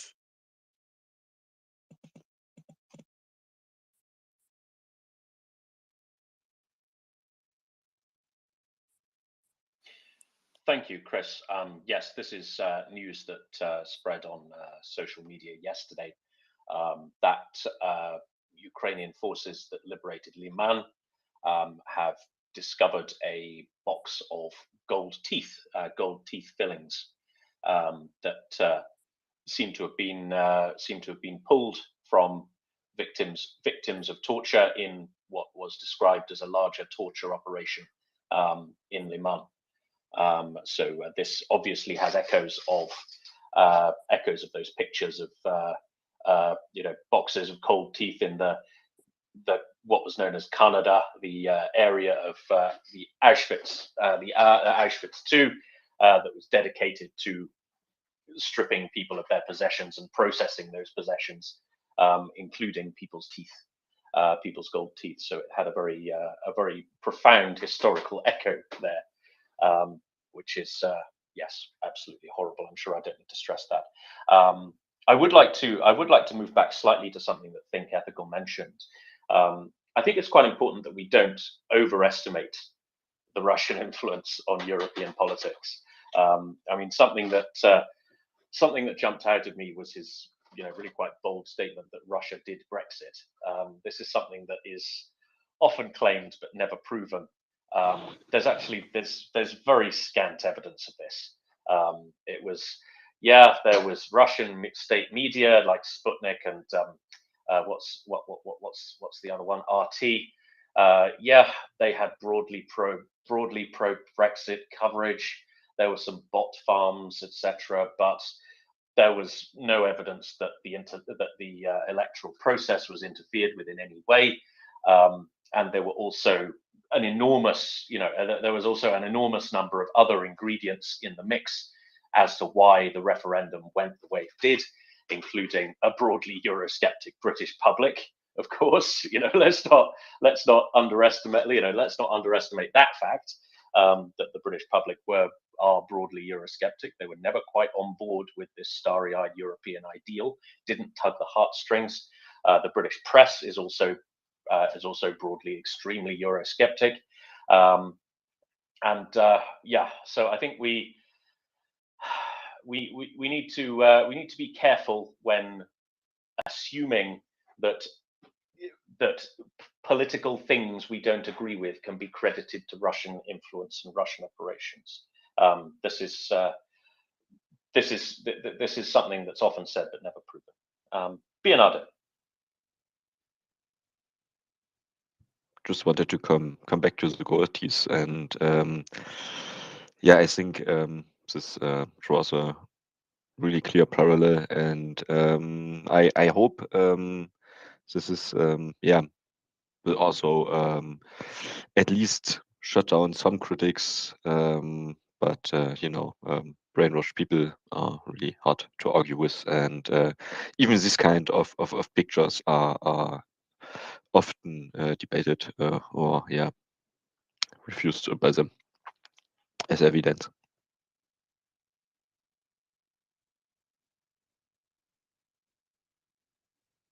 Thank you, Bernardo. Think ethical. I just wanted to bring up Nigel Farage's bag full of rubles from his good buddy, Vladimir. Sure, yes. There are some political actors in the United Kingdom who have questionable relationships with Russia. Yeah, we're not going to go further onto this. And that's also because Tim and I disagree, because I claim that the 2 percentage point swing is sufficient in some cases, and that's plausible.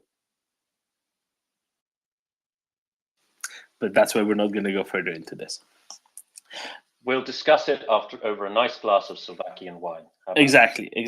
And before anybody asks, because people previously did ask when you first brought this up an hour ago, there is such a thing as good Slovakian wine.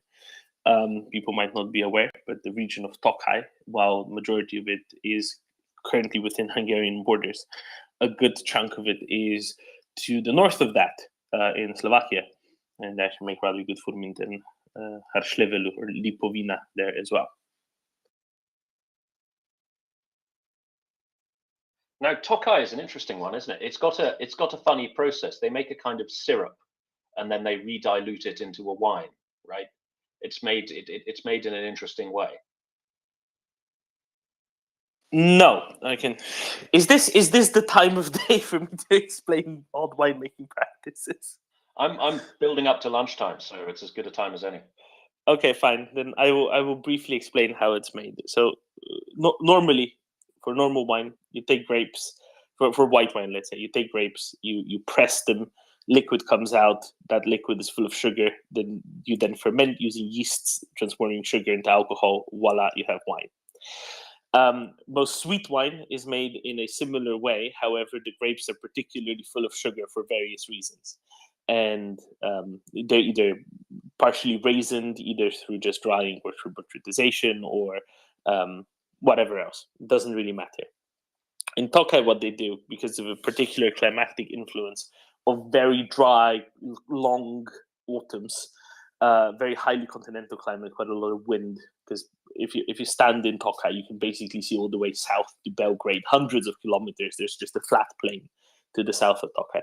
So winds develop are quite strong, but it's very dry, very little precipitation at the time. So botrytized grapes dry into basically hard raisins. Tim, I can send you pictures. So what they do is they make those into sort of a paste and then soak those in either fermenting regular white wine or already made wine. It releases sugar. It basically dissolves the sugar out of those that raisin paste, and that's how it's made sweet. Yeah, it's a very odd process, very atypical, but it's very interesting. There you go.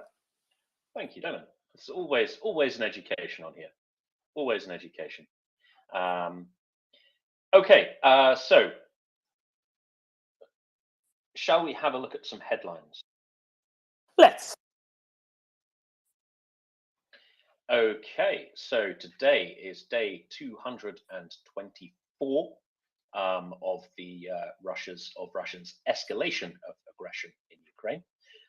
The invasion, of course, started in 2014. This is merely an increase in the intensity of Russia's invasion, and it's going very horribly for them.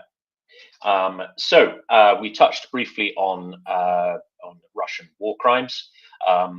The UN Human Rights Council in Geneva has published a report which has outlined the, I quote, unspeakable suffering and devastation inflicted on Ukrainians by the forces of the Russian Federation.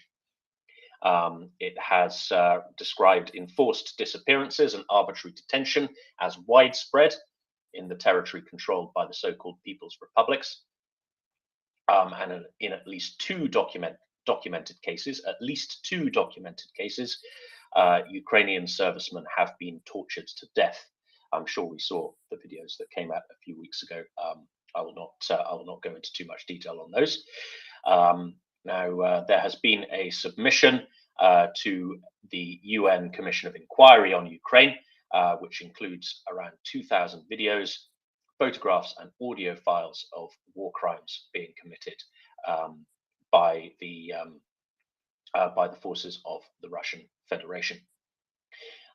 In more positive news, Volodymyr Zelensky has announced that dozens of regions of Ukraine have now been liberated from occupation, and that Russian withdrawals from the western kind of Kherson theater and the eastern theater further north in Donbass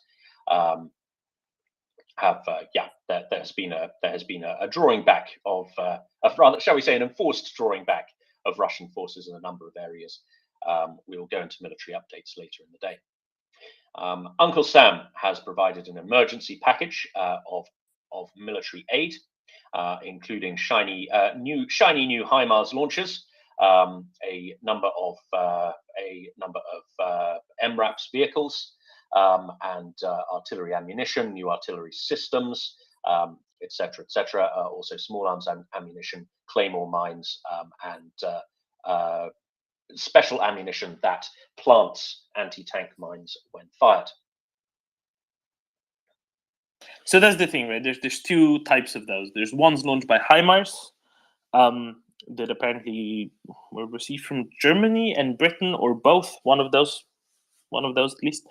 And then there's the other type that's fired out of 155 millimeter howitzers, and basically does likewise, slightly different mines. But Ukraine has apparently been using those quite a bit, both in Kherson and to the east of Kharkiv, I guess. And apparently those have been quite good all in all, which I think is quite impressive. Aaron, we have Aaron, who's been kicked off of Twitter, so he has a new account. Yeah, well, I spoke ill of our war gonzo, so yeah, Twitter decided to ban me. But you are back, which is just good to see. Well, yeah. I don't know if that's a good thing or bad thing. What did you do to get kicked off, Aaron? I told war gonzo he should be kind of shot, but as a war crime for doing war crimes. But there we go. Twitter deemed that unnecessary and banned me.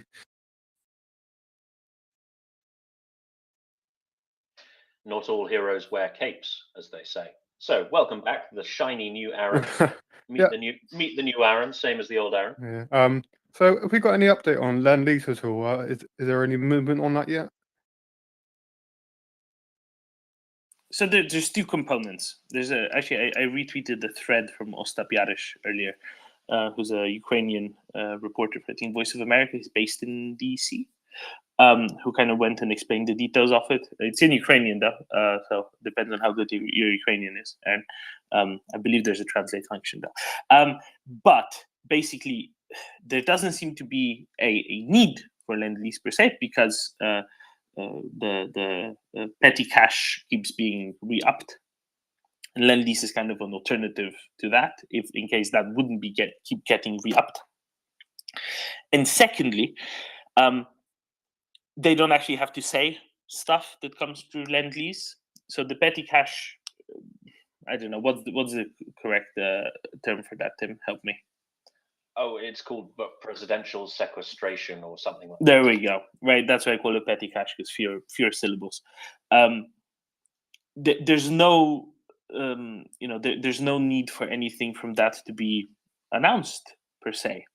So as long as Congress appropriates money for petty cash, there will be stuff coming out of petty cash.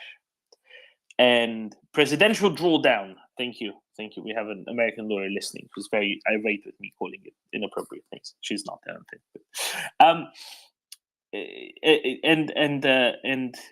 Lend-Lease stuff apparently doesn't have to be reported anyway. That's kind of the point. So if it goes, it doesn't have to be noted specifically.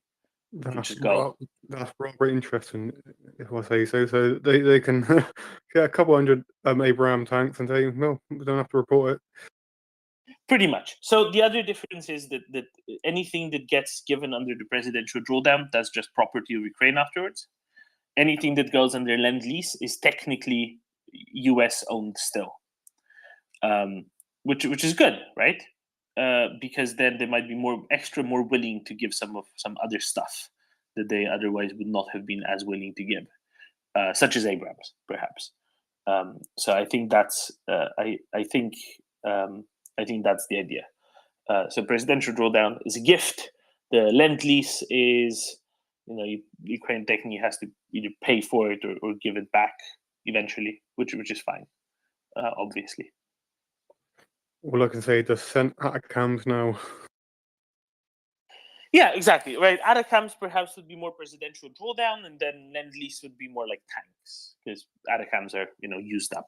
I think that, but broadly, basically, it doesn't matter. As long as stuff keeps flowing from America to Ukraine, it doesn't really make a difference under what it's flowing, as far as I'm concerned, for sure.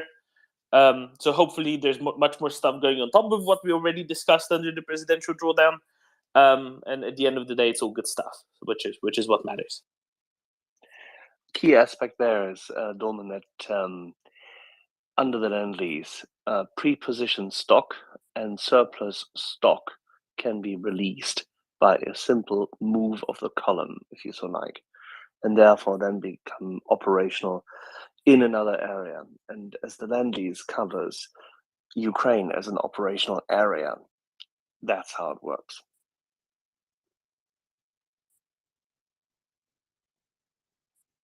Ooh, that's interesting. You're welcome. Thank you to the wonderful organization and process capacity and procedures of the US government. We love Uncle Sam. One of the better uncles. If only we could find someone now with a spirit of pattern.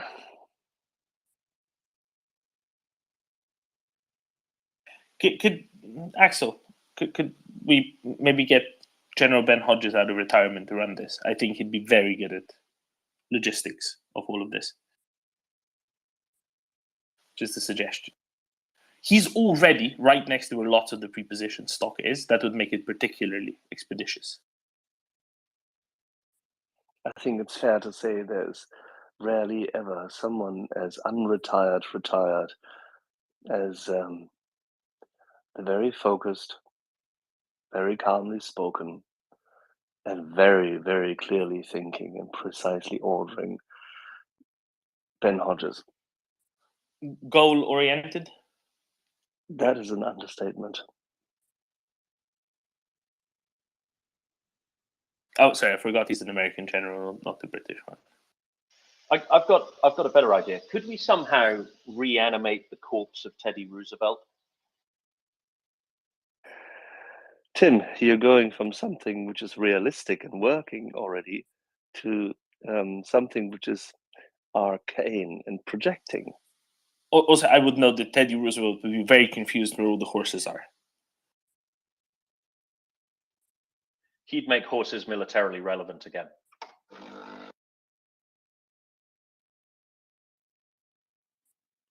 Yeah, not only, but I guess the Russians in the future also.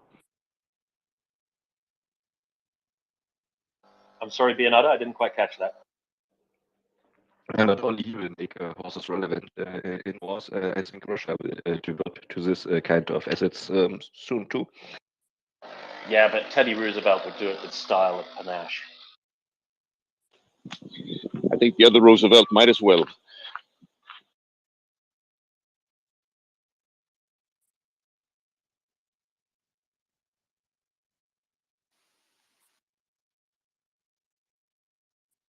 So I see Russia lost 4 helicopters yesterday. Then looking at Oh, did it really? I have to look into that.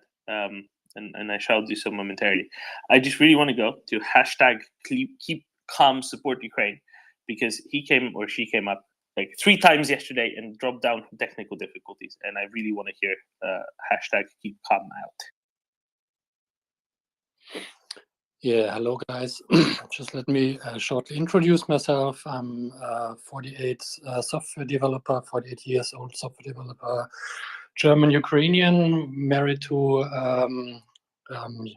Ukrainian woman, and our family lives near Odessa, so we have been actively involved emotionally and yeah, supportingly in the war. And in fact, since 2014, when we were on Maidan.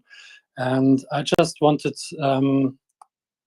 to ask a more military-related question regarding the incoming or upcoming IRIS-T and NSMAS air defense systems. Is there any expert on the board or any probability predictions that or which areas will be covered by the systems? Because as you know, also in the Odessa area, there's a constant threat of S-300 rockets incoming and stuff. So any predictions on when and where the systems might be deployed? Thank you. I think Kharkiv will be one of them, on the base of what the head of Kharkiv Air Defense posted on Telegram a week ago. Where else? We'll see. I'm not sure. Axel, do you have a good guess as to where they'll put them? One would presume sort of Kiev Oblast and probably one over Odessa, Dnipro. I don't think they would centralize them either in the cities. They would be a bit far away from the cities, if anything. Okay, so you think they will prioritize in protecting the military over the civilian?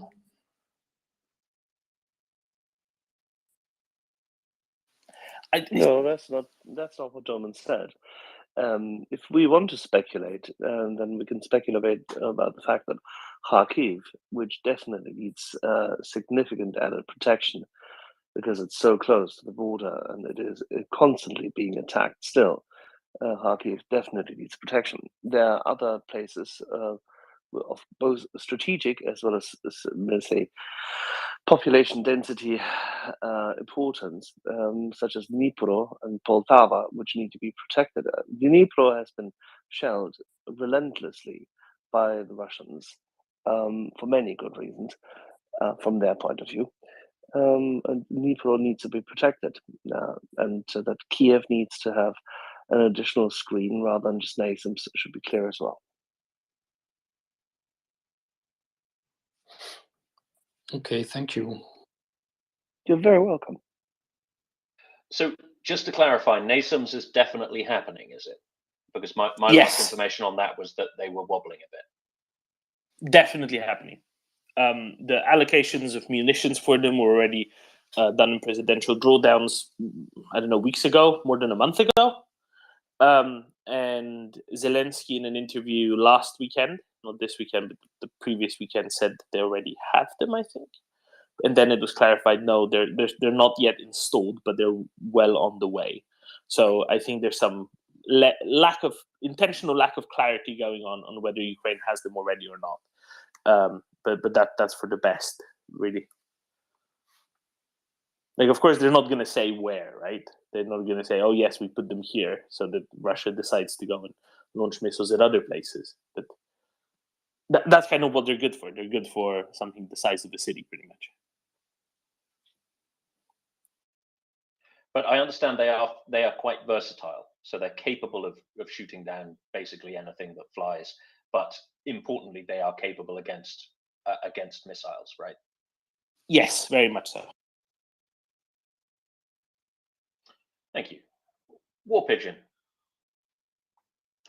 Hello. So I raised my hand before we entered the military team again. So, No, but go straight for.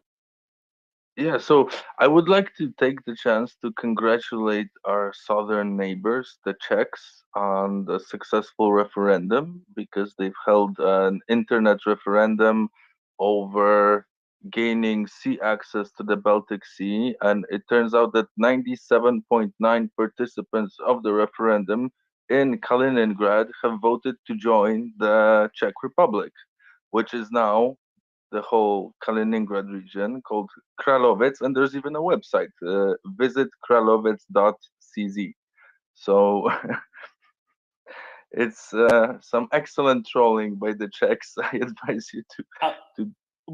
They'll have to take it up with Axel. I don't think Axel will be very happy with the Czechs controlling his ancestral lands. I'm sorry, Axel, but the Czechs beat you to it, I'm afraid, and they're gonna introduce Czech beer, so I'm all for it. I have absolutely no problem with my Czech friends, and I think that the Czech beer, which is being brewed today, is a perfect result of a good collaboration between the cultures. I second that. So, but it's pretty funny how this whole meme is starting to gain traction, and I'm really wondering where it goes because it's only getting bigger, and I support it. You know, it's I would say the legal basis for this is exactly the same as what the Russians are doing. So why not? If anything, I think it's far more reasonable. Cool. So, Axel, what title will you be taking? Will you be what, Duke of Prussia? Like, what's your new state going to be? As you know, I come from a Republican background. Frisians are ultimately just Republicans, so I'm quite happy to be just a citizen as everybody. Lord Protector, perhaps? Lord of the Squire, isn't he? No, it doesn't need a title. You just have to be a man and do your duty. Very silly. Name on the trophy. Good morning. Good morning, Tim. Hope all is well with everyone. Just a bit of levity. It'll be nothing other than Axelberg to me. So that's my thoughts on the matter. And please feel free to appoint whatever title you see fit, Lord Sir Axel. Thank you.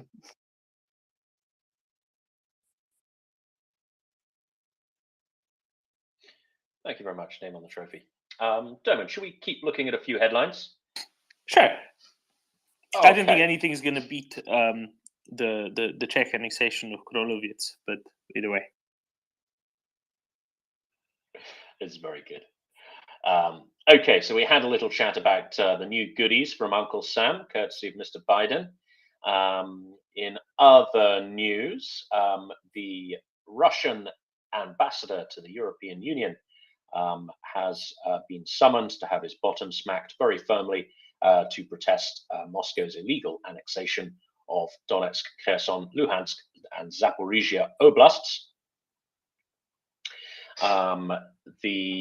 As that's happening, it's a number of Western officials. Sorry, is there a live transmission of the bottom smacking at the moment?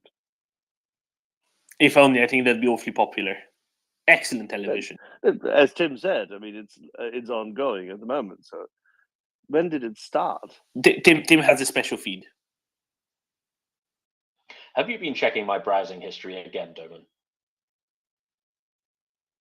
Maybe we need to talk to our friends in Singapore about this. They are, of course, the global experts in bottom smacking.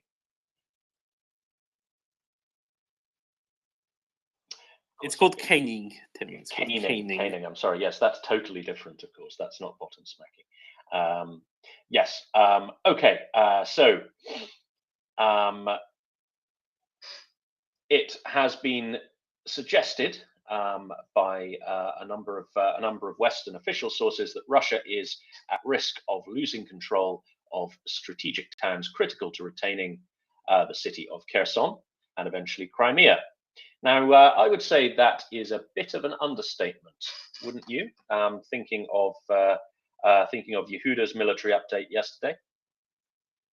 Yeah, I would note very briefly Rybar's new map that came out a few hours after Yehuda published Yehuda's map basically showed the same areas Ukrainian as Yehuda's highly criticized and called, oh, this is way too optimistic map. And likewise, James Vasquez also said, yeah, it's pretty much that. I don't think he went far enough. I think they're actually further along, the Ukrainians, than Yehuda even said. So that's a big old L for everyone who called Yehuda overly optimistic. Wait. Are the 1st of October people out again? Must be. Leonardo. Yeah, the ERA just RIA, sorry, some Russian state media just put out that they are regrouping in Kherson for a counterattack. It's nothing bad. They're just regrouping for a counterattack. Guys, Yes. nothing to see here. The Russians are doing a strategic regrouping, and Ukrainians are panically running after them. That's how it looks. I knew it. Thank you, Leonardo. Clelia, I never thought I'd say this, but we don't have enough French people on this space. You're very welcome. Hello, guys. Thank you for the work you've been doing. It's been great following along. I was wondering if you've seen the news about Montenegro expelling some Russian officials. And from what I understood, the country kind of serves as a hub for Russian business and transactions. And so I was wondering what you thought about this and if it had any more like a broader significance. Thank you. That sounds like a Tim question, for he's the Balkans expert. Or do you want me to take it, Tim? Yeah, I mean, my information around the expulsion is probably no better than yours, Clelia. I understand that 6 Russian diplomats have been expelled from Podgorica. Podgorica, there's no ch. Podgorica, thank you. And this was related to contravention of the conventions around how diplomats ought to behave. So yes, these people were seen as hostile, non-diplomats. I guess Montenegro have decided that the time for gentlemanly spying on each other is over, and they finally got rid of them. But please, Doman, if you have more color, please do go ahead. I don't have a whole lot more color. What I will do is I will again live translate the article that I read out to you a few days ago when this first came out. Specifically, a number of people are suspected to having worked for Russian intelligence. Among them, a former press officer of the Montenegrin Ministry of Foreign Affairs. 2 citizens of Montenegro, 6 employees of the Russian embassy, and a number of citizens of Russia are being investigated on suspicion of working for the Russian intelligence services. Among the suspects is Radomir Sekulovic, who used to be the press officer, spokesperson for the Montenegrin Ministry of Foreign Affairs. This is a few days old, so I don't know how this ended up. But basically, there's been a bunch of searches.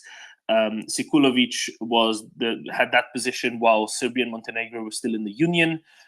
He was employed by the foreign ministry for over 30 years, held high positions even in former Yugoslavia, which when Montenegro says it, I don't know what they mean by former Yugoslavia. Do they mean pre-1991 or do they mean the Federal Republic of Yugoslavia under Milosevic? It's unclear to me. I don't know what they usually, use that as a shortcut for. But yeah, there's been a bunch of searches. I don't know if anything happened after this. Give me 1 second. Talk amongst yourselves. Give me 2 minutes, and I'll see if there's anything else. Now, why Montenegro? What Montenegro are doing? I think it's quite important to understand that Montenegro is a very significant center for Russian money laundering, and as well as this shady financing more generally. This is because Montenegro unofficially uses the euro, so it's not a member of the European Union or the eurozone. It unilaterally euroized its economy. And I'm not sure what the Brussels' official position on it. I think it's a bit frowny. They're kind of frowny about Montenegro Isn't using the euro. Montenegro an official candidate to the EU? Candidate, yes. Yes. So maybe they're like kind of turning their eyes away. I don't know. So Montenegro took the euro when Montenegro became independent from a country previously known as Serbia and Montenegro. Would you like to hear a joke, Tim? Sorry, I need to do this before I go on with the serious stuff. Is it going to be as bad as Yehuda's jokes? Almost. Good. Go ahead. No, one chap asks another, would you like to come and watch the football game tonight? Second one asks, who's playing? First one says, Serbia and Montenegro and Bosnia and Herzegovina. First one says, that's not a football game, that's a tournament. Okay, moving on. So when Montenegro became independent, it only had just over 500,000 people, right? So instead of having their own currency, they said, we are going to unilaterally adopt the euro because it was just easier, because they didn't have to deal with all this currency issue and having a currency, stuff like that. So they just did that. Pretty much. They've been using it ever since. Basically, ever since Montenegro has been a country, it just used the euro. There is precedent for that, not with euro as much. I mean, Kosovo actually uses the euro as well. Not with euro as much, but with the US dollar. If you think of a number of states that weren't doing terribly well economically, they went the path of dollarization over the decades, and over the post Second World War decades. There's a number of places around the world that just use the US dollar, or alternatively have a currency which is pegged 1-to-1 to the US dollar. So whatever it is, that's how much it's worth, period, and they just can't print a whole lot of it. But for example, Zimbabwe, when Zimbabwe was experiencing hyperinflation, it was just like, yeah, now we use the US dollar.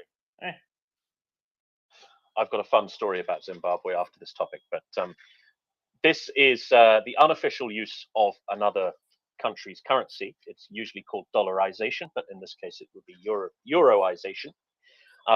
It's not without problems, right? Because if you are an unofficial user, so you're not in a currency union, it means you have no recourse. It means your financial institutions and also your government has no recourse to the liquidity provided by the central bank of that currency, right? So this means in order to keep dollars in circulation, you have to have a way of getting dollars into the country.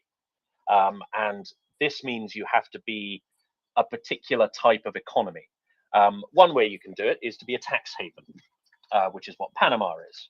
So their dollar influx, they dollarize their economy, their dollar influx is basically it's American offshore money, and that's where they get their dollars from. Another way of doing it is to be a massive exporter of natural resources, or have an enormous trade surplus that you predominantly sell to the United States. Another way to do it is foreign aid.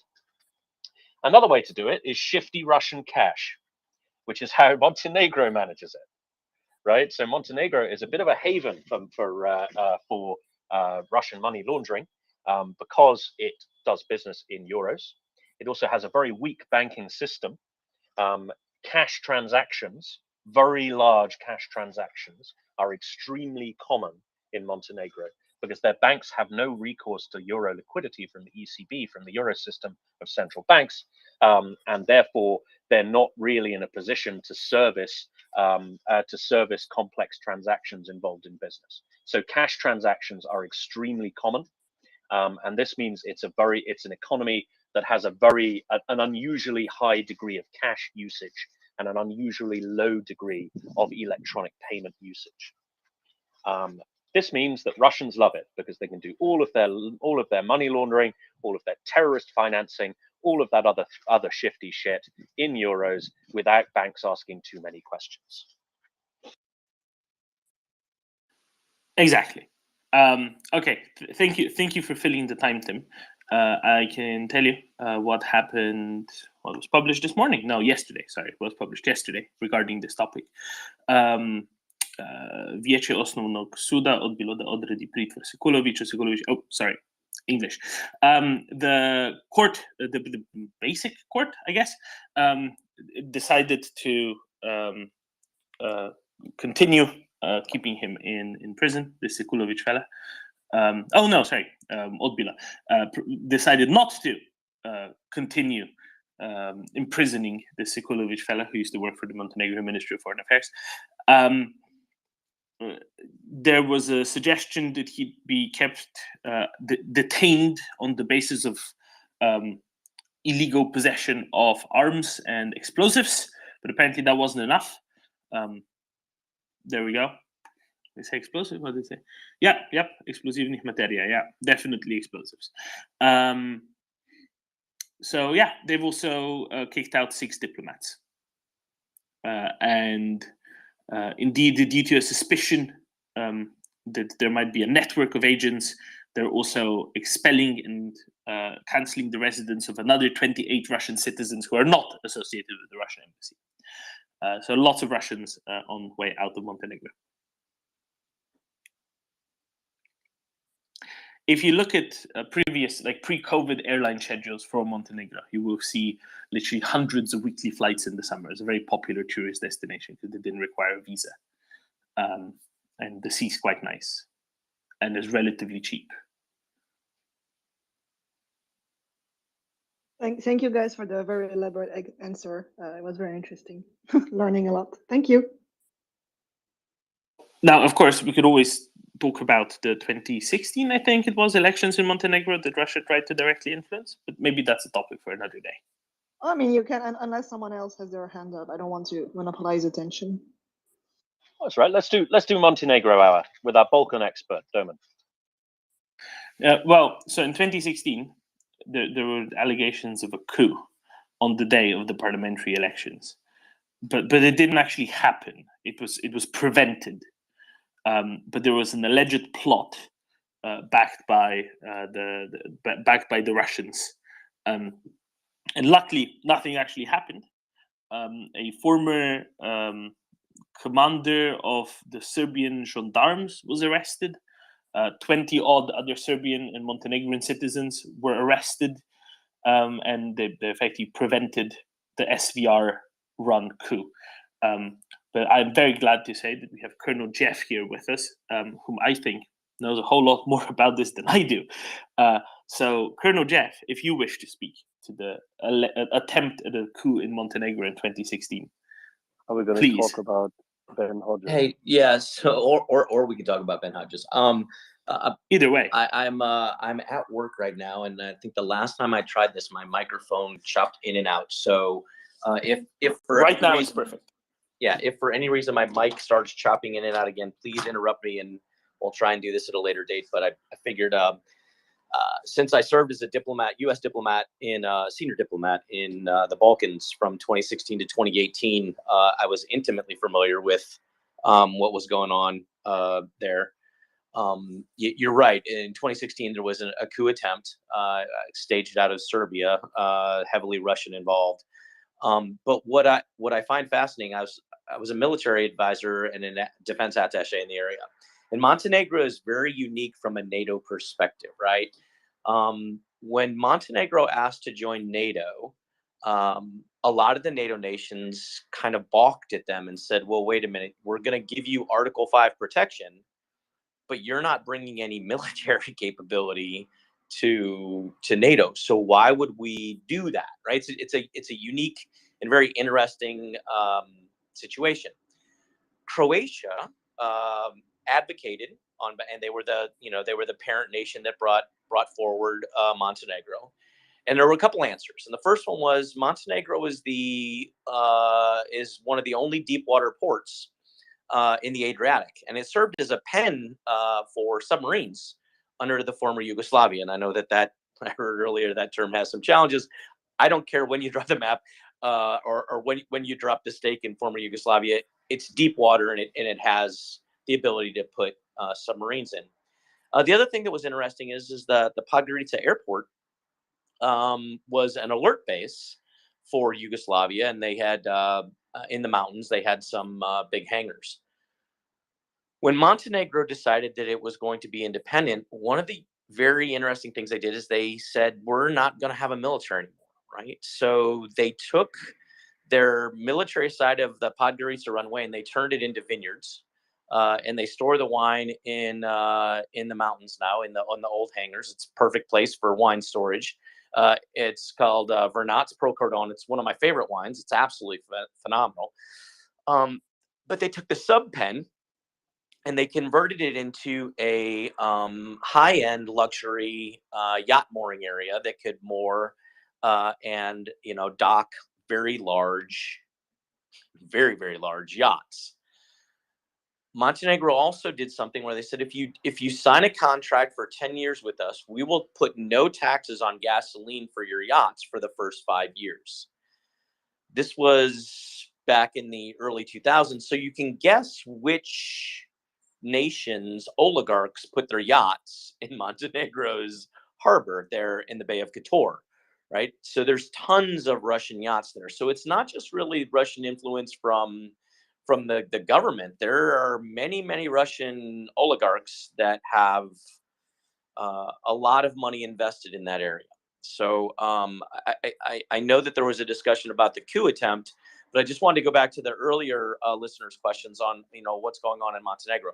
Montenegro walks a tightrope, right? They want to be closer to the West. They're very upset about the coup attempt in 2016. They are a NATO member now. They do use the euro, but their roots are very, very deep to the east, and I think that's always important to remember.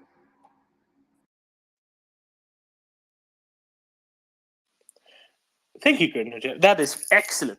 Can you give us a little bit more detail then on the 2016 coup?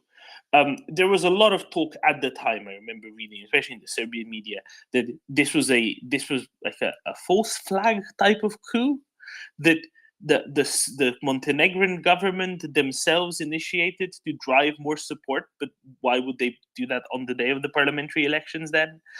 Which is obviously nonsense. And the number of people that they picked up who were associated either with various Serbian agencies or have been to Russia an awful lot kind of speaks to the opposite, as well as there have been proper research done since that describes exactly the information warfare that Russia was doing there. But what more can you share about it? Well, I'd like to stay away from the details because what I'm read into is I'm not exactly sure what I can and can't say. So it's easier for me to just not say. Usually I have to go to the U.S. government and ask for approval to talk about things that verge on to the classified level. So I'd like to, if I could back away from that question and maybe approach your question from a different angle, right? In approaching this from a different angle, what I would say is, yes, there was a coup attempt. Fundamentally, the West and Russia and her allies look at the world differently, and I know everyone knows that, but I'll neck that down a little bit, right? When Russia and the Soviet Union fell apart, Russia used fear, intimidation tactics, and forced nations to stay close to Mother Russia. Serbia and Milosevic did the same thing, right? When Kosovo was having problems and Kosovo started its uprisings in the middle of the 1990s, Milosevic just said, "Hey, just go down there and start whacking them off and killing them, and once they start dying, they'll get back in line, right?" And the West has always said, "Well, hey, we want to be a partner. We want to try and make you equal. This is why everyone has an equal vote in NATO, right? And this is why nations like Croatia can veto the direction that NATO wants to go." It's sometimes diplomacy is sometimes frustrating in the sense that really sometimes the lowest common denominator gets to set the policy, but that's how the West works, right? That it's not necessarily democracy, as one of your speakers said earlier. There's some level of a republic in NATO and the alliance, right? Smaller nations get a vote, and their vote matters, and their votes are supposed to be as equal as big votes. Same with the European Union. Anyway, I digress. When Montenegro decided it wanted to join NATO, that was another situation where Vučić in Serbia said, "Okay, enough is enough. These nations keep breaking away from us. It wasn't really Yugoslavia in his mind. It was actually the Serbian Empire." That's my opinion. We can have that debate at another time. But Mother Serbia. I agree. There's going to be a very short debate. because if everybody remembers what position Vucic held in the 90s, I think it would be very clear. Yes, exactly. Right. So this was yet another nation that was breaking away, and he was sick of it. And he decided that they tried numerous different other things, right? They tried killing people in Serbia, or, ethnic cleansing in Bosnia. That didn't work. They tried, quelling a civil war down in Kosovo. That didn't work. So, they just keep pulling bags out of their trick, which are not the good bags, right? Serbia never went into Montenegro and said, hey, still be our friend. We're going to give you economic viability. We're going to give you an equal vote. Come back the way that the West would do it, right? So that the East doesn't do it that way. And you're seeing the same thing to a degree, right? In Ukraine, it was in 2014, and we've had this stuff talk before, right? In 2014, when the Maidan uprising happened, and Ukraine said, "Hey, we're looking to go to the West and become friends." That's when Putin said, "Enough's enough. We're going to take Crimea back."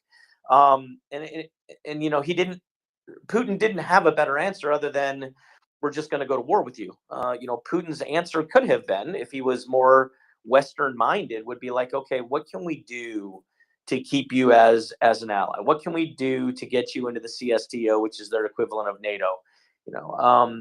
But fear and intimidation tactics and pressure are the way that the East works.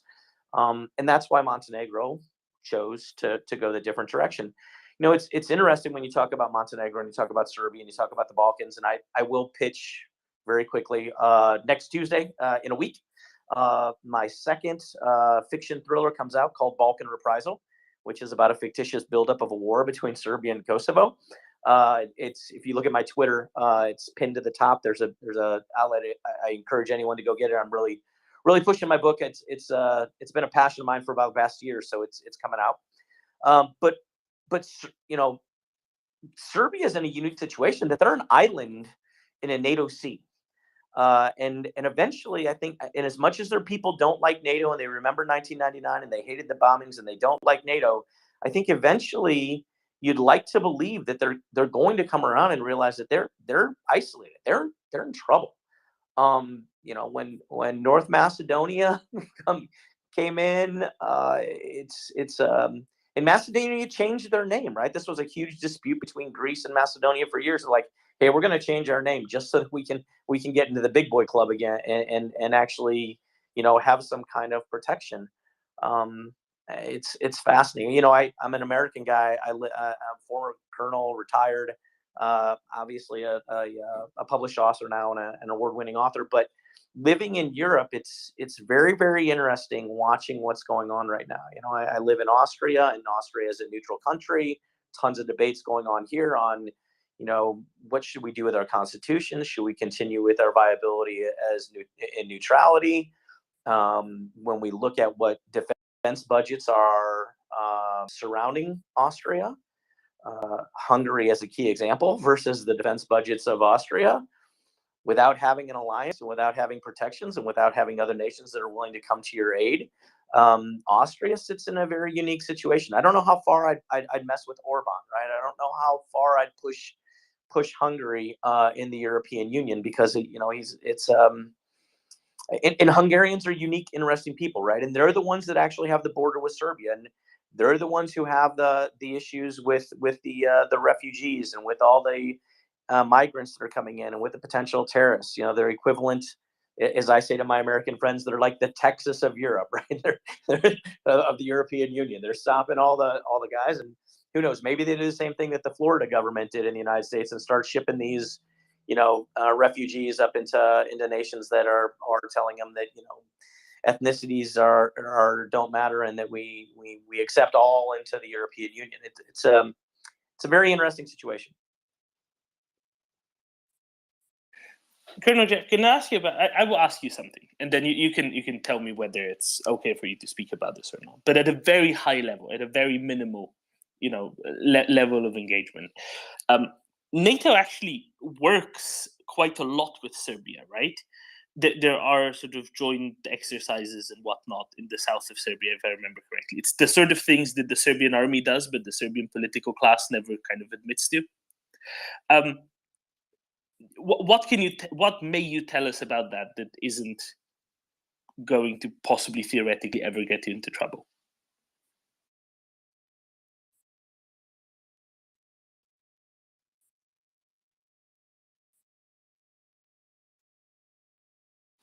is the answer nothing? Oh, sorry. I had my mic off. I actually can talk a lot about some of that, and I think maybe your listeners will find some of it quite interesting, right? So as the defense attaché assigned to Kosovo, I'm the senior guy that reports to both the Defense Department as well as the U.S. ambassador. One of my closest colleagues, and actually still a good friend, was the U.S. defense attaché assigned to Belgrade. So he and I would work together at trying to find ways that can make things more stable in the Balkans is probably the nicest way to say that, right? And you're right. Serbia is a partner for peace, right? But, you know, and yes, they do partner with NATO. And yes, they do send some of their soldiers to NATO events. They send some of their soldiers to U.S. schools, whether it's Army War College, General Command and Staff College. You know, so there is cooperation in Serbia and Serbian as PF, a partner for peace nation, much like Austria, Switzerland, all these nations that aren't in NATO are PFP nations. Sweden and Finland were PFP nations until they started the process to become members. The challenge you have, though, is you're right. The people don't want to hear about the partnering with NATO because for two reasons. Number one, the older generation remembers the 1999.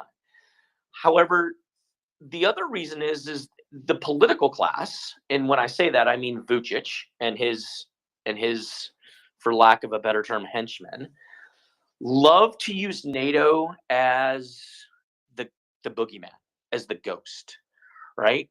So if NATO is the ghost, then how do you sit there and publicly say, hey, congratulations to our Defense Department. Two of our young officers just graduated from the Air Command and Staff College and the Army Command and Staff College. Great guys. They're coming back and they're going to bring us some Western-minded ideas and some great strategy and tactics into our military. You can't say that ever, right? Because people are like, well, wait a minute, that's the bad guy, which is true. I'll give you a vignette. In World War II, there was a parajump into some part of Serbia. I can't remember where, my memory fails me, but my colleague, I'll just say Doug, which is his first name, was the defense attaché. He worked so hard to get the Serbian military to do a historic re-event of where some Serbian parajumpers and some U.S. parajumpers were going to get together in Italy. They were going to board onto C-130s, and they were going to do a cooperative jump into Serbia. And the brigade commander from the United States and the brigade commander from the Serbians were going to jump together. They had a plaque, and they were going to put this plaque on the wall of the building where all of this happened, and it was going to be a big ceremony. Well, the jump happened. It wasn't covered by the media. And when the plaque came out, either it was the defense minister or one of his men basically took the plaque and said, this is never going to go on our wall. And he basically threw it away. So yes, things like this happen. I would tell you that I had much more freedom of maneuver in Kosovo and was much more loved than Doug, my colleague up in Serbia, was. I mean, he was followed. He was, harassed. He was, it was not the easiest place for a defense attaché to work. But this whole thing goes back to Tito, right? Tito was a master of playing the West against the East. Milosevic tried to follow Tito's lines. Vučić today is basically doing the same thing, right? He plays, two ends against the middle. I'm going to be friends with the West, but I'm going to be friends with the East. And it seems the guy's been in power for a long time, so it's kind of working out for him. I would say that the entity it's not working out for is the Serbian people. I mean, when you drive through Serbia and you see them, I love Serbian people. I think they're a blast. I think their food's phenomenal. I love their culture. I wish they made better political decisions. Serbians, I grew up in a Serbian area in Northwest Indiana, just outside Chicago. Tons of Serbian Orthodox churches around where I grew up. I'm not Serbian. I'm not Serbian Orthodox, but I had a lot of friends who were. Their parents worked in the steel mills, and they're just great people, right? And American Serbians get it, right? They're not the biggest fans of Vučić, But it is what it is. Much of this, by the way, is in my fiction novel. It's really based on a lot of true events that have happened between Serbia and Kosovo. So again, for those who are interested in like following the Balkans, I think you'll find my book quite fascinating. Thank you, Colonel. I really wanted to raise this because it's, as you noted as well, it's something that the Serbian government never ever talks about, but is actually a really big thing that the Serbian military does, as well as American forces in the area. Jeff, do you Axel, know did you wish to jump in? why Dolan was just about to fall off smiling because he has been haunted. I don't know to what extent you have been able in recent weeks and months to listen in on a more regular basis, but he's been haunted by a number of our colleagues for whenever there was a moment that, given the fact that he's obviously, as we all know, Slovakian, not Slovenian, that's just a cover. No, I'm joking. That he has been made the ambassador for the news between what is happening between Serbia and Kosovo from this very famous moment when there were sirens going off a little earlier. When was that, in April or was it? No, 30th of July. Was it? Really? And I thought we were Yes. chasing you already in April on this matter. No. 30th of July. We should have started earlier. Now we know what's going on between Serbia and Kosovo.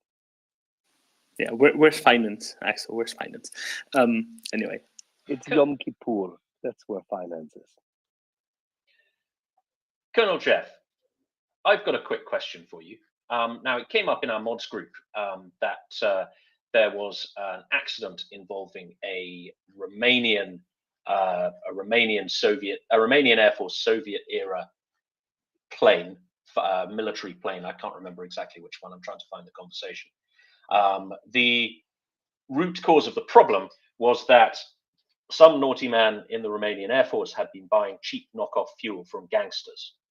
And that fuel turned out to have been contaminated in some way by metal shavings, and it was the wrong sort of fuel anyway. And this, I think I remember, that it led to it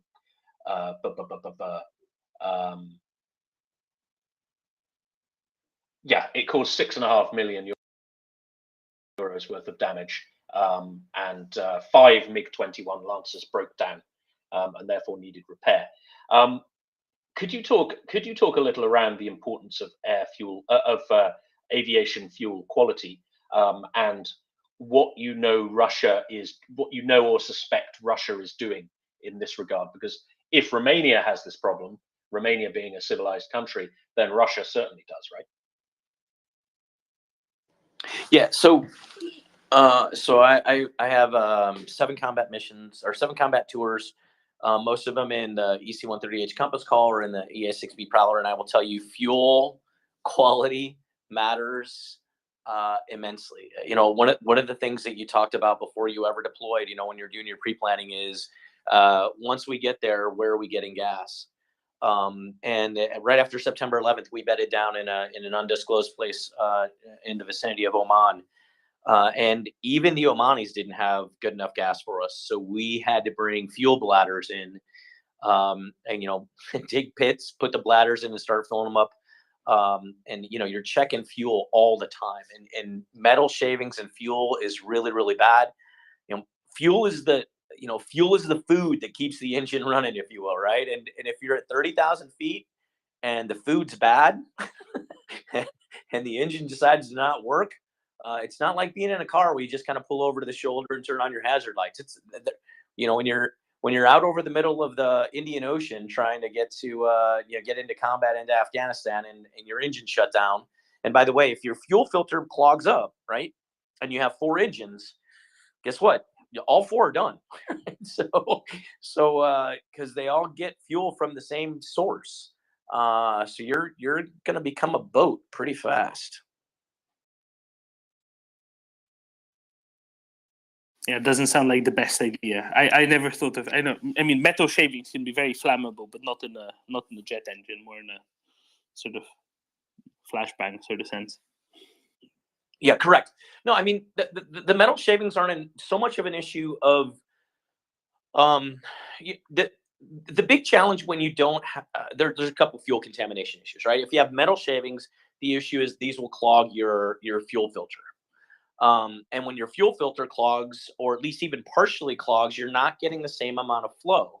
And the fuel mixture with oxygen and all oxygenization and all that, especially with modern jet engines, it's pretty down to the millimeters and milliliters of how much you need. And you're either overburning, underburning your fuel mixtures, and then when it shuts off, that's a problem if any of those shavings get through, right? So your fuel combustion comes into the comes into the combustion stages, but your aft fans are going to have these metal shavings that kick out to it, and now you're going to start damaging fan blades, aft of your combustion.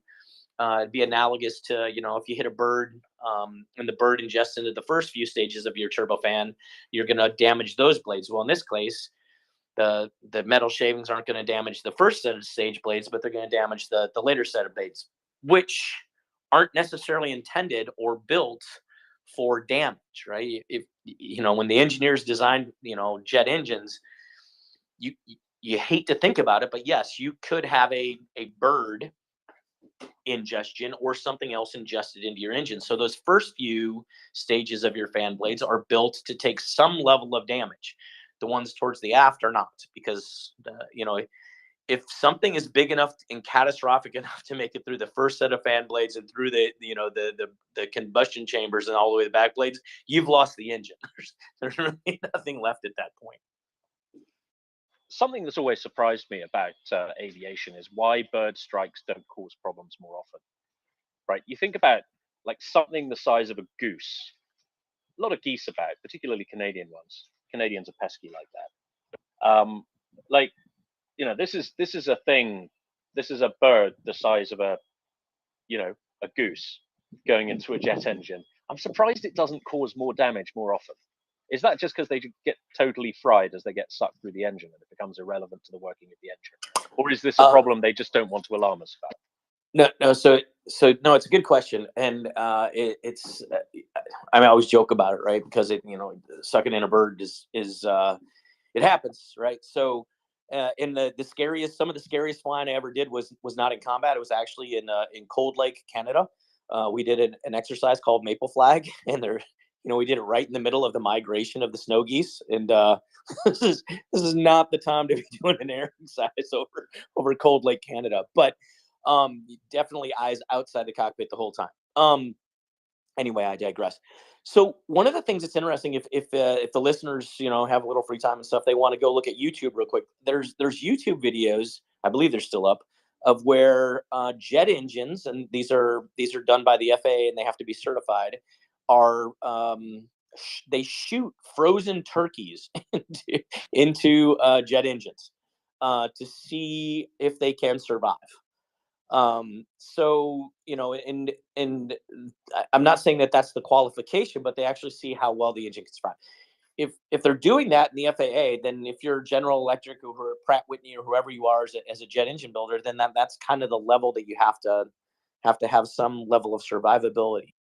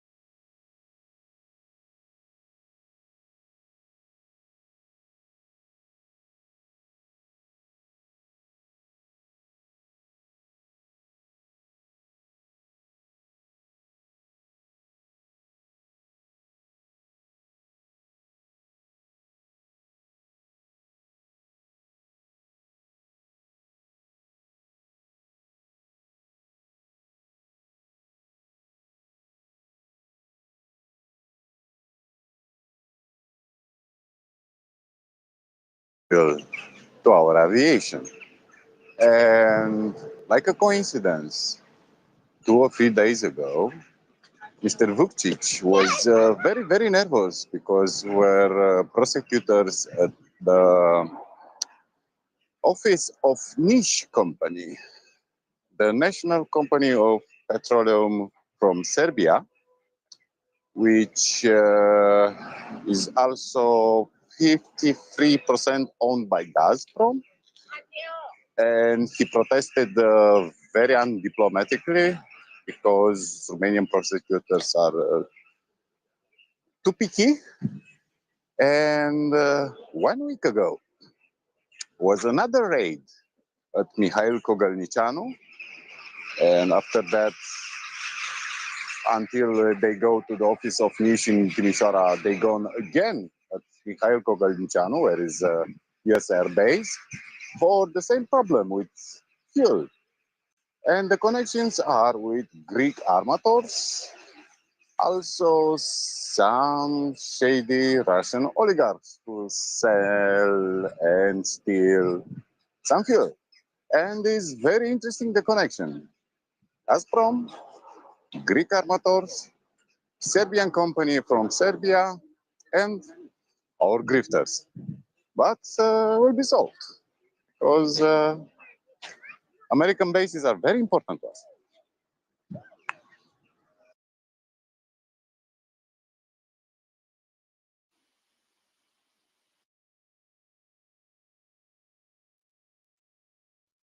Colonel Jeff, how important is Mihail Kogalnicianu?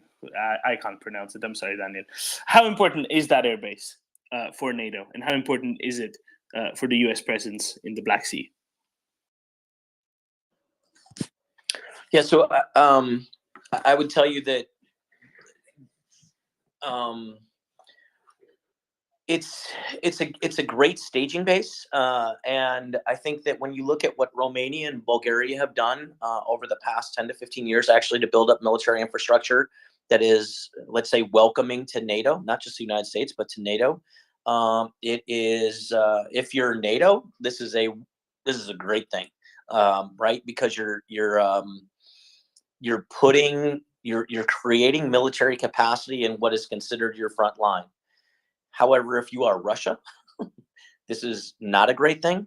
That one of the agreements that the United States made with Russia a long time ago in a treaty, and I'd have to pull it, I don't have the exact language, but basically as NATO expanded, the United States promised that it would not bed down any U.S. forces permanently. Permanently is the key word, right? In any former Warsaw Pact nations. And now you're seeing massive amounts of U.S. forces up in the Baltics. Now, the interesting thing that the United States would tell you is those forces are rotational. They're TDY, so they're not permanent. But it's a permanent presence that goes for 365 days a year. They just rotate out every 90 days or 120 days or something like that. So it's interesting, right? Romania is the same way. I love the Romanian military. When I was a PRT commander in Afghanistan for a year, my maneuver force was a battalion of Romanian army guys, and they were extremely professional. This is back in 2007, by the way. So they were professional. They were dedicated. They had tons of stamina. They were all about trying to work the mission. I think we need to realize that there's a lot of nations out there, and I'm not talking about Germany, and I'm not talking about France, that have very, very good militaries and that are contributing to NATO in ways that we should be tipping our caps to and saying thanks. Colonel, what did you think when you saw North Macedonia shipping T-72s that they got from Ukraine in 2001 back to Ukraine?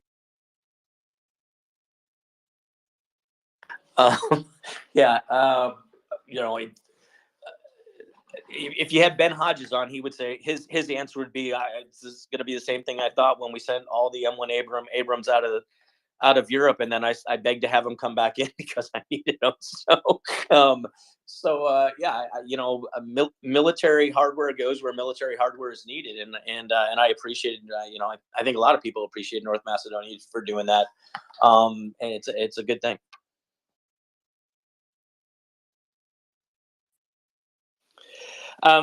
Thank you, Colonel. Let's go to Bionade, who had his hand up like 30 minutes ago and then had to drop off for a meeting, and then to Rusty after that. Bionade? Yeah, thank you very much. I just wanted to bring an insight about Serbia and maybe ask for you knowledge about it. I had a roommate from Serbia. I think he was in his 50s, so also was in Serbia in around 2000 when the war with NATO started. Now he's living for like 5 years already in Germany and working here. His family is still in Serbia. He was talking often about the political elites in the actual government at the moment. It was I think 2019, 2020, when the whole COVID thing really kicked off. And he said most of the protests he saw were very influenced by either by Russian influencers like people which paid hooligans and motivated them and other smaller political parties to go for demonstrations. And we still saw this in the context, I think, now with the war, with the pro-Russian demonstrations. Have you experienced something like this? That are there like groups which are paid either from the pro-Russian Serbian government or take influence from Russia to bring in some political opinions to the streets?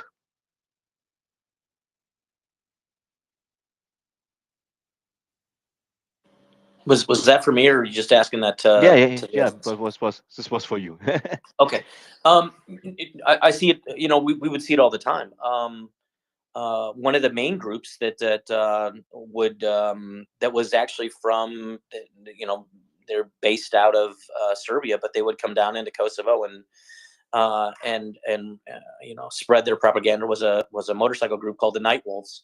And these guys would come in all the time. One of the things that was somewhat it was always funny. I shouldn't say funny. Interesting is a good word, right? The Night Wolves would come down every year to about a mile and a half north of Pristina, which is the capital of Kosovo, and they would celebrate the great battle between Serbia and the Ottomans in Fusha e Kosova, or the fields of the Blackbirds. And they would all ride their motorcycles down, and they'd come down, and they'd have a big kind of event. And was the reason I say it was interesting is Serbia lost that war, that battle, right? So they every year they come down and celebrate a battle they lost. I think it tells you a lot about Serbia. But I can't remember who was it, Alex or who else I was talking with earlier when we talked about Vučić. In 1999, Vučić's job was he was the information officer for Milosevic. Like he was the propaganda arm, right? And he survived under the Milosevic regime. Milosevic was taken to jail and died in imprisonment. But Vučić rose as a guy who knew how to manage information and spread the right narrative. And this is part of the reason that he's been able to stay in power for so long. Of course, the messages and narratives that he spread are very, very Eastern oriented. They're very, old Russian, old Serbian narratives, and he hasn't been able to move from that. I don't think he accepts Western culture or Western values, nor does he know how to. He doesn't know how to spread the propaganda for that, right? So yeah, it happens all the time, and the ringleader is the guy who's sitting in the executive branch. Thank you very much.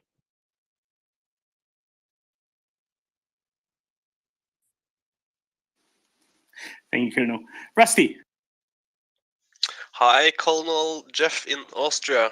I I have 3 questions for you, actually. 2 of them very quick, and we're gonna see if we get to the third one. But I'm gonna start with a silly one, if it's okay, since you're a colonel. So the Ukrainian paratroopers captured a Russian lieutenant colonel earlier, Colonel Artemok Kelemdyk.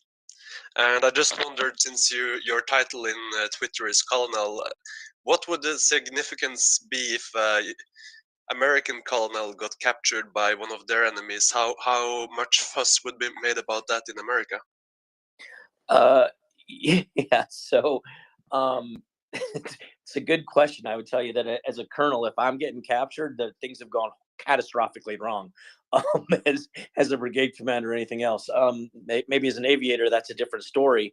But it's funny that you only cite the lieutenant colonel. If I'm not mistaken, Lieutenant General from Russia was actually captured. Someone fact checked me on that a little bit, but I thought it was a lieutenant general. No, alas, it was a lieutenant colonel. There was okay, there was all a right. lot of hay made that it was a lieutenant general who dressed up as a lieutenant colonel. Wasn't. It was okay. It was jumping to conclusions by some. Alas. Yeah. So even as a lieutenant colonel, though, you're basically a battalion level command guy. You're going to have insights into, not only where your battalion is, but what's the coordinated offensive and what's the strategies coming out of Moscow. So there's an intelligence boon there for this guy, right? I mean, you're going to be able to pull. I wouldn't want to be that guy in captivity, right? If you're going to beat up somebody and you've got 3 different prisoners of war and it's a private, a sergeant and a lieutenant colonel, I know which one's going to he's going to draw the attention, and that's it's warranted, right? I mean, that's combat, right? So. Okay, the second very short one is Austria proposing to do anything about peace negotiations right now? You know that, if you're in Austria? Yeah, so Austria has not taken any action. There's just a lot of talk right now about their constitution. Austria is very unique in the sense that there are, there's a lot of old guard here that truly, they enjoy their neutrality, and they believe that they've made it through the last 60, 70, 80 years because of their neutral position. Their military has suffered for a very long time. It's been underfunded. They do have Eurofighters, and I think that there's a large push for them to actually increase their military budget and move to basically better posture from a military perspective. But I don't see them abandoning their neutrality anytime soon. I don't see Switzerland abandoning their neutrality anytime soon. I think there's a lot of Austrians that have gone very, very quiet, that were, let's say, advocates of Russia and Putin. I wouldn't say they've changed sides. I would just say they've gotten very quiet. Yes, I was just reading Kommersant. I read the Russian newspapers for fun. I know it's propaganda, so I don't know if this piece is true or just propaganda, but they had a article that said that Austria was proposing to hold peace negotiations between the 2 parts, and I think it's bullshit. But the third question is, when you talk about Hungary and Serbia, as NATO countries, the EU and the US, in my opinion, all have in their interest to make them aligned with the democracy instead of tyranny. Do you have any advice on how they could go forth to change the stance in the wobbliness of Hungary and Serbia? I consider myself a relatively smart guy, but I don't know if I can answer that one. I like to. I don't. There was a gentleman on earlier, and I'm not trying to pick on him. I just want to point out he was very, very passionate about Orban and about Hungary and about the European Union basically leveraging and putting pressures on Hungary to come around and be more European Union aligned to the European Union position. I get that. I understand that desire, right? But I see parallels of what's going on in the United States and the European Union right now, right? If you live in New York and you know, there's millions and millions, and we have a lot of people in New York and California that truly want to be open borders to all different kind of ethnicities, right? Bring me your weak, you're tired, you're poor. It says it right on the Statue of Liberty. The United States is a nation that brings people in. The European Union kind of ascribes to do that.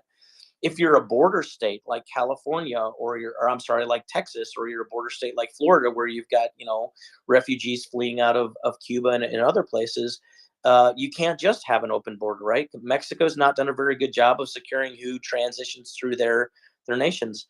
Hungary would argue the same situation, right? Hungary and Serbia would say, well, wait a minute, you know, what are you going to give me in the way of financing and help to alleviate this challenge? And oh, by the way, some of these people aren't very good people. It is a challenging situation that I don't think there is an easy answer for.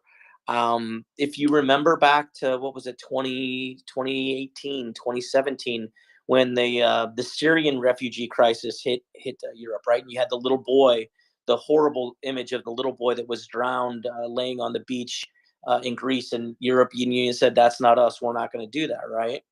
Well, what wasn't really covered was there was kind of an agreement and a lot of money paid to the European Union given to Turkey to actually kind of control the flow of refugees coming in. So Turkey said, hey, if you give me money, I'll try and manage the amount of people that are coming out of here and going to Greece. And you know, you've empowered Erdogan to a degree. He's obviously the leader of Turkey. You've empowered him. You've given him money, and you know, Turkey's a whole nother probably topic for another podcast, right? But it's a challenging situation. I don't think there's an easy answer. I do see parallels between the United States and Europe, and we've got to come up with migration and immigrant policies that I think everyone can be supportive of if you truly want to be a collective union. I'm gonna just ask for a very short follow-up, since you kinda didn't answer my question, but you kinda made me want to ask another question, since you in the short talk we had now, you kind of mentioned nationalism, you kind of mentioned refugees, and as both as causes for support. The government in Serbia and Hungary may have support because of those issues. Is there any other issues that you see support their popularity in their states? Okay, so I tried to answer your question last time because I failed, but I'll try to answer this one, and you'll probably tell me I didn't answer as well.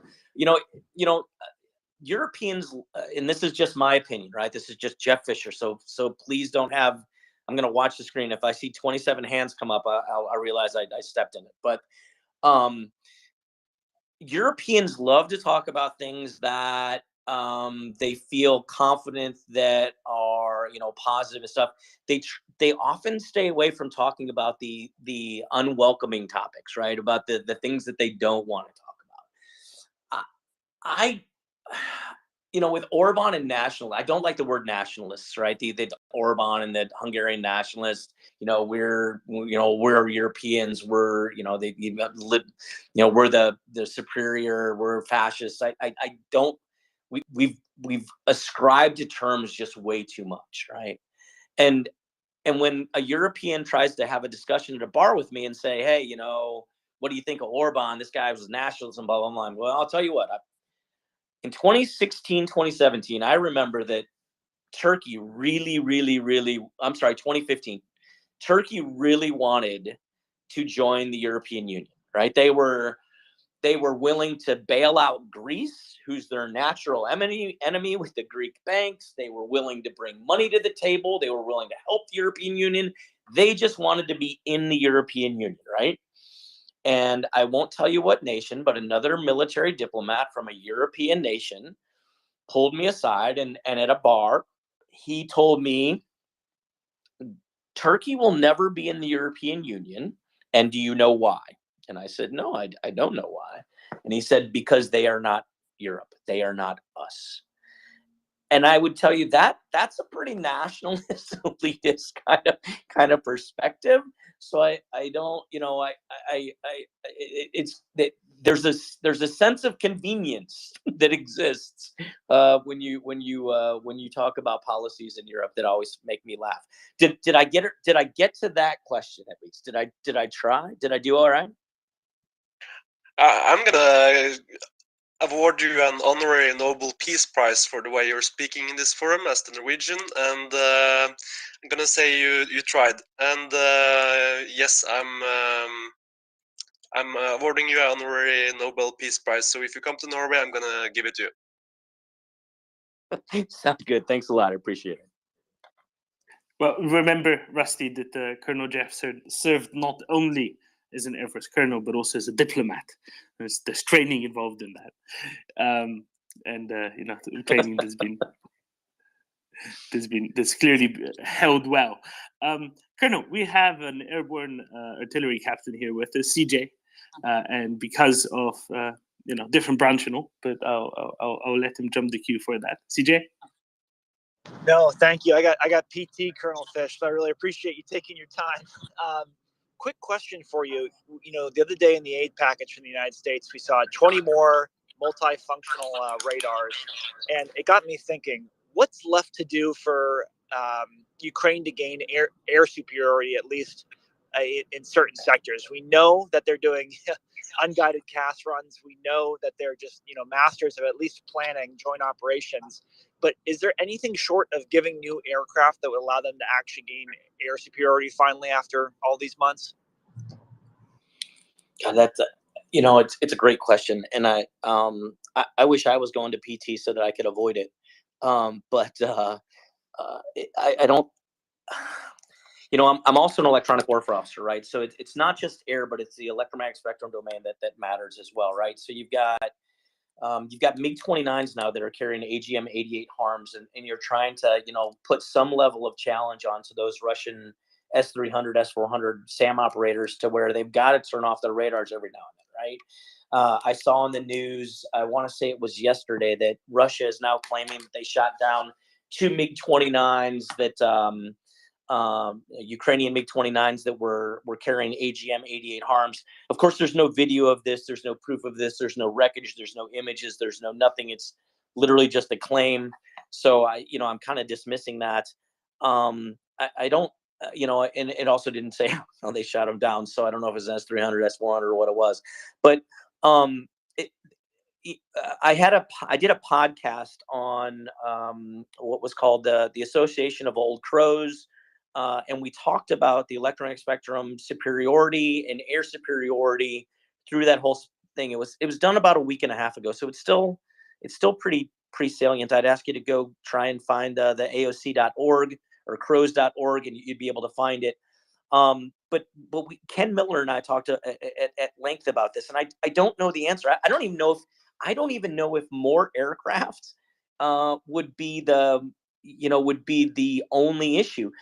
When you look at the way that we did air warfare, right? So in Iraq and Afghanistan, and we had air supremacy and air superiority. We also had it in Kosovo, right? In Operation Allied Force and Operation Provide Promise and all the Balkans, we had air superiority. But it wasn't just F-16s. It wasn't just F-15s. It was, a rivet joint that was out there that was doing ELINT collection. It was an AWACS out there that did airborne command and control real time. It was airborne tankers that were able to keep airplanes up and keep them refueled. It was logistics systems that could actually push forward all U.S. forces to fly out of Aviano, which was like packed like a sardine can for a runway and a ramp, right? And not only did all these assets exist, but they'd all practiced every year back at Nellis Air Force Base, at Red Flag, at Green Flag, at Maple Flag, at all these events where we did, huge combined air operations. To be able to just say, if I give them 2 squadrons of F-16s, I think we can get air supremacy or air superiority. I don't know the answer to that. It's a unique war, and it's definitely not the same air war that we saw out of the last few battles. I know I'm avoiding every single person's question. I'm not answering directly, and I feel bad about that. But does that help you at all? It does. I think what would be very helpful, explaining to me, because, I'm a joint fires observer. I understand, sort of the ground EW game relatively well, having worked with, Ranger Regiment and a lot. But I guess my question, sir, would be, would there be any pieces of ground gear or anything else just generally that could be donated to Ukraine that hasn't yet, that could make a difference here, is really what I'm interested in. Yeah. So I don't know if you're a ground guy. One of my most favorite persons out there as an Army person is Colonel Lori Moe Buckout. And she was a signals officer for the Army. She and I are very, very good friends. She's an awesome gal, and she was an electronic warfare person and actually the president of the Association of Old Crows for a year. So she's amazing. And what I would tell you is she and I both have kind of the same perspective on this. Ground electronic warfare is critical to the Army. There's no doubt about that. But the problem with ground electronic warfare is electronic warfare requires line of sight to be effective, right? If I can't see the victim's receiver, I can't kill it, or I can't jam it, right? And when you're using ground-based jamming systems, you've got, line of sight, depending on how tall your tent is, 20, 30 miles. Being able to get jammers up into the air at 20,000, 30,000 feet, you're now talking about an ability to control the electromagnetic spectrum in large swaths of land. So, we've given them, GPS jammers on the ground. We've given them communication jammers on the ground. We've captured, Russian communication jamming systems. And I'm sure that someone back at Wright-Patterson's having a heyday with those things right now. So yeah, I don't know what else we could give them. I think HARM is a great answer. I'd love to be able to talk to the engineers and figure out how they wired up AGM-88s onto MiG-29s. I carried HARM in combat. I shot 2 AGM-88s in combat. It's a big missile. It's about 1,000 pounds. It sends a lot of love downrange. But to be able to just slap it on an airplane and like a MiG and let it fly, that's a tough engineering question. No, and thank you. That answers it so well. And I think you just illustrated quite plainly why, no matter how many ground systems the Russians brought in to begin with or didn't bring in to begin with, if they never controlled the skies, then it wouldn't really matter how big their army was. So I think that's a really interesting point. So thank you so much.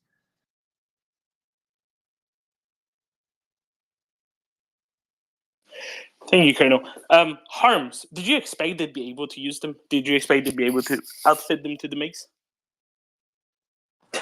Absolutely not. I mean, with the first head, there's so much disinformation going on about this war, and I think one of the reasons and I'll give you guys credit. One of the reasons I love this site is you guys quickly cut through the chaff and get to what is realistic. And if as soon as you smell something like it's a duck, we're going to dismiss it. I love that about you guys, right? The first headline that I saw that said MiG-29s were carrying AGM-88s, of course, the first thing I thought was, this is just bullshit, right? And lo and behold, there's a picture of a looking out of a MiG cockpit onto the wing line of a MiG-29, and there's an AGM-88, and it's a very distinct missile. I recognize the nose cone of it. I know what. I've spent enough hours looking out my window at my wing that I knew that was an AGM-88, right? And so then the next thing I did is I zoomed in really close and I saw if someone cropped the image out and then put it on, and it was, I ran some software to see if if it was a deep fake, and no, it's real. Not, and all I can think of was, when an aircraft and a missile are adjoined, there's monumental level research, development, testing, operational testing and evaluation that goes on, right? Inherently there are systems on the airplane that are designed to help that missile, to talk to that missile, to, if you think of an air-to-air missile, right? You don't just slap a missile onto the wing, right? There's the aircraft radar, if it's a radar guided missile, actually builds an air picture. You can select or deselect which target or which little tick on your screen you want it to go after. You can then tell it what kind of airplane it is, and in the libraries and the software, it's like, oh, it's how close do you want me to detonate? Do you want me to there's tons of things that go into this. To just say that I'm going to put a fairly advanced anti-radiation missile onto a wing of an airplane and just let it go is fascinating. Again, I would love to be able to talk to engineers who did that.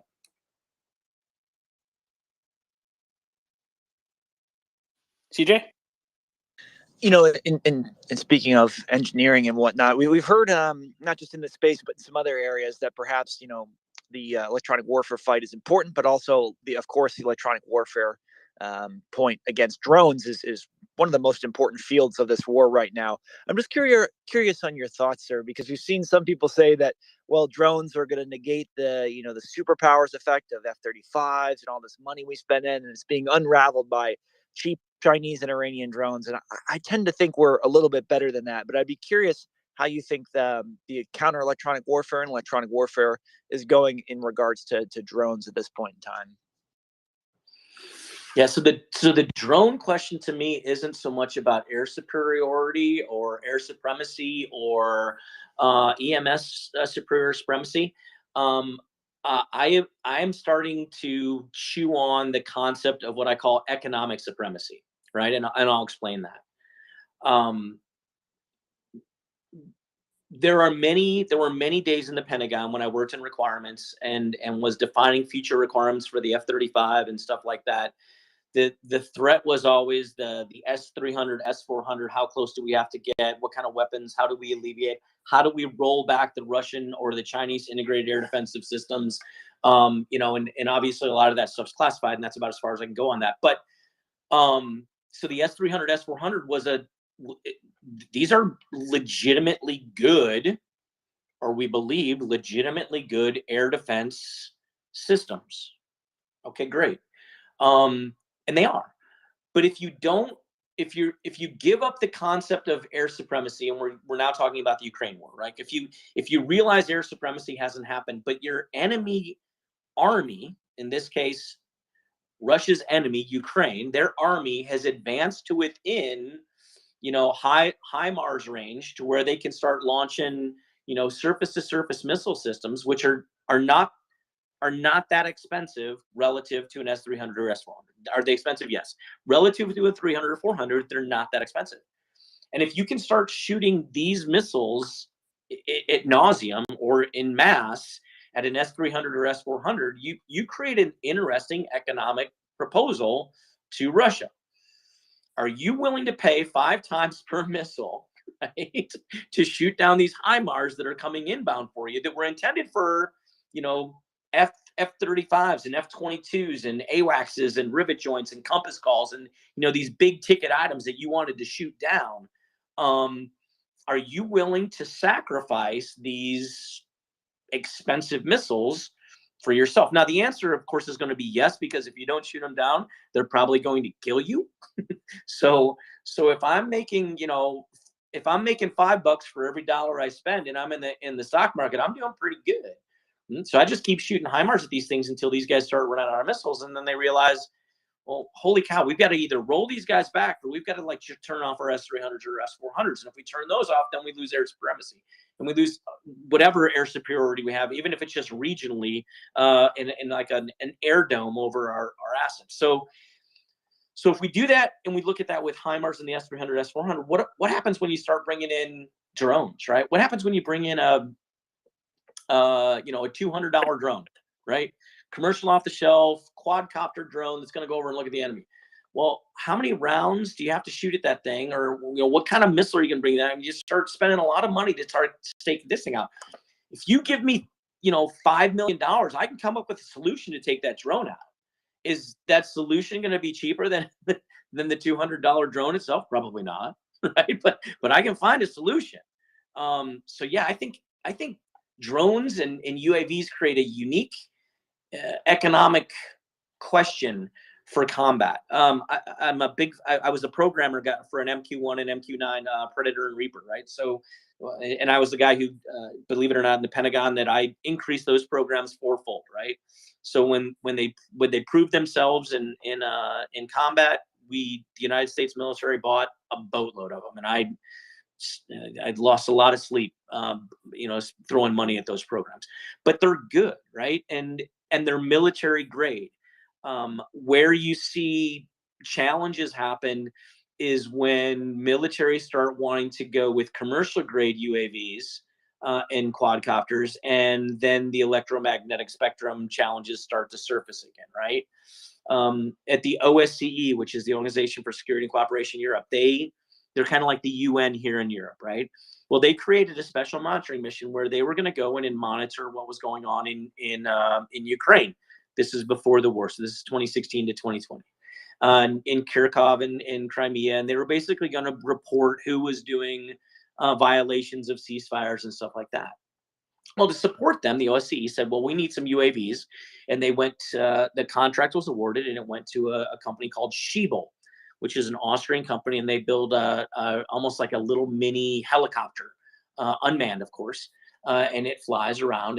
And I can't tell you how many helicopters or the quadcopters or whatever these things were, these Schiebel UAVs, that the OSCE lost, because every time they got close to Russia, or Russia potentially violating the ceasefire, and this drone could prove it, somehow they just fell out of the sky, right? Whether they were being jammed or whether they were being shot at or whatever.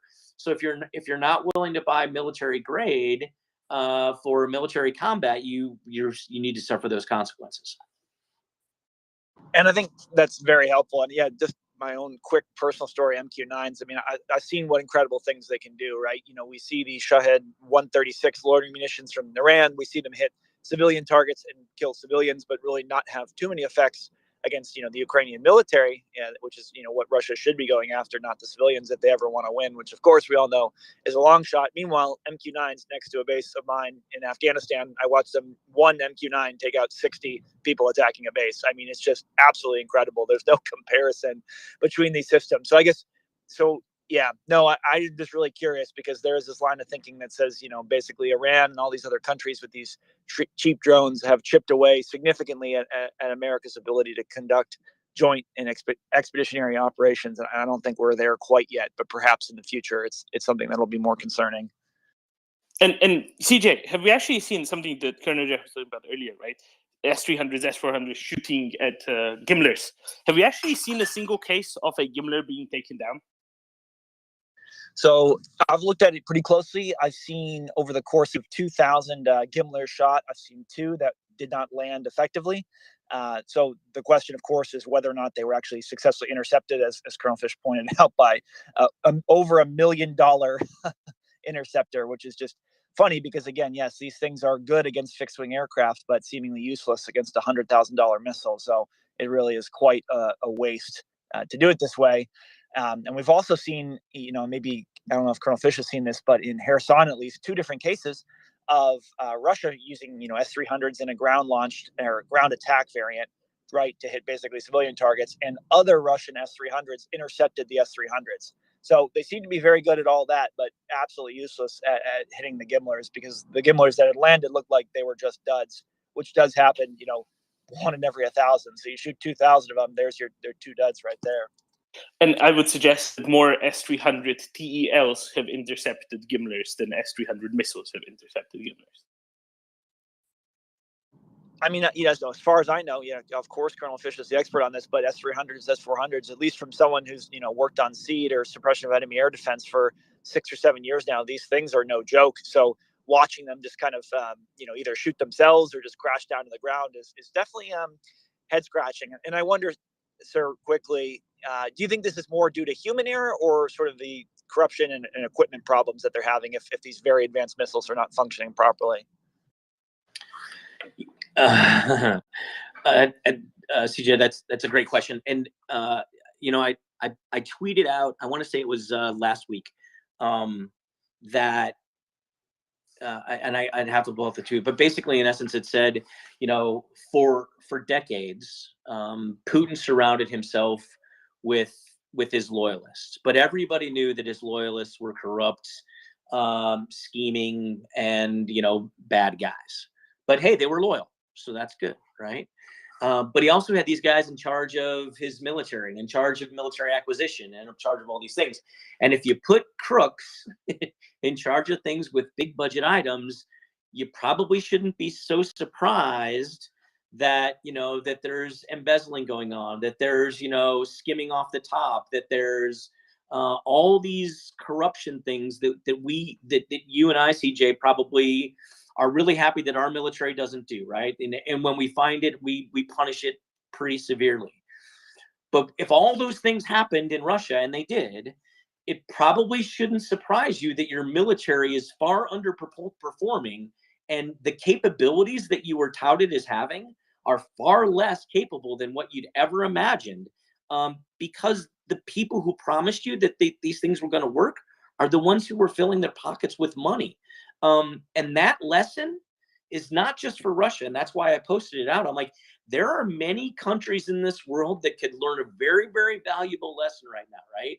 If you truly want to defend yourself, then your Minister of Defense had better be someone of extremely high moral character, and that your officers the ones that you're promoting, had better be doing their job and put, you know, priority in country and nation and service over their pockets and their family. Yeah, but that's not what they have in mind. That was never their approach. Well, Axel, I mean, this is the thing, right? If Russia's willing to embezzle or steal 1.5 million winter uniforms, what are they going to do with each S300 or S400 battery that runs, you know, hundreds of millions of dollars each, right? CJ, I believe we have found those uniforms. They are lovely, made of excellent brick and mortar, Italian marble.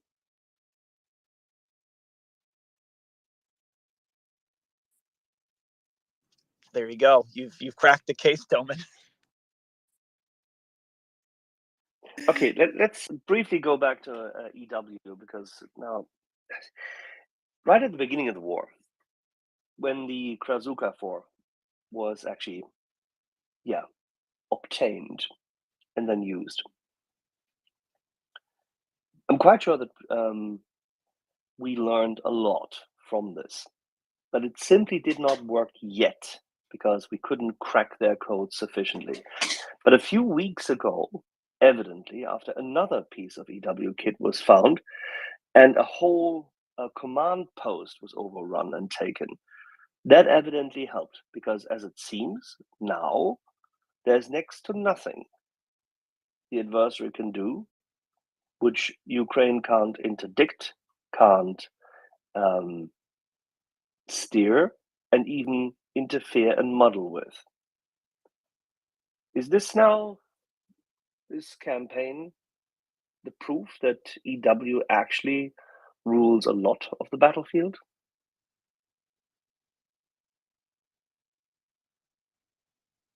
Colonel? Oh, okay. Didn't know that was for me. Well, you're the well, EW there's expert. only one EW pilot here, so All right, fair enough. So look, I became an EW guy in 1991. Nobody try and figure out my age, right? But I would tell you that I remember a quote from, it was like the 1974 chairman of the Joint Chiefs, right? And I don't even remember his name, but I had his quote on my desk, and it said, the next war is going to be won in the electromagnetic spectrum. So I'm like the biggest advocate for electronic warfare out there, right? And my friends would say that I'm extremely biased, and I am, right? If you're an F-15 guy and you're an F-15 pilot, then you love the F-15. That's completely okay, right? And what's not to love about the Strike Eagle, at least? I'm a mud hen guy, right? I like the 2-seat guy because I was a navigator, so I need 2 seats. But the thing is this, right? It's not just warfare. The world is becoming disconnected, and I mean that in a physical way, right? You know, if you think back just 7 years, what your phone can do versus what your phone can do now, the vast majority of people don't compute at their home computer that's plugged in with an RJ45 connection into a Cat5 cable, right? They do all their banking, everything wirelessly, right?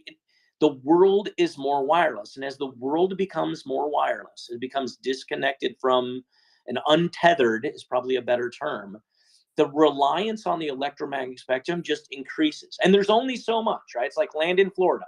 There's only so much. You can't, when all the land is sold in Florida, you can't buy anymore, right? The electromagnetic spectrum goes from 0 megahertz up to however many, gigahertz in the microwave range. Yes, does it keep on going forever? Sure, but at some point it becomes unusable because at the higher level frequencies, the attenuation becomes a problem, and no one's really, you get in the microwave ranges, no one's really been able to harness communications or radars for those things up in that area, right? So there's a limited amount, and if you start taking away a society's enjoyment of the electric spectrum, then you're going to see challenges. Militaries like the fact that they're untethered because untethered means you can move. One of the key tenets of warfare, right? Mass and maneuver. It's really hard to maneuver if you're connected to an RJ45 cable or connected to a radio cable. So yes, I will always be an advocate of electromagnetic spectrum. I will always be an advocate that if we don't control that, we're going to have some serious challenges in the future. So that's my pitch for EW, right? But the change in the battlefield is evident, isn't it? From what we saw in March to now. Sure. Yeah, and I think Alex, if I'm not mistaken, because I recognize your voice, I think we talked about this, right? I think that the Russian EW systems were they were the boogeyman, they were the ghosts, and perhaps they are very, very capable. But if you don't train on a regular basis with your EW systems, with your infantry, with your armor, with mass maneuver, you can get things horribly wrong in the electromagnetic spectrum. You can be as a Russian EW guy, you could be jamming your own boss's frequency, or the strikes called in for artillery, or the ground control intercept for your fighters. And as soon as you start doing that, whatever general is out there who's not grown up as an EW guy, who truly believes in just kinetic strike and kinetic warfare and you fall underneath him, right? Because he's the commander. He's going to tell you to turn that shit off because he can't talk to his guys. And as soon as he tells you to turn it off, you've just surrendered the entire electric spectrum. It'd be like ground all the airplanes because I don't understand them. I don't want them to fly. Well, we'd never do that in the air domain, or we wouldn't say put all the ships in the port because I just don't understand. Your boats are getting in my way. We'd never surrender a domain in any other way, but yet we continually over history have had general officers surrender the electronic spectrum because they don't know how to integrate it into their complex military operations. So the level of complexity and confusion the Ukrainian armed forces have just literally exploited, and I say created and therefore then exploited with the Russian troops in three different environments, both the Kharkiv Oblast, then now just recently Liman, and in the last 72 hours, the whole Kherson Oblast, where they've shaped the enemy, including messaging and interruption of existing messaging, where they then literally forced Russian officers to give up exactly that, give up communications. That's quite a feat. Sure, but I think it goes both ways, right? I think that if you, I don't know how much training the Ukrainians did with their electronic warfare systems, and they've got commanders as well saying, hey, that I can't talk to my guys, turn stuff off, right? So cease buzzer, everyone stop jamming, I can't talk. So I think it happens on both sides of the battle space, and that's why you see a lot of activity in the electronic spectrum, right? You see, and then you can use it in different ways, right? So if you can do SIGINT or comment, you can start collecting and direction finding and start locating forces on the ground. There's a lot of things you can do in the electronic spectrum other than just deny the enemy the ability to talk in it. Yeah. Sow the seeds of discord in a different way. I like it.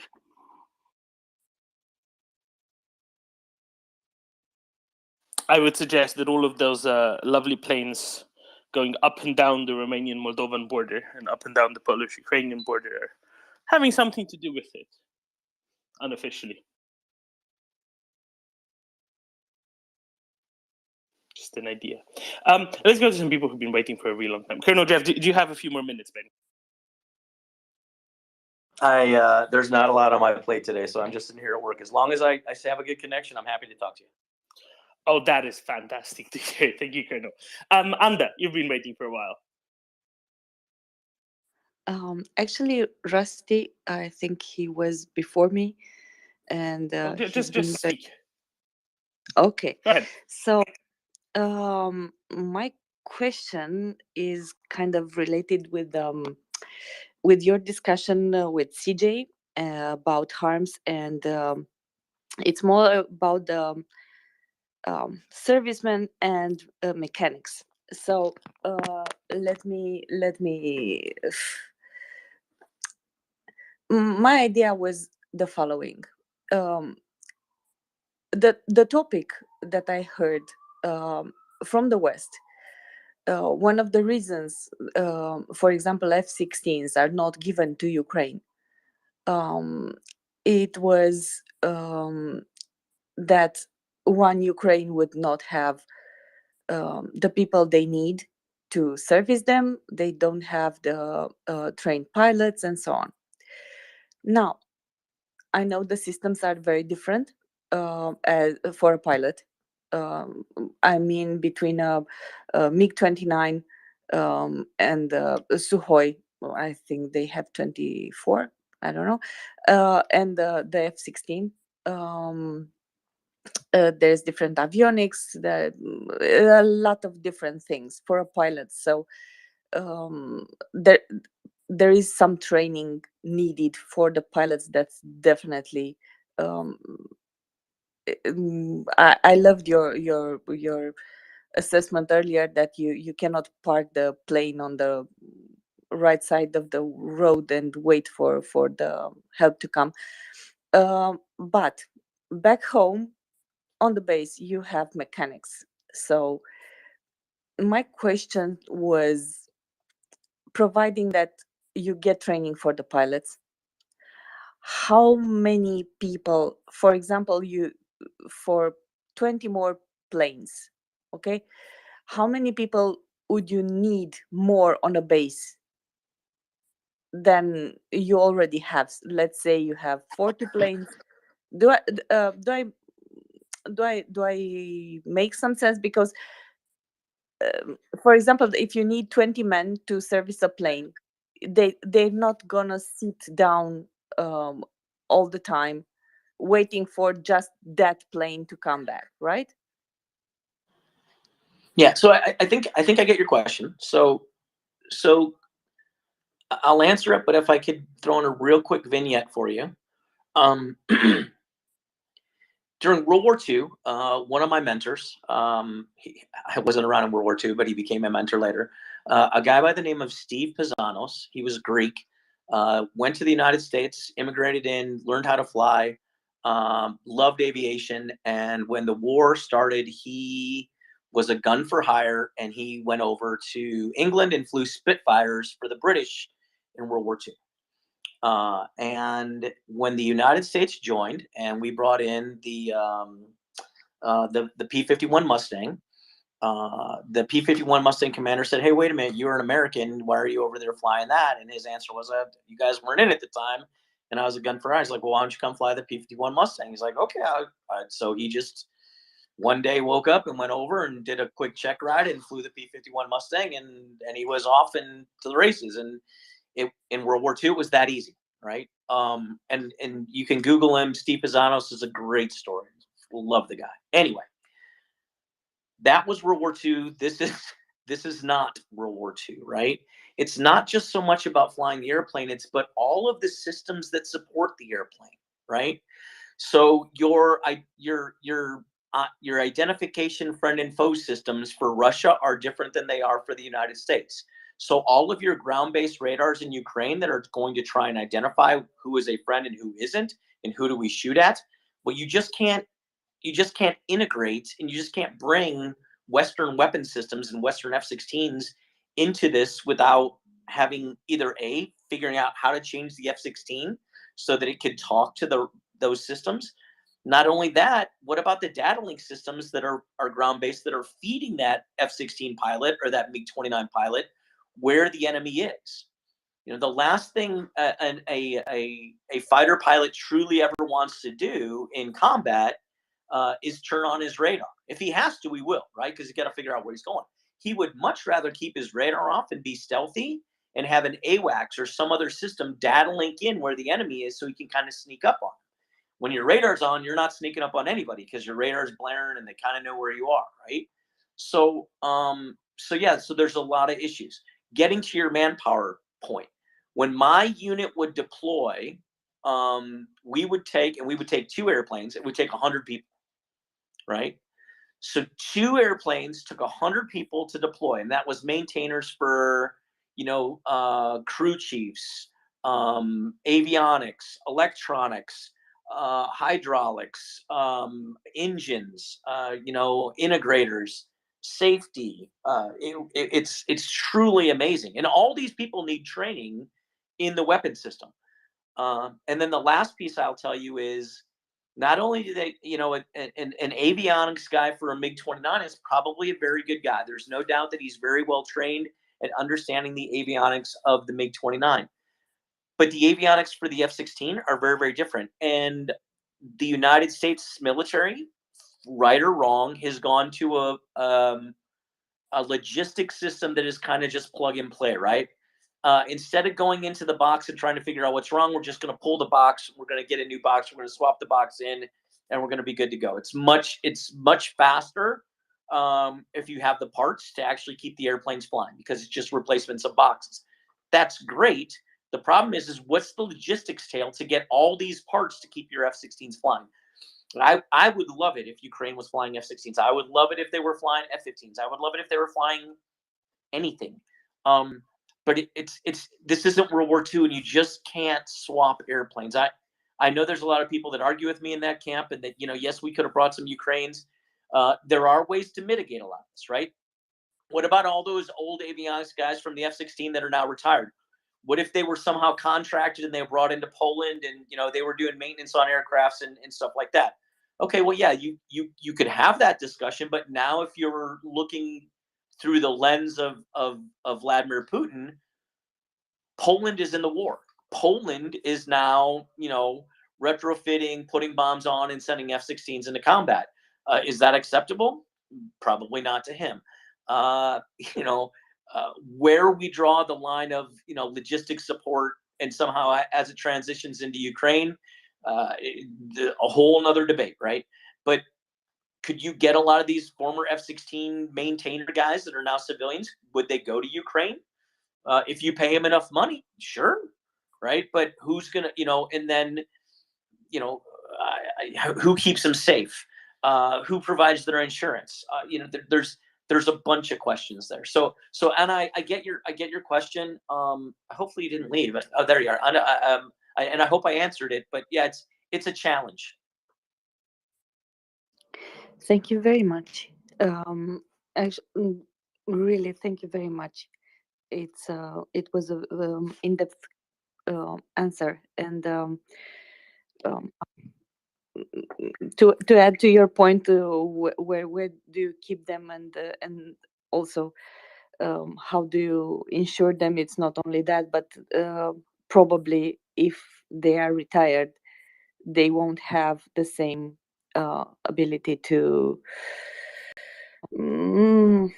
how to say to maintain a faster rhythm as they used to have, especially because it's not their home. Anna, as a Yeah. 55-year-old man, I will tell you, I know exactly what you're talking about. I don't appreciate it, but I know exactly what you're talking about. Thank you You very just much. told us not to date you, Colonel Jeff. 10 minutes ago.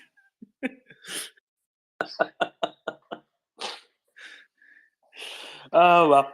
Dorman, this was Axel? given away when he said that he was becoming a pilot in 1991. No, luckily he only said that he was getting into EW at 1991. Could have been, a boyhood dream, or. Anyway, joking aside. Thank you very much, Colonel. Full interview. I know. We had a full interview. I know, and it was great. It was in the wake of the Krasucha takeover in late March. It was fantastic. Alrighty, Rusty. Hi, Colonel. I'm back again. Yeah, you seem to be a guy with a lot of knowledge, so I got interested when you started talking about drones and the cost effectiveness of the use of different types of air defense and drone defense. And I want to ask you about air defense. So we know that the Ukrainians are getting 8 NASAMS, and I just wonder, how do you think they will use them? 2 of them might already be there, even though the Ukrainians say they're not. The Norwegian government is providing 2. The Americans are procuring 6 if Pentagon hasn't updated their briefings. How will Ukraine use them? Yeah, to be honest with you, I really don't know. And that's, I'm not trying to gaff you off. I think when you talk about air defense, right, and you want to talk about integrated air defense systems, I think it's important to realize that, yeah, just because you bring in the bullet doesn't mean you need to forget about the gun, the man, the company, and everything else, and the platoon and all that, right? And what I mean by that is there are early warning.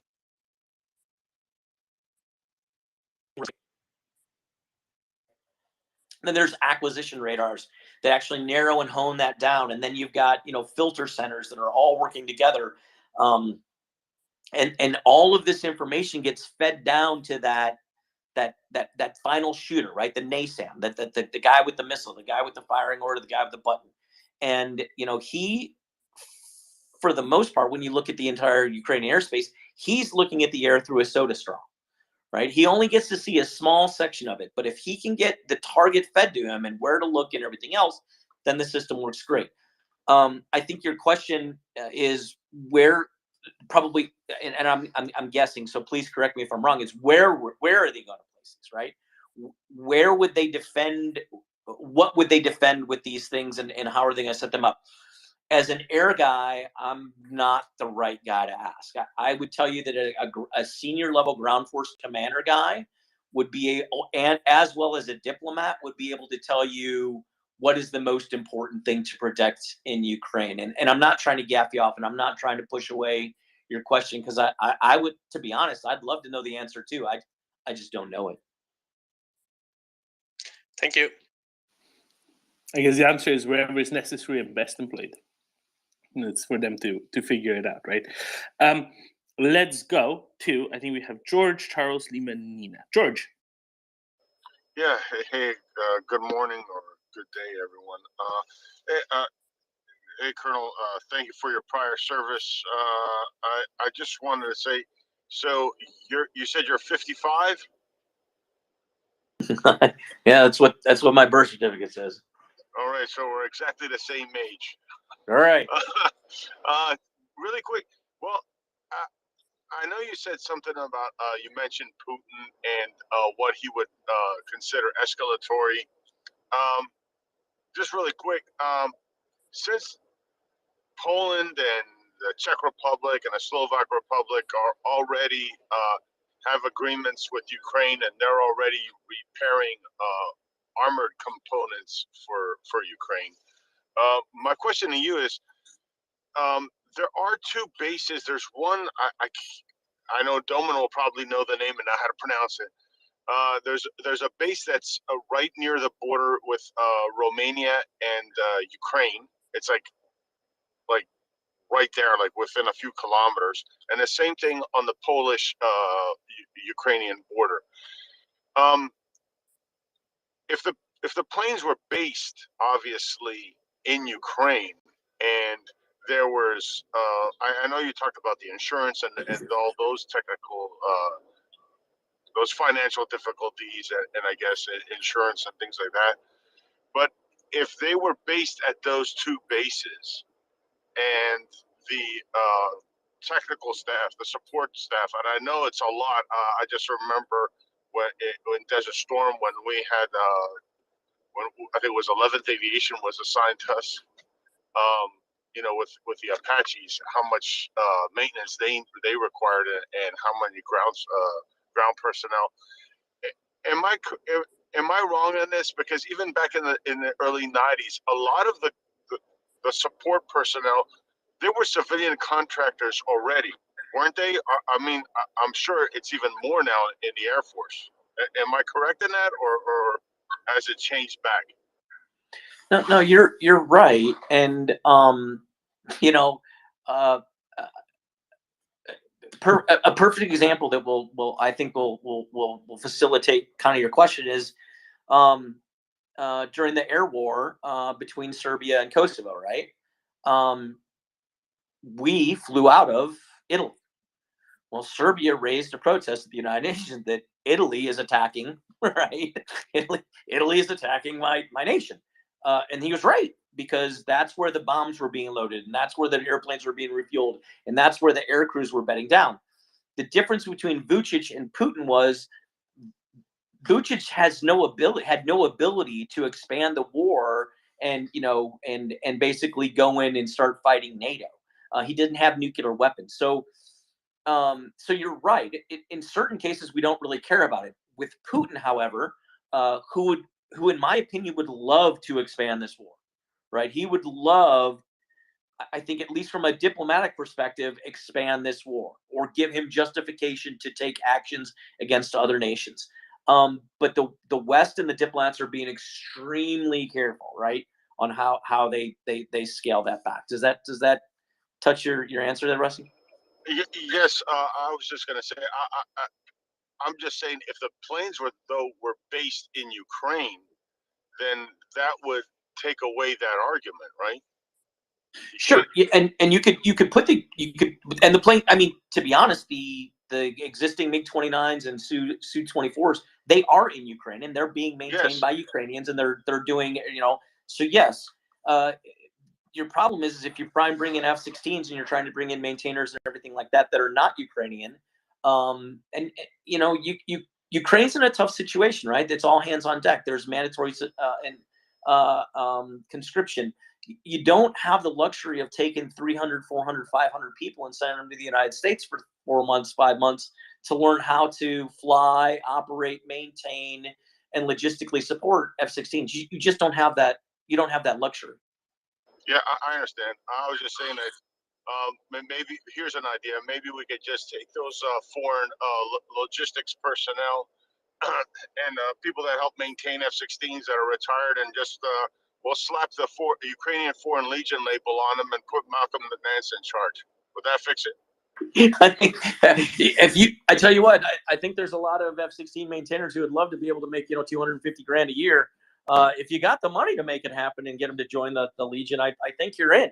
I just and to be fair, I joke about that, but we all know there are foreign fighters right now already in Ukraine that are fighting with the army and doing some other things. So yeah, it's not unprecedented and it's not impossible, but we just need the will. Sure, yeah. And who says that it's not happening?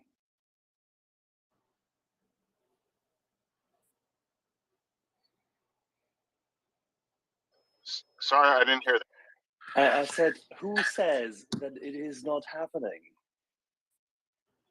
That's true, Axel. Behind the scene. Charles. Sorry. It may be. Hi, good afternoon, sir. Yeah, as a ground pounder, I was always fascinated by the black magic that the Evos could do, and you're really talking PhD level warfare here. Looking at this war, how has this confirmed or rejected any assumptions that you might have had about the electronic warfare battle space beforehand? Yeah, so Charles, I would tell you that the first thing that this battle has reaffirmed, and I already talked about it a little bit, right? And that is that if you're not integrating electronic warfare into your training at a very base level, all the way up to your major force operations, don't ever expect to use it in more than, right? You know, and the example that I'll say is when in 1992 or 93, I went to Red Flag at Nellis Air Force Base in Las Vegas, and there was a major force on force exercise, and we do these 2 to 3 times a year. You know, different units from around the United States come in, and they always give a young captain the ability to plan the airstrike, and you know, everyone goes into the planning meeting, and he says, "Who are you?" And I said, "I'm the compass call guy." He's like, "I've never heard of that airplane." I'm like, "Okay, good." He goes, "Well, I'm just going to put you right here." I'm like, I can't fly right there. He's like, "Look, I've got a stack of F-15s and F-16s and F-18s. I don't have space to put your freaking airplane." I'm like, "All right, right." So, I mean, he's in charge. So, like, okay. And then, of course, you know, the battle, we get our asses handed to us and come back. And then, you know, some colonel will go, "Why did you put your compass call right there?" And of course, he had to answer. He's like, "Well, I just didn't have room for it in the stack. I didn't have any altitude." He's like, "But you made it completely ineffective, right? You had it flying in a way that it could do absolutely no good for you. So maybe that's why the enemy got to talk, and they actually got talked onto you and then beat the shit out of you." Oh, okay. So, you know, after 2 weeks of the exercise, then we beat, but it was the same lesson over and over again. And now, to be fair, I think there's a lot of fighter guys out there. And there's a lot, you know, I went to Top Gun school, and there's a lot of guys who value me. And yes, I do wear a Top Gun patch on my arm, you know, when I was in uniform, and now they get it, right. And they realize that the spectrum matters. So, but if you're not going to train now, you're not going to, don't expect to use it more. That's the first one.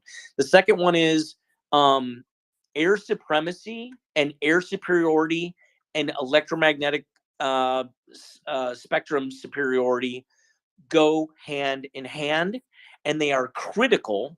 They are critical to being able to win in a battle space. And you know, Charles, I'd like to deviate a little bit from your question. We all keep talking about air superiority and air supremacy, and I think there's a lot of listeners out there like, okay, well, yeah, so you can fly around. I get it, but what does it truly mean? And I'm going to give some key examples that I just had discussions with some pretty PhD level folks out there, right? Without air superiority, without air supremacy, and without the electronic spectrum superiority, without being able to fly and control space, here's are the impacts that we are seeing in Ukraine. Number one, yes, C-17s can fly into Poland. They can offload tons of logistical support into Poland. But the drive from the base in Rzhewa, or however you say that, Poland, which the base that's on the border, all the way over to the eastern side of Ukraine, is about a 10-hour drive. And that's without border checkpoints, right? So you've incurred an additional 10 to 12 hours in to be unacceptable. Those C-17s need to be able to get closer to the battle space, but they can't, because they'll get shot down by S-300s and S-400s. So they fly where they can, and then ground-based movement of logistics has to move this stuff across Ukraine. Horrible, horrible, horrible addition. Number two, without air supremacy, there are many, sadly, there are many examples that you can cite where Ukrainian forces that are wounded cannot get helicopter support for medical evacuations out back to hospitals. The only way they can be evacuated is over land transport. And in the military, we call it the golden hour, right? Your ability to save, if you're a medical, and one of my friends who's a good doctor, special forces doctor, he and I had this conversation over beers just last week. He's like, the statistics that we're getting out on killed in action in Ukraine versus what we saw in Iraq and Afghanistan are just monumental. Yes, there's more fighting, and yes, they're up front, but more importantly, a lot of these guys are dying from injuries that I know that we could be fixing if we could get to them in that golden hour and get them to the hospitals. But without rotary wing helicopters, for a couple reasons. Number one, yes, they can't get in to the airspace. Do they have them? No, not really. They'd rather use them for different reasons. But these guys are being land evac'd out back to hospitals, and unfortunately, some of them are dying. So it's important, right? So these are the kind of lessons that I'm learning. Thank you. Thank you, Colonel. In case How I do you? should do is Quick question, Domin. Quick question, interjection. Jeff, I just got some friendly notes from other friends of mine in Germany who said, "How well do you think the Ukrainians can integrate the Cobra counter-battery radar system with its sensor technology into the EW setup they now have?" They tend to believe that it might help actually eradicate the remainder of contested air capacity of the, shall we say, flagging Russian Air Force. Yeah, so counter battery radars, I love them, right? I was a big fan of an old radar called the Cymbeline radar, and they're good. I would tell you that the integration of the radar is not the big issue, right? The radar is going to do its job, and it's gonna feed to its processors, and it's going to report out, here's where we think the incoming artillery is coming from. From there, the question then becomes is how well is that integrated into a battle staff to where the communications chain can be shrunk down to the point where return fires and return effects can actually be put onto that before the Russians move their artillery pieces. So yeah, giving them pieces is great, but again, we have to talk about this is the whole training thing, right? There was an old general named General Jumper, John Jumper. I loved him to death, man. He was freaking hilarious, right? And he was the guy who was in charge of the original air war that started in Kosovo, right? And he gave these speeches after the war. He says, my number one thing that I hated, fish. I'm like, what's that, sir? He's like, I hated it when, every freaking defense contractor came into my office and they had this locked up briefcase, and it was handcuffed to their arm, and they said, I have the answer for you on how to win the war. And he was a Top Gun grad as well, and basically after the third one, he told everyone else, get the hell out of my office. Because the truth of the matter is, no matter how great your capability was, if I couldn't integrate it fundamentally all the way down to my humans in the loop, using absolutely. It and pushing it in a communication perspective, I don't care how good your widget is. I don't care what it does. If I can't integrate it, you should have brought me this widget 2 years ago, right? And let me use it at Red Flag, and let me use it in my combined operation exercises. And now it's just too late. So sure, that the system will operate there. It's how well do you integrate it into your command and control structures to be able to return fire for effect? No, absolutely, and I don't disagree. We had the discussion, I think, earlier when we did our interview session also. The reason why I highlighted is that seemingly the Ukrainians, having been in Germany and done some training and working on, for example, also the systems that with the Gepard, they started immediately integrating this into their, shall we say, battlefield command system, and they made great strides in that regard, and they immediately also started working on the Cobra. And as I understand it, the system has capabilities which the German Bundeswehr before has never ever considered or even used. It seems that the Ukrainians are innovating in this war much more quickly, and they're getting trained up by means of real battlefield exercise, something which many people in the West evidently underestimate, that being in a war is a different sort of training and makes you learn much quicker at the risk of losing your life. All true. So the question was really only as to whether we had seen this before, because I can't remember any scenario where we had technology available which was so smart that it gave us additional capabilities to use a simple, not a simple, but a counter-battery radar station as a prolongation of the EW system to that extent that it would provide essentially an umbrella which would interact with pilots directly. That was quite interesting. Sure. Yeah. I mean, if you think about a Western military, a well-equipped Western military with let's go back to this example of the counter battery radar, right? So the counter battery radar is out there, he's spinning around and he's looking for incoming artillery. And as soon as he finds incoming artillery, right, there's tons of processors that are going to identify this location. So that's the golden goose, right? That's the golden piece of nugget. But a Western military, that information is immediately going to be data linked into a computer system up to a command center, probably at the brigade level, right? And some fires coordination officer is immediately going to see it. It's going to flash red that there's incoming, artillery rounds.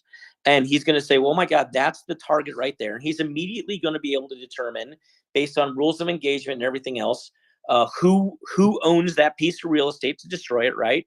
Is it beyond the fire support coordination line? Is the U.S. Air Force going to do it? Or are we going to use our own artillery? Are we going to use HIMARS? And he's immediately going to tap on the screen. He's going to select the target, and he's going to push that target to, let's say, one of his HIMAR units. And that HIMARS unit's out there also on this same network is immediately going to get that thing, and he's going to turn it. And all this queuing is going to happen, you know, basically with smoke and mirrors to that fire control officer right there with the HIMARS, the lieutenant. He's going to sit there and go, holy shit, the HIMARS, yep. Hey, check it. Is that thing pointing in the right direction? Yep. The correct target's in. He's going to shoot. Well, that's way faster than that enemy, you know, artillery piece is going to be able to shoot and scoot. Compare that to what the Ukrainians are going to have to do, right? They're going to, it's all going to be paper driven, and someone's going to be walking this around, or they're going to talk in open language, right? On open frequencies to say, hey, we know that the Russians got got an artillery piece right by the church located down near Kherson on the south side. Well, as soon as the Russians hear that, right, so they're going to tell that artillery guy, dude, you got to move. Get out of there really quick, because I'm coming. So yeah, this is what we're talking about in integration. You know, breaking it down to the most simplistic example for people. Yeah, it seems a lot of what you described as an example of what is being used in, say, combined arms and in the US armed forces. The Ukrainians have already started implementing themselves as well. So there's very little, if anything, paper-based left. They have their own strategic comms, and they have their own tactical comm systems, and they seem to be rather good at integrating with the systems we've been giving them. At least that's what we're hearing. So it bodes well for the shortening of the time frame they have for shooting and scooting. Yeah. Many of the senior leaders you'll hear that are true war fighters, they always want to talk about shortening the kill chain, right? Find, fix, finish. That's what I want to do. I want to find it, I want to fix it, I want to finish it, right? Short the kill chain. Why does this sound eerily familiar? Let's go to Lima Intel. Thanks, Alex. So, Colonel, I always love to talk to Air Force guys because they how do they say the Air Force does things different, and it's all smart guys, and I always find this fascinating. So I'm eager to get a question out there. And as we were talking a bit about military academics, I want to steer the talk a bit onto generations of warfare for the people that don't know too much about it. So basically, it's defining what level of strategic excellence you kind of put to the table. And there are currently something like 5 defined generations, with the first generations reaching back hundreds of years of just people information on a plane bashing their heads, to the second generation of refined weaponry and smaller units, third generation of maneuver warfare, combined arms, stuff like this. Fourth generation, more being in the unconventional warfare space, also putting in things like trade war and so on. And the most important thing, or for me the most interesting thing at least, is the fifth generation, which is the most complex, latest generation, where people still argue, are we there yet? Does it exist? Is it defined? And that is, like you said, electronic warfare, non-kinetic military actions, cyber attacks, misinformation, stuff like this. And when I look onto the war in Ukraine, I always ask myself, what generation are we currently in? Because we see definitely combined arms with different units doing maneuver warfare on a grand theater scale. Very good tactics, excellent, all good. We also see special forces shaping the battlefield, some bit of unconventional warfare with sabotages, things like this. But we also see very interesting stuff happening in the information space, cyber attacks, where in the beginning of the war, Russia was a bit more active. Ukraine has got this drone thing going for them. So how would you categorize the war in Ukraine in terms of this generation, if this is possible at all? Because I failed at it. Maybe you have a better answer to this. And as the higher generations are superior to the prior generations, so how can we support Ukraine to lift their war game up to another generation, to be superior to Russia on another level? So you talked about like information flow on the battlefield and interconnection of units. So can we do something there that goes beyond just putting out another radar system? Yeah, I don't know if I can answer where we are, but what you bring up with like the generational changes in warfare, you know, the way I always tell it to people is, there's no point in history that you can show me where a massive shift in geopolitical borders happened, right? The Ottoman Empire, whatever it was, you pick your time in history, that is not tied to the development of some new weapon that enabled them to basically, through warfare, take additional land. So yes, you're right. First generation, second generation, third generation. Then to be fair, Spain never would have built a naval armada if humans didn't depend on the seas for support, right? When boats were made, they're like, yeah, they're cute. But then when we started using it for logistics and movement and steam, that's when a naval armada became really important, right? So as soon as humans start to use that domain, that's when the domain gains military relevance, right? In 1992, yes, the computer was made, and yes, there was a cyber domain, but no one was really using it. I mean, you're using AOL with your dial-up network, and you're listening to Kiki, and 56 baud rate of information. Well, okay, well that's great, but that's not now the domain is viable. Now the domain has more impacts, and where I think, and the reason I say all that, Lima, and where I think you and I are perhaps in alignment is the next big domain, right? The next one. That I think is going to be massively important is space. And there's a lot of great people thinking a lot about this, and I'm just too old and I don't get it. But how do you win in the space domain? I can send up a nuclear weapon and I can blow up every single satellite up there, and I can make it so no one can use space, and then force us all back down to just using the other domains. But that's not really taking advantage of the domain. That's actually just saying we're just going to eliminate it because I can think in air, land, and sea. Okay, I can do that. That's 3 dimensions. Now I'm into cyber. That's the 4th dimension. So in multi-dimensional domain warfare, I'm just not smart enough to think in 5 dimensions, right? I envision it. Do you remember those old chessboards that had like 3 levels of chess or checkers? I just can't imagine a 5-level one. So maybe I just take away a domain and not let anybody use it. Yeah, you're very, very right that increased generations bring like exponential complexity. And I think the information flow of the units involved is very important. So I don't know too much about how the command is set up in Ukraine, but is there anything we can additionally give them to increase the information flow and kind of enable them to explore more options through this increased intelligence reporting? I mean, we give them already satellite pictures reporting like this, like intelligence out of the international intelligence community. Do you see anything else we can do? Yeah, I don't know. There's a lot of communication systems that exist that are off the shelf right now that are actually really good. They're secure, and they run on backbones of the internet, and whether they're SVoIP, secure voice over internet protocol, or VoIP, or battle management kind of systems. I think a lot of those things exist, and we're trying to give them. And this is kind of what I think either was Tim or Doman were actually talking about. If I'm not mistaken, of the Ukrainians have proven relatively capable at actually shortening that find, fix, finish and kill chain. So I don't know what else we can give them.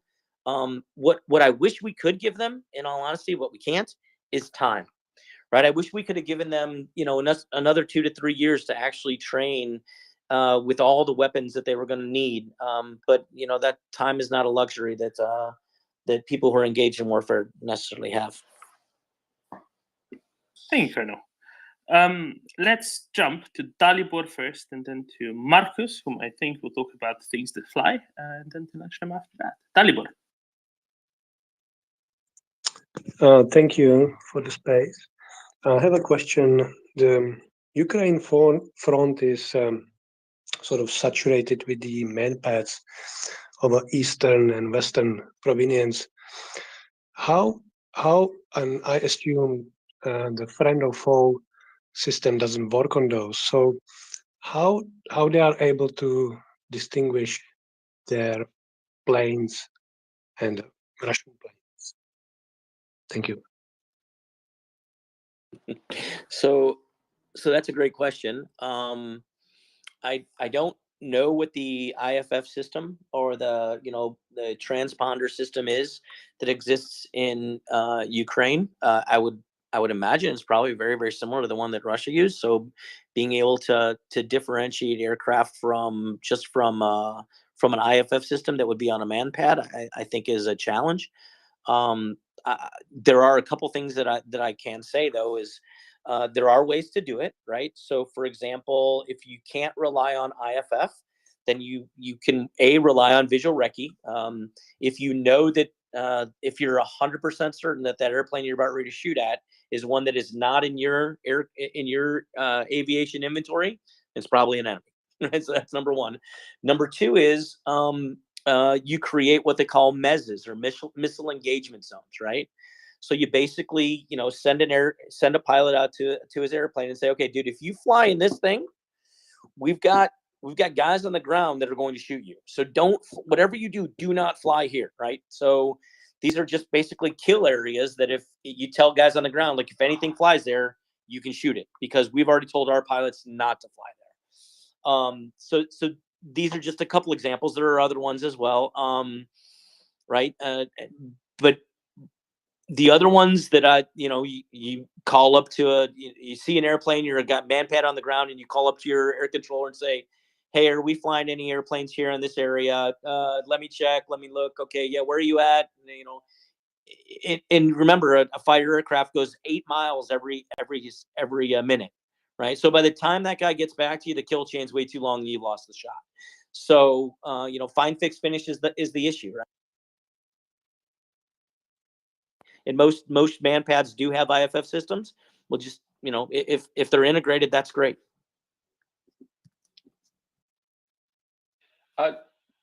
Colonel Jeff, could you talk a little more around electronic IFF? I mean, my understanding is that it's not a completely reliable way of doing things, and it needs to be used in conjunction with other methods, such as the kind of area AOK that you've also described. You've just described, or is it fairly flawless these days if networked properly? So that depends on the nation, right? But and I'm gonna geek out here. So like if I start seeing, there's 124 people in here, but if I start seeing people fall off, I'm gonna know that I've geeked out way too far, right? So a traditional transponder that you have for commercial airplanes, we call it mode 3 and mode 3C. And every time you're flying under in the world under instrument radar control, in other words, a ground controller is controlling you, then you have to squawk a 4-digit code plus mode C, which will tell air traffic control where you are, what altitude you are, what your call sign is, and all this kind of stuff. That's mode 3, mode 3C. That's the traditional transponder used by the entire world, right? So that's great. However, in combat, you don't necessarily want people to know where you are and what altitude you are. So in combat, aviation airplanes, when they're flying in combat, they will what we call strangle mode 3 or mode 3C. So they turn it off. So they're not doing that. And then there's other systems, right? So there's former Russian design systems, and these use some level of encryption, right? So they will talk to their ground systems. We in the West, we use a system called mode 4 or mode 5. Mode 5 is the new one coming in. And again, yes, it's encrypted. And that allows us to talk or at least communicate from a air defense perspective and define who is a good guy. It doesn't define who is a bad guy, right? So there's very important nomenclature and terms that we use in the West, right? So you are either a friendly, a bogey, a bandit, or a hostile, right? Friendly, unknown, bandit, hostile. That's it, right? So if you're friendly, that means you're squawking and that everyone knows you are a friendly aircraft. An unknown, when you talk on the radio, or someone a airpiece that's designated as unknown, is someone who's not transponding, so we don't know if he's a friendly, but we have no indications, and our intelligence guys haven't come out and said, yeah, this is a bad guy. A bandit is actually a bad guy. Like, we know he's a bad guy, whether it's through point of origin of the airfield that he took off from, or radars that are associated on his airplane, or other intel assets that come out and said, yeah, this is a bad guy. That's how we determine they're a bad guy. But a bandit is someone who is a bad guy, but he's done nothing to you. So your AWACS controller would just call him bandit. You're not cleared to engage him, right? He's a bad guy, but you're not cleared to engage him. When you hear the word hostile on the radar, or someone's tagged as hostile, that means he's a bad guy and you can shoot him. So this is how the air picture is built in Western NATO constructs. It's very important to get those nomenclatures right. Thank you. I have a very quick follow-up on that. When it comes to encrypted IFF squawking that you just described, what's the working assumption among air forces about whether they can be compromised, if at all? Like, what's the level of confidence that we have in the encryption inherent in that's built into these? Like, is it a kind of trust but verify by other means type thing, or is there an absolute degree of confidence? No, there's a very strong degree of confidence, and I'll give you an example. I mentioned earlier that I flew off an aircraft carrier, right, and flew into Iraq numerous times during the war. The last thing that you did on the aircraft carrier, right? So you get in, strap on the jet, it's hot as hell. You start the engines, you're sweating, you go through your radar checks, you go through all your checks. You're just about ready to get unchained and move to the catapult. And the last thing you do is a little guy comes over and he makes a gun signal. He's going to squirt you, and you have to turn on your secure IFF system. And he's got a little box and he points it at your IFF antenna. And if you get a green light and he gets a green light, you get to go to war. If you don't get a green light and he doesn't get a green light, the air boss says you are a jet that is not going into combat.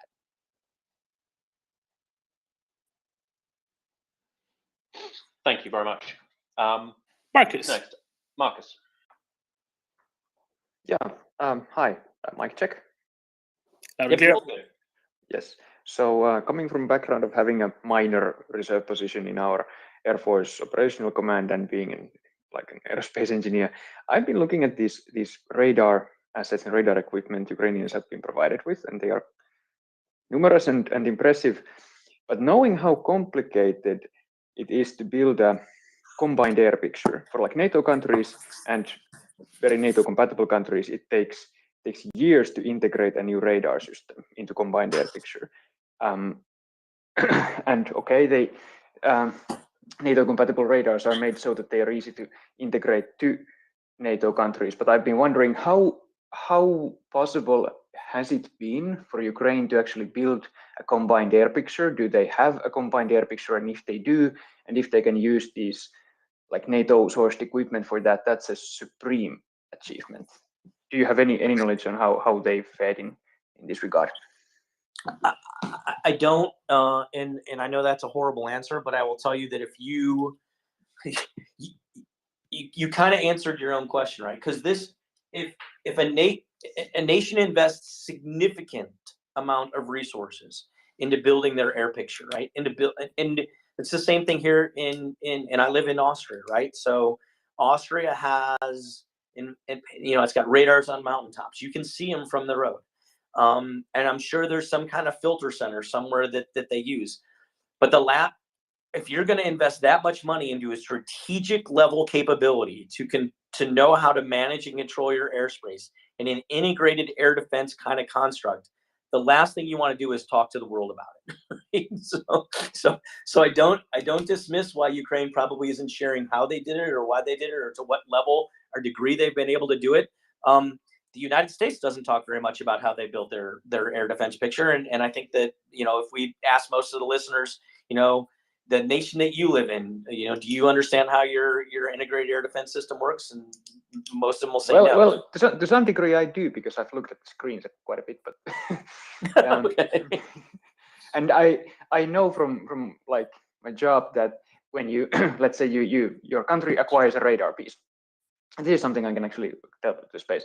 Your nation acquires a radar piece, and it's supposed to be NATO compatible. However, if it's, let's say, built by Raytheon, there's no like it's not plug and play. It doesn't like give you some like NATO file type that tells you where the enemy aircraft are. It has a data output that is specific to some degree to the equipment, and then you have to like adjust your system so you actually understand how it works and which kind of parameters the combined air picture has to feed to it. And it's a titanic amount of programmer job basically every time you do that. Sure, but I don't know which country you're in, but at the end of the day, Finland, by the way. Yeah, so in Finland, your defense, your defense ministry, when it went out for acquisition for a new radar, it defined its requirements, right? And it said, hey, I want a radar that can see X number of miles, that updates every so many seconds, that is, jam resistant, that, operates in this frequency range, because from a national perspective, we have other things in other frequency ranges that we don't want it to interfere with. And also in that tech spec of that requirement would also include, we wanted to be able to integrate into a system of X, Y, Z, blah, blah, blah, blah, blah, right? So if it wasn't defined by the Finnish Ministry of Defense on how it was going to integrate, then yes, I guess it falls on the country to integrate it. I would tell you that Raytheon would charge a pretty penny. If you want their coders to write it, then they'll do it. But they're gonna charge you a lot of money. Yeah, indeed. And that's basically all of this is stuff that like advanced and peace, like NATO countries living in peacetime can do and can afford, but Ukraine is doing everything in kind of very much in not peaceful times. And as you said, they don't have the luxury of time. Correct. But yeah, so maybe this I just kind of my original question was to prod if you had some knowledge on how this kind of ad hoc integration happens, but I guess there's no magic. No, I don't. And I think if you started asking around on questions like that in the internet, you're going to get a lot of people wanting to follow you and be interested in you. Yeah, let's not. Right. No, but Colonel Marcus is I think aerospace engineer, right? Works with satellites, if I remember correctly. So yes. He might be the sort of guy that the Finnish government might want to help them code up stuff if need be. I have a hunch. Thank you, Marcus. Lunchtime. Hi everyone. Thanks so much for the space, Colonel. Really interesting conversation so far. Slightly above my head as I'm a civilian, but I was wondering about this interesting conversation about IFF. Like in March, there was a report that Ukraine had captured a fully functioning sort of, I think it was a Tor M2, and there was a thread saying that effectively compromised Russian IFF. I wondered if you agreed with that idea, and also on the subject of space weapons. I think we all kind of hoped that. Well, there's this sort of secret rumored project called Project Thor, which is basically kinetic bombardment, I think, with metal rods. I think we all hoped that something like that would make nuclear weapons effectively obsolete. I don't know if what you think of that as well. Thanks. Yeah, I think if there was a way to make nuclear weapons obsolete, now there'd be no better time in the history of the world than right now to figure out how to make that happen. I haven't read enough about Operation or Project Thor to know anything and speak intelligently on. So I'll stay away from that. But IFF systems, if in a theoretical war, if the United States was involved in a war and someone was able to shoot down a F-16 and get its transponder, would the IFF systems be compromised? Perhaps, but only for a short time, right? I mean, you don't invest in an IFF system if you're a nation, and have one airplane shot down and go, oh, there it is, it's gone, right? Like there are layers to this protection system that, whether it's rekeying or rolling to a different code or blah blah blah, this that, there are numerous steps that can be taken. So, did it compromise the IFF system? Perhaps for a day, while everyone was still on the same code. Did it compromise it to the point where it can be exploited? In other words, someone can tear it apart and play with it? Sure, but I wouldn't say that if you're a Russian pilot going out 3 days later to go fly with a completely different code and a different, you're unless their engineers worked really, really fast, right? I don't think you're compromised. Okay, that's really interesting. Thanks so much. Cheers. Sure. I'll drop down to listener. Thanks. Thank you very much. Thank you, Colonel. Edward. Hello, good morning from Buenos Aires. Colonel, fascinating discussion. And please, hosts, interrupt me if you think this is off topic. But I think one of the things that's been worrying me about the whole Ukraine business is that, we've had a very large ethno-nationalist imperialist state warming up for this event for quite a few months.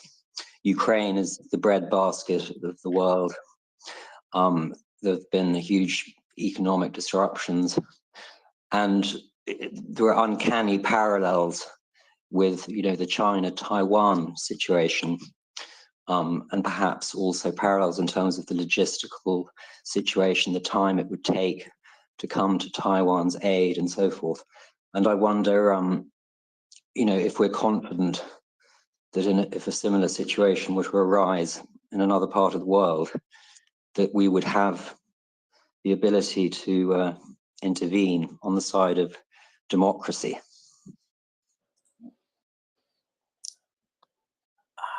I'm not so sure I understand your question. Are you asking? I'm just thinking from a military standpoint. We see the Chinese building up an amphibious force over a few months. We need to react. I mean, on all of the dimensions, I don't know, electronic warfare, aviation, naval, just getting kit in there. The fact that Taiwan obviously produces most of the semiconductors that we rely on in the West, so it's quite important. Are we kind of set up to counteract that?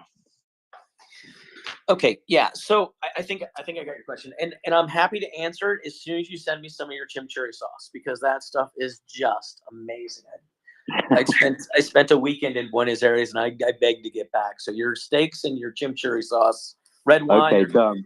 Your trifecta in that, you rival Italian food in my book. But anyway, I digress. So here's kind of, I don't dismiss that you make a good point, and we're setting ourselves up for failure. But I think there's a lot of smart people looking at that and trying to make sure that we aren't completely beholden on China for all of our microprocessors and semiconductors and all of our chips. The analogy that you're trying to draw, and I think it's a good one, is when a U.S. president came to Europe, a couple years ago, and basically said, "Hey, the fact that you guys are extremely rely on Russian energy, probably setting yourself up for a bit of a challenge." European leaders kind of gaffed at it because he was not the most well-liked U.S. leader in recent history, and yet here we are. We're in Russia, Jesus Christ, we're in Europe, and I'm watching my electric bill climb on a daily basis in what my rate is for both energy and gasoline. So yeah, we Europe's learning a pretty expensive and challenging lesson. Will it survive? Sure, absolutely. I have no doubt that Europe's going to make it through the winter. Is it going to be a little bit of a challenge? Sure. No worries. Yeah, so I was really, my question was really, we don't obviously rely on for food and energy on Taiwan, but nevertheless, it's a very important asset to the world economically. And it's a little tiny island, only, not very many miles off the coast of a large imperialist nation with a claim upon it. And I just wonder how long it would take us, to get all our ducks in a row to defend it if a similar situation were to arise. Well, I think we're already positioned, right, to defend it. At least the U.S. leadership believes that, because we've got a significant number of U.S. forces in Japan. We've got a significant number of forces in Hawaii. The Pacific Fleet is always maneuvering around. Their primary, Taiwan is one of their primary objectives. And then you've got other forces in and around the area, plus your strategic lift and strategic bombing capability that has global reach. I don't think that we're gonna give up the ghost on Taiwan, but I think China is becoming a challenge from a military perspective, and I think Taiwan sees that, and they're building their own islands, right? So out there in the straits. I don't know. If I was Taiwan, I'd just be scared. Yes, we have an agreement with them, and yes, we're the West, and yes, we want Taiwan to be around, but tough stuff. Yeah, thank you. Let's go across from Buenos Aires to Montevideo. Latin American aviation. I think he wants to talk about Air Force stuff. I just have a hunch. I hope that's okay. That's a correct hunch, Doman. Thanks. And nice to hear you, Colonel. Just found your Twitter profile this morning, and it's nice to find somebody who's also kind of dialed into the air war. I think it's a very important aspect of what's happening in Ukraine's struggle.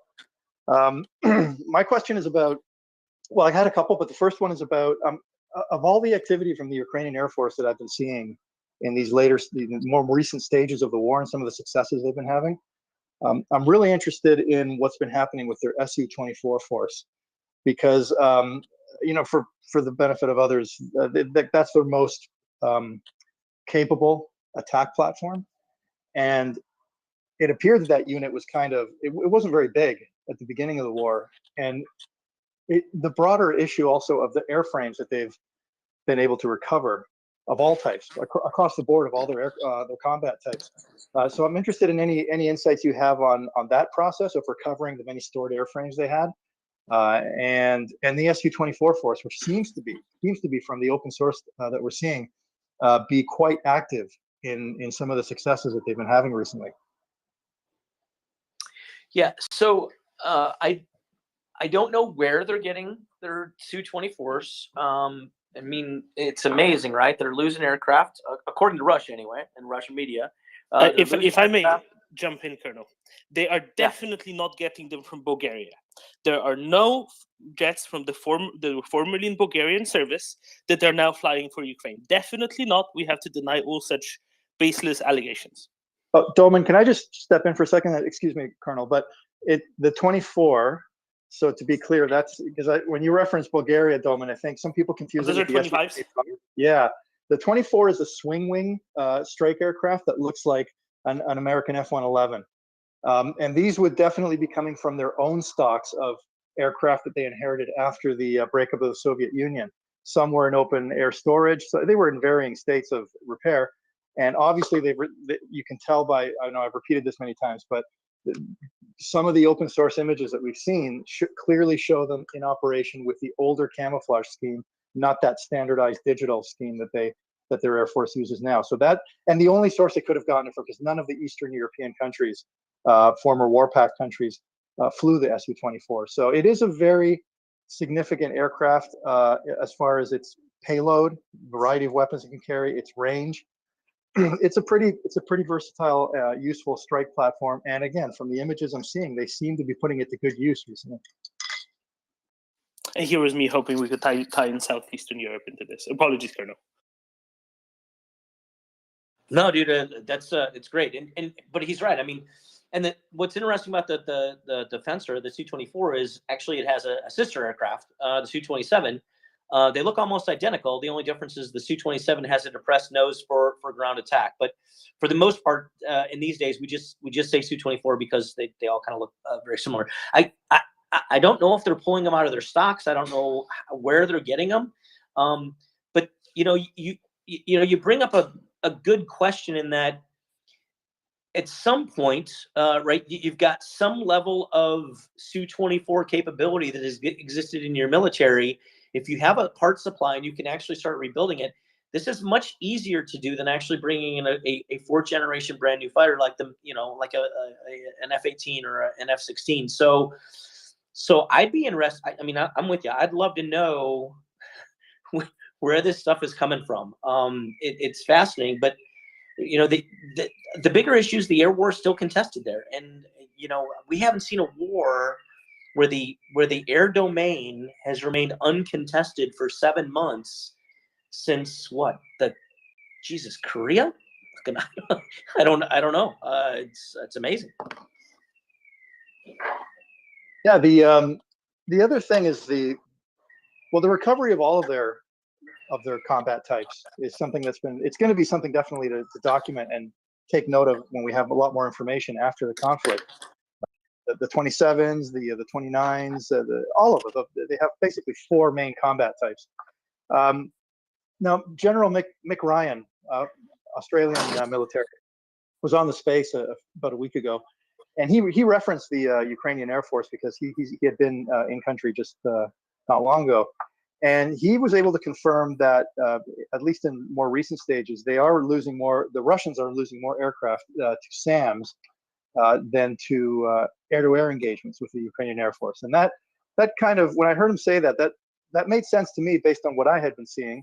And as we've seen their fighter force, as they've adopted this harm capability, they seem to have moved, at least leaned partly towards that tasking.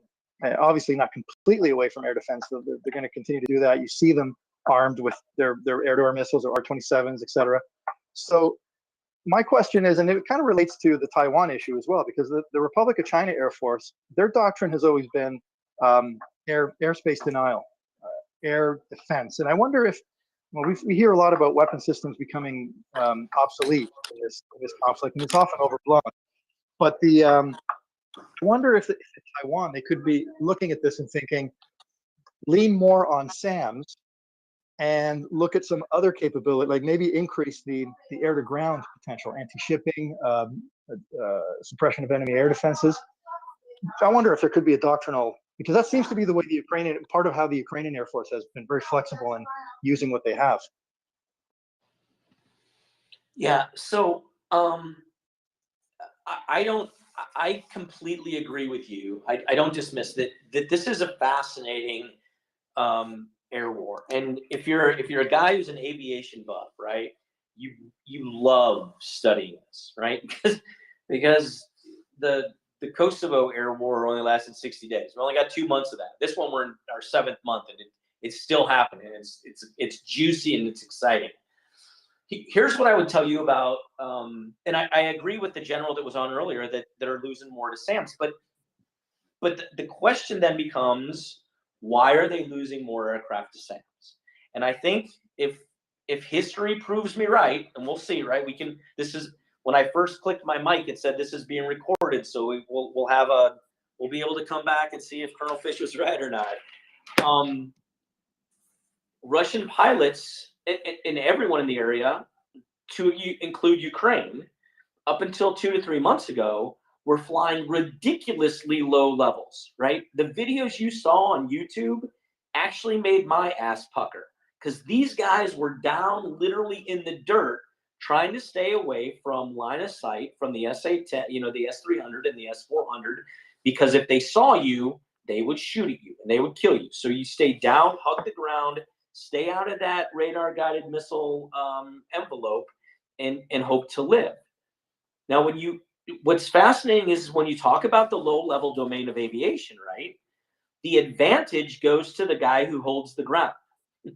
Because I'm not going to shoot at my own airplanes, but I am going to shoot at the enemy airplanes. If the enemy's trying to take land, in this case, Russia's trying to take land, they're going to be subjected to anti-aircraft artillery, man-pads, and other things. Over the past 2 months, I would also argue that most of the videos that you saw about airplanes being shot down in Ukraine were Russian aircraft being shot down in a low-level environment, in a low-level regime where, whether it was helicopters or fighters, they're going down. So Russia, again, this is my belief, the leadership in the Russian Air Force said, hey, dude, take the fight, get out of that low-level domain, get back up in the middle, medium air, and fight up there. Well, as soon as you go up in the medium and the high altitudes and start bringing your fight back up there, now you're out of the SAM envelope, or I'm sorry, you're out of the ground envelope, right? You're not going to get shot down by man pads or AAA or things like that, but now you're susceptible to the radar-guided missile. So it doesn't surprise me that, Ukrainian SAM operators are claiming that they're shooting down Russian airplanes. There's no, it's combat, right? There's no safe area to fly. There's advantages and disadvantages to both low-level versus high-level flying, and I think that's what you're seeing in Ukraine right now. Did you have a chance to see the video that was released? I think it was last week, of a couple of Ukrainian 24s on a low-level bombing run. I've seen a couple of them, and I'm not kidding, man. When I flew low-level, like 500 feet was kind of the. These guys, you can read license plates, right? These guys can read license plates of airplanes that they're passing at 400, 500 miles an hour, which again. That's 8 miles a minute at the speed that these guys are traveling on the ground. Just think about it. 8 miles in a minute. That's unbelievable. 12 kilometers, 12 to 13 kilometers a minute. So. And I think it's probably important to tell me if you agree that some of the people in the space that hear this stuff and see the videos, the kind of low-level flying that they've been showing for a while, both the rotary and the fixed wing, it's just incredible. Like you said, that's not something you do at the flip of the switch. That takes a lot of training to do it properly. Correct? Sure. Here's an example. If you're at 500 feet doing 480 knots, which is 8 miles a minute, right? And you depress the nose of your aircraft 2 degrees, it's a matter of seconds before you hit the ground. Seconds, right? So this is crazy, right? This is ridiculously fast. The other thing that I find fascinating is, and I haven't seen the Ukrainian video, but I have seen some of the Russian ones. These guys are duct taping or Velcroing in GPS handheld systems into the cockpit, right? It's hard enough to fly at 500 miles an hour looking through a heads-up display that's got all your instrumentation on it as you're looking out the window, versus diverting your eyes away from looking out the window, traveling that fast, to a GPS system that's duct taped to the side of your canopy. That's impressive flying.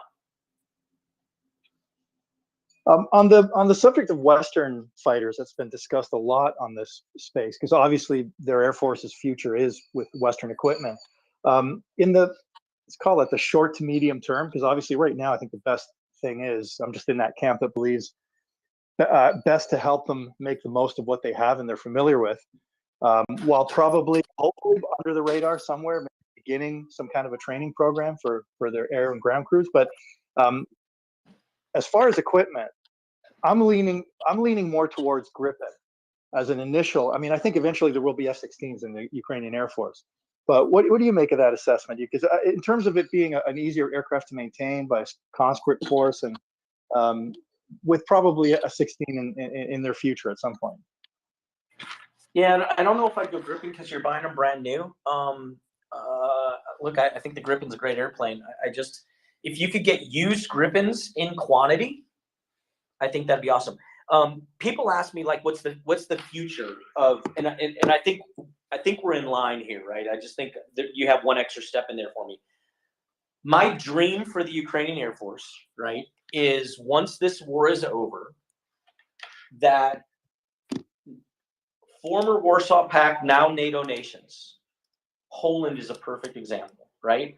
Poland, Romania, and others are the lead nations to help Ukraine transition into an F-16. And I say that, and I preface it and make it important to say that it's got to be Poland or other European nations, because I want Europe to take the lead on and westernizing other European nations, right? There's too many times, especially with my diplomat hat on, where it's the United States that's westernizing former Warsaw Pact nations. No, it's not. I mean, everybody has a say, right? Germany has a say. The UK has a say. But in this case, what I truly love is I'd love for like a Polish school, aviation schoolhouse to teach Ukrainians how to transition, right? So Europe teaching Europe, and I think it's critically important. It's almost as important from a diplomatic perspective in my mind. It's almost as important as what aircraft that they get. Yeah, that sounds like sorry, Tom. I'm hogging the conversation. No, it's okay. I just want to, since we're talking about Poland and aircraft, I just want to quiz Colonel Jeff on this one, because you and I, Latam, we've talked about this before. Poland ordered apparently, I think 50 or something, or 48 FA-50s, light strike something or other from South Korea, light fighter jets. What's the utility of those, Colonel Jeff, and could airframes like that possibly be useful for Ukraine? I'm guessing it's a light fighter like that is also a bit less involved when it comes to maintenance and ground crewing and other things like that. Could that be useful at all, or not so much? Look, I'm a big fan of buy into your requirement, right? That's the key, right? Buy to your requirement. One of the biggest failures, hindsight, in Afghanistan of the U.S. Air Force, Jeff Fisher's opinion. Of course, we didn't know it was going to be a 20-year war, so please, I think leaders make decisions based on the time that they have. They don't get the benefit of hindsight. We burned so many hours, right, on fast-moving jets that were intended to be in contested airspace over Afghanistan, when we could have taken a T-6 Texan turboprop airplane, right, that only goes, 340 knots. That's all it needs to do. But it's ridiculously easy to maintain. It's nice and slow. It's got 2 guys in the cockpit. Those wing lines are massive, and they can carry tons of bombs. And it's 1/10 the cost of an F-16 cost per flying hour, right? Man, if we would have just built a couple thousand of those, we would not have depleted our F-16 and F-15. I mean, how many engines did we go through in these things, right? And now the F-35. We messed up, right? The requirement for Afghanistan never was a jet that can do 480 and is somewhat survivable in an S-300 ring. And it was a permissive airspace. Like, what are you doing? So, we should have done that different. Now, would these help Ukraine? I don't know. I would tell you that if the eastern portion of Ukraine, along with Crimea, devolve into a insurgency type warfare, and the air domain and surface-to-air missile systems go away, then absolutely, right? Hell, I'd even give them T-6 Texans from Raytheon or superintendents and just send them down there with propellers, and you bomb all day. But yeah, you buy to your requirement. If the S-300s and S-400s stay there and the airspace remains contested, you're going to have to prove to me that this airplane from South Korea is really as capable and is survivable in that environment, right?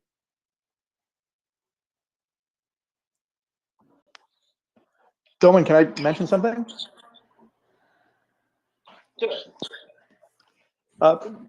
Both of you were mentioning something that I think is important to consider. Whatever transition they make to Western equipment, what's often forgotten is that there are certain steps that you need to get to before you're flying an F-16. There has to be aircraft that you're transitioning from. Their little Cold War era jet trainer that they have, the L-39, is not going to cut it for F-16 transition. So actually, one of the places that where a smaller light aircraft like the Korean FA-50, it could play a role in helping that transition. But I lean more towards what the Colonel was saying about a country like Poland, since they have so much experience with F-16 transition, to set up a training program where they can help some of their Eastern European neighbors, because Slovakia, I think, is going to be in exactly the same position very soon. They've given away their 29s, and more than likely, I'm willing to bet they would go 16. And on the subject of 16s, Colonel, what do you think when these countries are looking at acquiring this stuff late down the road? Do they go for full-on F-16C Block 70 latest standard, or should they just jump at something that is stored in the American desert, get it serviceable, upgraded? What do you think? Where should they land on that?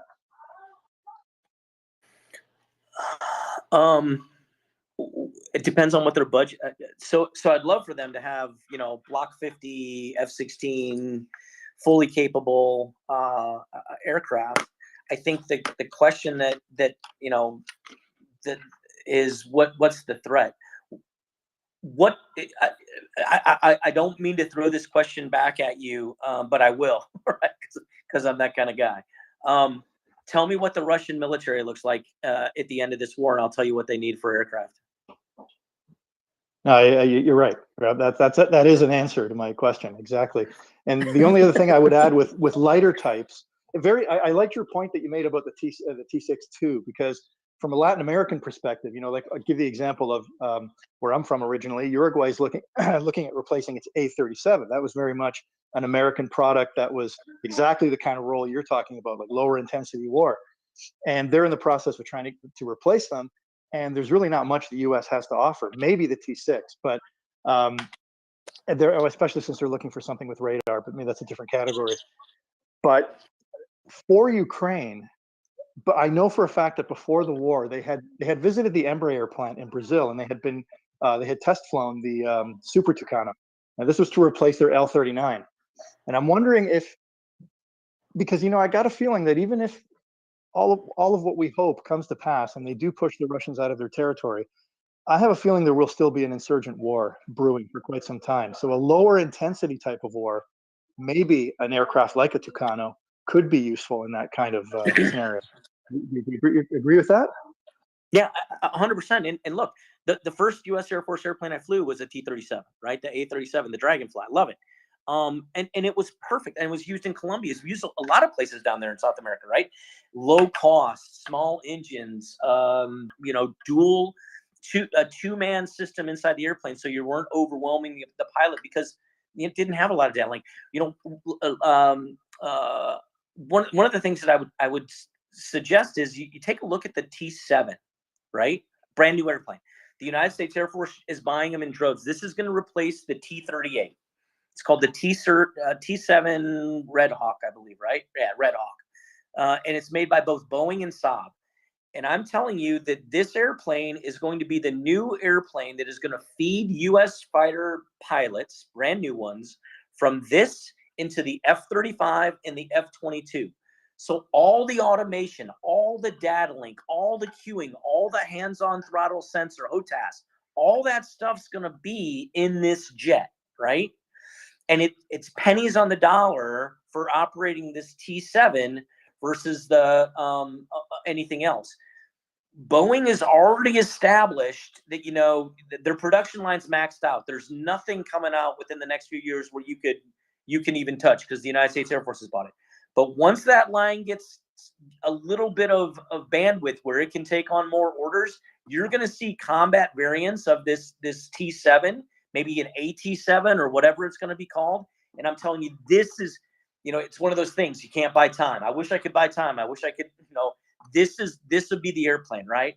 Because God, if you send your Ukrainian pilots to the United States to do undergraduate pilot training, in other words, to get their wings, they're literally walking out of the jet that they trained in to the jet that's now configured for combat.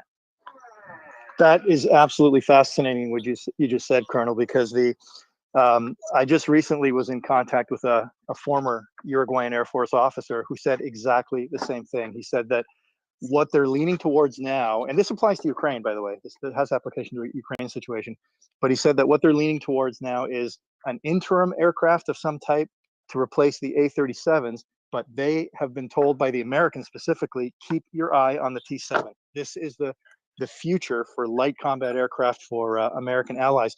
And I would not be surprised to see it, because if they're in Ukraine, because if they're going to be looking at more advanced Western platforms, that's going to be an important asset to have. Is that aircraft seems to be developing into something very interesting.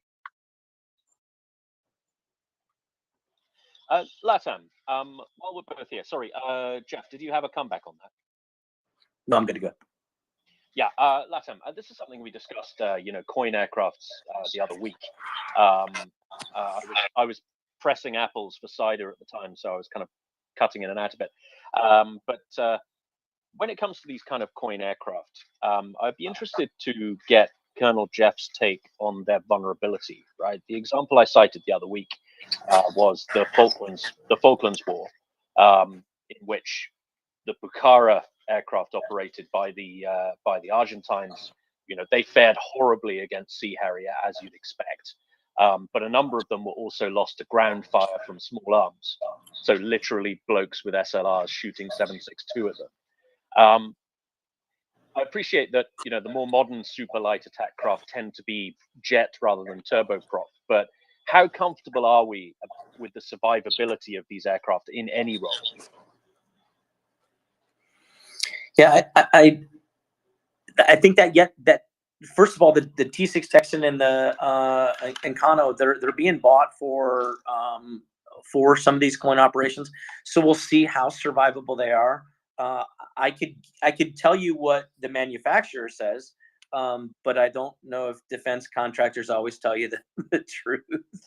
Defense industry always tells you the truth. So you can't trust arms dealers. What's the world? I don't. But I will tell you this. In 2007, Raytheon had owned the T6 Texan contract, and they were trying to get the United States Air Force to buy it. And it was just dumb luck.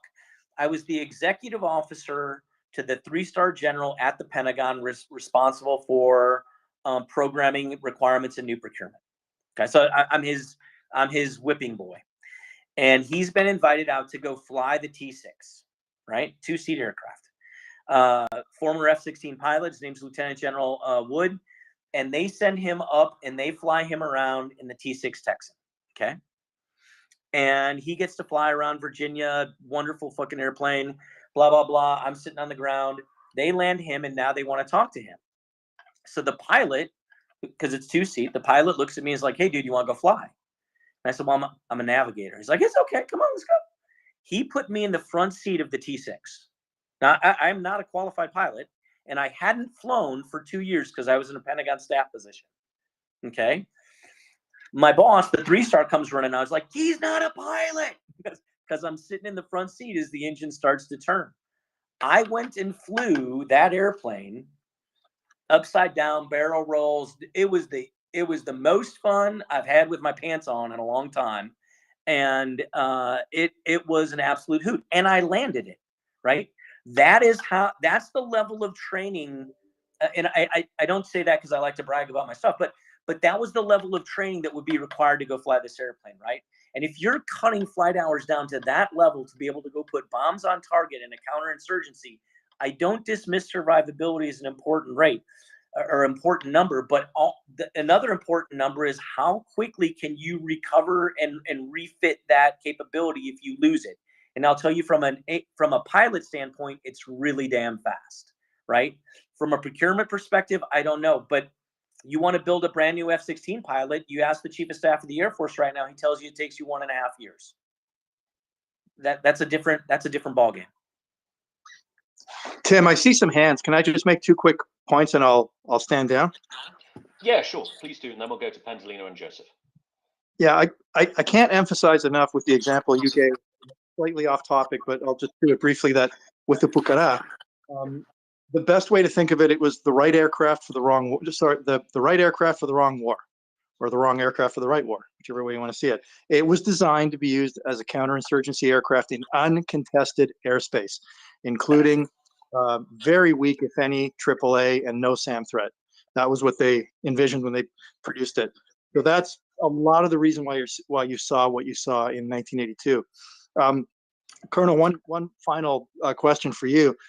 Moving away from the fixed wing to the rotary, I'm looking at what they're doing, and you mentioned some of the low-level flying, but what they're doing, the Ukrainians, with Mi-24s and Mi-8s that are probably held together with gaffer tape at this point, and they're accomplishing incredible things with it. And every time I see that, I think, man, what these guys could be doing with Apaches or Blackhawks, it would be just stunning. Yeah, I tell you what, I'm not a big fan of Putin, and I'm not a big fan of the Russian government in general, but man, I tell you, Russian aviation industry could build some monster helicopters. I don't dismiss that they look like they're going to fall apart, but these things have ridiculous power, right? Their thrust to weight abilities are just, I mean, I remember watching HH-60s struggling in the mountains in Afghanistan, and you'd watch an Mi-8 come rolling over the top of the mountain as if it was flying at sea level. It's just phenomenal. Obviously, Ukraine is at sea level or close to sea level, so it's a different combat environment, and I'd love to see more Western helicopters there, but I wouldn't underestimate the capability of the Mi-24. I think they're good helicopters. So. Yeah, rugged for sure. Okay, I'll stand down. Pleasure talking to you, sir. You too. Take care. Brilliant. Thanks, Latam. Welcome to Loiter on the panel. And of course, it's always a pleasure to have you up. In the meantime, I believe Pendolino had his hand up first. Pendolino, welcome. Welcome. Thank you very much for having Colonel Jeff here on the program. And also thank you for explaining us what is available for the Ukrainian aviation. Did we lose Pendolino? For this war. Huh? Can you hear me? You just cut out. At least for me, you did. Okay. Jeff, is Pendolino okay to you? No, he cut out. I couldn't hear him. All right. Okay. Oh, can you hear me now? Yeah, you could. Yep, gotcha. Okay. So my question to Colonel Jeff would be, we have now seen that the Ukrainian Air Force is in a rather good shape, that they can integrate weapon systems from the West plus the Soviet Russian weapon systems. What would you see as a potential addition to their current aircraft that could help them during the course of this war for the next month? Or what would be available, like guided bombs or unguided bombs? So what could be provided by the West? What we haven't seen yet. I don't know if you could. I don't know if there is anything more that you can get at. I don't know how long you've been on, and but we were talking earlier a little bit about, how would you integrate, or what would be the challenges of putting an F-16 up in the air? And I'll tell you, it's not just about the pilot, and it's not just about the airplane.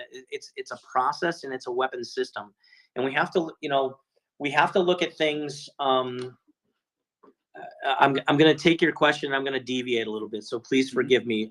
I wasn't asking for F-16s or so, but just what could be done to their current airframes that could help them, like IFF systems or things like that. That's what I meant, sir. And you were right by deviating, I think, to this direction. Yeah. So I, they just got AGM-88 HARM missiles, which I tell you is, especially as an EW guy, this is fascinating. I would tell you that the HARM missile probably costs anywhere from $150,000 to $250,000 a missile. But what it is doing in the battle space is monumental, and you're only getting about half the capability, because the airplane truly can't. A MiG-29 cannot talk to an AGM-88 missile the way that an EA-6B or an EA-18G can talk to the missile, right? And those two U.S. Air Force U.S. platforms that I just mentioned, those things were designed to communicate with that missile, right? Their receivers were built in, the data buses, the data links, the man in the loop, all that stuff was designed around that missile. They basically just took some duct tape, some speed tape, and slapped this AGM-88. Now, I'm a little tongue-in-cheek there. Obviously, there's launchers and railers and stuff like that, and it's coming off the rail. I've seen video, but it's forcing the SAM operators in Russia to not operate with impunity. And if you were a surface-to-air missile operator, an S-300 and S-400 operator from Russia, you could leave your radar on all day long, right? And just let it spin, and your time to find, fix, finish, and shoot down Ukrainian airplanes was really, really fast. Okay, well, now the Ukrainians have missiles that actually, if you leave your radar on, they're intended to literally home in on your signal. Like, as your radar's on, that missile just salivates as it homes right in on you. And if you're in the vehicle that missile's in, you're dead, right? Well, people don't like to die. So that was a great fit. Are there other missile systems out there that they might be able to integrate? I don't know. I think maybe that there's a way to actually get some more air-to-ground munitions from their airplanes integrated that are GPS guided. It'll be a tough sell, because again, when you put a GPS bomb on an F-16, okay, the last thing that bomb gets is a set of coordinates that it's supposed to land from the GPS of the aircraft. And this is all tested in operational development, test and evaluation, stuff like that, and the missile's supposed to work. In the MiG-29 case, you're probably going to have to drop the bomb close to where it's supposed to go, and then hope, as the bomb's falling, that the GPS can acquire, and that as the bomb's falling, that it can somehow be within a circle or a radius that it can flex to get to its target. There's probably really smart engineers looking at that, like fast acquisition GPS and some other systems out there that, so as soon as the bomb falls, the system kicks on and it's looking, the fins kind of guide it on a rough basis, but it's really, it's wonderful that technology has advanced to the point that it is, and we have such amazingly lethal fighter and bomber aircraft. The problem is it's not like World War II, where you can just slap a bomb on and say, hey dude, just dive bomb this thing in and see if you can hit a ship. I don't know.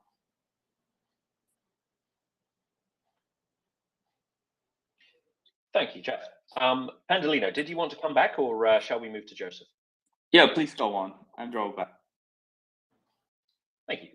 Joseph, you're up. Hi there. Thank you so much. Before I start, I just want to spare a thought to the defenders, and there is a cost to all this, and they're in my thoughts and prayers, and I hope nobody forgets about that. And if you haven't already donated, think about it, because it's really important. A couple, 3 days ago, I came in to ask about a question about if we had any info or insight about an impending counteroffensive that might be larger in scope, and we didn't. At least we told me we didn't, and I just want to again just say thank you for protecting OPSEC throughout that, and I think that's great to see it happen literally a few hours after asking a question. I want to ask about the end of the war. And if you remember my previous question, I said I just can't wait for the war to be over. and I'm always thinking about the end of the war. And it seems to me that no matter what the ground offensives accomplish, and until the last Russian soldier is off of Ukrainian soil, it won't remove the threat from long-range missile systems being shot from Russia, and that's what they're doing even today. So I was looking it up, and it turns out there's someone called Max Polyakov, a pretty amazing Ukrainian, who has a lifetime's experience in managing rocket programs. And my question is, isn't the end of the war more likely to come from developing a national long-range missile program from Ukraine rather than simply removing the last invader from the territory? Thank you, Joseph. I've got a couple of takes on that. I will leave it to Colonel Jeff to talk about missile systems. But my firm belief is that the end game of this conflict, is rather the post game of this conflict is political in nature. The settlement is political in nature, and that is very strongly tied to Ukraine's future in NATO.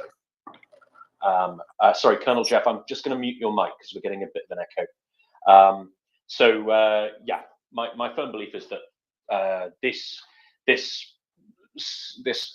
possible threat of continued strikes on Ukraine from within Russia is effectively neutralized by NATO membership, right? There are a number of countries bordering Russia for whom Russia has absolutely no affection, including my own adopted country of Estonia, the other two Baltic states, and of course Poland. These,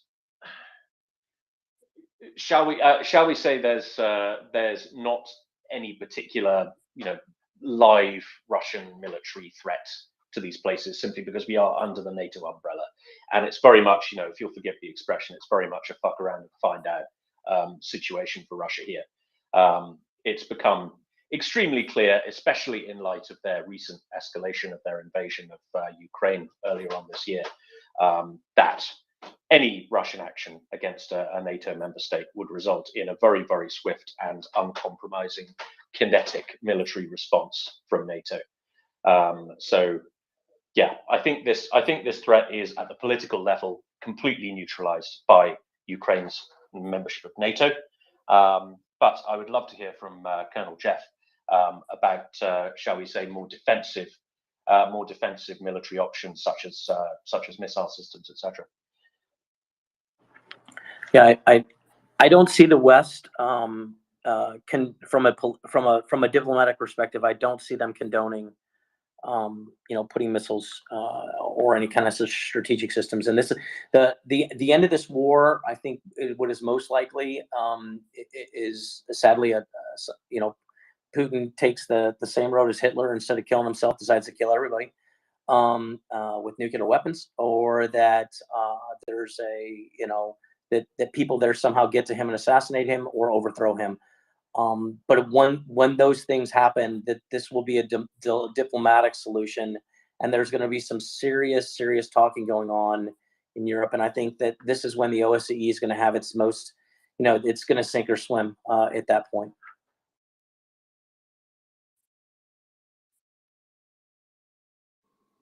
Thank you. So, sorry, I just have a quick follow-up of that for that, Jeff. So, do you see the possibility of Ukraine developing any defensive kinetic solutions for any potential long-range missile threat from Russia? Thinking in particular systems like Iron Dome, US Patriot, things like that. Do you think there is a military solution to this until the politics are ironed out? And just as a reminder, Russia's so-called Satan missiles were built in Ukraine. Yeah, I mean, Iron Dome works, and it's a wonderful, you know, it's a wonderful system.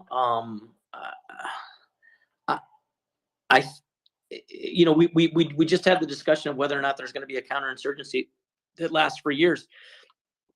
Sure, if there's a counterinsurgency that lasts for years and Russia still tries to hold on to pieces of Crimea and pieces of the Eastern Oblasts, then yeah, perhaps it's going to be some kind of, you know, long range strategic defensive system. I see this ending. I'm a little bit more of a pessimist. I think Putin is a little bit of a madman. He's proven that over time. So yeah, I don't know the answer to that.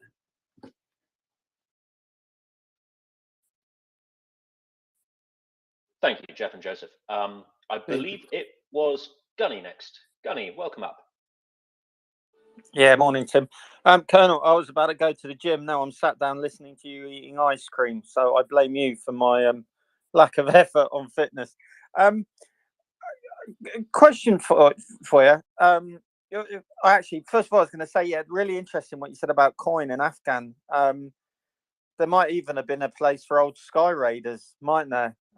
Back then, because with £8,000 payload and a good loitering time, yeah, I'd never really thought about that. How much fuel and airframe hours we burned off on fast jets, you know, just on call when a prop-driven aircraft in a benign sort of operating environment would have saved us a lot of money, I suppose.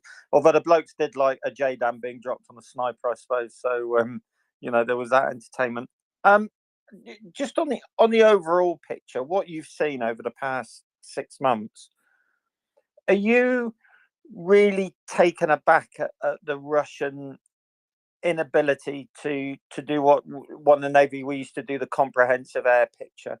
Because I don't know about you, but I assume that they would have IL-76s up, maybe the A-50, the CAP stations, all of the networked surface-to-air missile systems, everything linked through data links. And right from the get-go, we just never seem to see that level of coordination. Does it feel to you like they've not got into the tactical data link kind of operating world now, and that they're probably still doing voice comms and individual zones, and there's a real disconnect between their Air Force and the air defense guys? Or do you think they've probably been subjected to a lot of ECM and they're just struggling to really maintain an air defense network just under constant jamming all the time? Or do you think they probably never really trained properly for it, and what we're seeing is actually yet again what could be fairly capable kit just given to the chimps tea party? It went wrong from the get-go. A prolonged conflict wasn't what they were expecting, and they've never really adapted to this operating environment. That's I love your question. So it's interesting, right? In that how many wars has the West conducted since the 70s or 80s that Russia and Russian intelligence was able to monitor how the West did an air campaign? I mean, it's countless. I mean, 10, 20, 30, right? And just like you said, Gimpy, every single time the West, whether it's NATO or the US or the coalition, every single time we did a war, it's the same template, right? You've got the AWACS that's up in the air. You've got the rivet joint that's up collecting intelligence. You've got the tankers that are flying. You know, it's and they're not up just for a little bit. I mean, they're up 24/7 flying, right? So you know, the Russians go and they build their mainstay AWACS equivalent. Where is it? Yeah, it's not like we didn't give you the sheet music on how to play the song. What did you do? Did you not practice your instrument? Did you not even buy the instrument? I don't know. It's a great question, but maybe their leadership and their military thought, well, you know, what the West does is just overkill, right? What we're going to do is we're going to build a plan where, yeah, we know their AWACS matters and we know their rivet joint matters. So we're just going to create, you know, the MiG-25 Foxbat, which is the fastest thing on wheels. And we're going to send guys on suicide missions to take those airplanes out. And then we're going to level the playing field for everybody. And we're going to be able to fly and no one's going to have this airborne command and control. And then we're going to beat them. But you're 100% correct. I don't know. All of your answers are plausible. Did they not buy it? Maybe. Did they not train? Maybe. Did they not see a need for it? Maybe. I don't know. I'd love to talk to, I don't think he'd take my phone call, but I'd love to talk to the Russian chief of staff of the Air Force and ask him what he's thinking. Yeah, I mean, so if you remember the two rotary wing that did the oil refinery strike fairly early on, my guess was because they managed to fly in, do the strike and fly out again, that they flew down a safe transit corridor, which said to me the Russians weren't either alternating safe transit corridors or they used the same safe transit corridor day in, day out. And the Ukrainians looked at it and went, you know what, we can use this. We can get a strike package in and we can fly it back out and nobody's going to fuck around with them. That to me was kind of an indicator that they simply didn't seem ready. And then a guy called Portland on here remarked that it looked like their AWACS was staying up over the Sea of Azov, which seemed phenomenally far back. We figured a 200-kilometer detection range, but we assumed that they'd be far forward because we don't think they've got really good moving target indicator on their radars. And they were trying to create that comprehensive air picture over land, and yet they sat all the way back. So we were scratching our heads. I mean, I think it's a combination of all of it. But yeah, I mean, you absolutely bang on. How they managed to screw this up when we've essentially given them an air fighting template from 1982 onwards. I mean, they could have read Red Storm Rising and done a better job, couldn't they? It's just mind-boggling.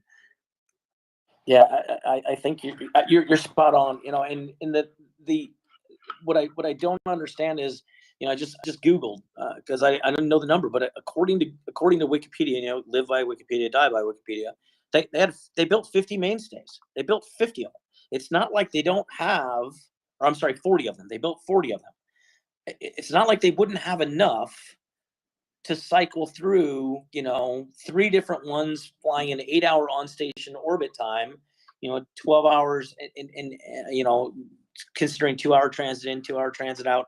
I don't know. And why are they standing so far back? Who knows? Up until the border, they've got almost all air superior. They've got air supremacy in their own airspace, right?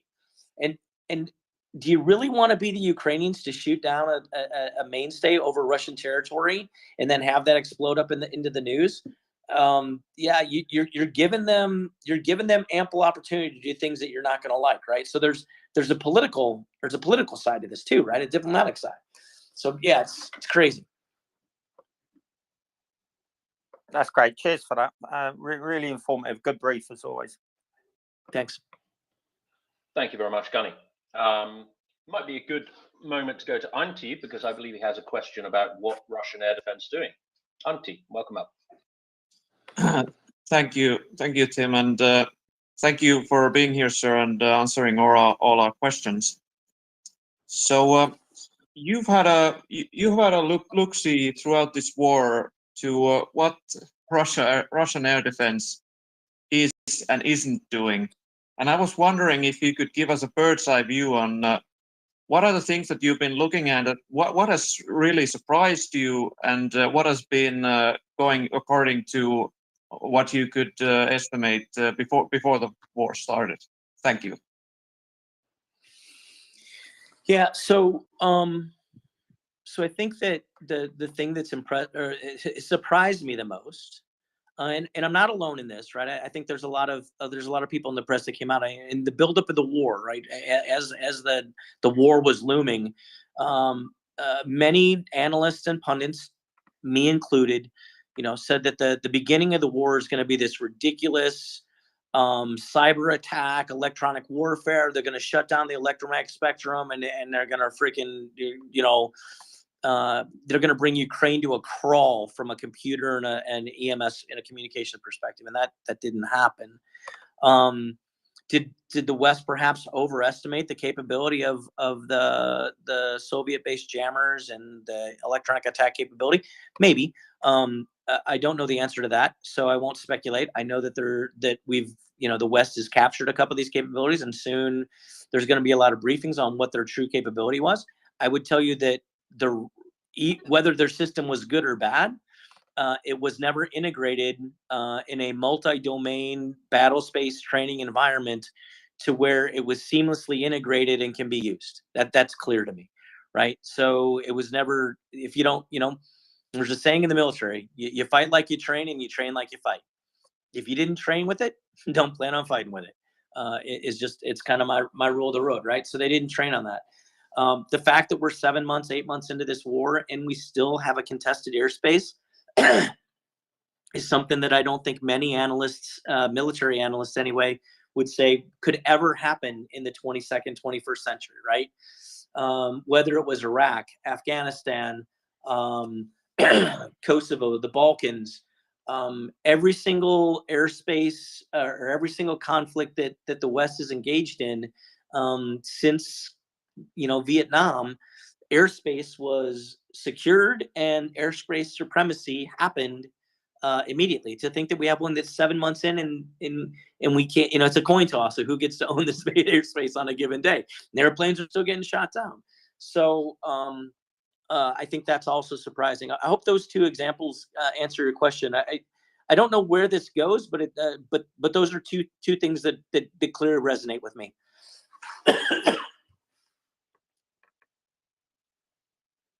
Thank you, Jeff. Nina.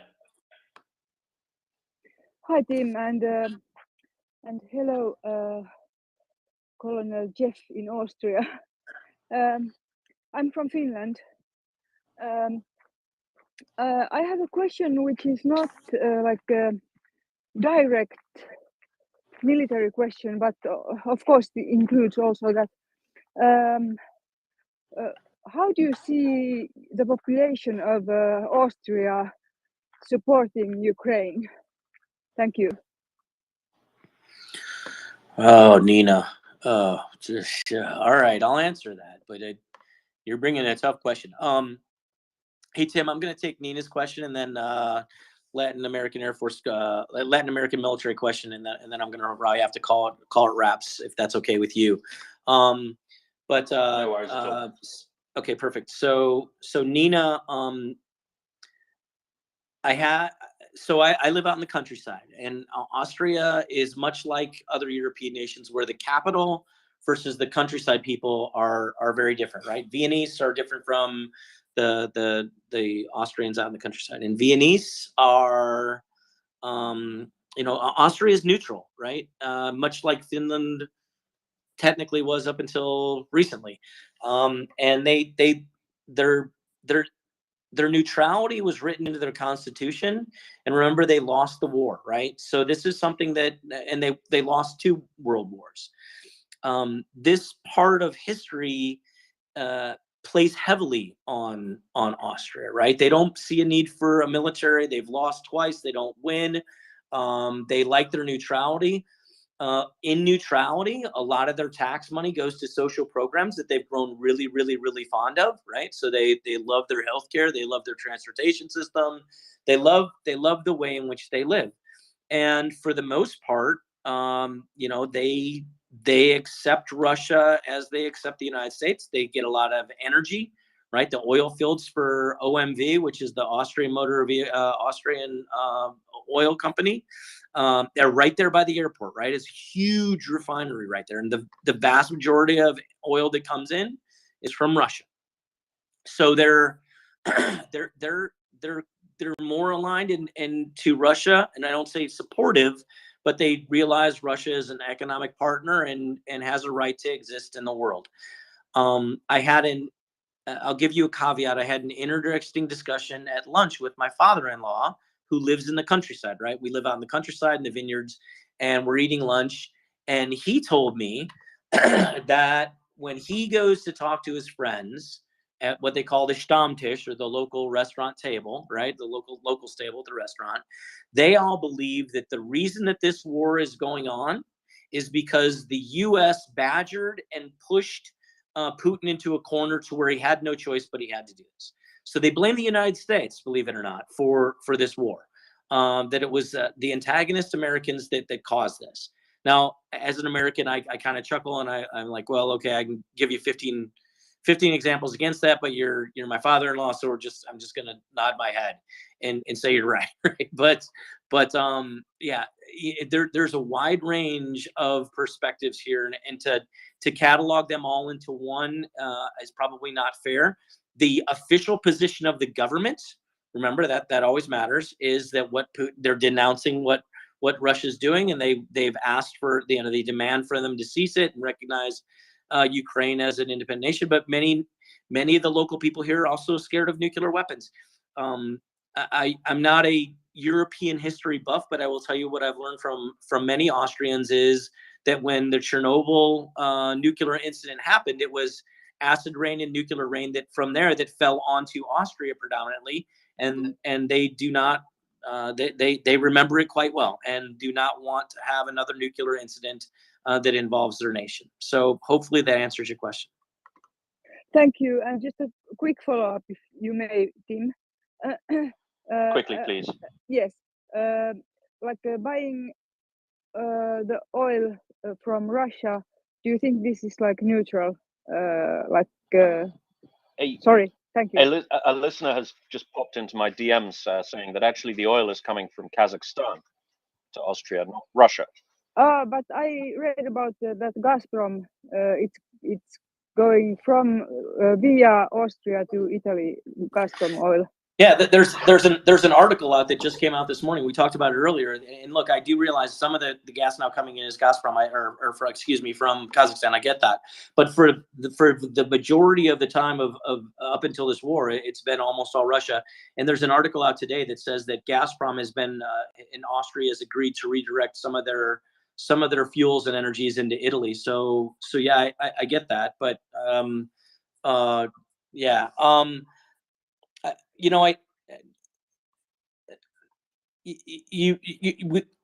Austria, along with many other nations, have kind of boxed themselves into a hole with where their energy comes from. I don't know what your energy costs are doing over this winter, but I will tell you here they've gone up 400%. So, and that's going to be a huge impact on Austrians. And the easy pressure release valve is to say, hey, why don't you guys just stop fighting? Let Russia send us back our oil and let me get 300% of my energy pay back, right? That's they're a little distant to the war. Sure, I mean, and that's very much a narrative we push back on here on the Maria Report, is that it is that the issue of energy prices and the issue of Ukraine are essentially separate issues, right? Because the abandoning Ukraine, stopping supporting Ukraine, is not even a medium-term solution to Europe's energy problems. Simply because all we're doing by doing that is telling Putin very, very clearly that the only effective weapon he has is indeed an effective weapon, right? So right. It would certainly appeal to people of certain political stripes that, oh wow, this is all the fault of the war in Ukraine, but actually it's a lot more meta than that. It's one ingredient in a much larger cake. And that this idea that we can just stop all this by stopping supporting Ukraine is not it's neither a helpful nor an accurate idea, although there will be some who promote it on the political level, of course, as you say, Jeff. Let's go to LATAM, and then we mustn't abuse Colonel Jeff's time. So if we can go quite quickly, please, LATAM. Thanks, Tim. Very quickly, and I just wanted to respond to the comment that Joseph had made. I don't know if he's still on. I know that sometimes we get into the weed on this space with the nuts and bolts and tactics of war. Sometimes there are emotional moments on this space. I think we need to remember that they go together.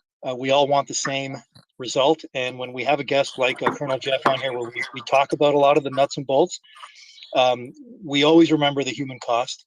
And it's because the nuts and bolts of war, the weapons and equipment of war and tactics, is the key to understanding how this terrible conflict will end and how Ukraine will regain its territorial integrity.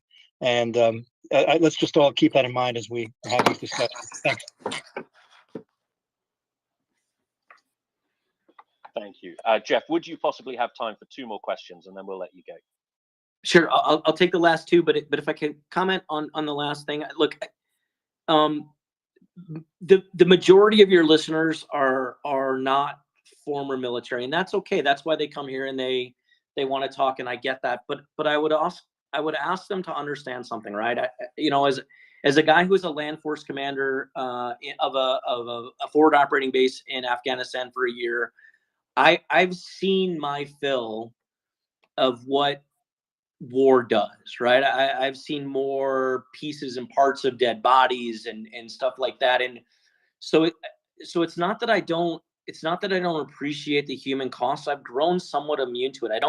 I don't mean to speak in a way to where I dismiss it and that, my discussion of war and combat is somehow callous or unimpassioned. It's just I've seen enough of it to it just it bothers my wife greatly that I'm this way, right? I get it, right? But it is who I am. It is completely, utterly normal for anyone who has been in combat. Yeah. So go ahead. What are the last 2 questions? That's the way the war goes. Yeah. Absolutely. Vishnakovsky and Mr. M, and then we'll let the good colonel get on with his day. I'm as an Austrian, I can say that I just wanted to confirm what Colonel has said, that partially Austria is neutral and it's quite ingrained in society. And if you're more interested into question about Austria, let's talk later, because I think let's others ask their question.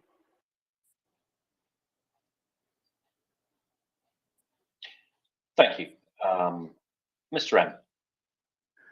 Yes, thank you for coming on this space.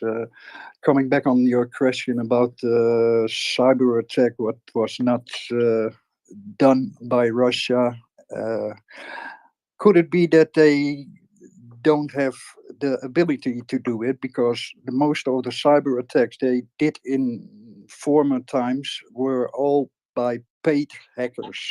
And that were good hackers, and that were not Russians. Those were from any other country, but they were paid for it. And could it be that they just don't had the ability or the knowledge because they are not very, very smart? Yeah, Mr. M, that is a very good possibility. I can't say if that's the right answer or not.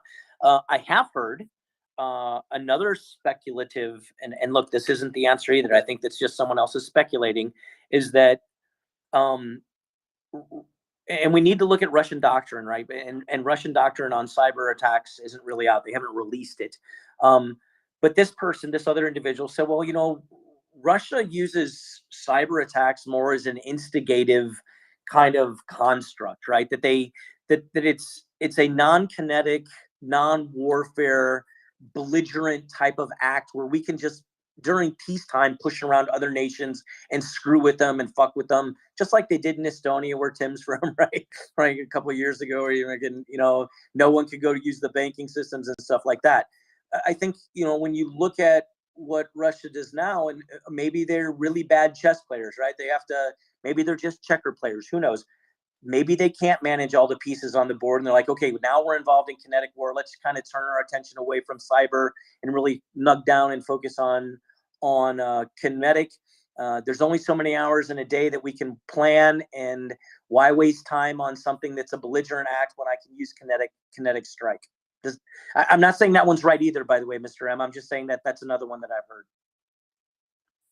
Okay, thank you for that answer, sir. And I hope you will be back with us soon again. so we can have some more conversations with you. Sure, I'd like that a lot. I think that first of all, I'd like to say thanks to all the listeners that stuck around. That's awesome. If you are following me, and I realize my following went up about 200 people so over the past 2 hours, so I appreciate that. I am an award winner. My second book, called Balkan Reprisal, comes out on the 11th of next week. If you're following me, I think Tim kind of retweeted a link to that. It'll be available on Amazon. I'd love for everybody to try and get it. If you buy it in the first week, I will tell you a secret. If you buy it in the first week, you are going to get a special edition. So if your order goes through in the first week, you will get a special edition. After the first week, they go back to just regular copies. Tim, maybe we can talk offline, perhaps on the release date of my book. We can have me back on for a couple hours and kind of be like a kickoff of the release of the book. You let me know. It's up to you guys. Again, thanks everybody. I appreciate your time and appreciate you listening to an old aviator. Thank you very much. Yes, more than happy to have you back on to talk about your book. I've just nested the tweet. Please, you're welcome up for a time. Thank you so much for your time today. And October 11 looks good for us. We'll find a time. Sounds good. You guys take care. 10-4. Okay, thank you very much to Colonel Jeff. I see Vishnakovsky, you have your hand up. Yeah, thank you. So I didn't want to take up Jeff's time and maybe just add on to what he said about Austria. I think the observation countryside city, I think it's partially true. I think it more depends on education. And that might be connected to countryside city, right? Academics tend to go into city. But I think it's very much an educational issue in Austria and an ideological in terms of who supports Ukraine fully and who is more falling victim for the Austria's neutral and there must be peace propaganda. So I would say that there is a half of Austria, like a third, let's say a third, more center, away from center right. So let's say right-wing extremists to the more moderate right, and those are like falling into the pro-Russian camp. And I think that's also quite substantially to be attributed to the media they consume and what the media is pushing. I think that's also quite significant in Austria, like whom are people listening to? And on top of that, there's Austrian state TV, ORF, where one of the correspondents responsible for Ukraine has quite a, I would say, Russian biased view on the matter, and that gets replicated by Austrian state TV. There's a reason why it's called Österreichischer Rotfunk. Yeah, I agree, Axel. Partially it's Rotfunk, but let's make no mistake. Both parties, ÖVP, SPÖ, so those are the main parties who always share power in Austria. Both parties actually have their ties in Russia. I think similar to how the situation is with Germany, right? You have always some compromised politicians or politicians who simply had their interests in Russia. I mean, ÖVP, for instance, had some people with close ties to them who've been connected to Jan Marszalek, who was talking, I think, to Wagner Group about some military operation in Libya, right, where they made some plans. So Austria is tiny bit split into two camps, and I agree also with Jeff's perception on how Americans are perceived. I think Russians did a very good job in painting a bad picture of the United States and NATO in Austria, and that one is not only attributable to the Austrian far right, but also to the left and far left in Austria. Of course, the Russification of Austria after the war is a massive mistake, which the West allowed to occur. Absolutely, and it's kind of undermines the whole system, right? You have when I grew up in school, if you don't mind telling me the story, when I grew up in school, we had teachers basically telling us NATO and the United States are the bad ones, right? And that was presented in history class. That's enough said, right? So if you raise kids with this bias, then at some point, this bias manifests in the country, and I think it takes a lot of time and education to get it out of people's heads again. But the more educated, I would say, in Austria, they are, though, to a great extent supporting Ukraine. And generally, I would say the number of people who say that Putin is the aggressor, that's like incredibly high. The numbers who say that Ukraine needs to decide its borders and when the war is over, I would still say that's higher than the people who disagree with that statement. So I would also not overrate the people who support Russian talking points, but I would say it's somewhere around the 50-50 line. If you have more questions, you can also directly write me in DMs, but that's about it. Thank you.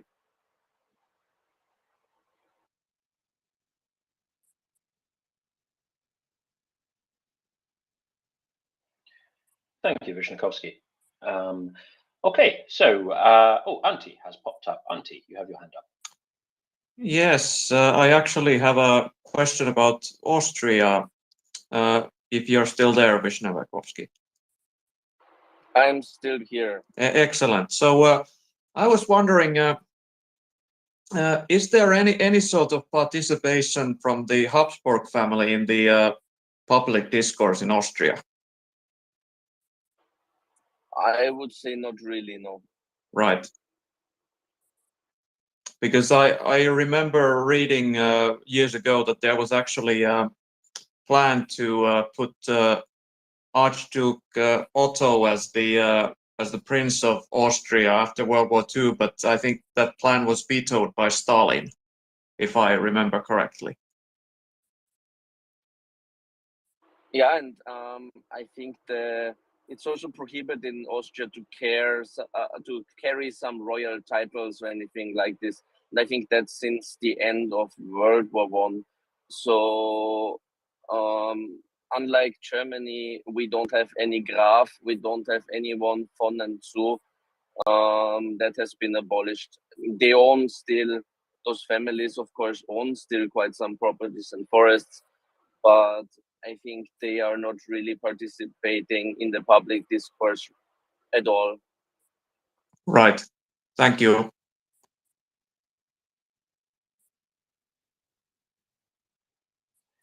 Thank you. CJ, how are the aeroplanes? Are you still on one, or have you just jumped out, or what? I am no done with PT. I have. It looks like we still have Carl Fisher in the speaker spot, but if he's not here, I've got a different topic I'd like to broach. Otherwise, I always have a question for him. Shoot, let's talk about Kherson. Well, we must open a map, Axel, and you must look where Hornostaivka is, because something very interesting is brewing. Yeah, I was just about to address that, but excellent. Let's do this. I don't know, Tim, whether you have the capacity. If you're at your computer, I'm just returning to this desk here. So if you can put up a map for CJ, that will be cool. CJ, start. Okie dokie. Oh, I'll put one in the nest here while I'm talking, if that's easier. That's even easier, of course. Shoot. Yeah, so let me put this up here. So, okay, so the morning has started. We've talked a lot about some great European politics and the future of EU and NATO, and hopefully that is a future with Ukraine. So that's all very encouraging.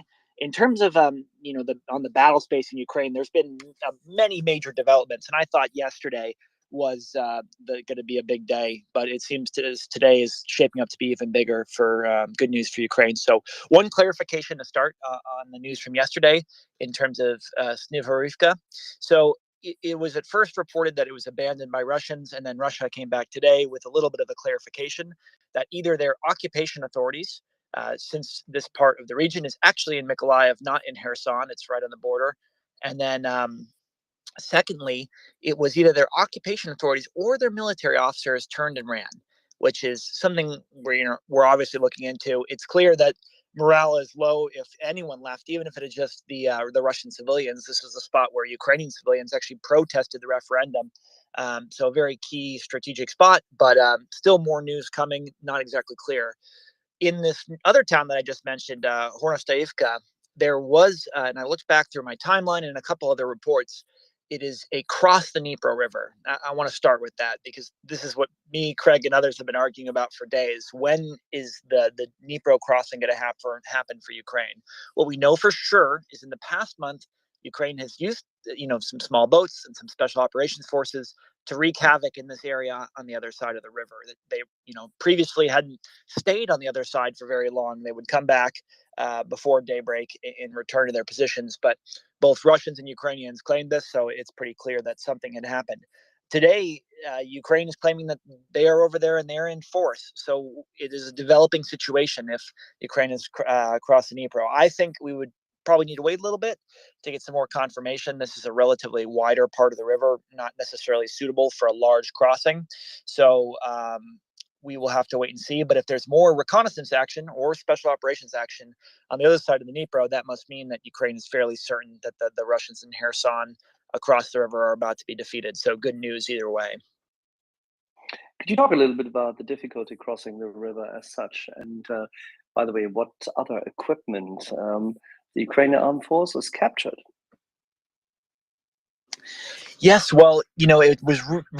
I know exactly what you're talking about. You're talking about the pontoon section. Yes. There is a video floating around that's quite humorous of basically a captured Russian bridging vehicle, which, if you're looking at it, you say, wow, this is a very old vehicle. It looks pretty decrepit.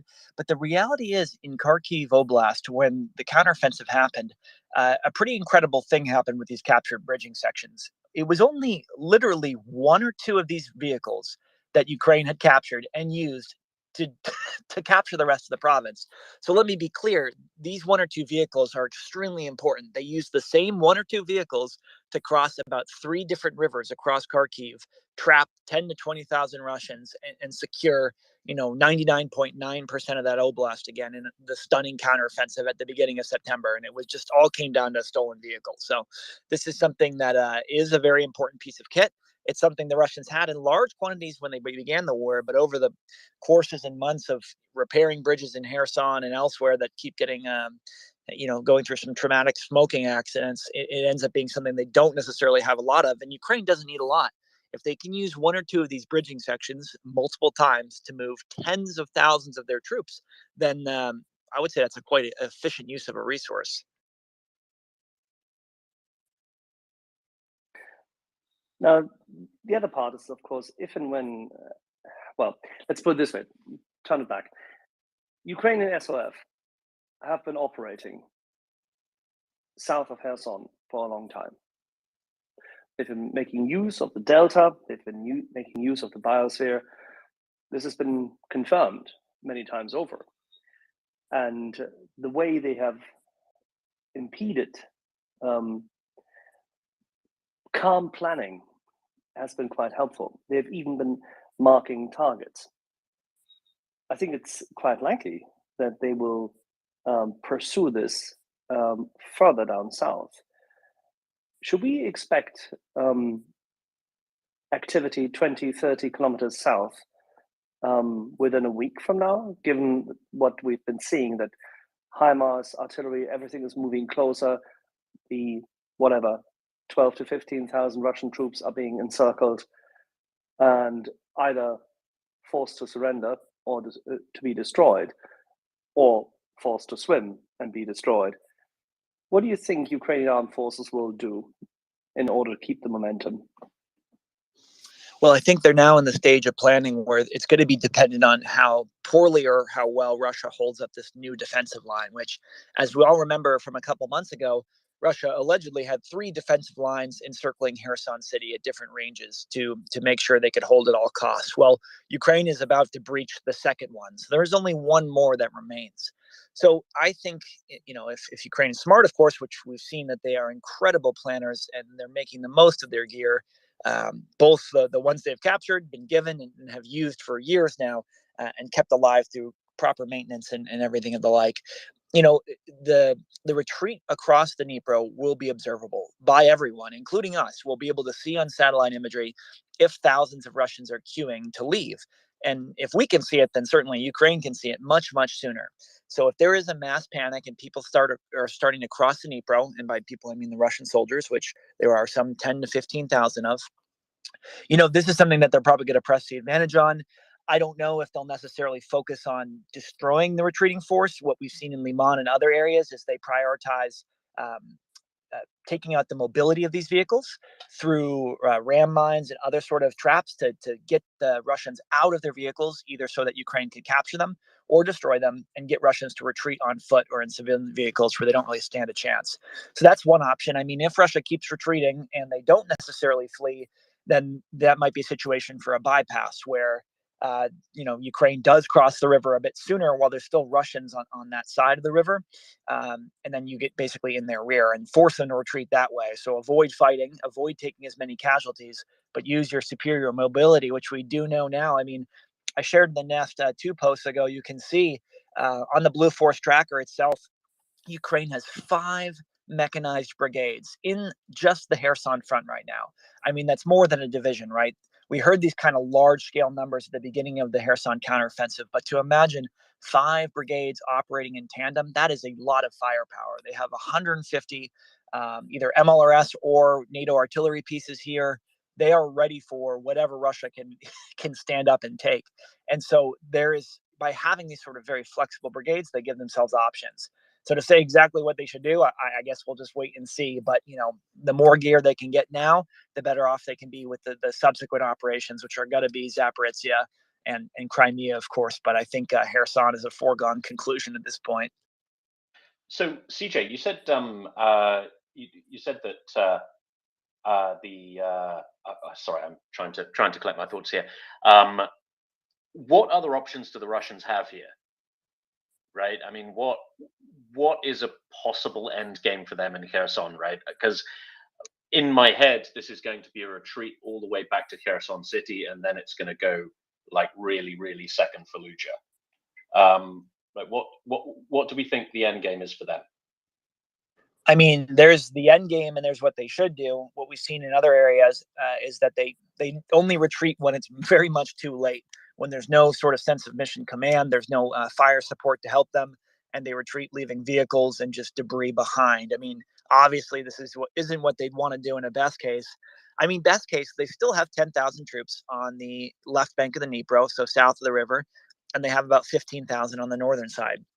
So theoretically, if they were to just stay on that one side of the river with 25,000 troops, they could at least hold off the Ukrainians from advancing across for several months, best case. And this is what, I don't know, if I knew I had a bunch of mobilized forces coming that could bolster my numbers, I would certainly just do this, as opposed to a situation now where not only are these 15,000 troops trapped, but Ukraine is going to start attacking those other 10,000 and threaten all 25,000. And really, since the fact that Crimea has been emptied out of soldiers, there is very few defensive positions. I mean, pre-war, they had 24,000 VDV and naval infantry and Spetsnaz guarding Crimea or actively deployed there. Now they only have about 6,000. 45,000 in total, yeah.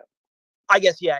The naval personnel, of course, yeah. If you naval and air forces, it would put it up to a much higher number. But in terms of who could feasibly hold a weapon and hold any ground, it was significantly less. And now it's just a fraction of it. I mean, if there's only 6,000 to 10,000 Russians with rifles that hold Crimea, I mean, we saw in Kharkiv, less than that attacked a superior number of Russians, and they still won. So again, this is the whole thing is a foregone conclusion. So the sooner Russia gets out of all of Ukraine, the less casualties they'll take.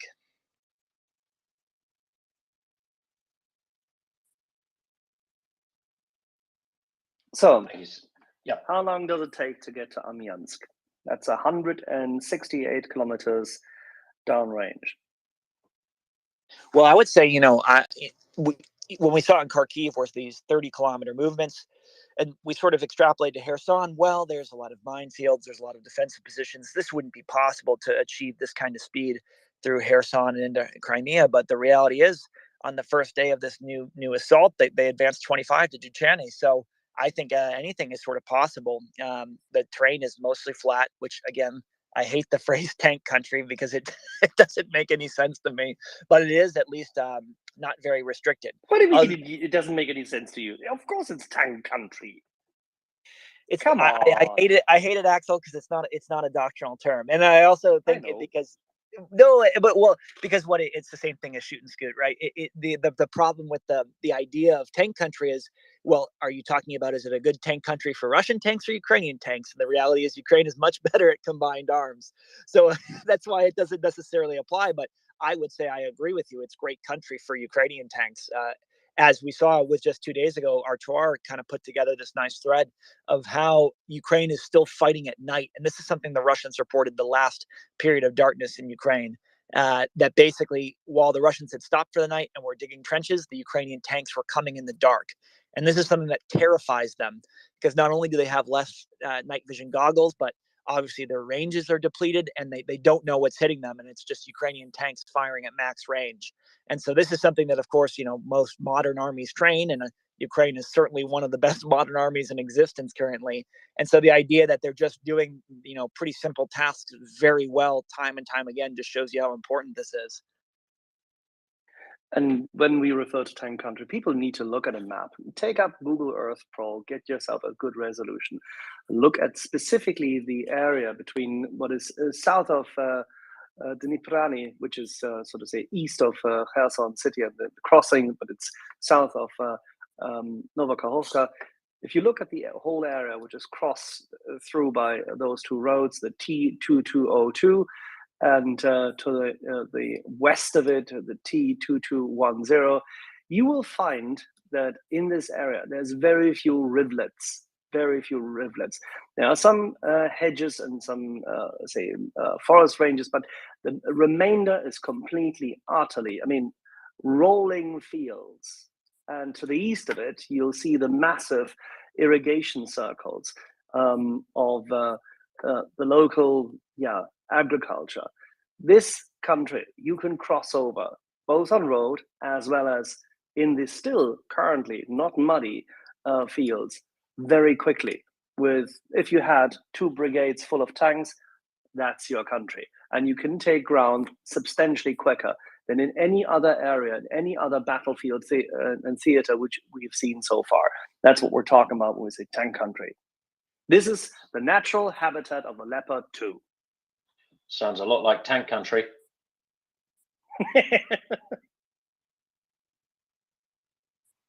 Auntie, you got your hand up. Yeah, so I'm seeing all sorts of lovely opportunities for the Ukrainian Defense Forces from a bridgehead on the other side of the Dnieper River. But I'm curious, CJ, what is the last update you've seen? Where is the, shall we say, where is the line of Russian retreat currently on the other side of the river? You mean north of the river, correct? Yeah. So according to the Russian side, at least, they are, they're regrouping at Milov, I think Borodzinske, pretty much this tight ring now, about 35 kilometers from the Novokakhovka Dam, going in a pretty even circle now, which is very different than before. So this is an important piece of news. The more important piece of news to me is that the fact that Ukraine has officially liberated and is occupying towns only 1 kilometer away from this. So they're right on their heels. There's no gap or space for Russia to use artillery to push Ukraine back because they're already right on top of them. So the real question here is, how well did Russia prepare this defensive line number 2, as it would be, 35 kilometers from Novokakhovka Dam? I looked at recent satellite imagery. I couldn't find a single trench, a single fighting position, any sort of ammunition depot. So they're either all very well camouflaged, which is certainly how you'd want to do it, or absolutely no precautions were taken in this regard, which would line up with all of the Russian reporting that they fell back to these positions and nothing was ready for them.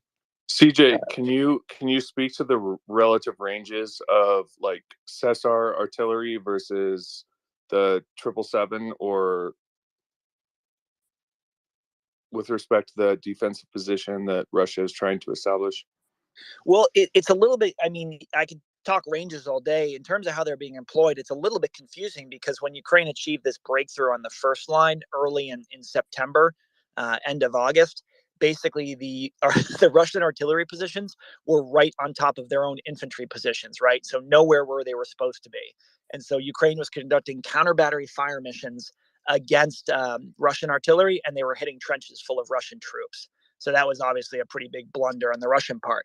Now we know that, between 14 and 20 barges cross the Dnipro every day full of equipment and supplies, but there doesn't seem to be a lot of artillery left on the Russian side inside of Kherson City or anywhere around there. Most of their fire support in this theater, at least, is coming from across the Novakhovka Dam in Novakhovka itself, either through BM-27s and BM-30s, which have, 50 to 60 kilometer range, but aren't necessarily the most guided, or primarily this sort of rotary wing force they send up from Crimea every day, which sometimes doesn't even arrive due to bad weather in Crimea. So they are basically, their last gasp here is to use aircraft to try and hold off the Ukrainian advance. Otherwise, at least on this front, Ukraine has more artillery pieces than they do. Makes sense. And last question, I don't mean to cut anyone off, but I saw that Ukraine, at least the first confirmation I saw, that Ukraine was deploying the tungsten round HIMARS rocket ammunition today. Do you think that will have a significant effect on counter battery fire versus Russian artillery, or nay? Yeah, so I mean, doctrinally, the M30 or the M26, so either the M26 cluster munition or the M30 alternative warhead, which is the replacement for cluster munition, is the preferred round type for counter battery.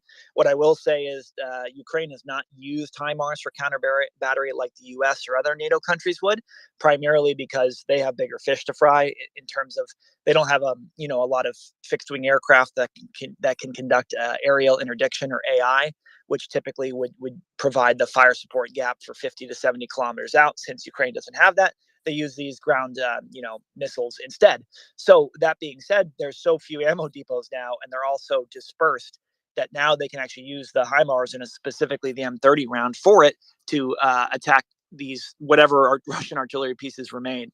What I would say, though, is as you kind of mentioned, it's pretty devastating because it is basically shrapnel. It's basically a giant shotgun, and for hundreds of Russian vehicles lining up to retreat, or just large gatherings of Russians waiting their turn to cross the Dnipro safely. I mean, that's where this thing is really going to be pretty devastating to them. So, yeah, I mean, they're kind of in a weird position right now where if Russia leaves their defensive lines and makes a run for it, it's just going to turn on the spigot of rocket fire to their positions, which is pretty deadly. Or if they stay put, they could be overrun by, Ukrainian tanks. So they're really in a no-win situation in that regard. Perfect. Thank you. Elucidating. Next speaker.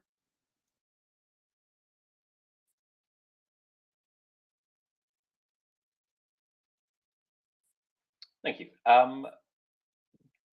Auntie.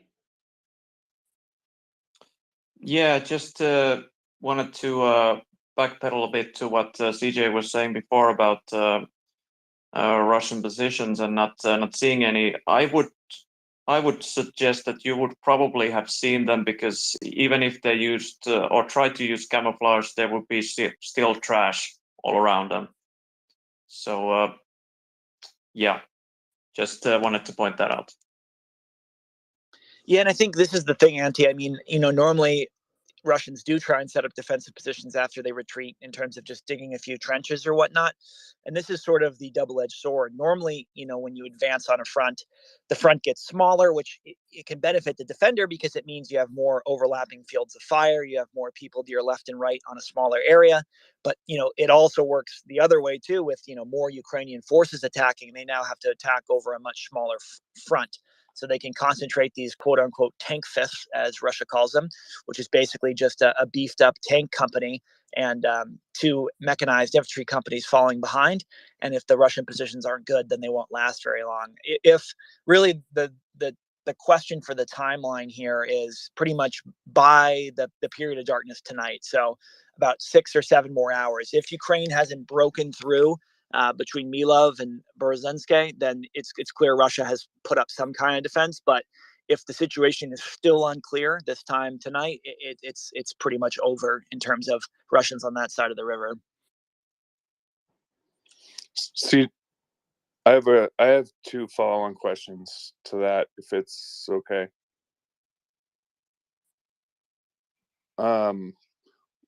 One is the pace at which Ukraine can advance without outrunning supply lines. I know that's been brought up on Russian Telegram channels, and the second of which is actually just address the first question. I'd love your thoughts. That's easy. CJ, do you want to go on follow-on forces?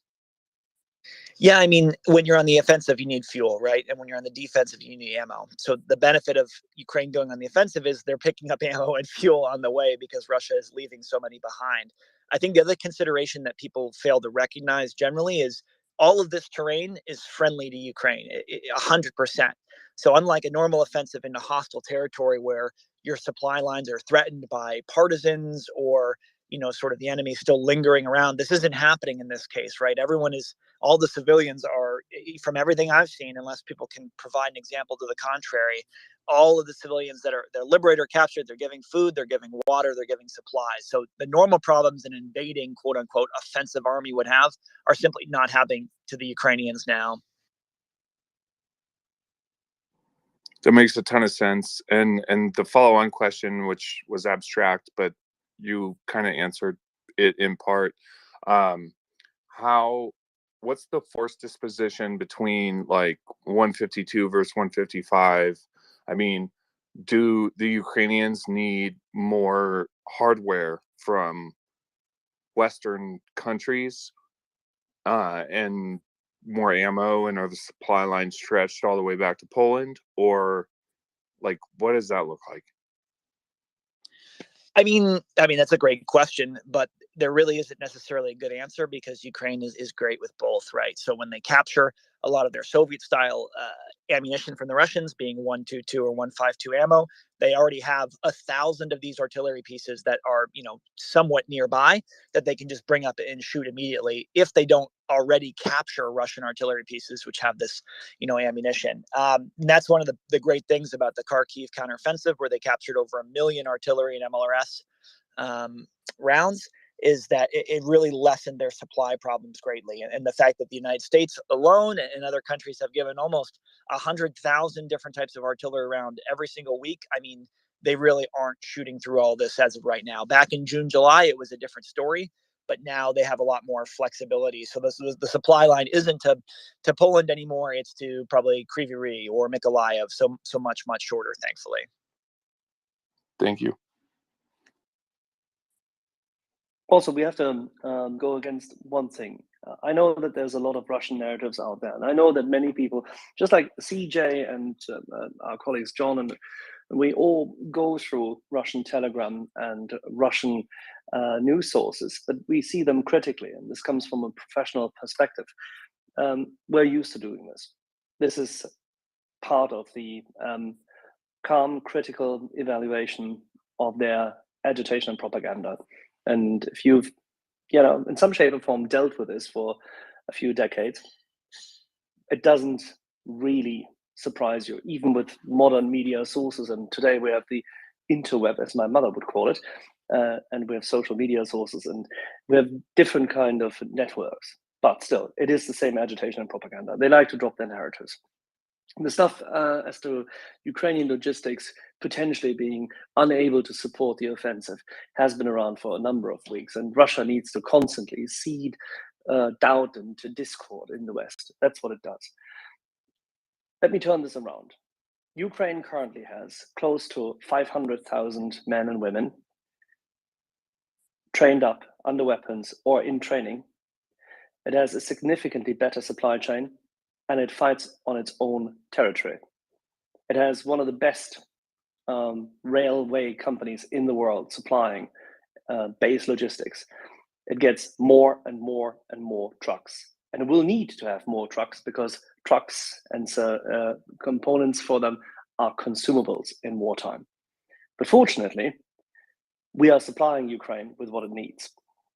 And as a consequence, we are completely, utterly defeating the degraded post-Soviet Russian Federation imperialist economy.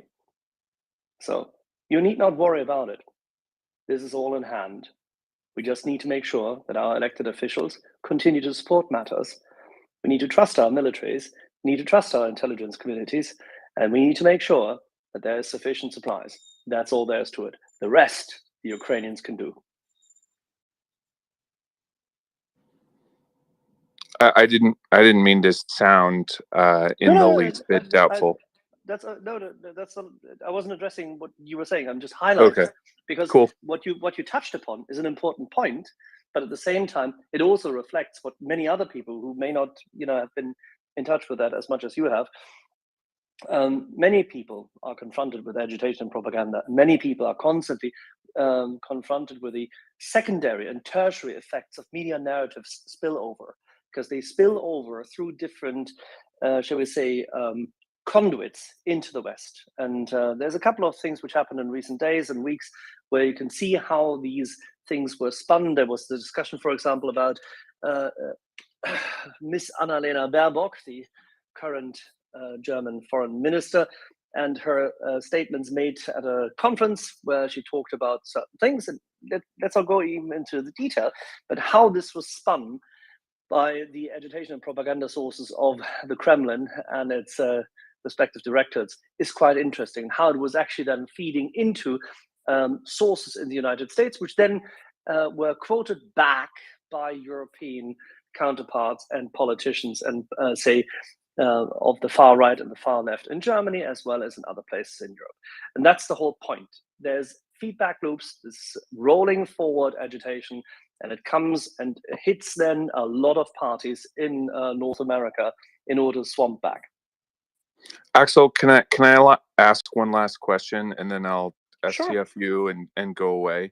Because I think this is one of the most interesting components of this conflict is the information warfare spectra, right? If I look at news media as an American, I see a lot of politics, and I see a lot of Germany not doing enough to support Ukraine, and Germany being the isolated weak link in the energy, air quotes, perceived energy crisis for winter in the EU, et cetera, et cetera. I don't know if it's within the opus of focus for this group, but I think some of the geopolitical angles are very interesting in this war space, and would love your perspective on how disinformation from the RU side is affecting Western perception of the success of this campaign against Russia. That's a wide open question. I mean, I can give you a quick teaser because we've gone through this a couple of times here on the space, and we will have another session. We'll do this almost likely on the weekend with our friend Rosalie, because we'd like to go through data for these things in order to support this a bit better and give people a better understanding of this. But people always like to think that perception is reality, but ultimately reality catches up with people and their perception. And in this instance is the perception management of agitation and propaganda is extremely important for the Russians, because they only have the Potemkin village. There's nothing behind it. As such, they have to constantly create straw men. They have to constantly create issues which supposedly endanger say the resolve of the West, or highlight the failure to support. Yes, there needs to be a grain of truth in something in order to be really effective, because then you can mold it. So if, for example, it's absolutely clear, if you turn this around, that Germany has made significant mistakes, both in dissolving its armed forces, quite literally. Gepard's though. Sorry, what? I just said Gephards, though. Yeah, but let's come to the Gephards later. Germany has dissolved its armed forces starting the mid-1990s. That's a massive, massive issue in terms of the deterrence, and therefore its lack of capacity to assist today in better format, because it has changed the narrative in Germany, and it has changed the perception of deterrence and how it is carried out within a society. And that has a massive impact over time. And we can see this as a general shift of perception within the population. Then it has gone into further complacency, and it has, by means of the first Schröder / Green government of Joschka Fischer, embarked on an anti-American, anti-Western, and very much industrial policy-driven socialist policy. And that policy was evidenced also in these energy trades. Don't forget that Nord Stream 1 and the decision to pursue that and phase out the nuclear power plants at the same time is a decision which was taken by that coalition. It was continued later by the weak Miss Merkel, and in both in the grand coalitions. Sorry. No, I just laughed. Weakness Merkel. Well, Denuking, bad move. That's what I'm saying. I mean, she was exceptionally weak because she was driven by polls. It was a matter of, so to say, supposedly defensively steering policy by means of general power control. And that is not there is no long-term strategy behind that. It's a very short-termist approach. And she has taken this and sorry? Oh, I was just gonna say, dude, I'm an American. I understand the morass. I'm just trying to explain for the audience, because you gave us the question. So if you let me finish, then I'll come to this. So if you take this arc of development since, say, the late 90s throughout up until today, then you can see how this has changed. So there is not only a grain of salt, there is a pound of salt in the argument that Germany can be portrayed as weak. But at the same time, Germany, at the moment, simply does not do what it could do best, and it can do significantly more than it does, whilst at the same time it is actually quite in sync with what is being done by others in the coalition, with a notable exception of our British friends, our Baltic friends, and I'm currently, as you know, based in Estonia, so Baltic friends and our Finnish colleagues and the United States of America are shouldering the biggest, burden in that regard, and decisively so. But Germany has been paying a lot, and Germany has been committing a lot of components, but not the ones Ukraine wants in addition. And Germany, by means of its stature, by means of its capacity, should be doing disproportionately more. So both the disproportionately more, as well as what additional kit it should supply. These are the questions, and they are failing on those accounts, and then they are failing on the account of not communicating well at all, because this coalition and this chancellor and this elite around this chancellor has decided to tie it together with their own existing defensive power politics and their general ideological bent and their fear of so-called nuclear war, because they associated nuclear with war, not with civil use of energy. And that is a basic problem that won't change. And therefore, this government has to either be replaced or it has to be forced, and the force can only come from the White House. So that's where we are. Let's go to the next hands. And Rosalie and I need to agree on what date on the weekend we'll talk about disinformation with data and statistics. Rosalie. I just wanted to jump in on what you were saying, Axel, about Germany and there needing to be kind of, this kernel of truth, but ultimately it's trying to erode what is a very unified front against Russia. And that is particularly clear that Germany is a key target, not only because we've just seen those large operations taken down on Facebook and the content of it, but with this, the Nord Stream attack, it's very clear that this also was something that was to be used to kind of frame the situation as the US using Europe and being insensitive to their needs. And I think that we need to really be aware. I am somebody who is critical of what Germany's contributed, but I also think that it's important not to play into Russia's hand, because they're really hoping to kind of drive Germany running their way. And that's really clear.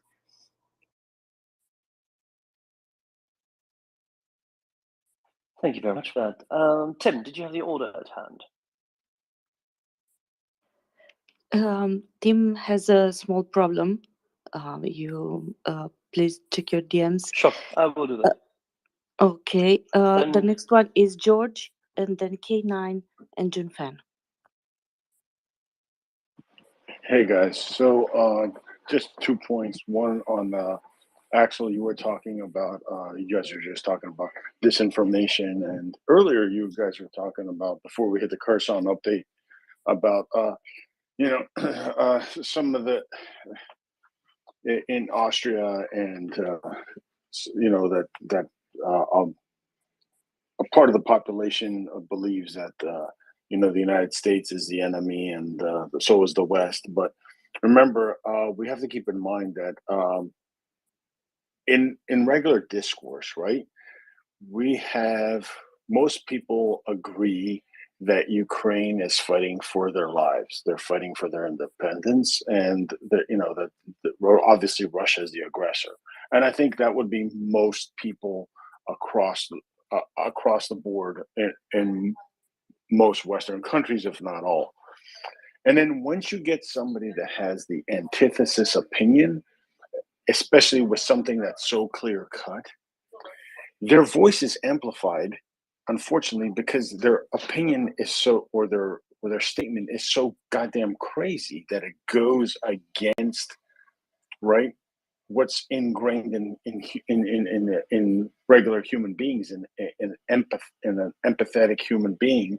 And we see what Ukraine is going through. So when someone says something crazy, right, it's a politician, whether it's somebody on Twitter or something like that, unfortunately that gets amplified, because everybody's like, what the hell is he saying? Like, this guy's crazy, or she's crazy, or whatever.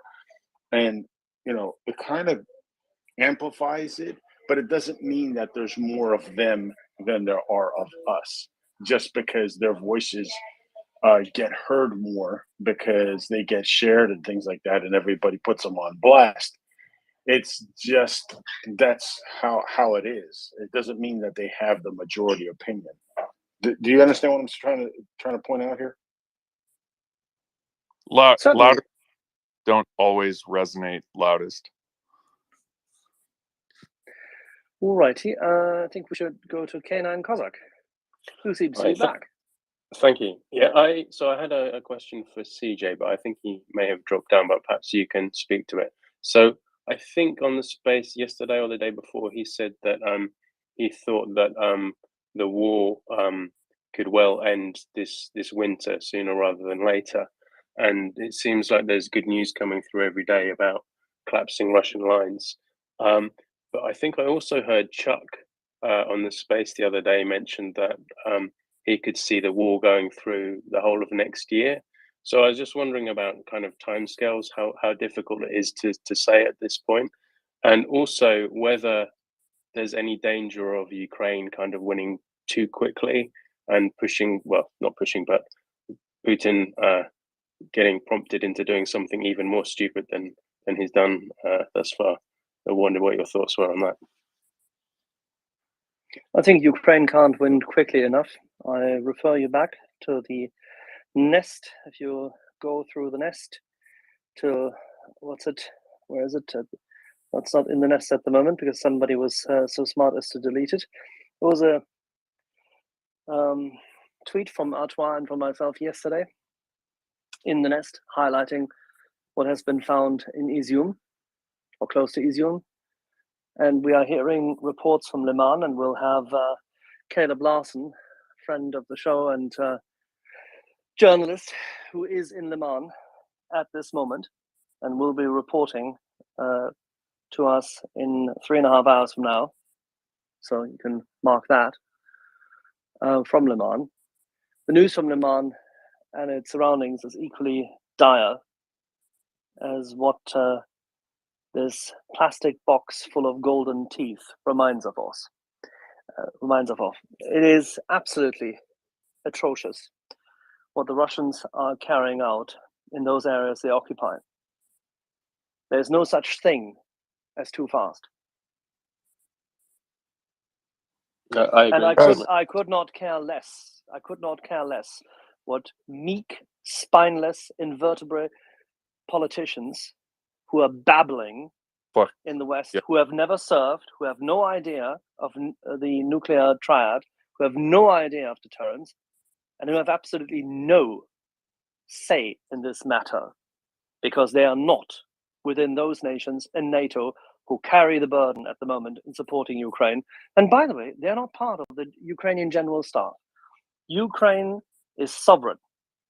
It has asked nations to support it. Ukraine is capable, and Ukraine will take back its land with as much speed, methodic planning, opportunistic employment of weaknesses of the enemy, and vigor and decisiveness as it sees fit. There's no such thing as too fast. There's only one thing. Not fast enough. Too delayed or far too delayed supplies from the outside. Thank you. All right, let's go to, what's it? I think Jun Fan was next. Yeah, hey guys, and yeah, Axel, just to your point, it can't be too fast. And just to remind everyone, you know, we are in the end game, and you know, with in the end game will inherently, by definition, always carry a degree of elevated volatility and rapidity of sequence of events, which are necessary. But the end game is on. It's just a matter of how you know how the details fold out. But the faster the better. But my question here's something that really has been bothering me. It's like, you know, in the midst of all this, you know, here's OPEC plus over there, or OPEC, you know, cutting production because they're shitting in their pants that, you know, got into the low to mid. And you know, the Arab the oil producing, well, OPEC, just call it for what it is. Man, they are just blatantly not anyone's friend. That's, you know, for Europe, and in prices of relief. And it's clearly, I mean, this should be clearly noted that the shift that has taken place in the Arab world vis-a-vis the West, and it is amazing that they're getting away with this shit. I can speak to this. Well, hey, I want to. Hey, hold on, Mud. I was going to get Axel. I know you like to jump in, but I want to hear Axel real quick first. Cool. Yeah, Jun Fan, I think it's evident that the opportunistic approach part of OPEC has taken is doesn't bode well for its future. Let's put it this way, because I tend to believe that the Western world and the coalition of the willing, whilst it includes at least one member of OPEC, has taken note of this. And specifically, Saudi Arabia needs to make a choice where they want to be in future. They have a different agenda, that's evident. They are relentless currently in their pursuit under MBS. But it is up to the United States government to resolve this with smart force. And I think it's way above my pay grade. I won't be able to drive that, but I think there are people who are significantly better equipped in administering the right kind of medicine over time. Other than that, it is up to us to ensure that we're not so dependent upon them, and that's the other part. Energy independence has become, for those who are on the right side, for those who are righteous and supportive of freedom, independence, property rights, and the protection of human life, who are anti-genocidal and like to free like free societies, they need to be energy independent. And we need to think very clearly what kind of long-term impact our energy policy has. We've had Benjamin Schmidt here, we've had Mark Nelson here, we've talked about this in quite some detail. In the energy mix, we need to make decisions as to how we want to live and how we want to work. And fortunately, there is enough oil outside the control of this OPEC. And we will need it as a transition. And we just need to figure out how we can live with the fact that we need it and use it appropriately. But that's my view. And if I may, let's go to George, Latin, and Rusty. Yeah, has CJ dropped down? I'm sorry, guys. Yeah, he had to do a bit more. He had to do a bit more PT, so that next time when he jumps down, jumps from the skies with a M777 underneath him, that he, doesn't break his nose. I'm gonna say I've been on those jumps, and now at 55 they come back to haunt me. I hope that doesn't happen to CJ. But yeah, I was gonna say, because he talked about the alternative warhead HIMARS rockets and Gimlers. I was reading a report a couple of days ago that actually some of the countries that have MRS systems, like the ones that fire the same rockets, the same rocket pods, some of the countries in Europe and across the world actually have still some of the old M26 rockets with the cluster munitions. And there's been talk about transferring those over, and that would make it interesting. The United States got rid of them because they signed on to that whatever that convention was. I forget the name of it. Axel, maybe you remember, but I think it would be interesting if some of those were to make their way into Ukraine. It's the Montreux Convention. Yes, thank you. I couldn't remember the name. What are your thoughts? Well, the United States of America is not a party to the Montreux Convention. The last time the then leader of the Turkish nation faced someone attempting to cross at a point in time when the Bosphorus was closed temporarily, this is a long time ago. We're talking Second World War. But the last time somebody undertook measures which the Turks didn't like, a Russian airplane was shut down. We should be very mindful of the fact that Erdogan needs us more than the other way around. But he has an insidious agenda. The United States could force its way into this little lake if it wants to. Turkey will not block an Ali Berk. Turkey will not block an Ali Berk. No way. Total war agenda or not is the question. No. I wouldn't go that far. It's not a total war. It's an Ali Berk going on a Freedom of Navigation Act mission into the Black Sea would change the balance of power as it projects power.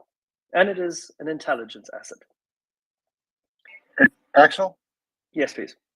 Did you hear my question, or did I get cut off or something?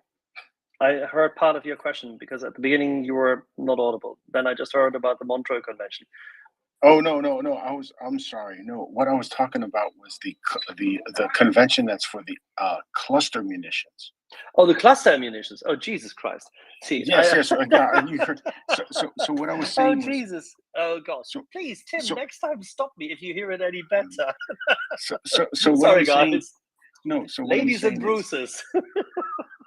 So what I was saying was that that some of the nations that have the pods that can be fired by MLRS or HIMARS, they have the old M26 rockets.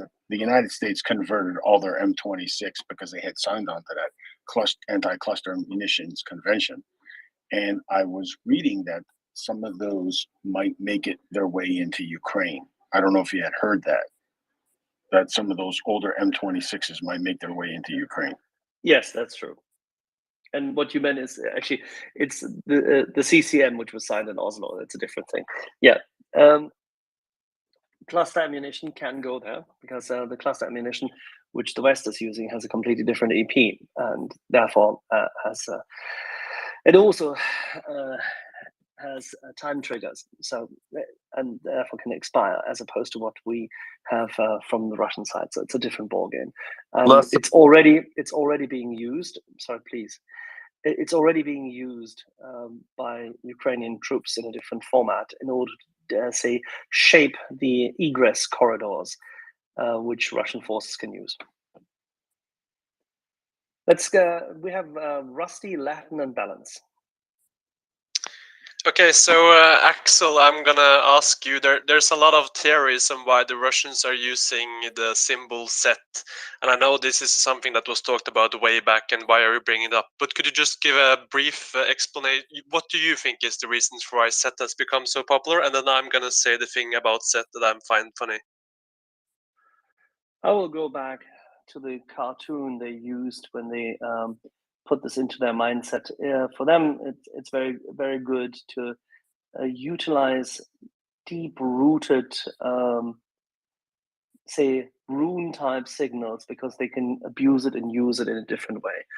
And they've done it many moons ago, and that helps them because they use the projection and the imagery more than the it's not necessarily about the word, as in, you know, za and to the say to the victory and the likes. That's completely irrelevant.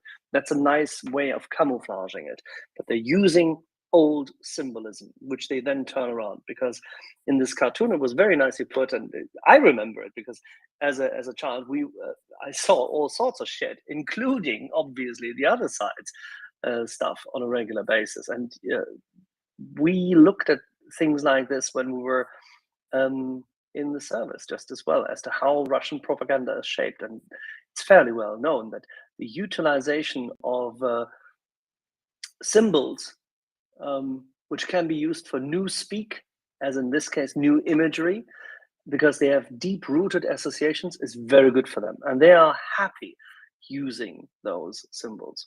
That's what they did. Okay, so I'm gonna speak to all the fellas in the room. Fellas, NAFO guys, listen. This is the news take on the use of set. Set, also known as snooze. Set used in comics for snooze.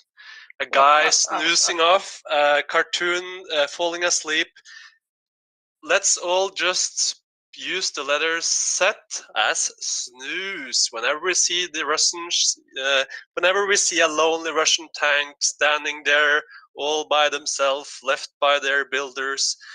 Let's just remember how it snoozed into the wild on its own, because the persons using it were so afraid of getting hit by NLOs that they had to run away.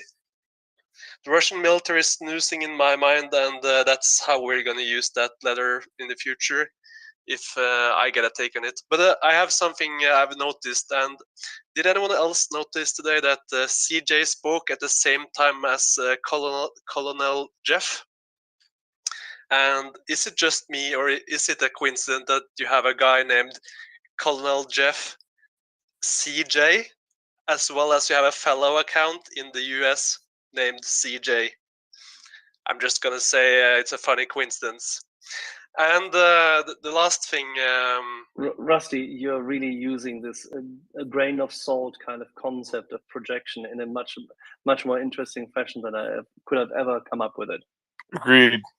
Okay, so I have a last thing, and it's hunting season in Norway, and Norwegians are using their pickups to go around in forest roads hunting for moose. And I'm just saying, when I look at the Ukrainians driving around camouflage pickups hunting for snoozers, it's warming my heart. It's we're one of the same, and give those snoozers a good hunting. And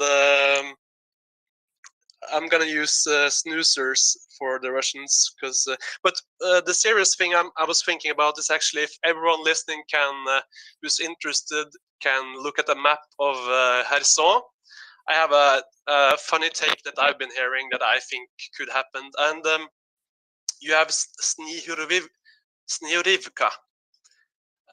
north, slightly east of Kherson city. You have if you follow a river going up, you find a town called Snihurivka, and it's probably not fully taken back.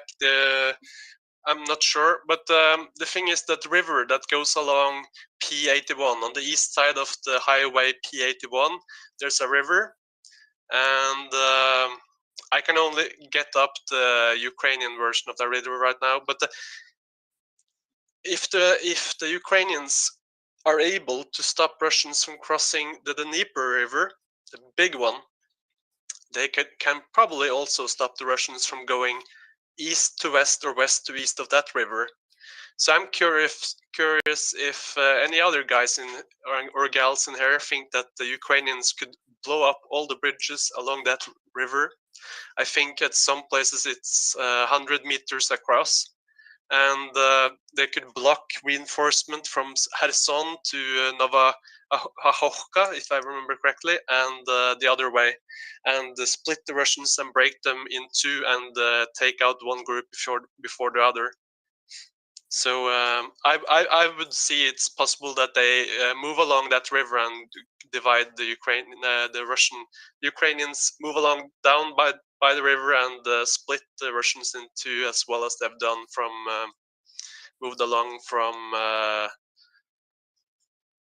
Osokoriva down Slotobalka, Mykolaivka, Novosandrivka, down to Dzhurjani, and now maybe even Milov. What's your take on that? Did you mean the T0403?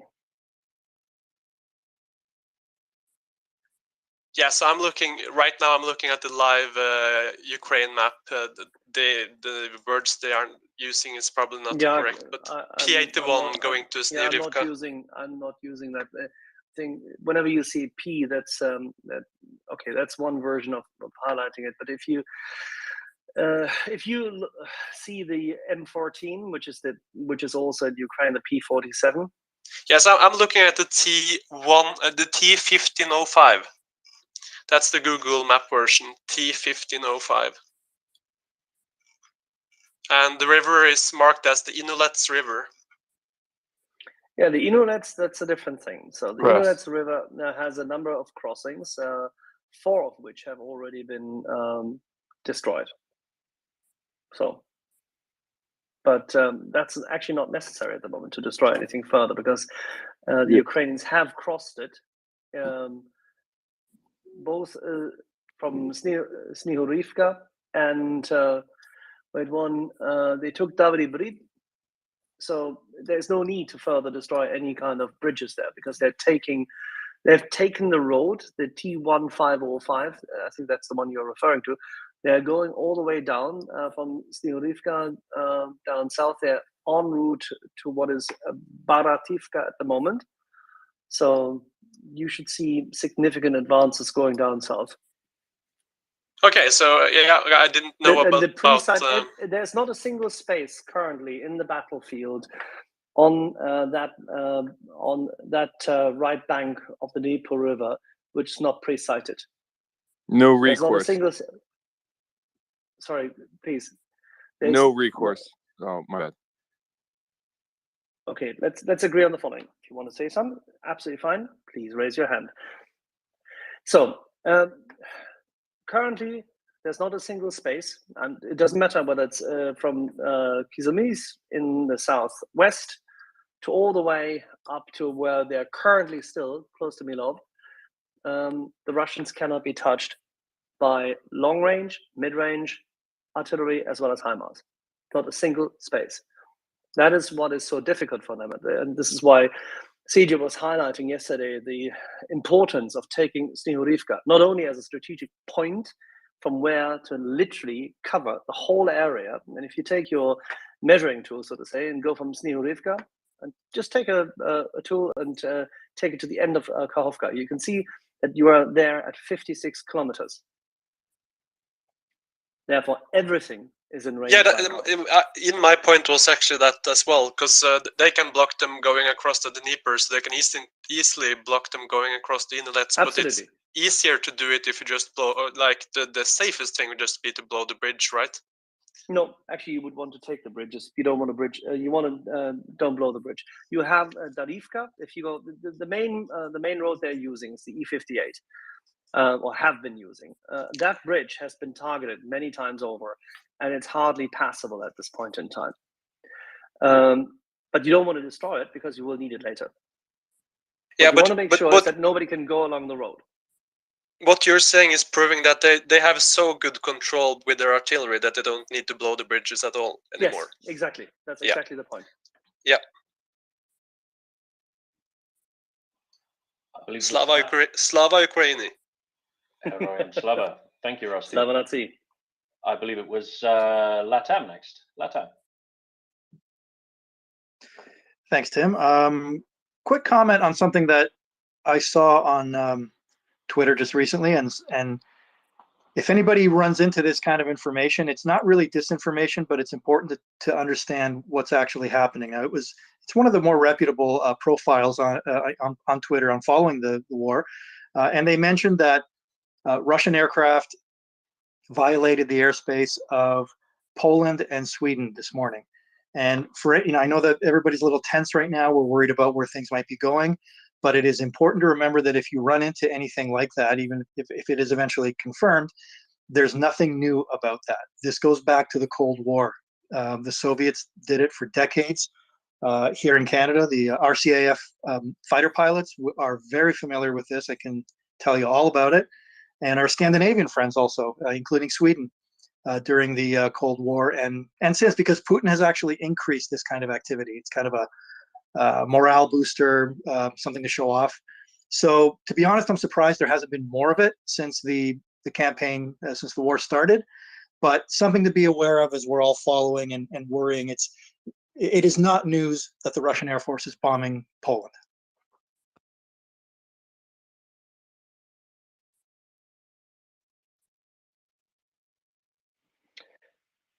I apologize. I was distracted by another call on the other line. I just heard the last sentence. And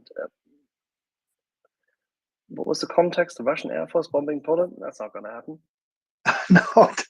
Oh boy, yeah, you really missed the. Actually, Axel, you're probably very familiar with it. It was a reminder to everybody that if they read or hear, because there is a little bit of info this morning about Russian aircraft violating Polish and Swedish airspace, and it was a reminder to everybody. They do this every day. That they've been doing it since Soviet times, and that it's nothing new. So it's yeah, you just caught the more dramatic end of the comment, but yes, absolutely. By the way, somebody else, very good. Thank you very much for mentioning this. It's an important feature.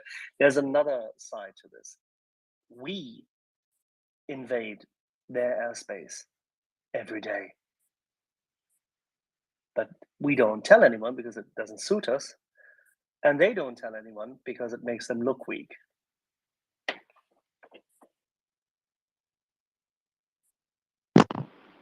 And Axel, I would just add to that where they make a big show of flying whatever type of aircraft, in North America, they tend to bring these very large Tupolev bombers, these long range, very impressive looking things. Anyways, they've always liked to put on a show about it. Where what you said is exactly true. And we don't need to send, the collective West, do not need to send an equivalent B-52 over their territory. It's obvious that our AWACS and surveillance technology is so far superior, and our ability to use it is so far superior to what they have that we don't need to put on these shows. The only shows we put up from time to time is when our submarines send them a friendly hello, as in, we see you. These are these Tupolev, these are the Bear bombers that were designed in 1946 or something.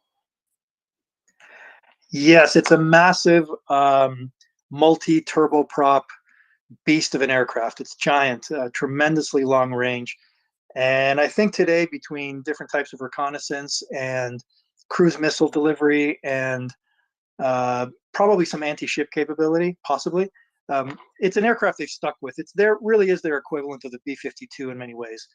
but it hasn't really been present in Ukraine. It's such a long-range platform that it's not in Ukraine. We've seen much more of the Tu-22, which is the smaller swing wing aircraft. It's more comparable to the American B-1.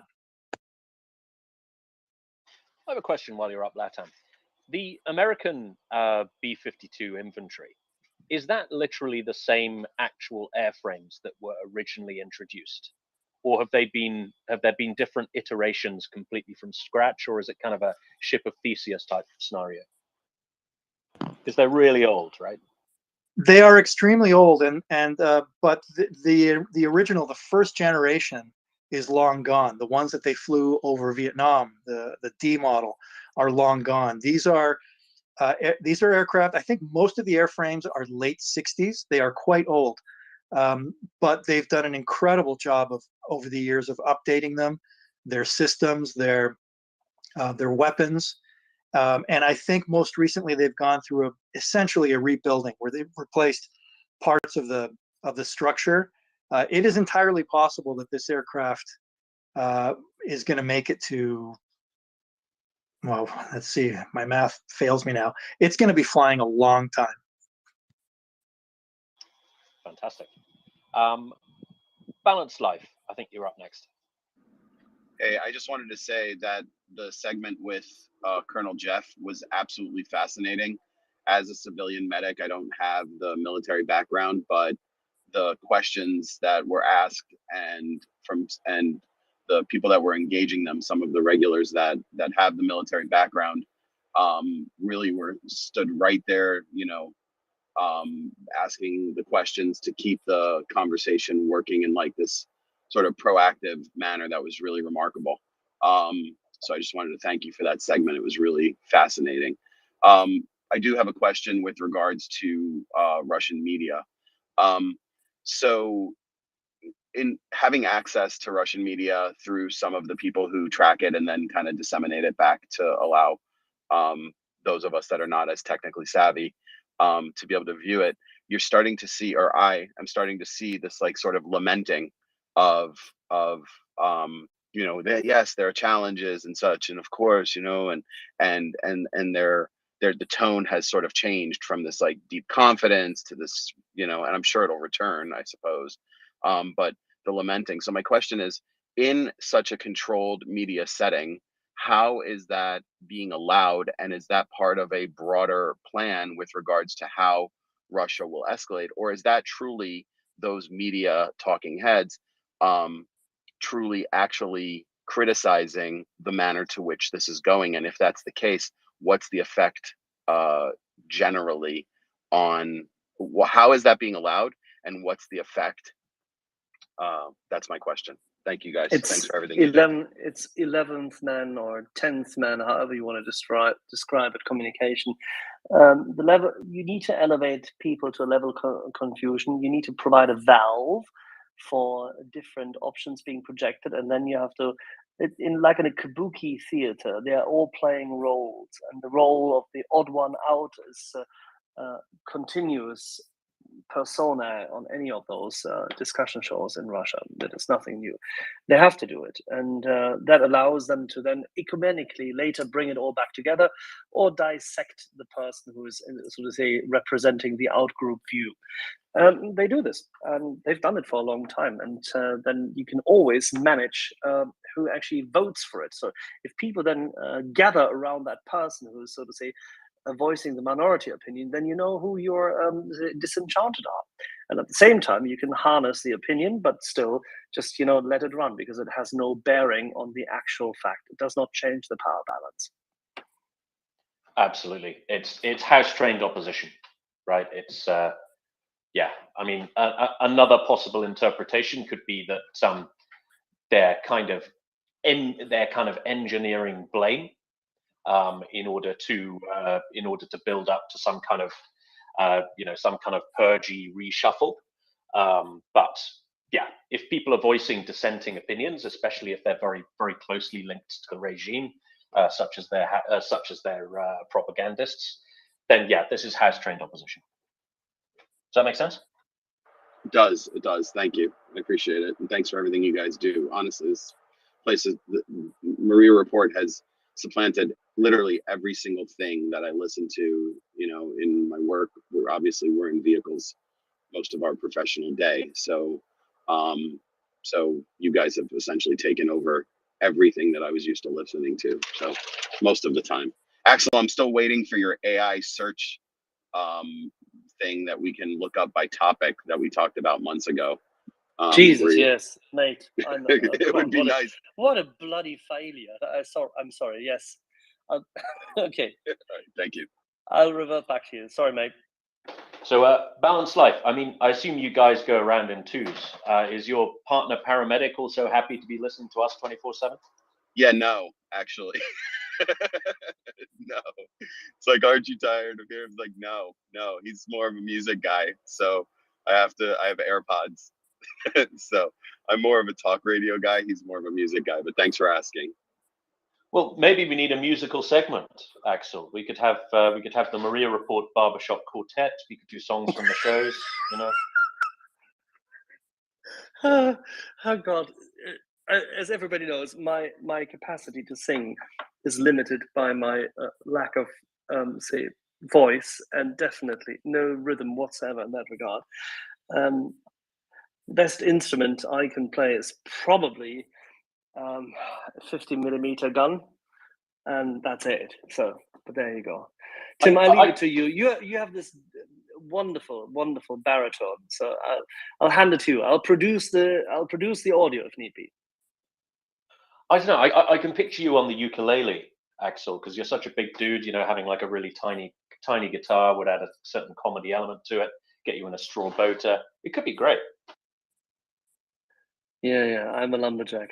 Okay, thank you very much. No, not happening. Rusty. So nobody expects the Spanish Inquisition, but Nina is here. Hi, hi, Axel. I've been trying actually really hard to come up here, and every time I manage to come up, the phone rings. But never mind, I'm here now. And Axel, you said that the best instrument you can handle, what was some gun? But I would say the best instrument for you is like your mind. Like this is how I see it, but I don't know how you manage with the gun. But well, that mind is lost in translation, as you hear. Well, I disagree. In a respectful Flattery way. will get you nowhere, Nina. I am not flattering, for fuck's sake. Axel. Keep going, Nina. Thank you. Okay, yeah. But anyway, we had here in the space an Austrian military guy, and I would have wanted to listen more, but I couldn't, as I explained. And I asked him a question which was actually like a genuinely interesting. I wanted to know what the people think in Austria. Nina, he's and actually he's actually American. He's actually American. He just lives in Austria because not only has he been domiciled in Vienna as a diplomat, okay. but also is he married to a wonderful Austrian person, and therefore he and the family live there. Yeah, never mind. But what he said, what they talk in the restaurant with the people, at least in the countryside, I didn't want to put him in a difficult place, but as I understood what I have read in the news today, I think about the Gazprom and Austria letting the gas go to Italy through Austria. Of course, this is a difficult thing, as I like kind of felt in his answer, and yeah, I didn't want to put him in a bad place, but I'm glad that I asked, because actually, I can't be without asking that. For me, it's really important, because if he is engaging with Austrian people, he is a voice from even if he's living in America. And anyway, he knew about Austria. So yeah, just this comment. And I would have wanted to ask CJ a military question, but that was a long time ago because I'm dropping out all the time. Okay, I'll get back to you later. CJ will definitely parachute back in a little later today, as you know. Rusty. And sorry, Oh. Tim. Just one more thing. Axel, if you were there when CJ was there, I will just ask this question because maybe somebody can answer it. I saw like a video of animated video about how the counteroffensive line is going, and it looked great. They are like chasing the Russians out, but was that accurate at all, or was it like some kind of a very positive view of the situation?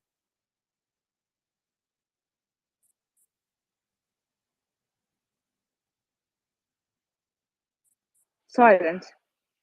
Yes, because unfortunately I got distracted by Gunny. I apologize.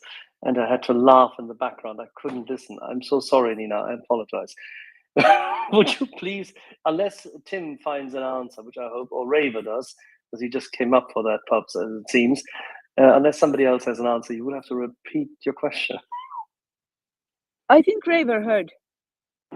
Hey, Raver, shoot. Yeah, Nina, that video, the first part of it is fairly accurate based on how we saw the maps published. But after it reaches what was the current line, say 48 hours ago, it's all wish casting. So it starts off real and then goes into what might be what we all want to see, but it's not an accurate reflection of what's going on currently. Thank you. That was, of course, my guess because it went all through Crimea. But that looks like exactly what the image I have in my mind. So I'm sure it's right then. Let's say it will be right.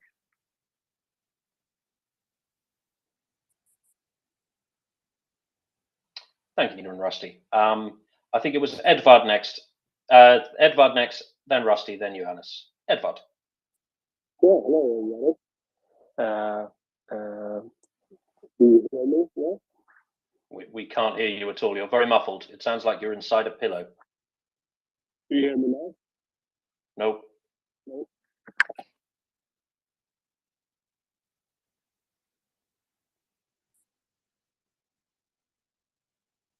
Okay, while we're waiting for Edvard, Rusty, please go ahead.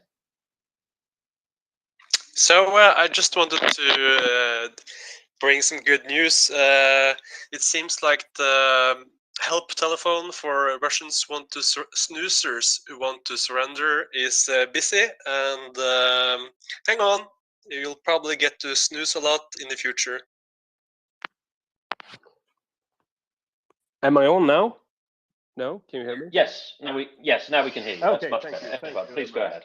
I have two things to say. Being a Swede, first of all, very, very true comment there from, I think, Tim about the airspace infringement on the Swedish airspace.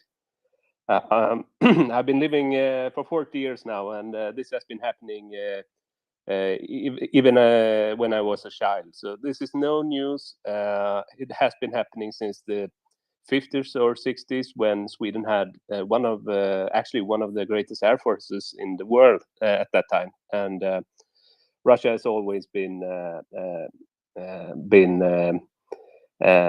like that. So this is no news, and very good that you. I don't remember if it was Tim or who it was, but very true, his words. I have a question, and it regards the Bakhmut front, where Russia is pounding aggressively. And I lay out a question on Twitter yesterday, I think, and some funny guy answered, there must be a really good takeaway kebab there. But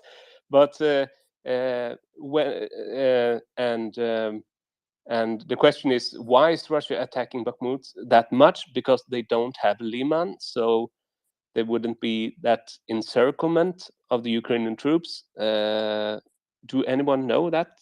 What's the reason for this? That's my question.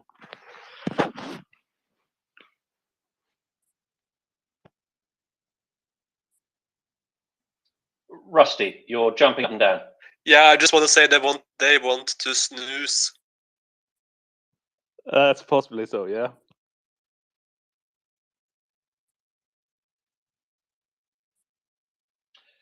Raver.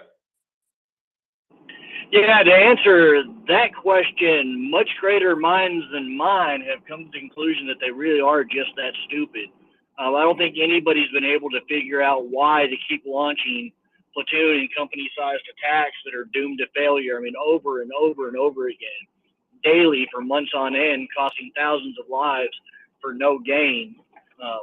So yeah, greater minds than mine, actual generals, have decided it's just because they're that stupid.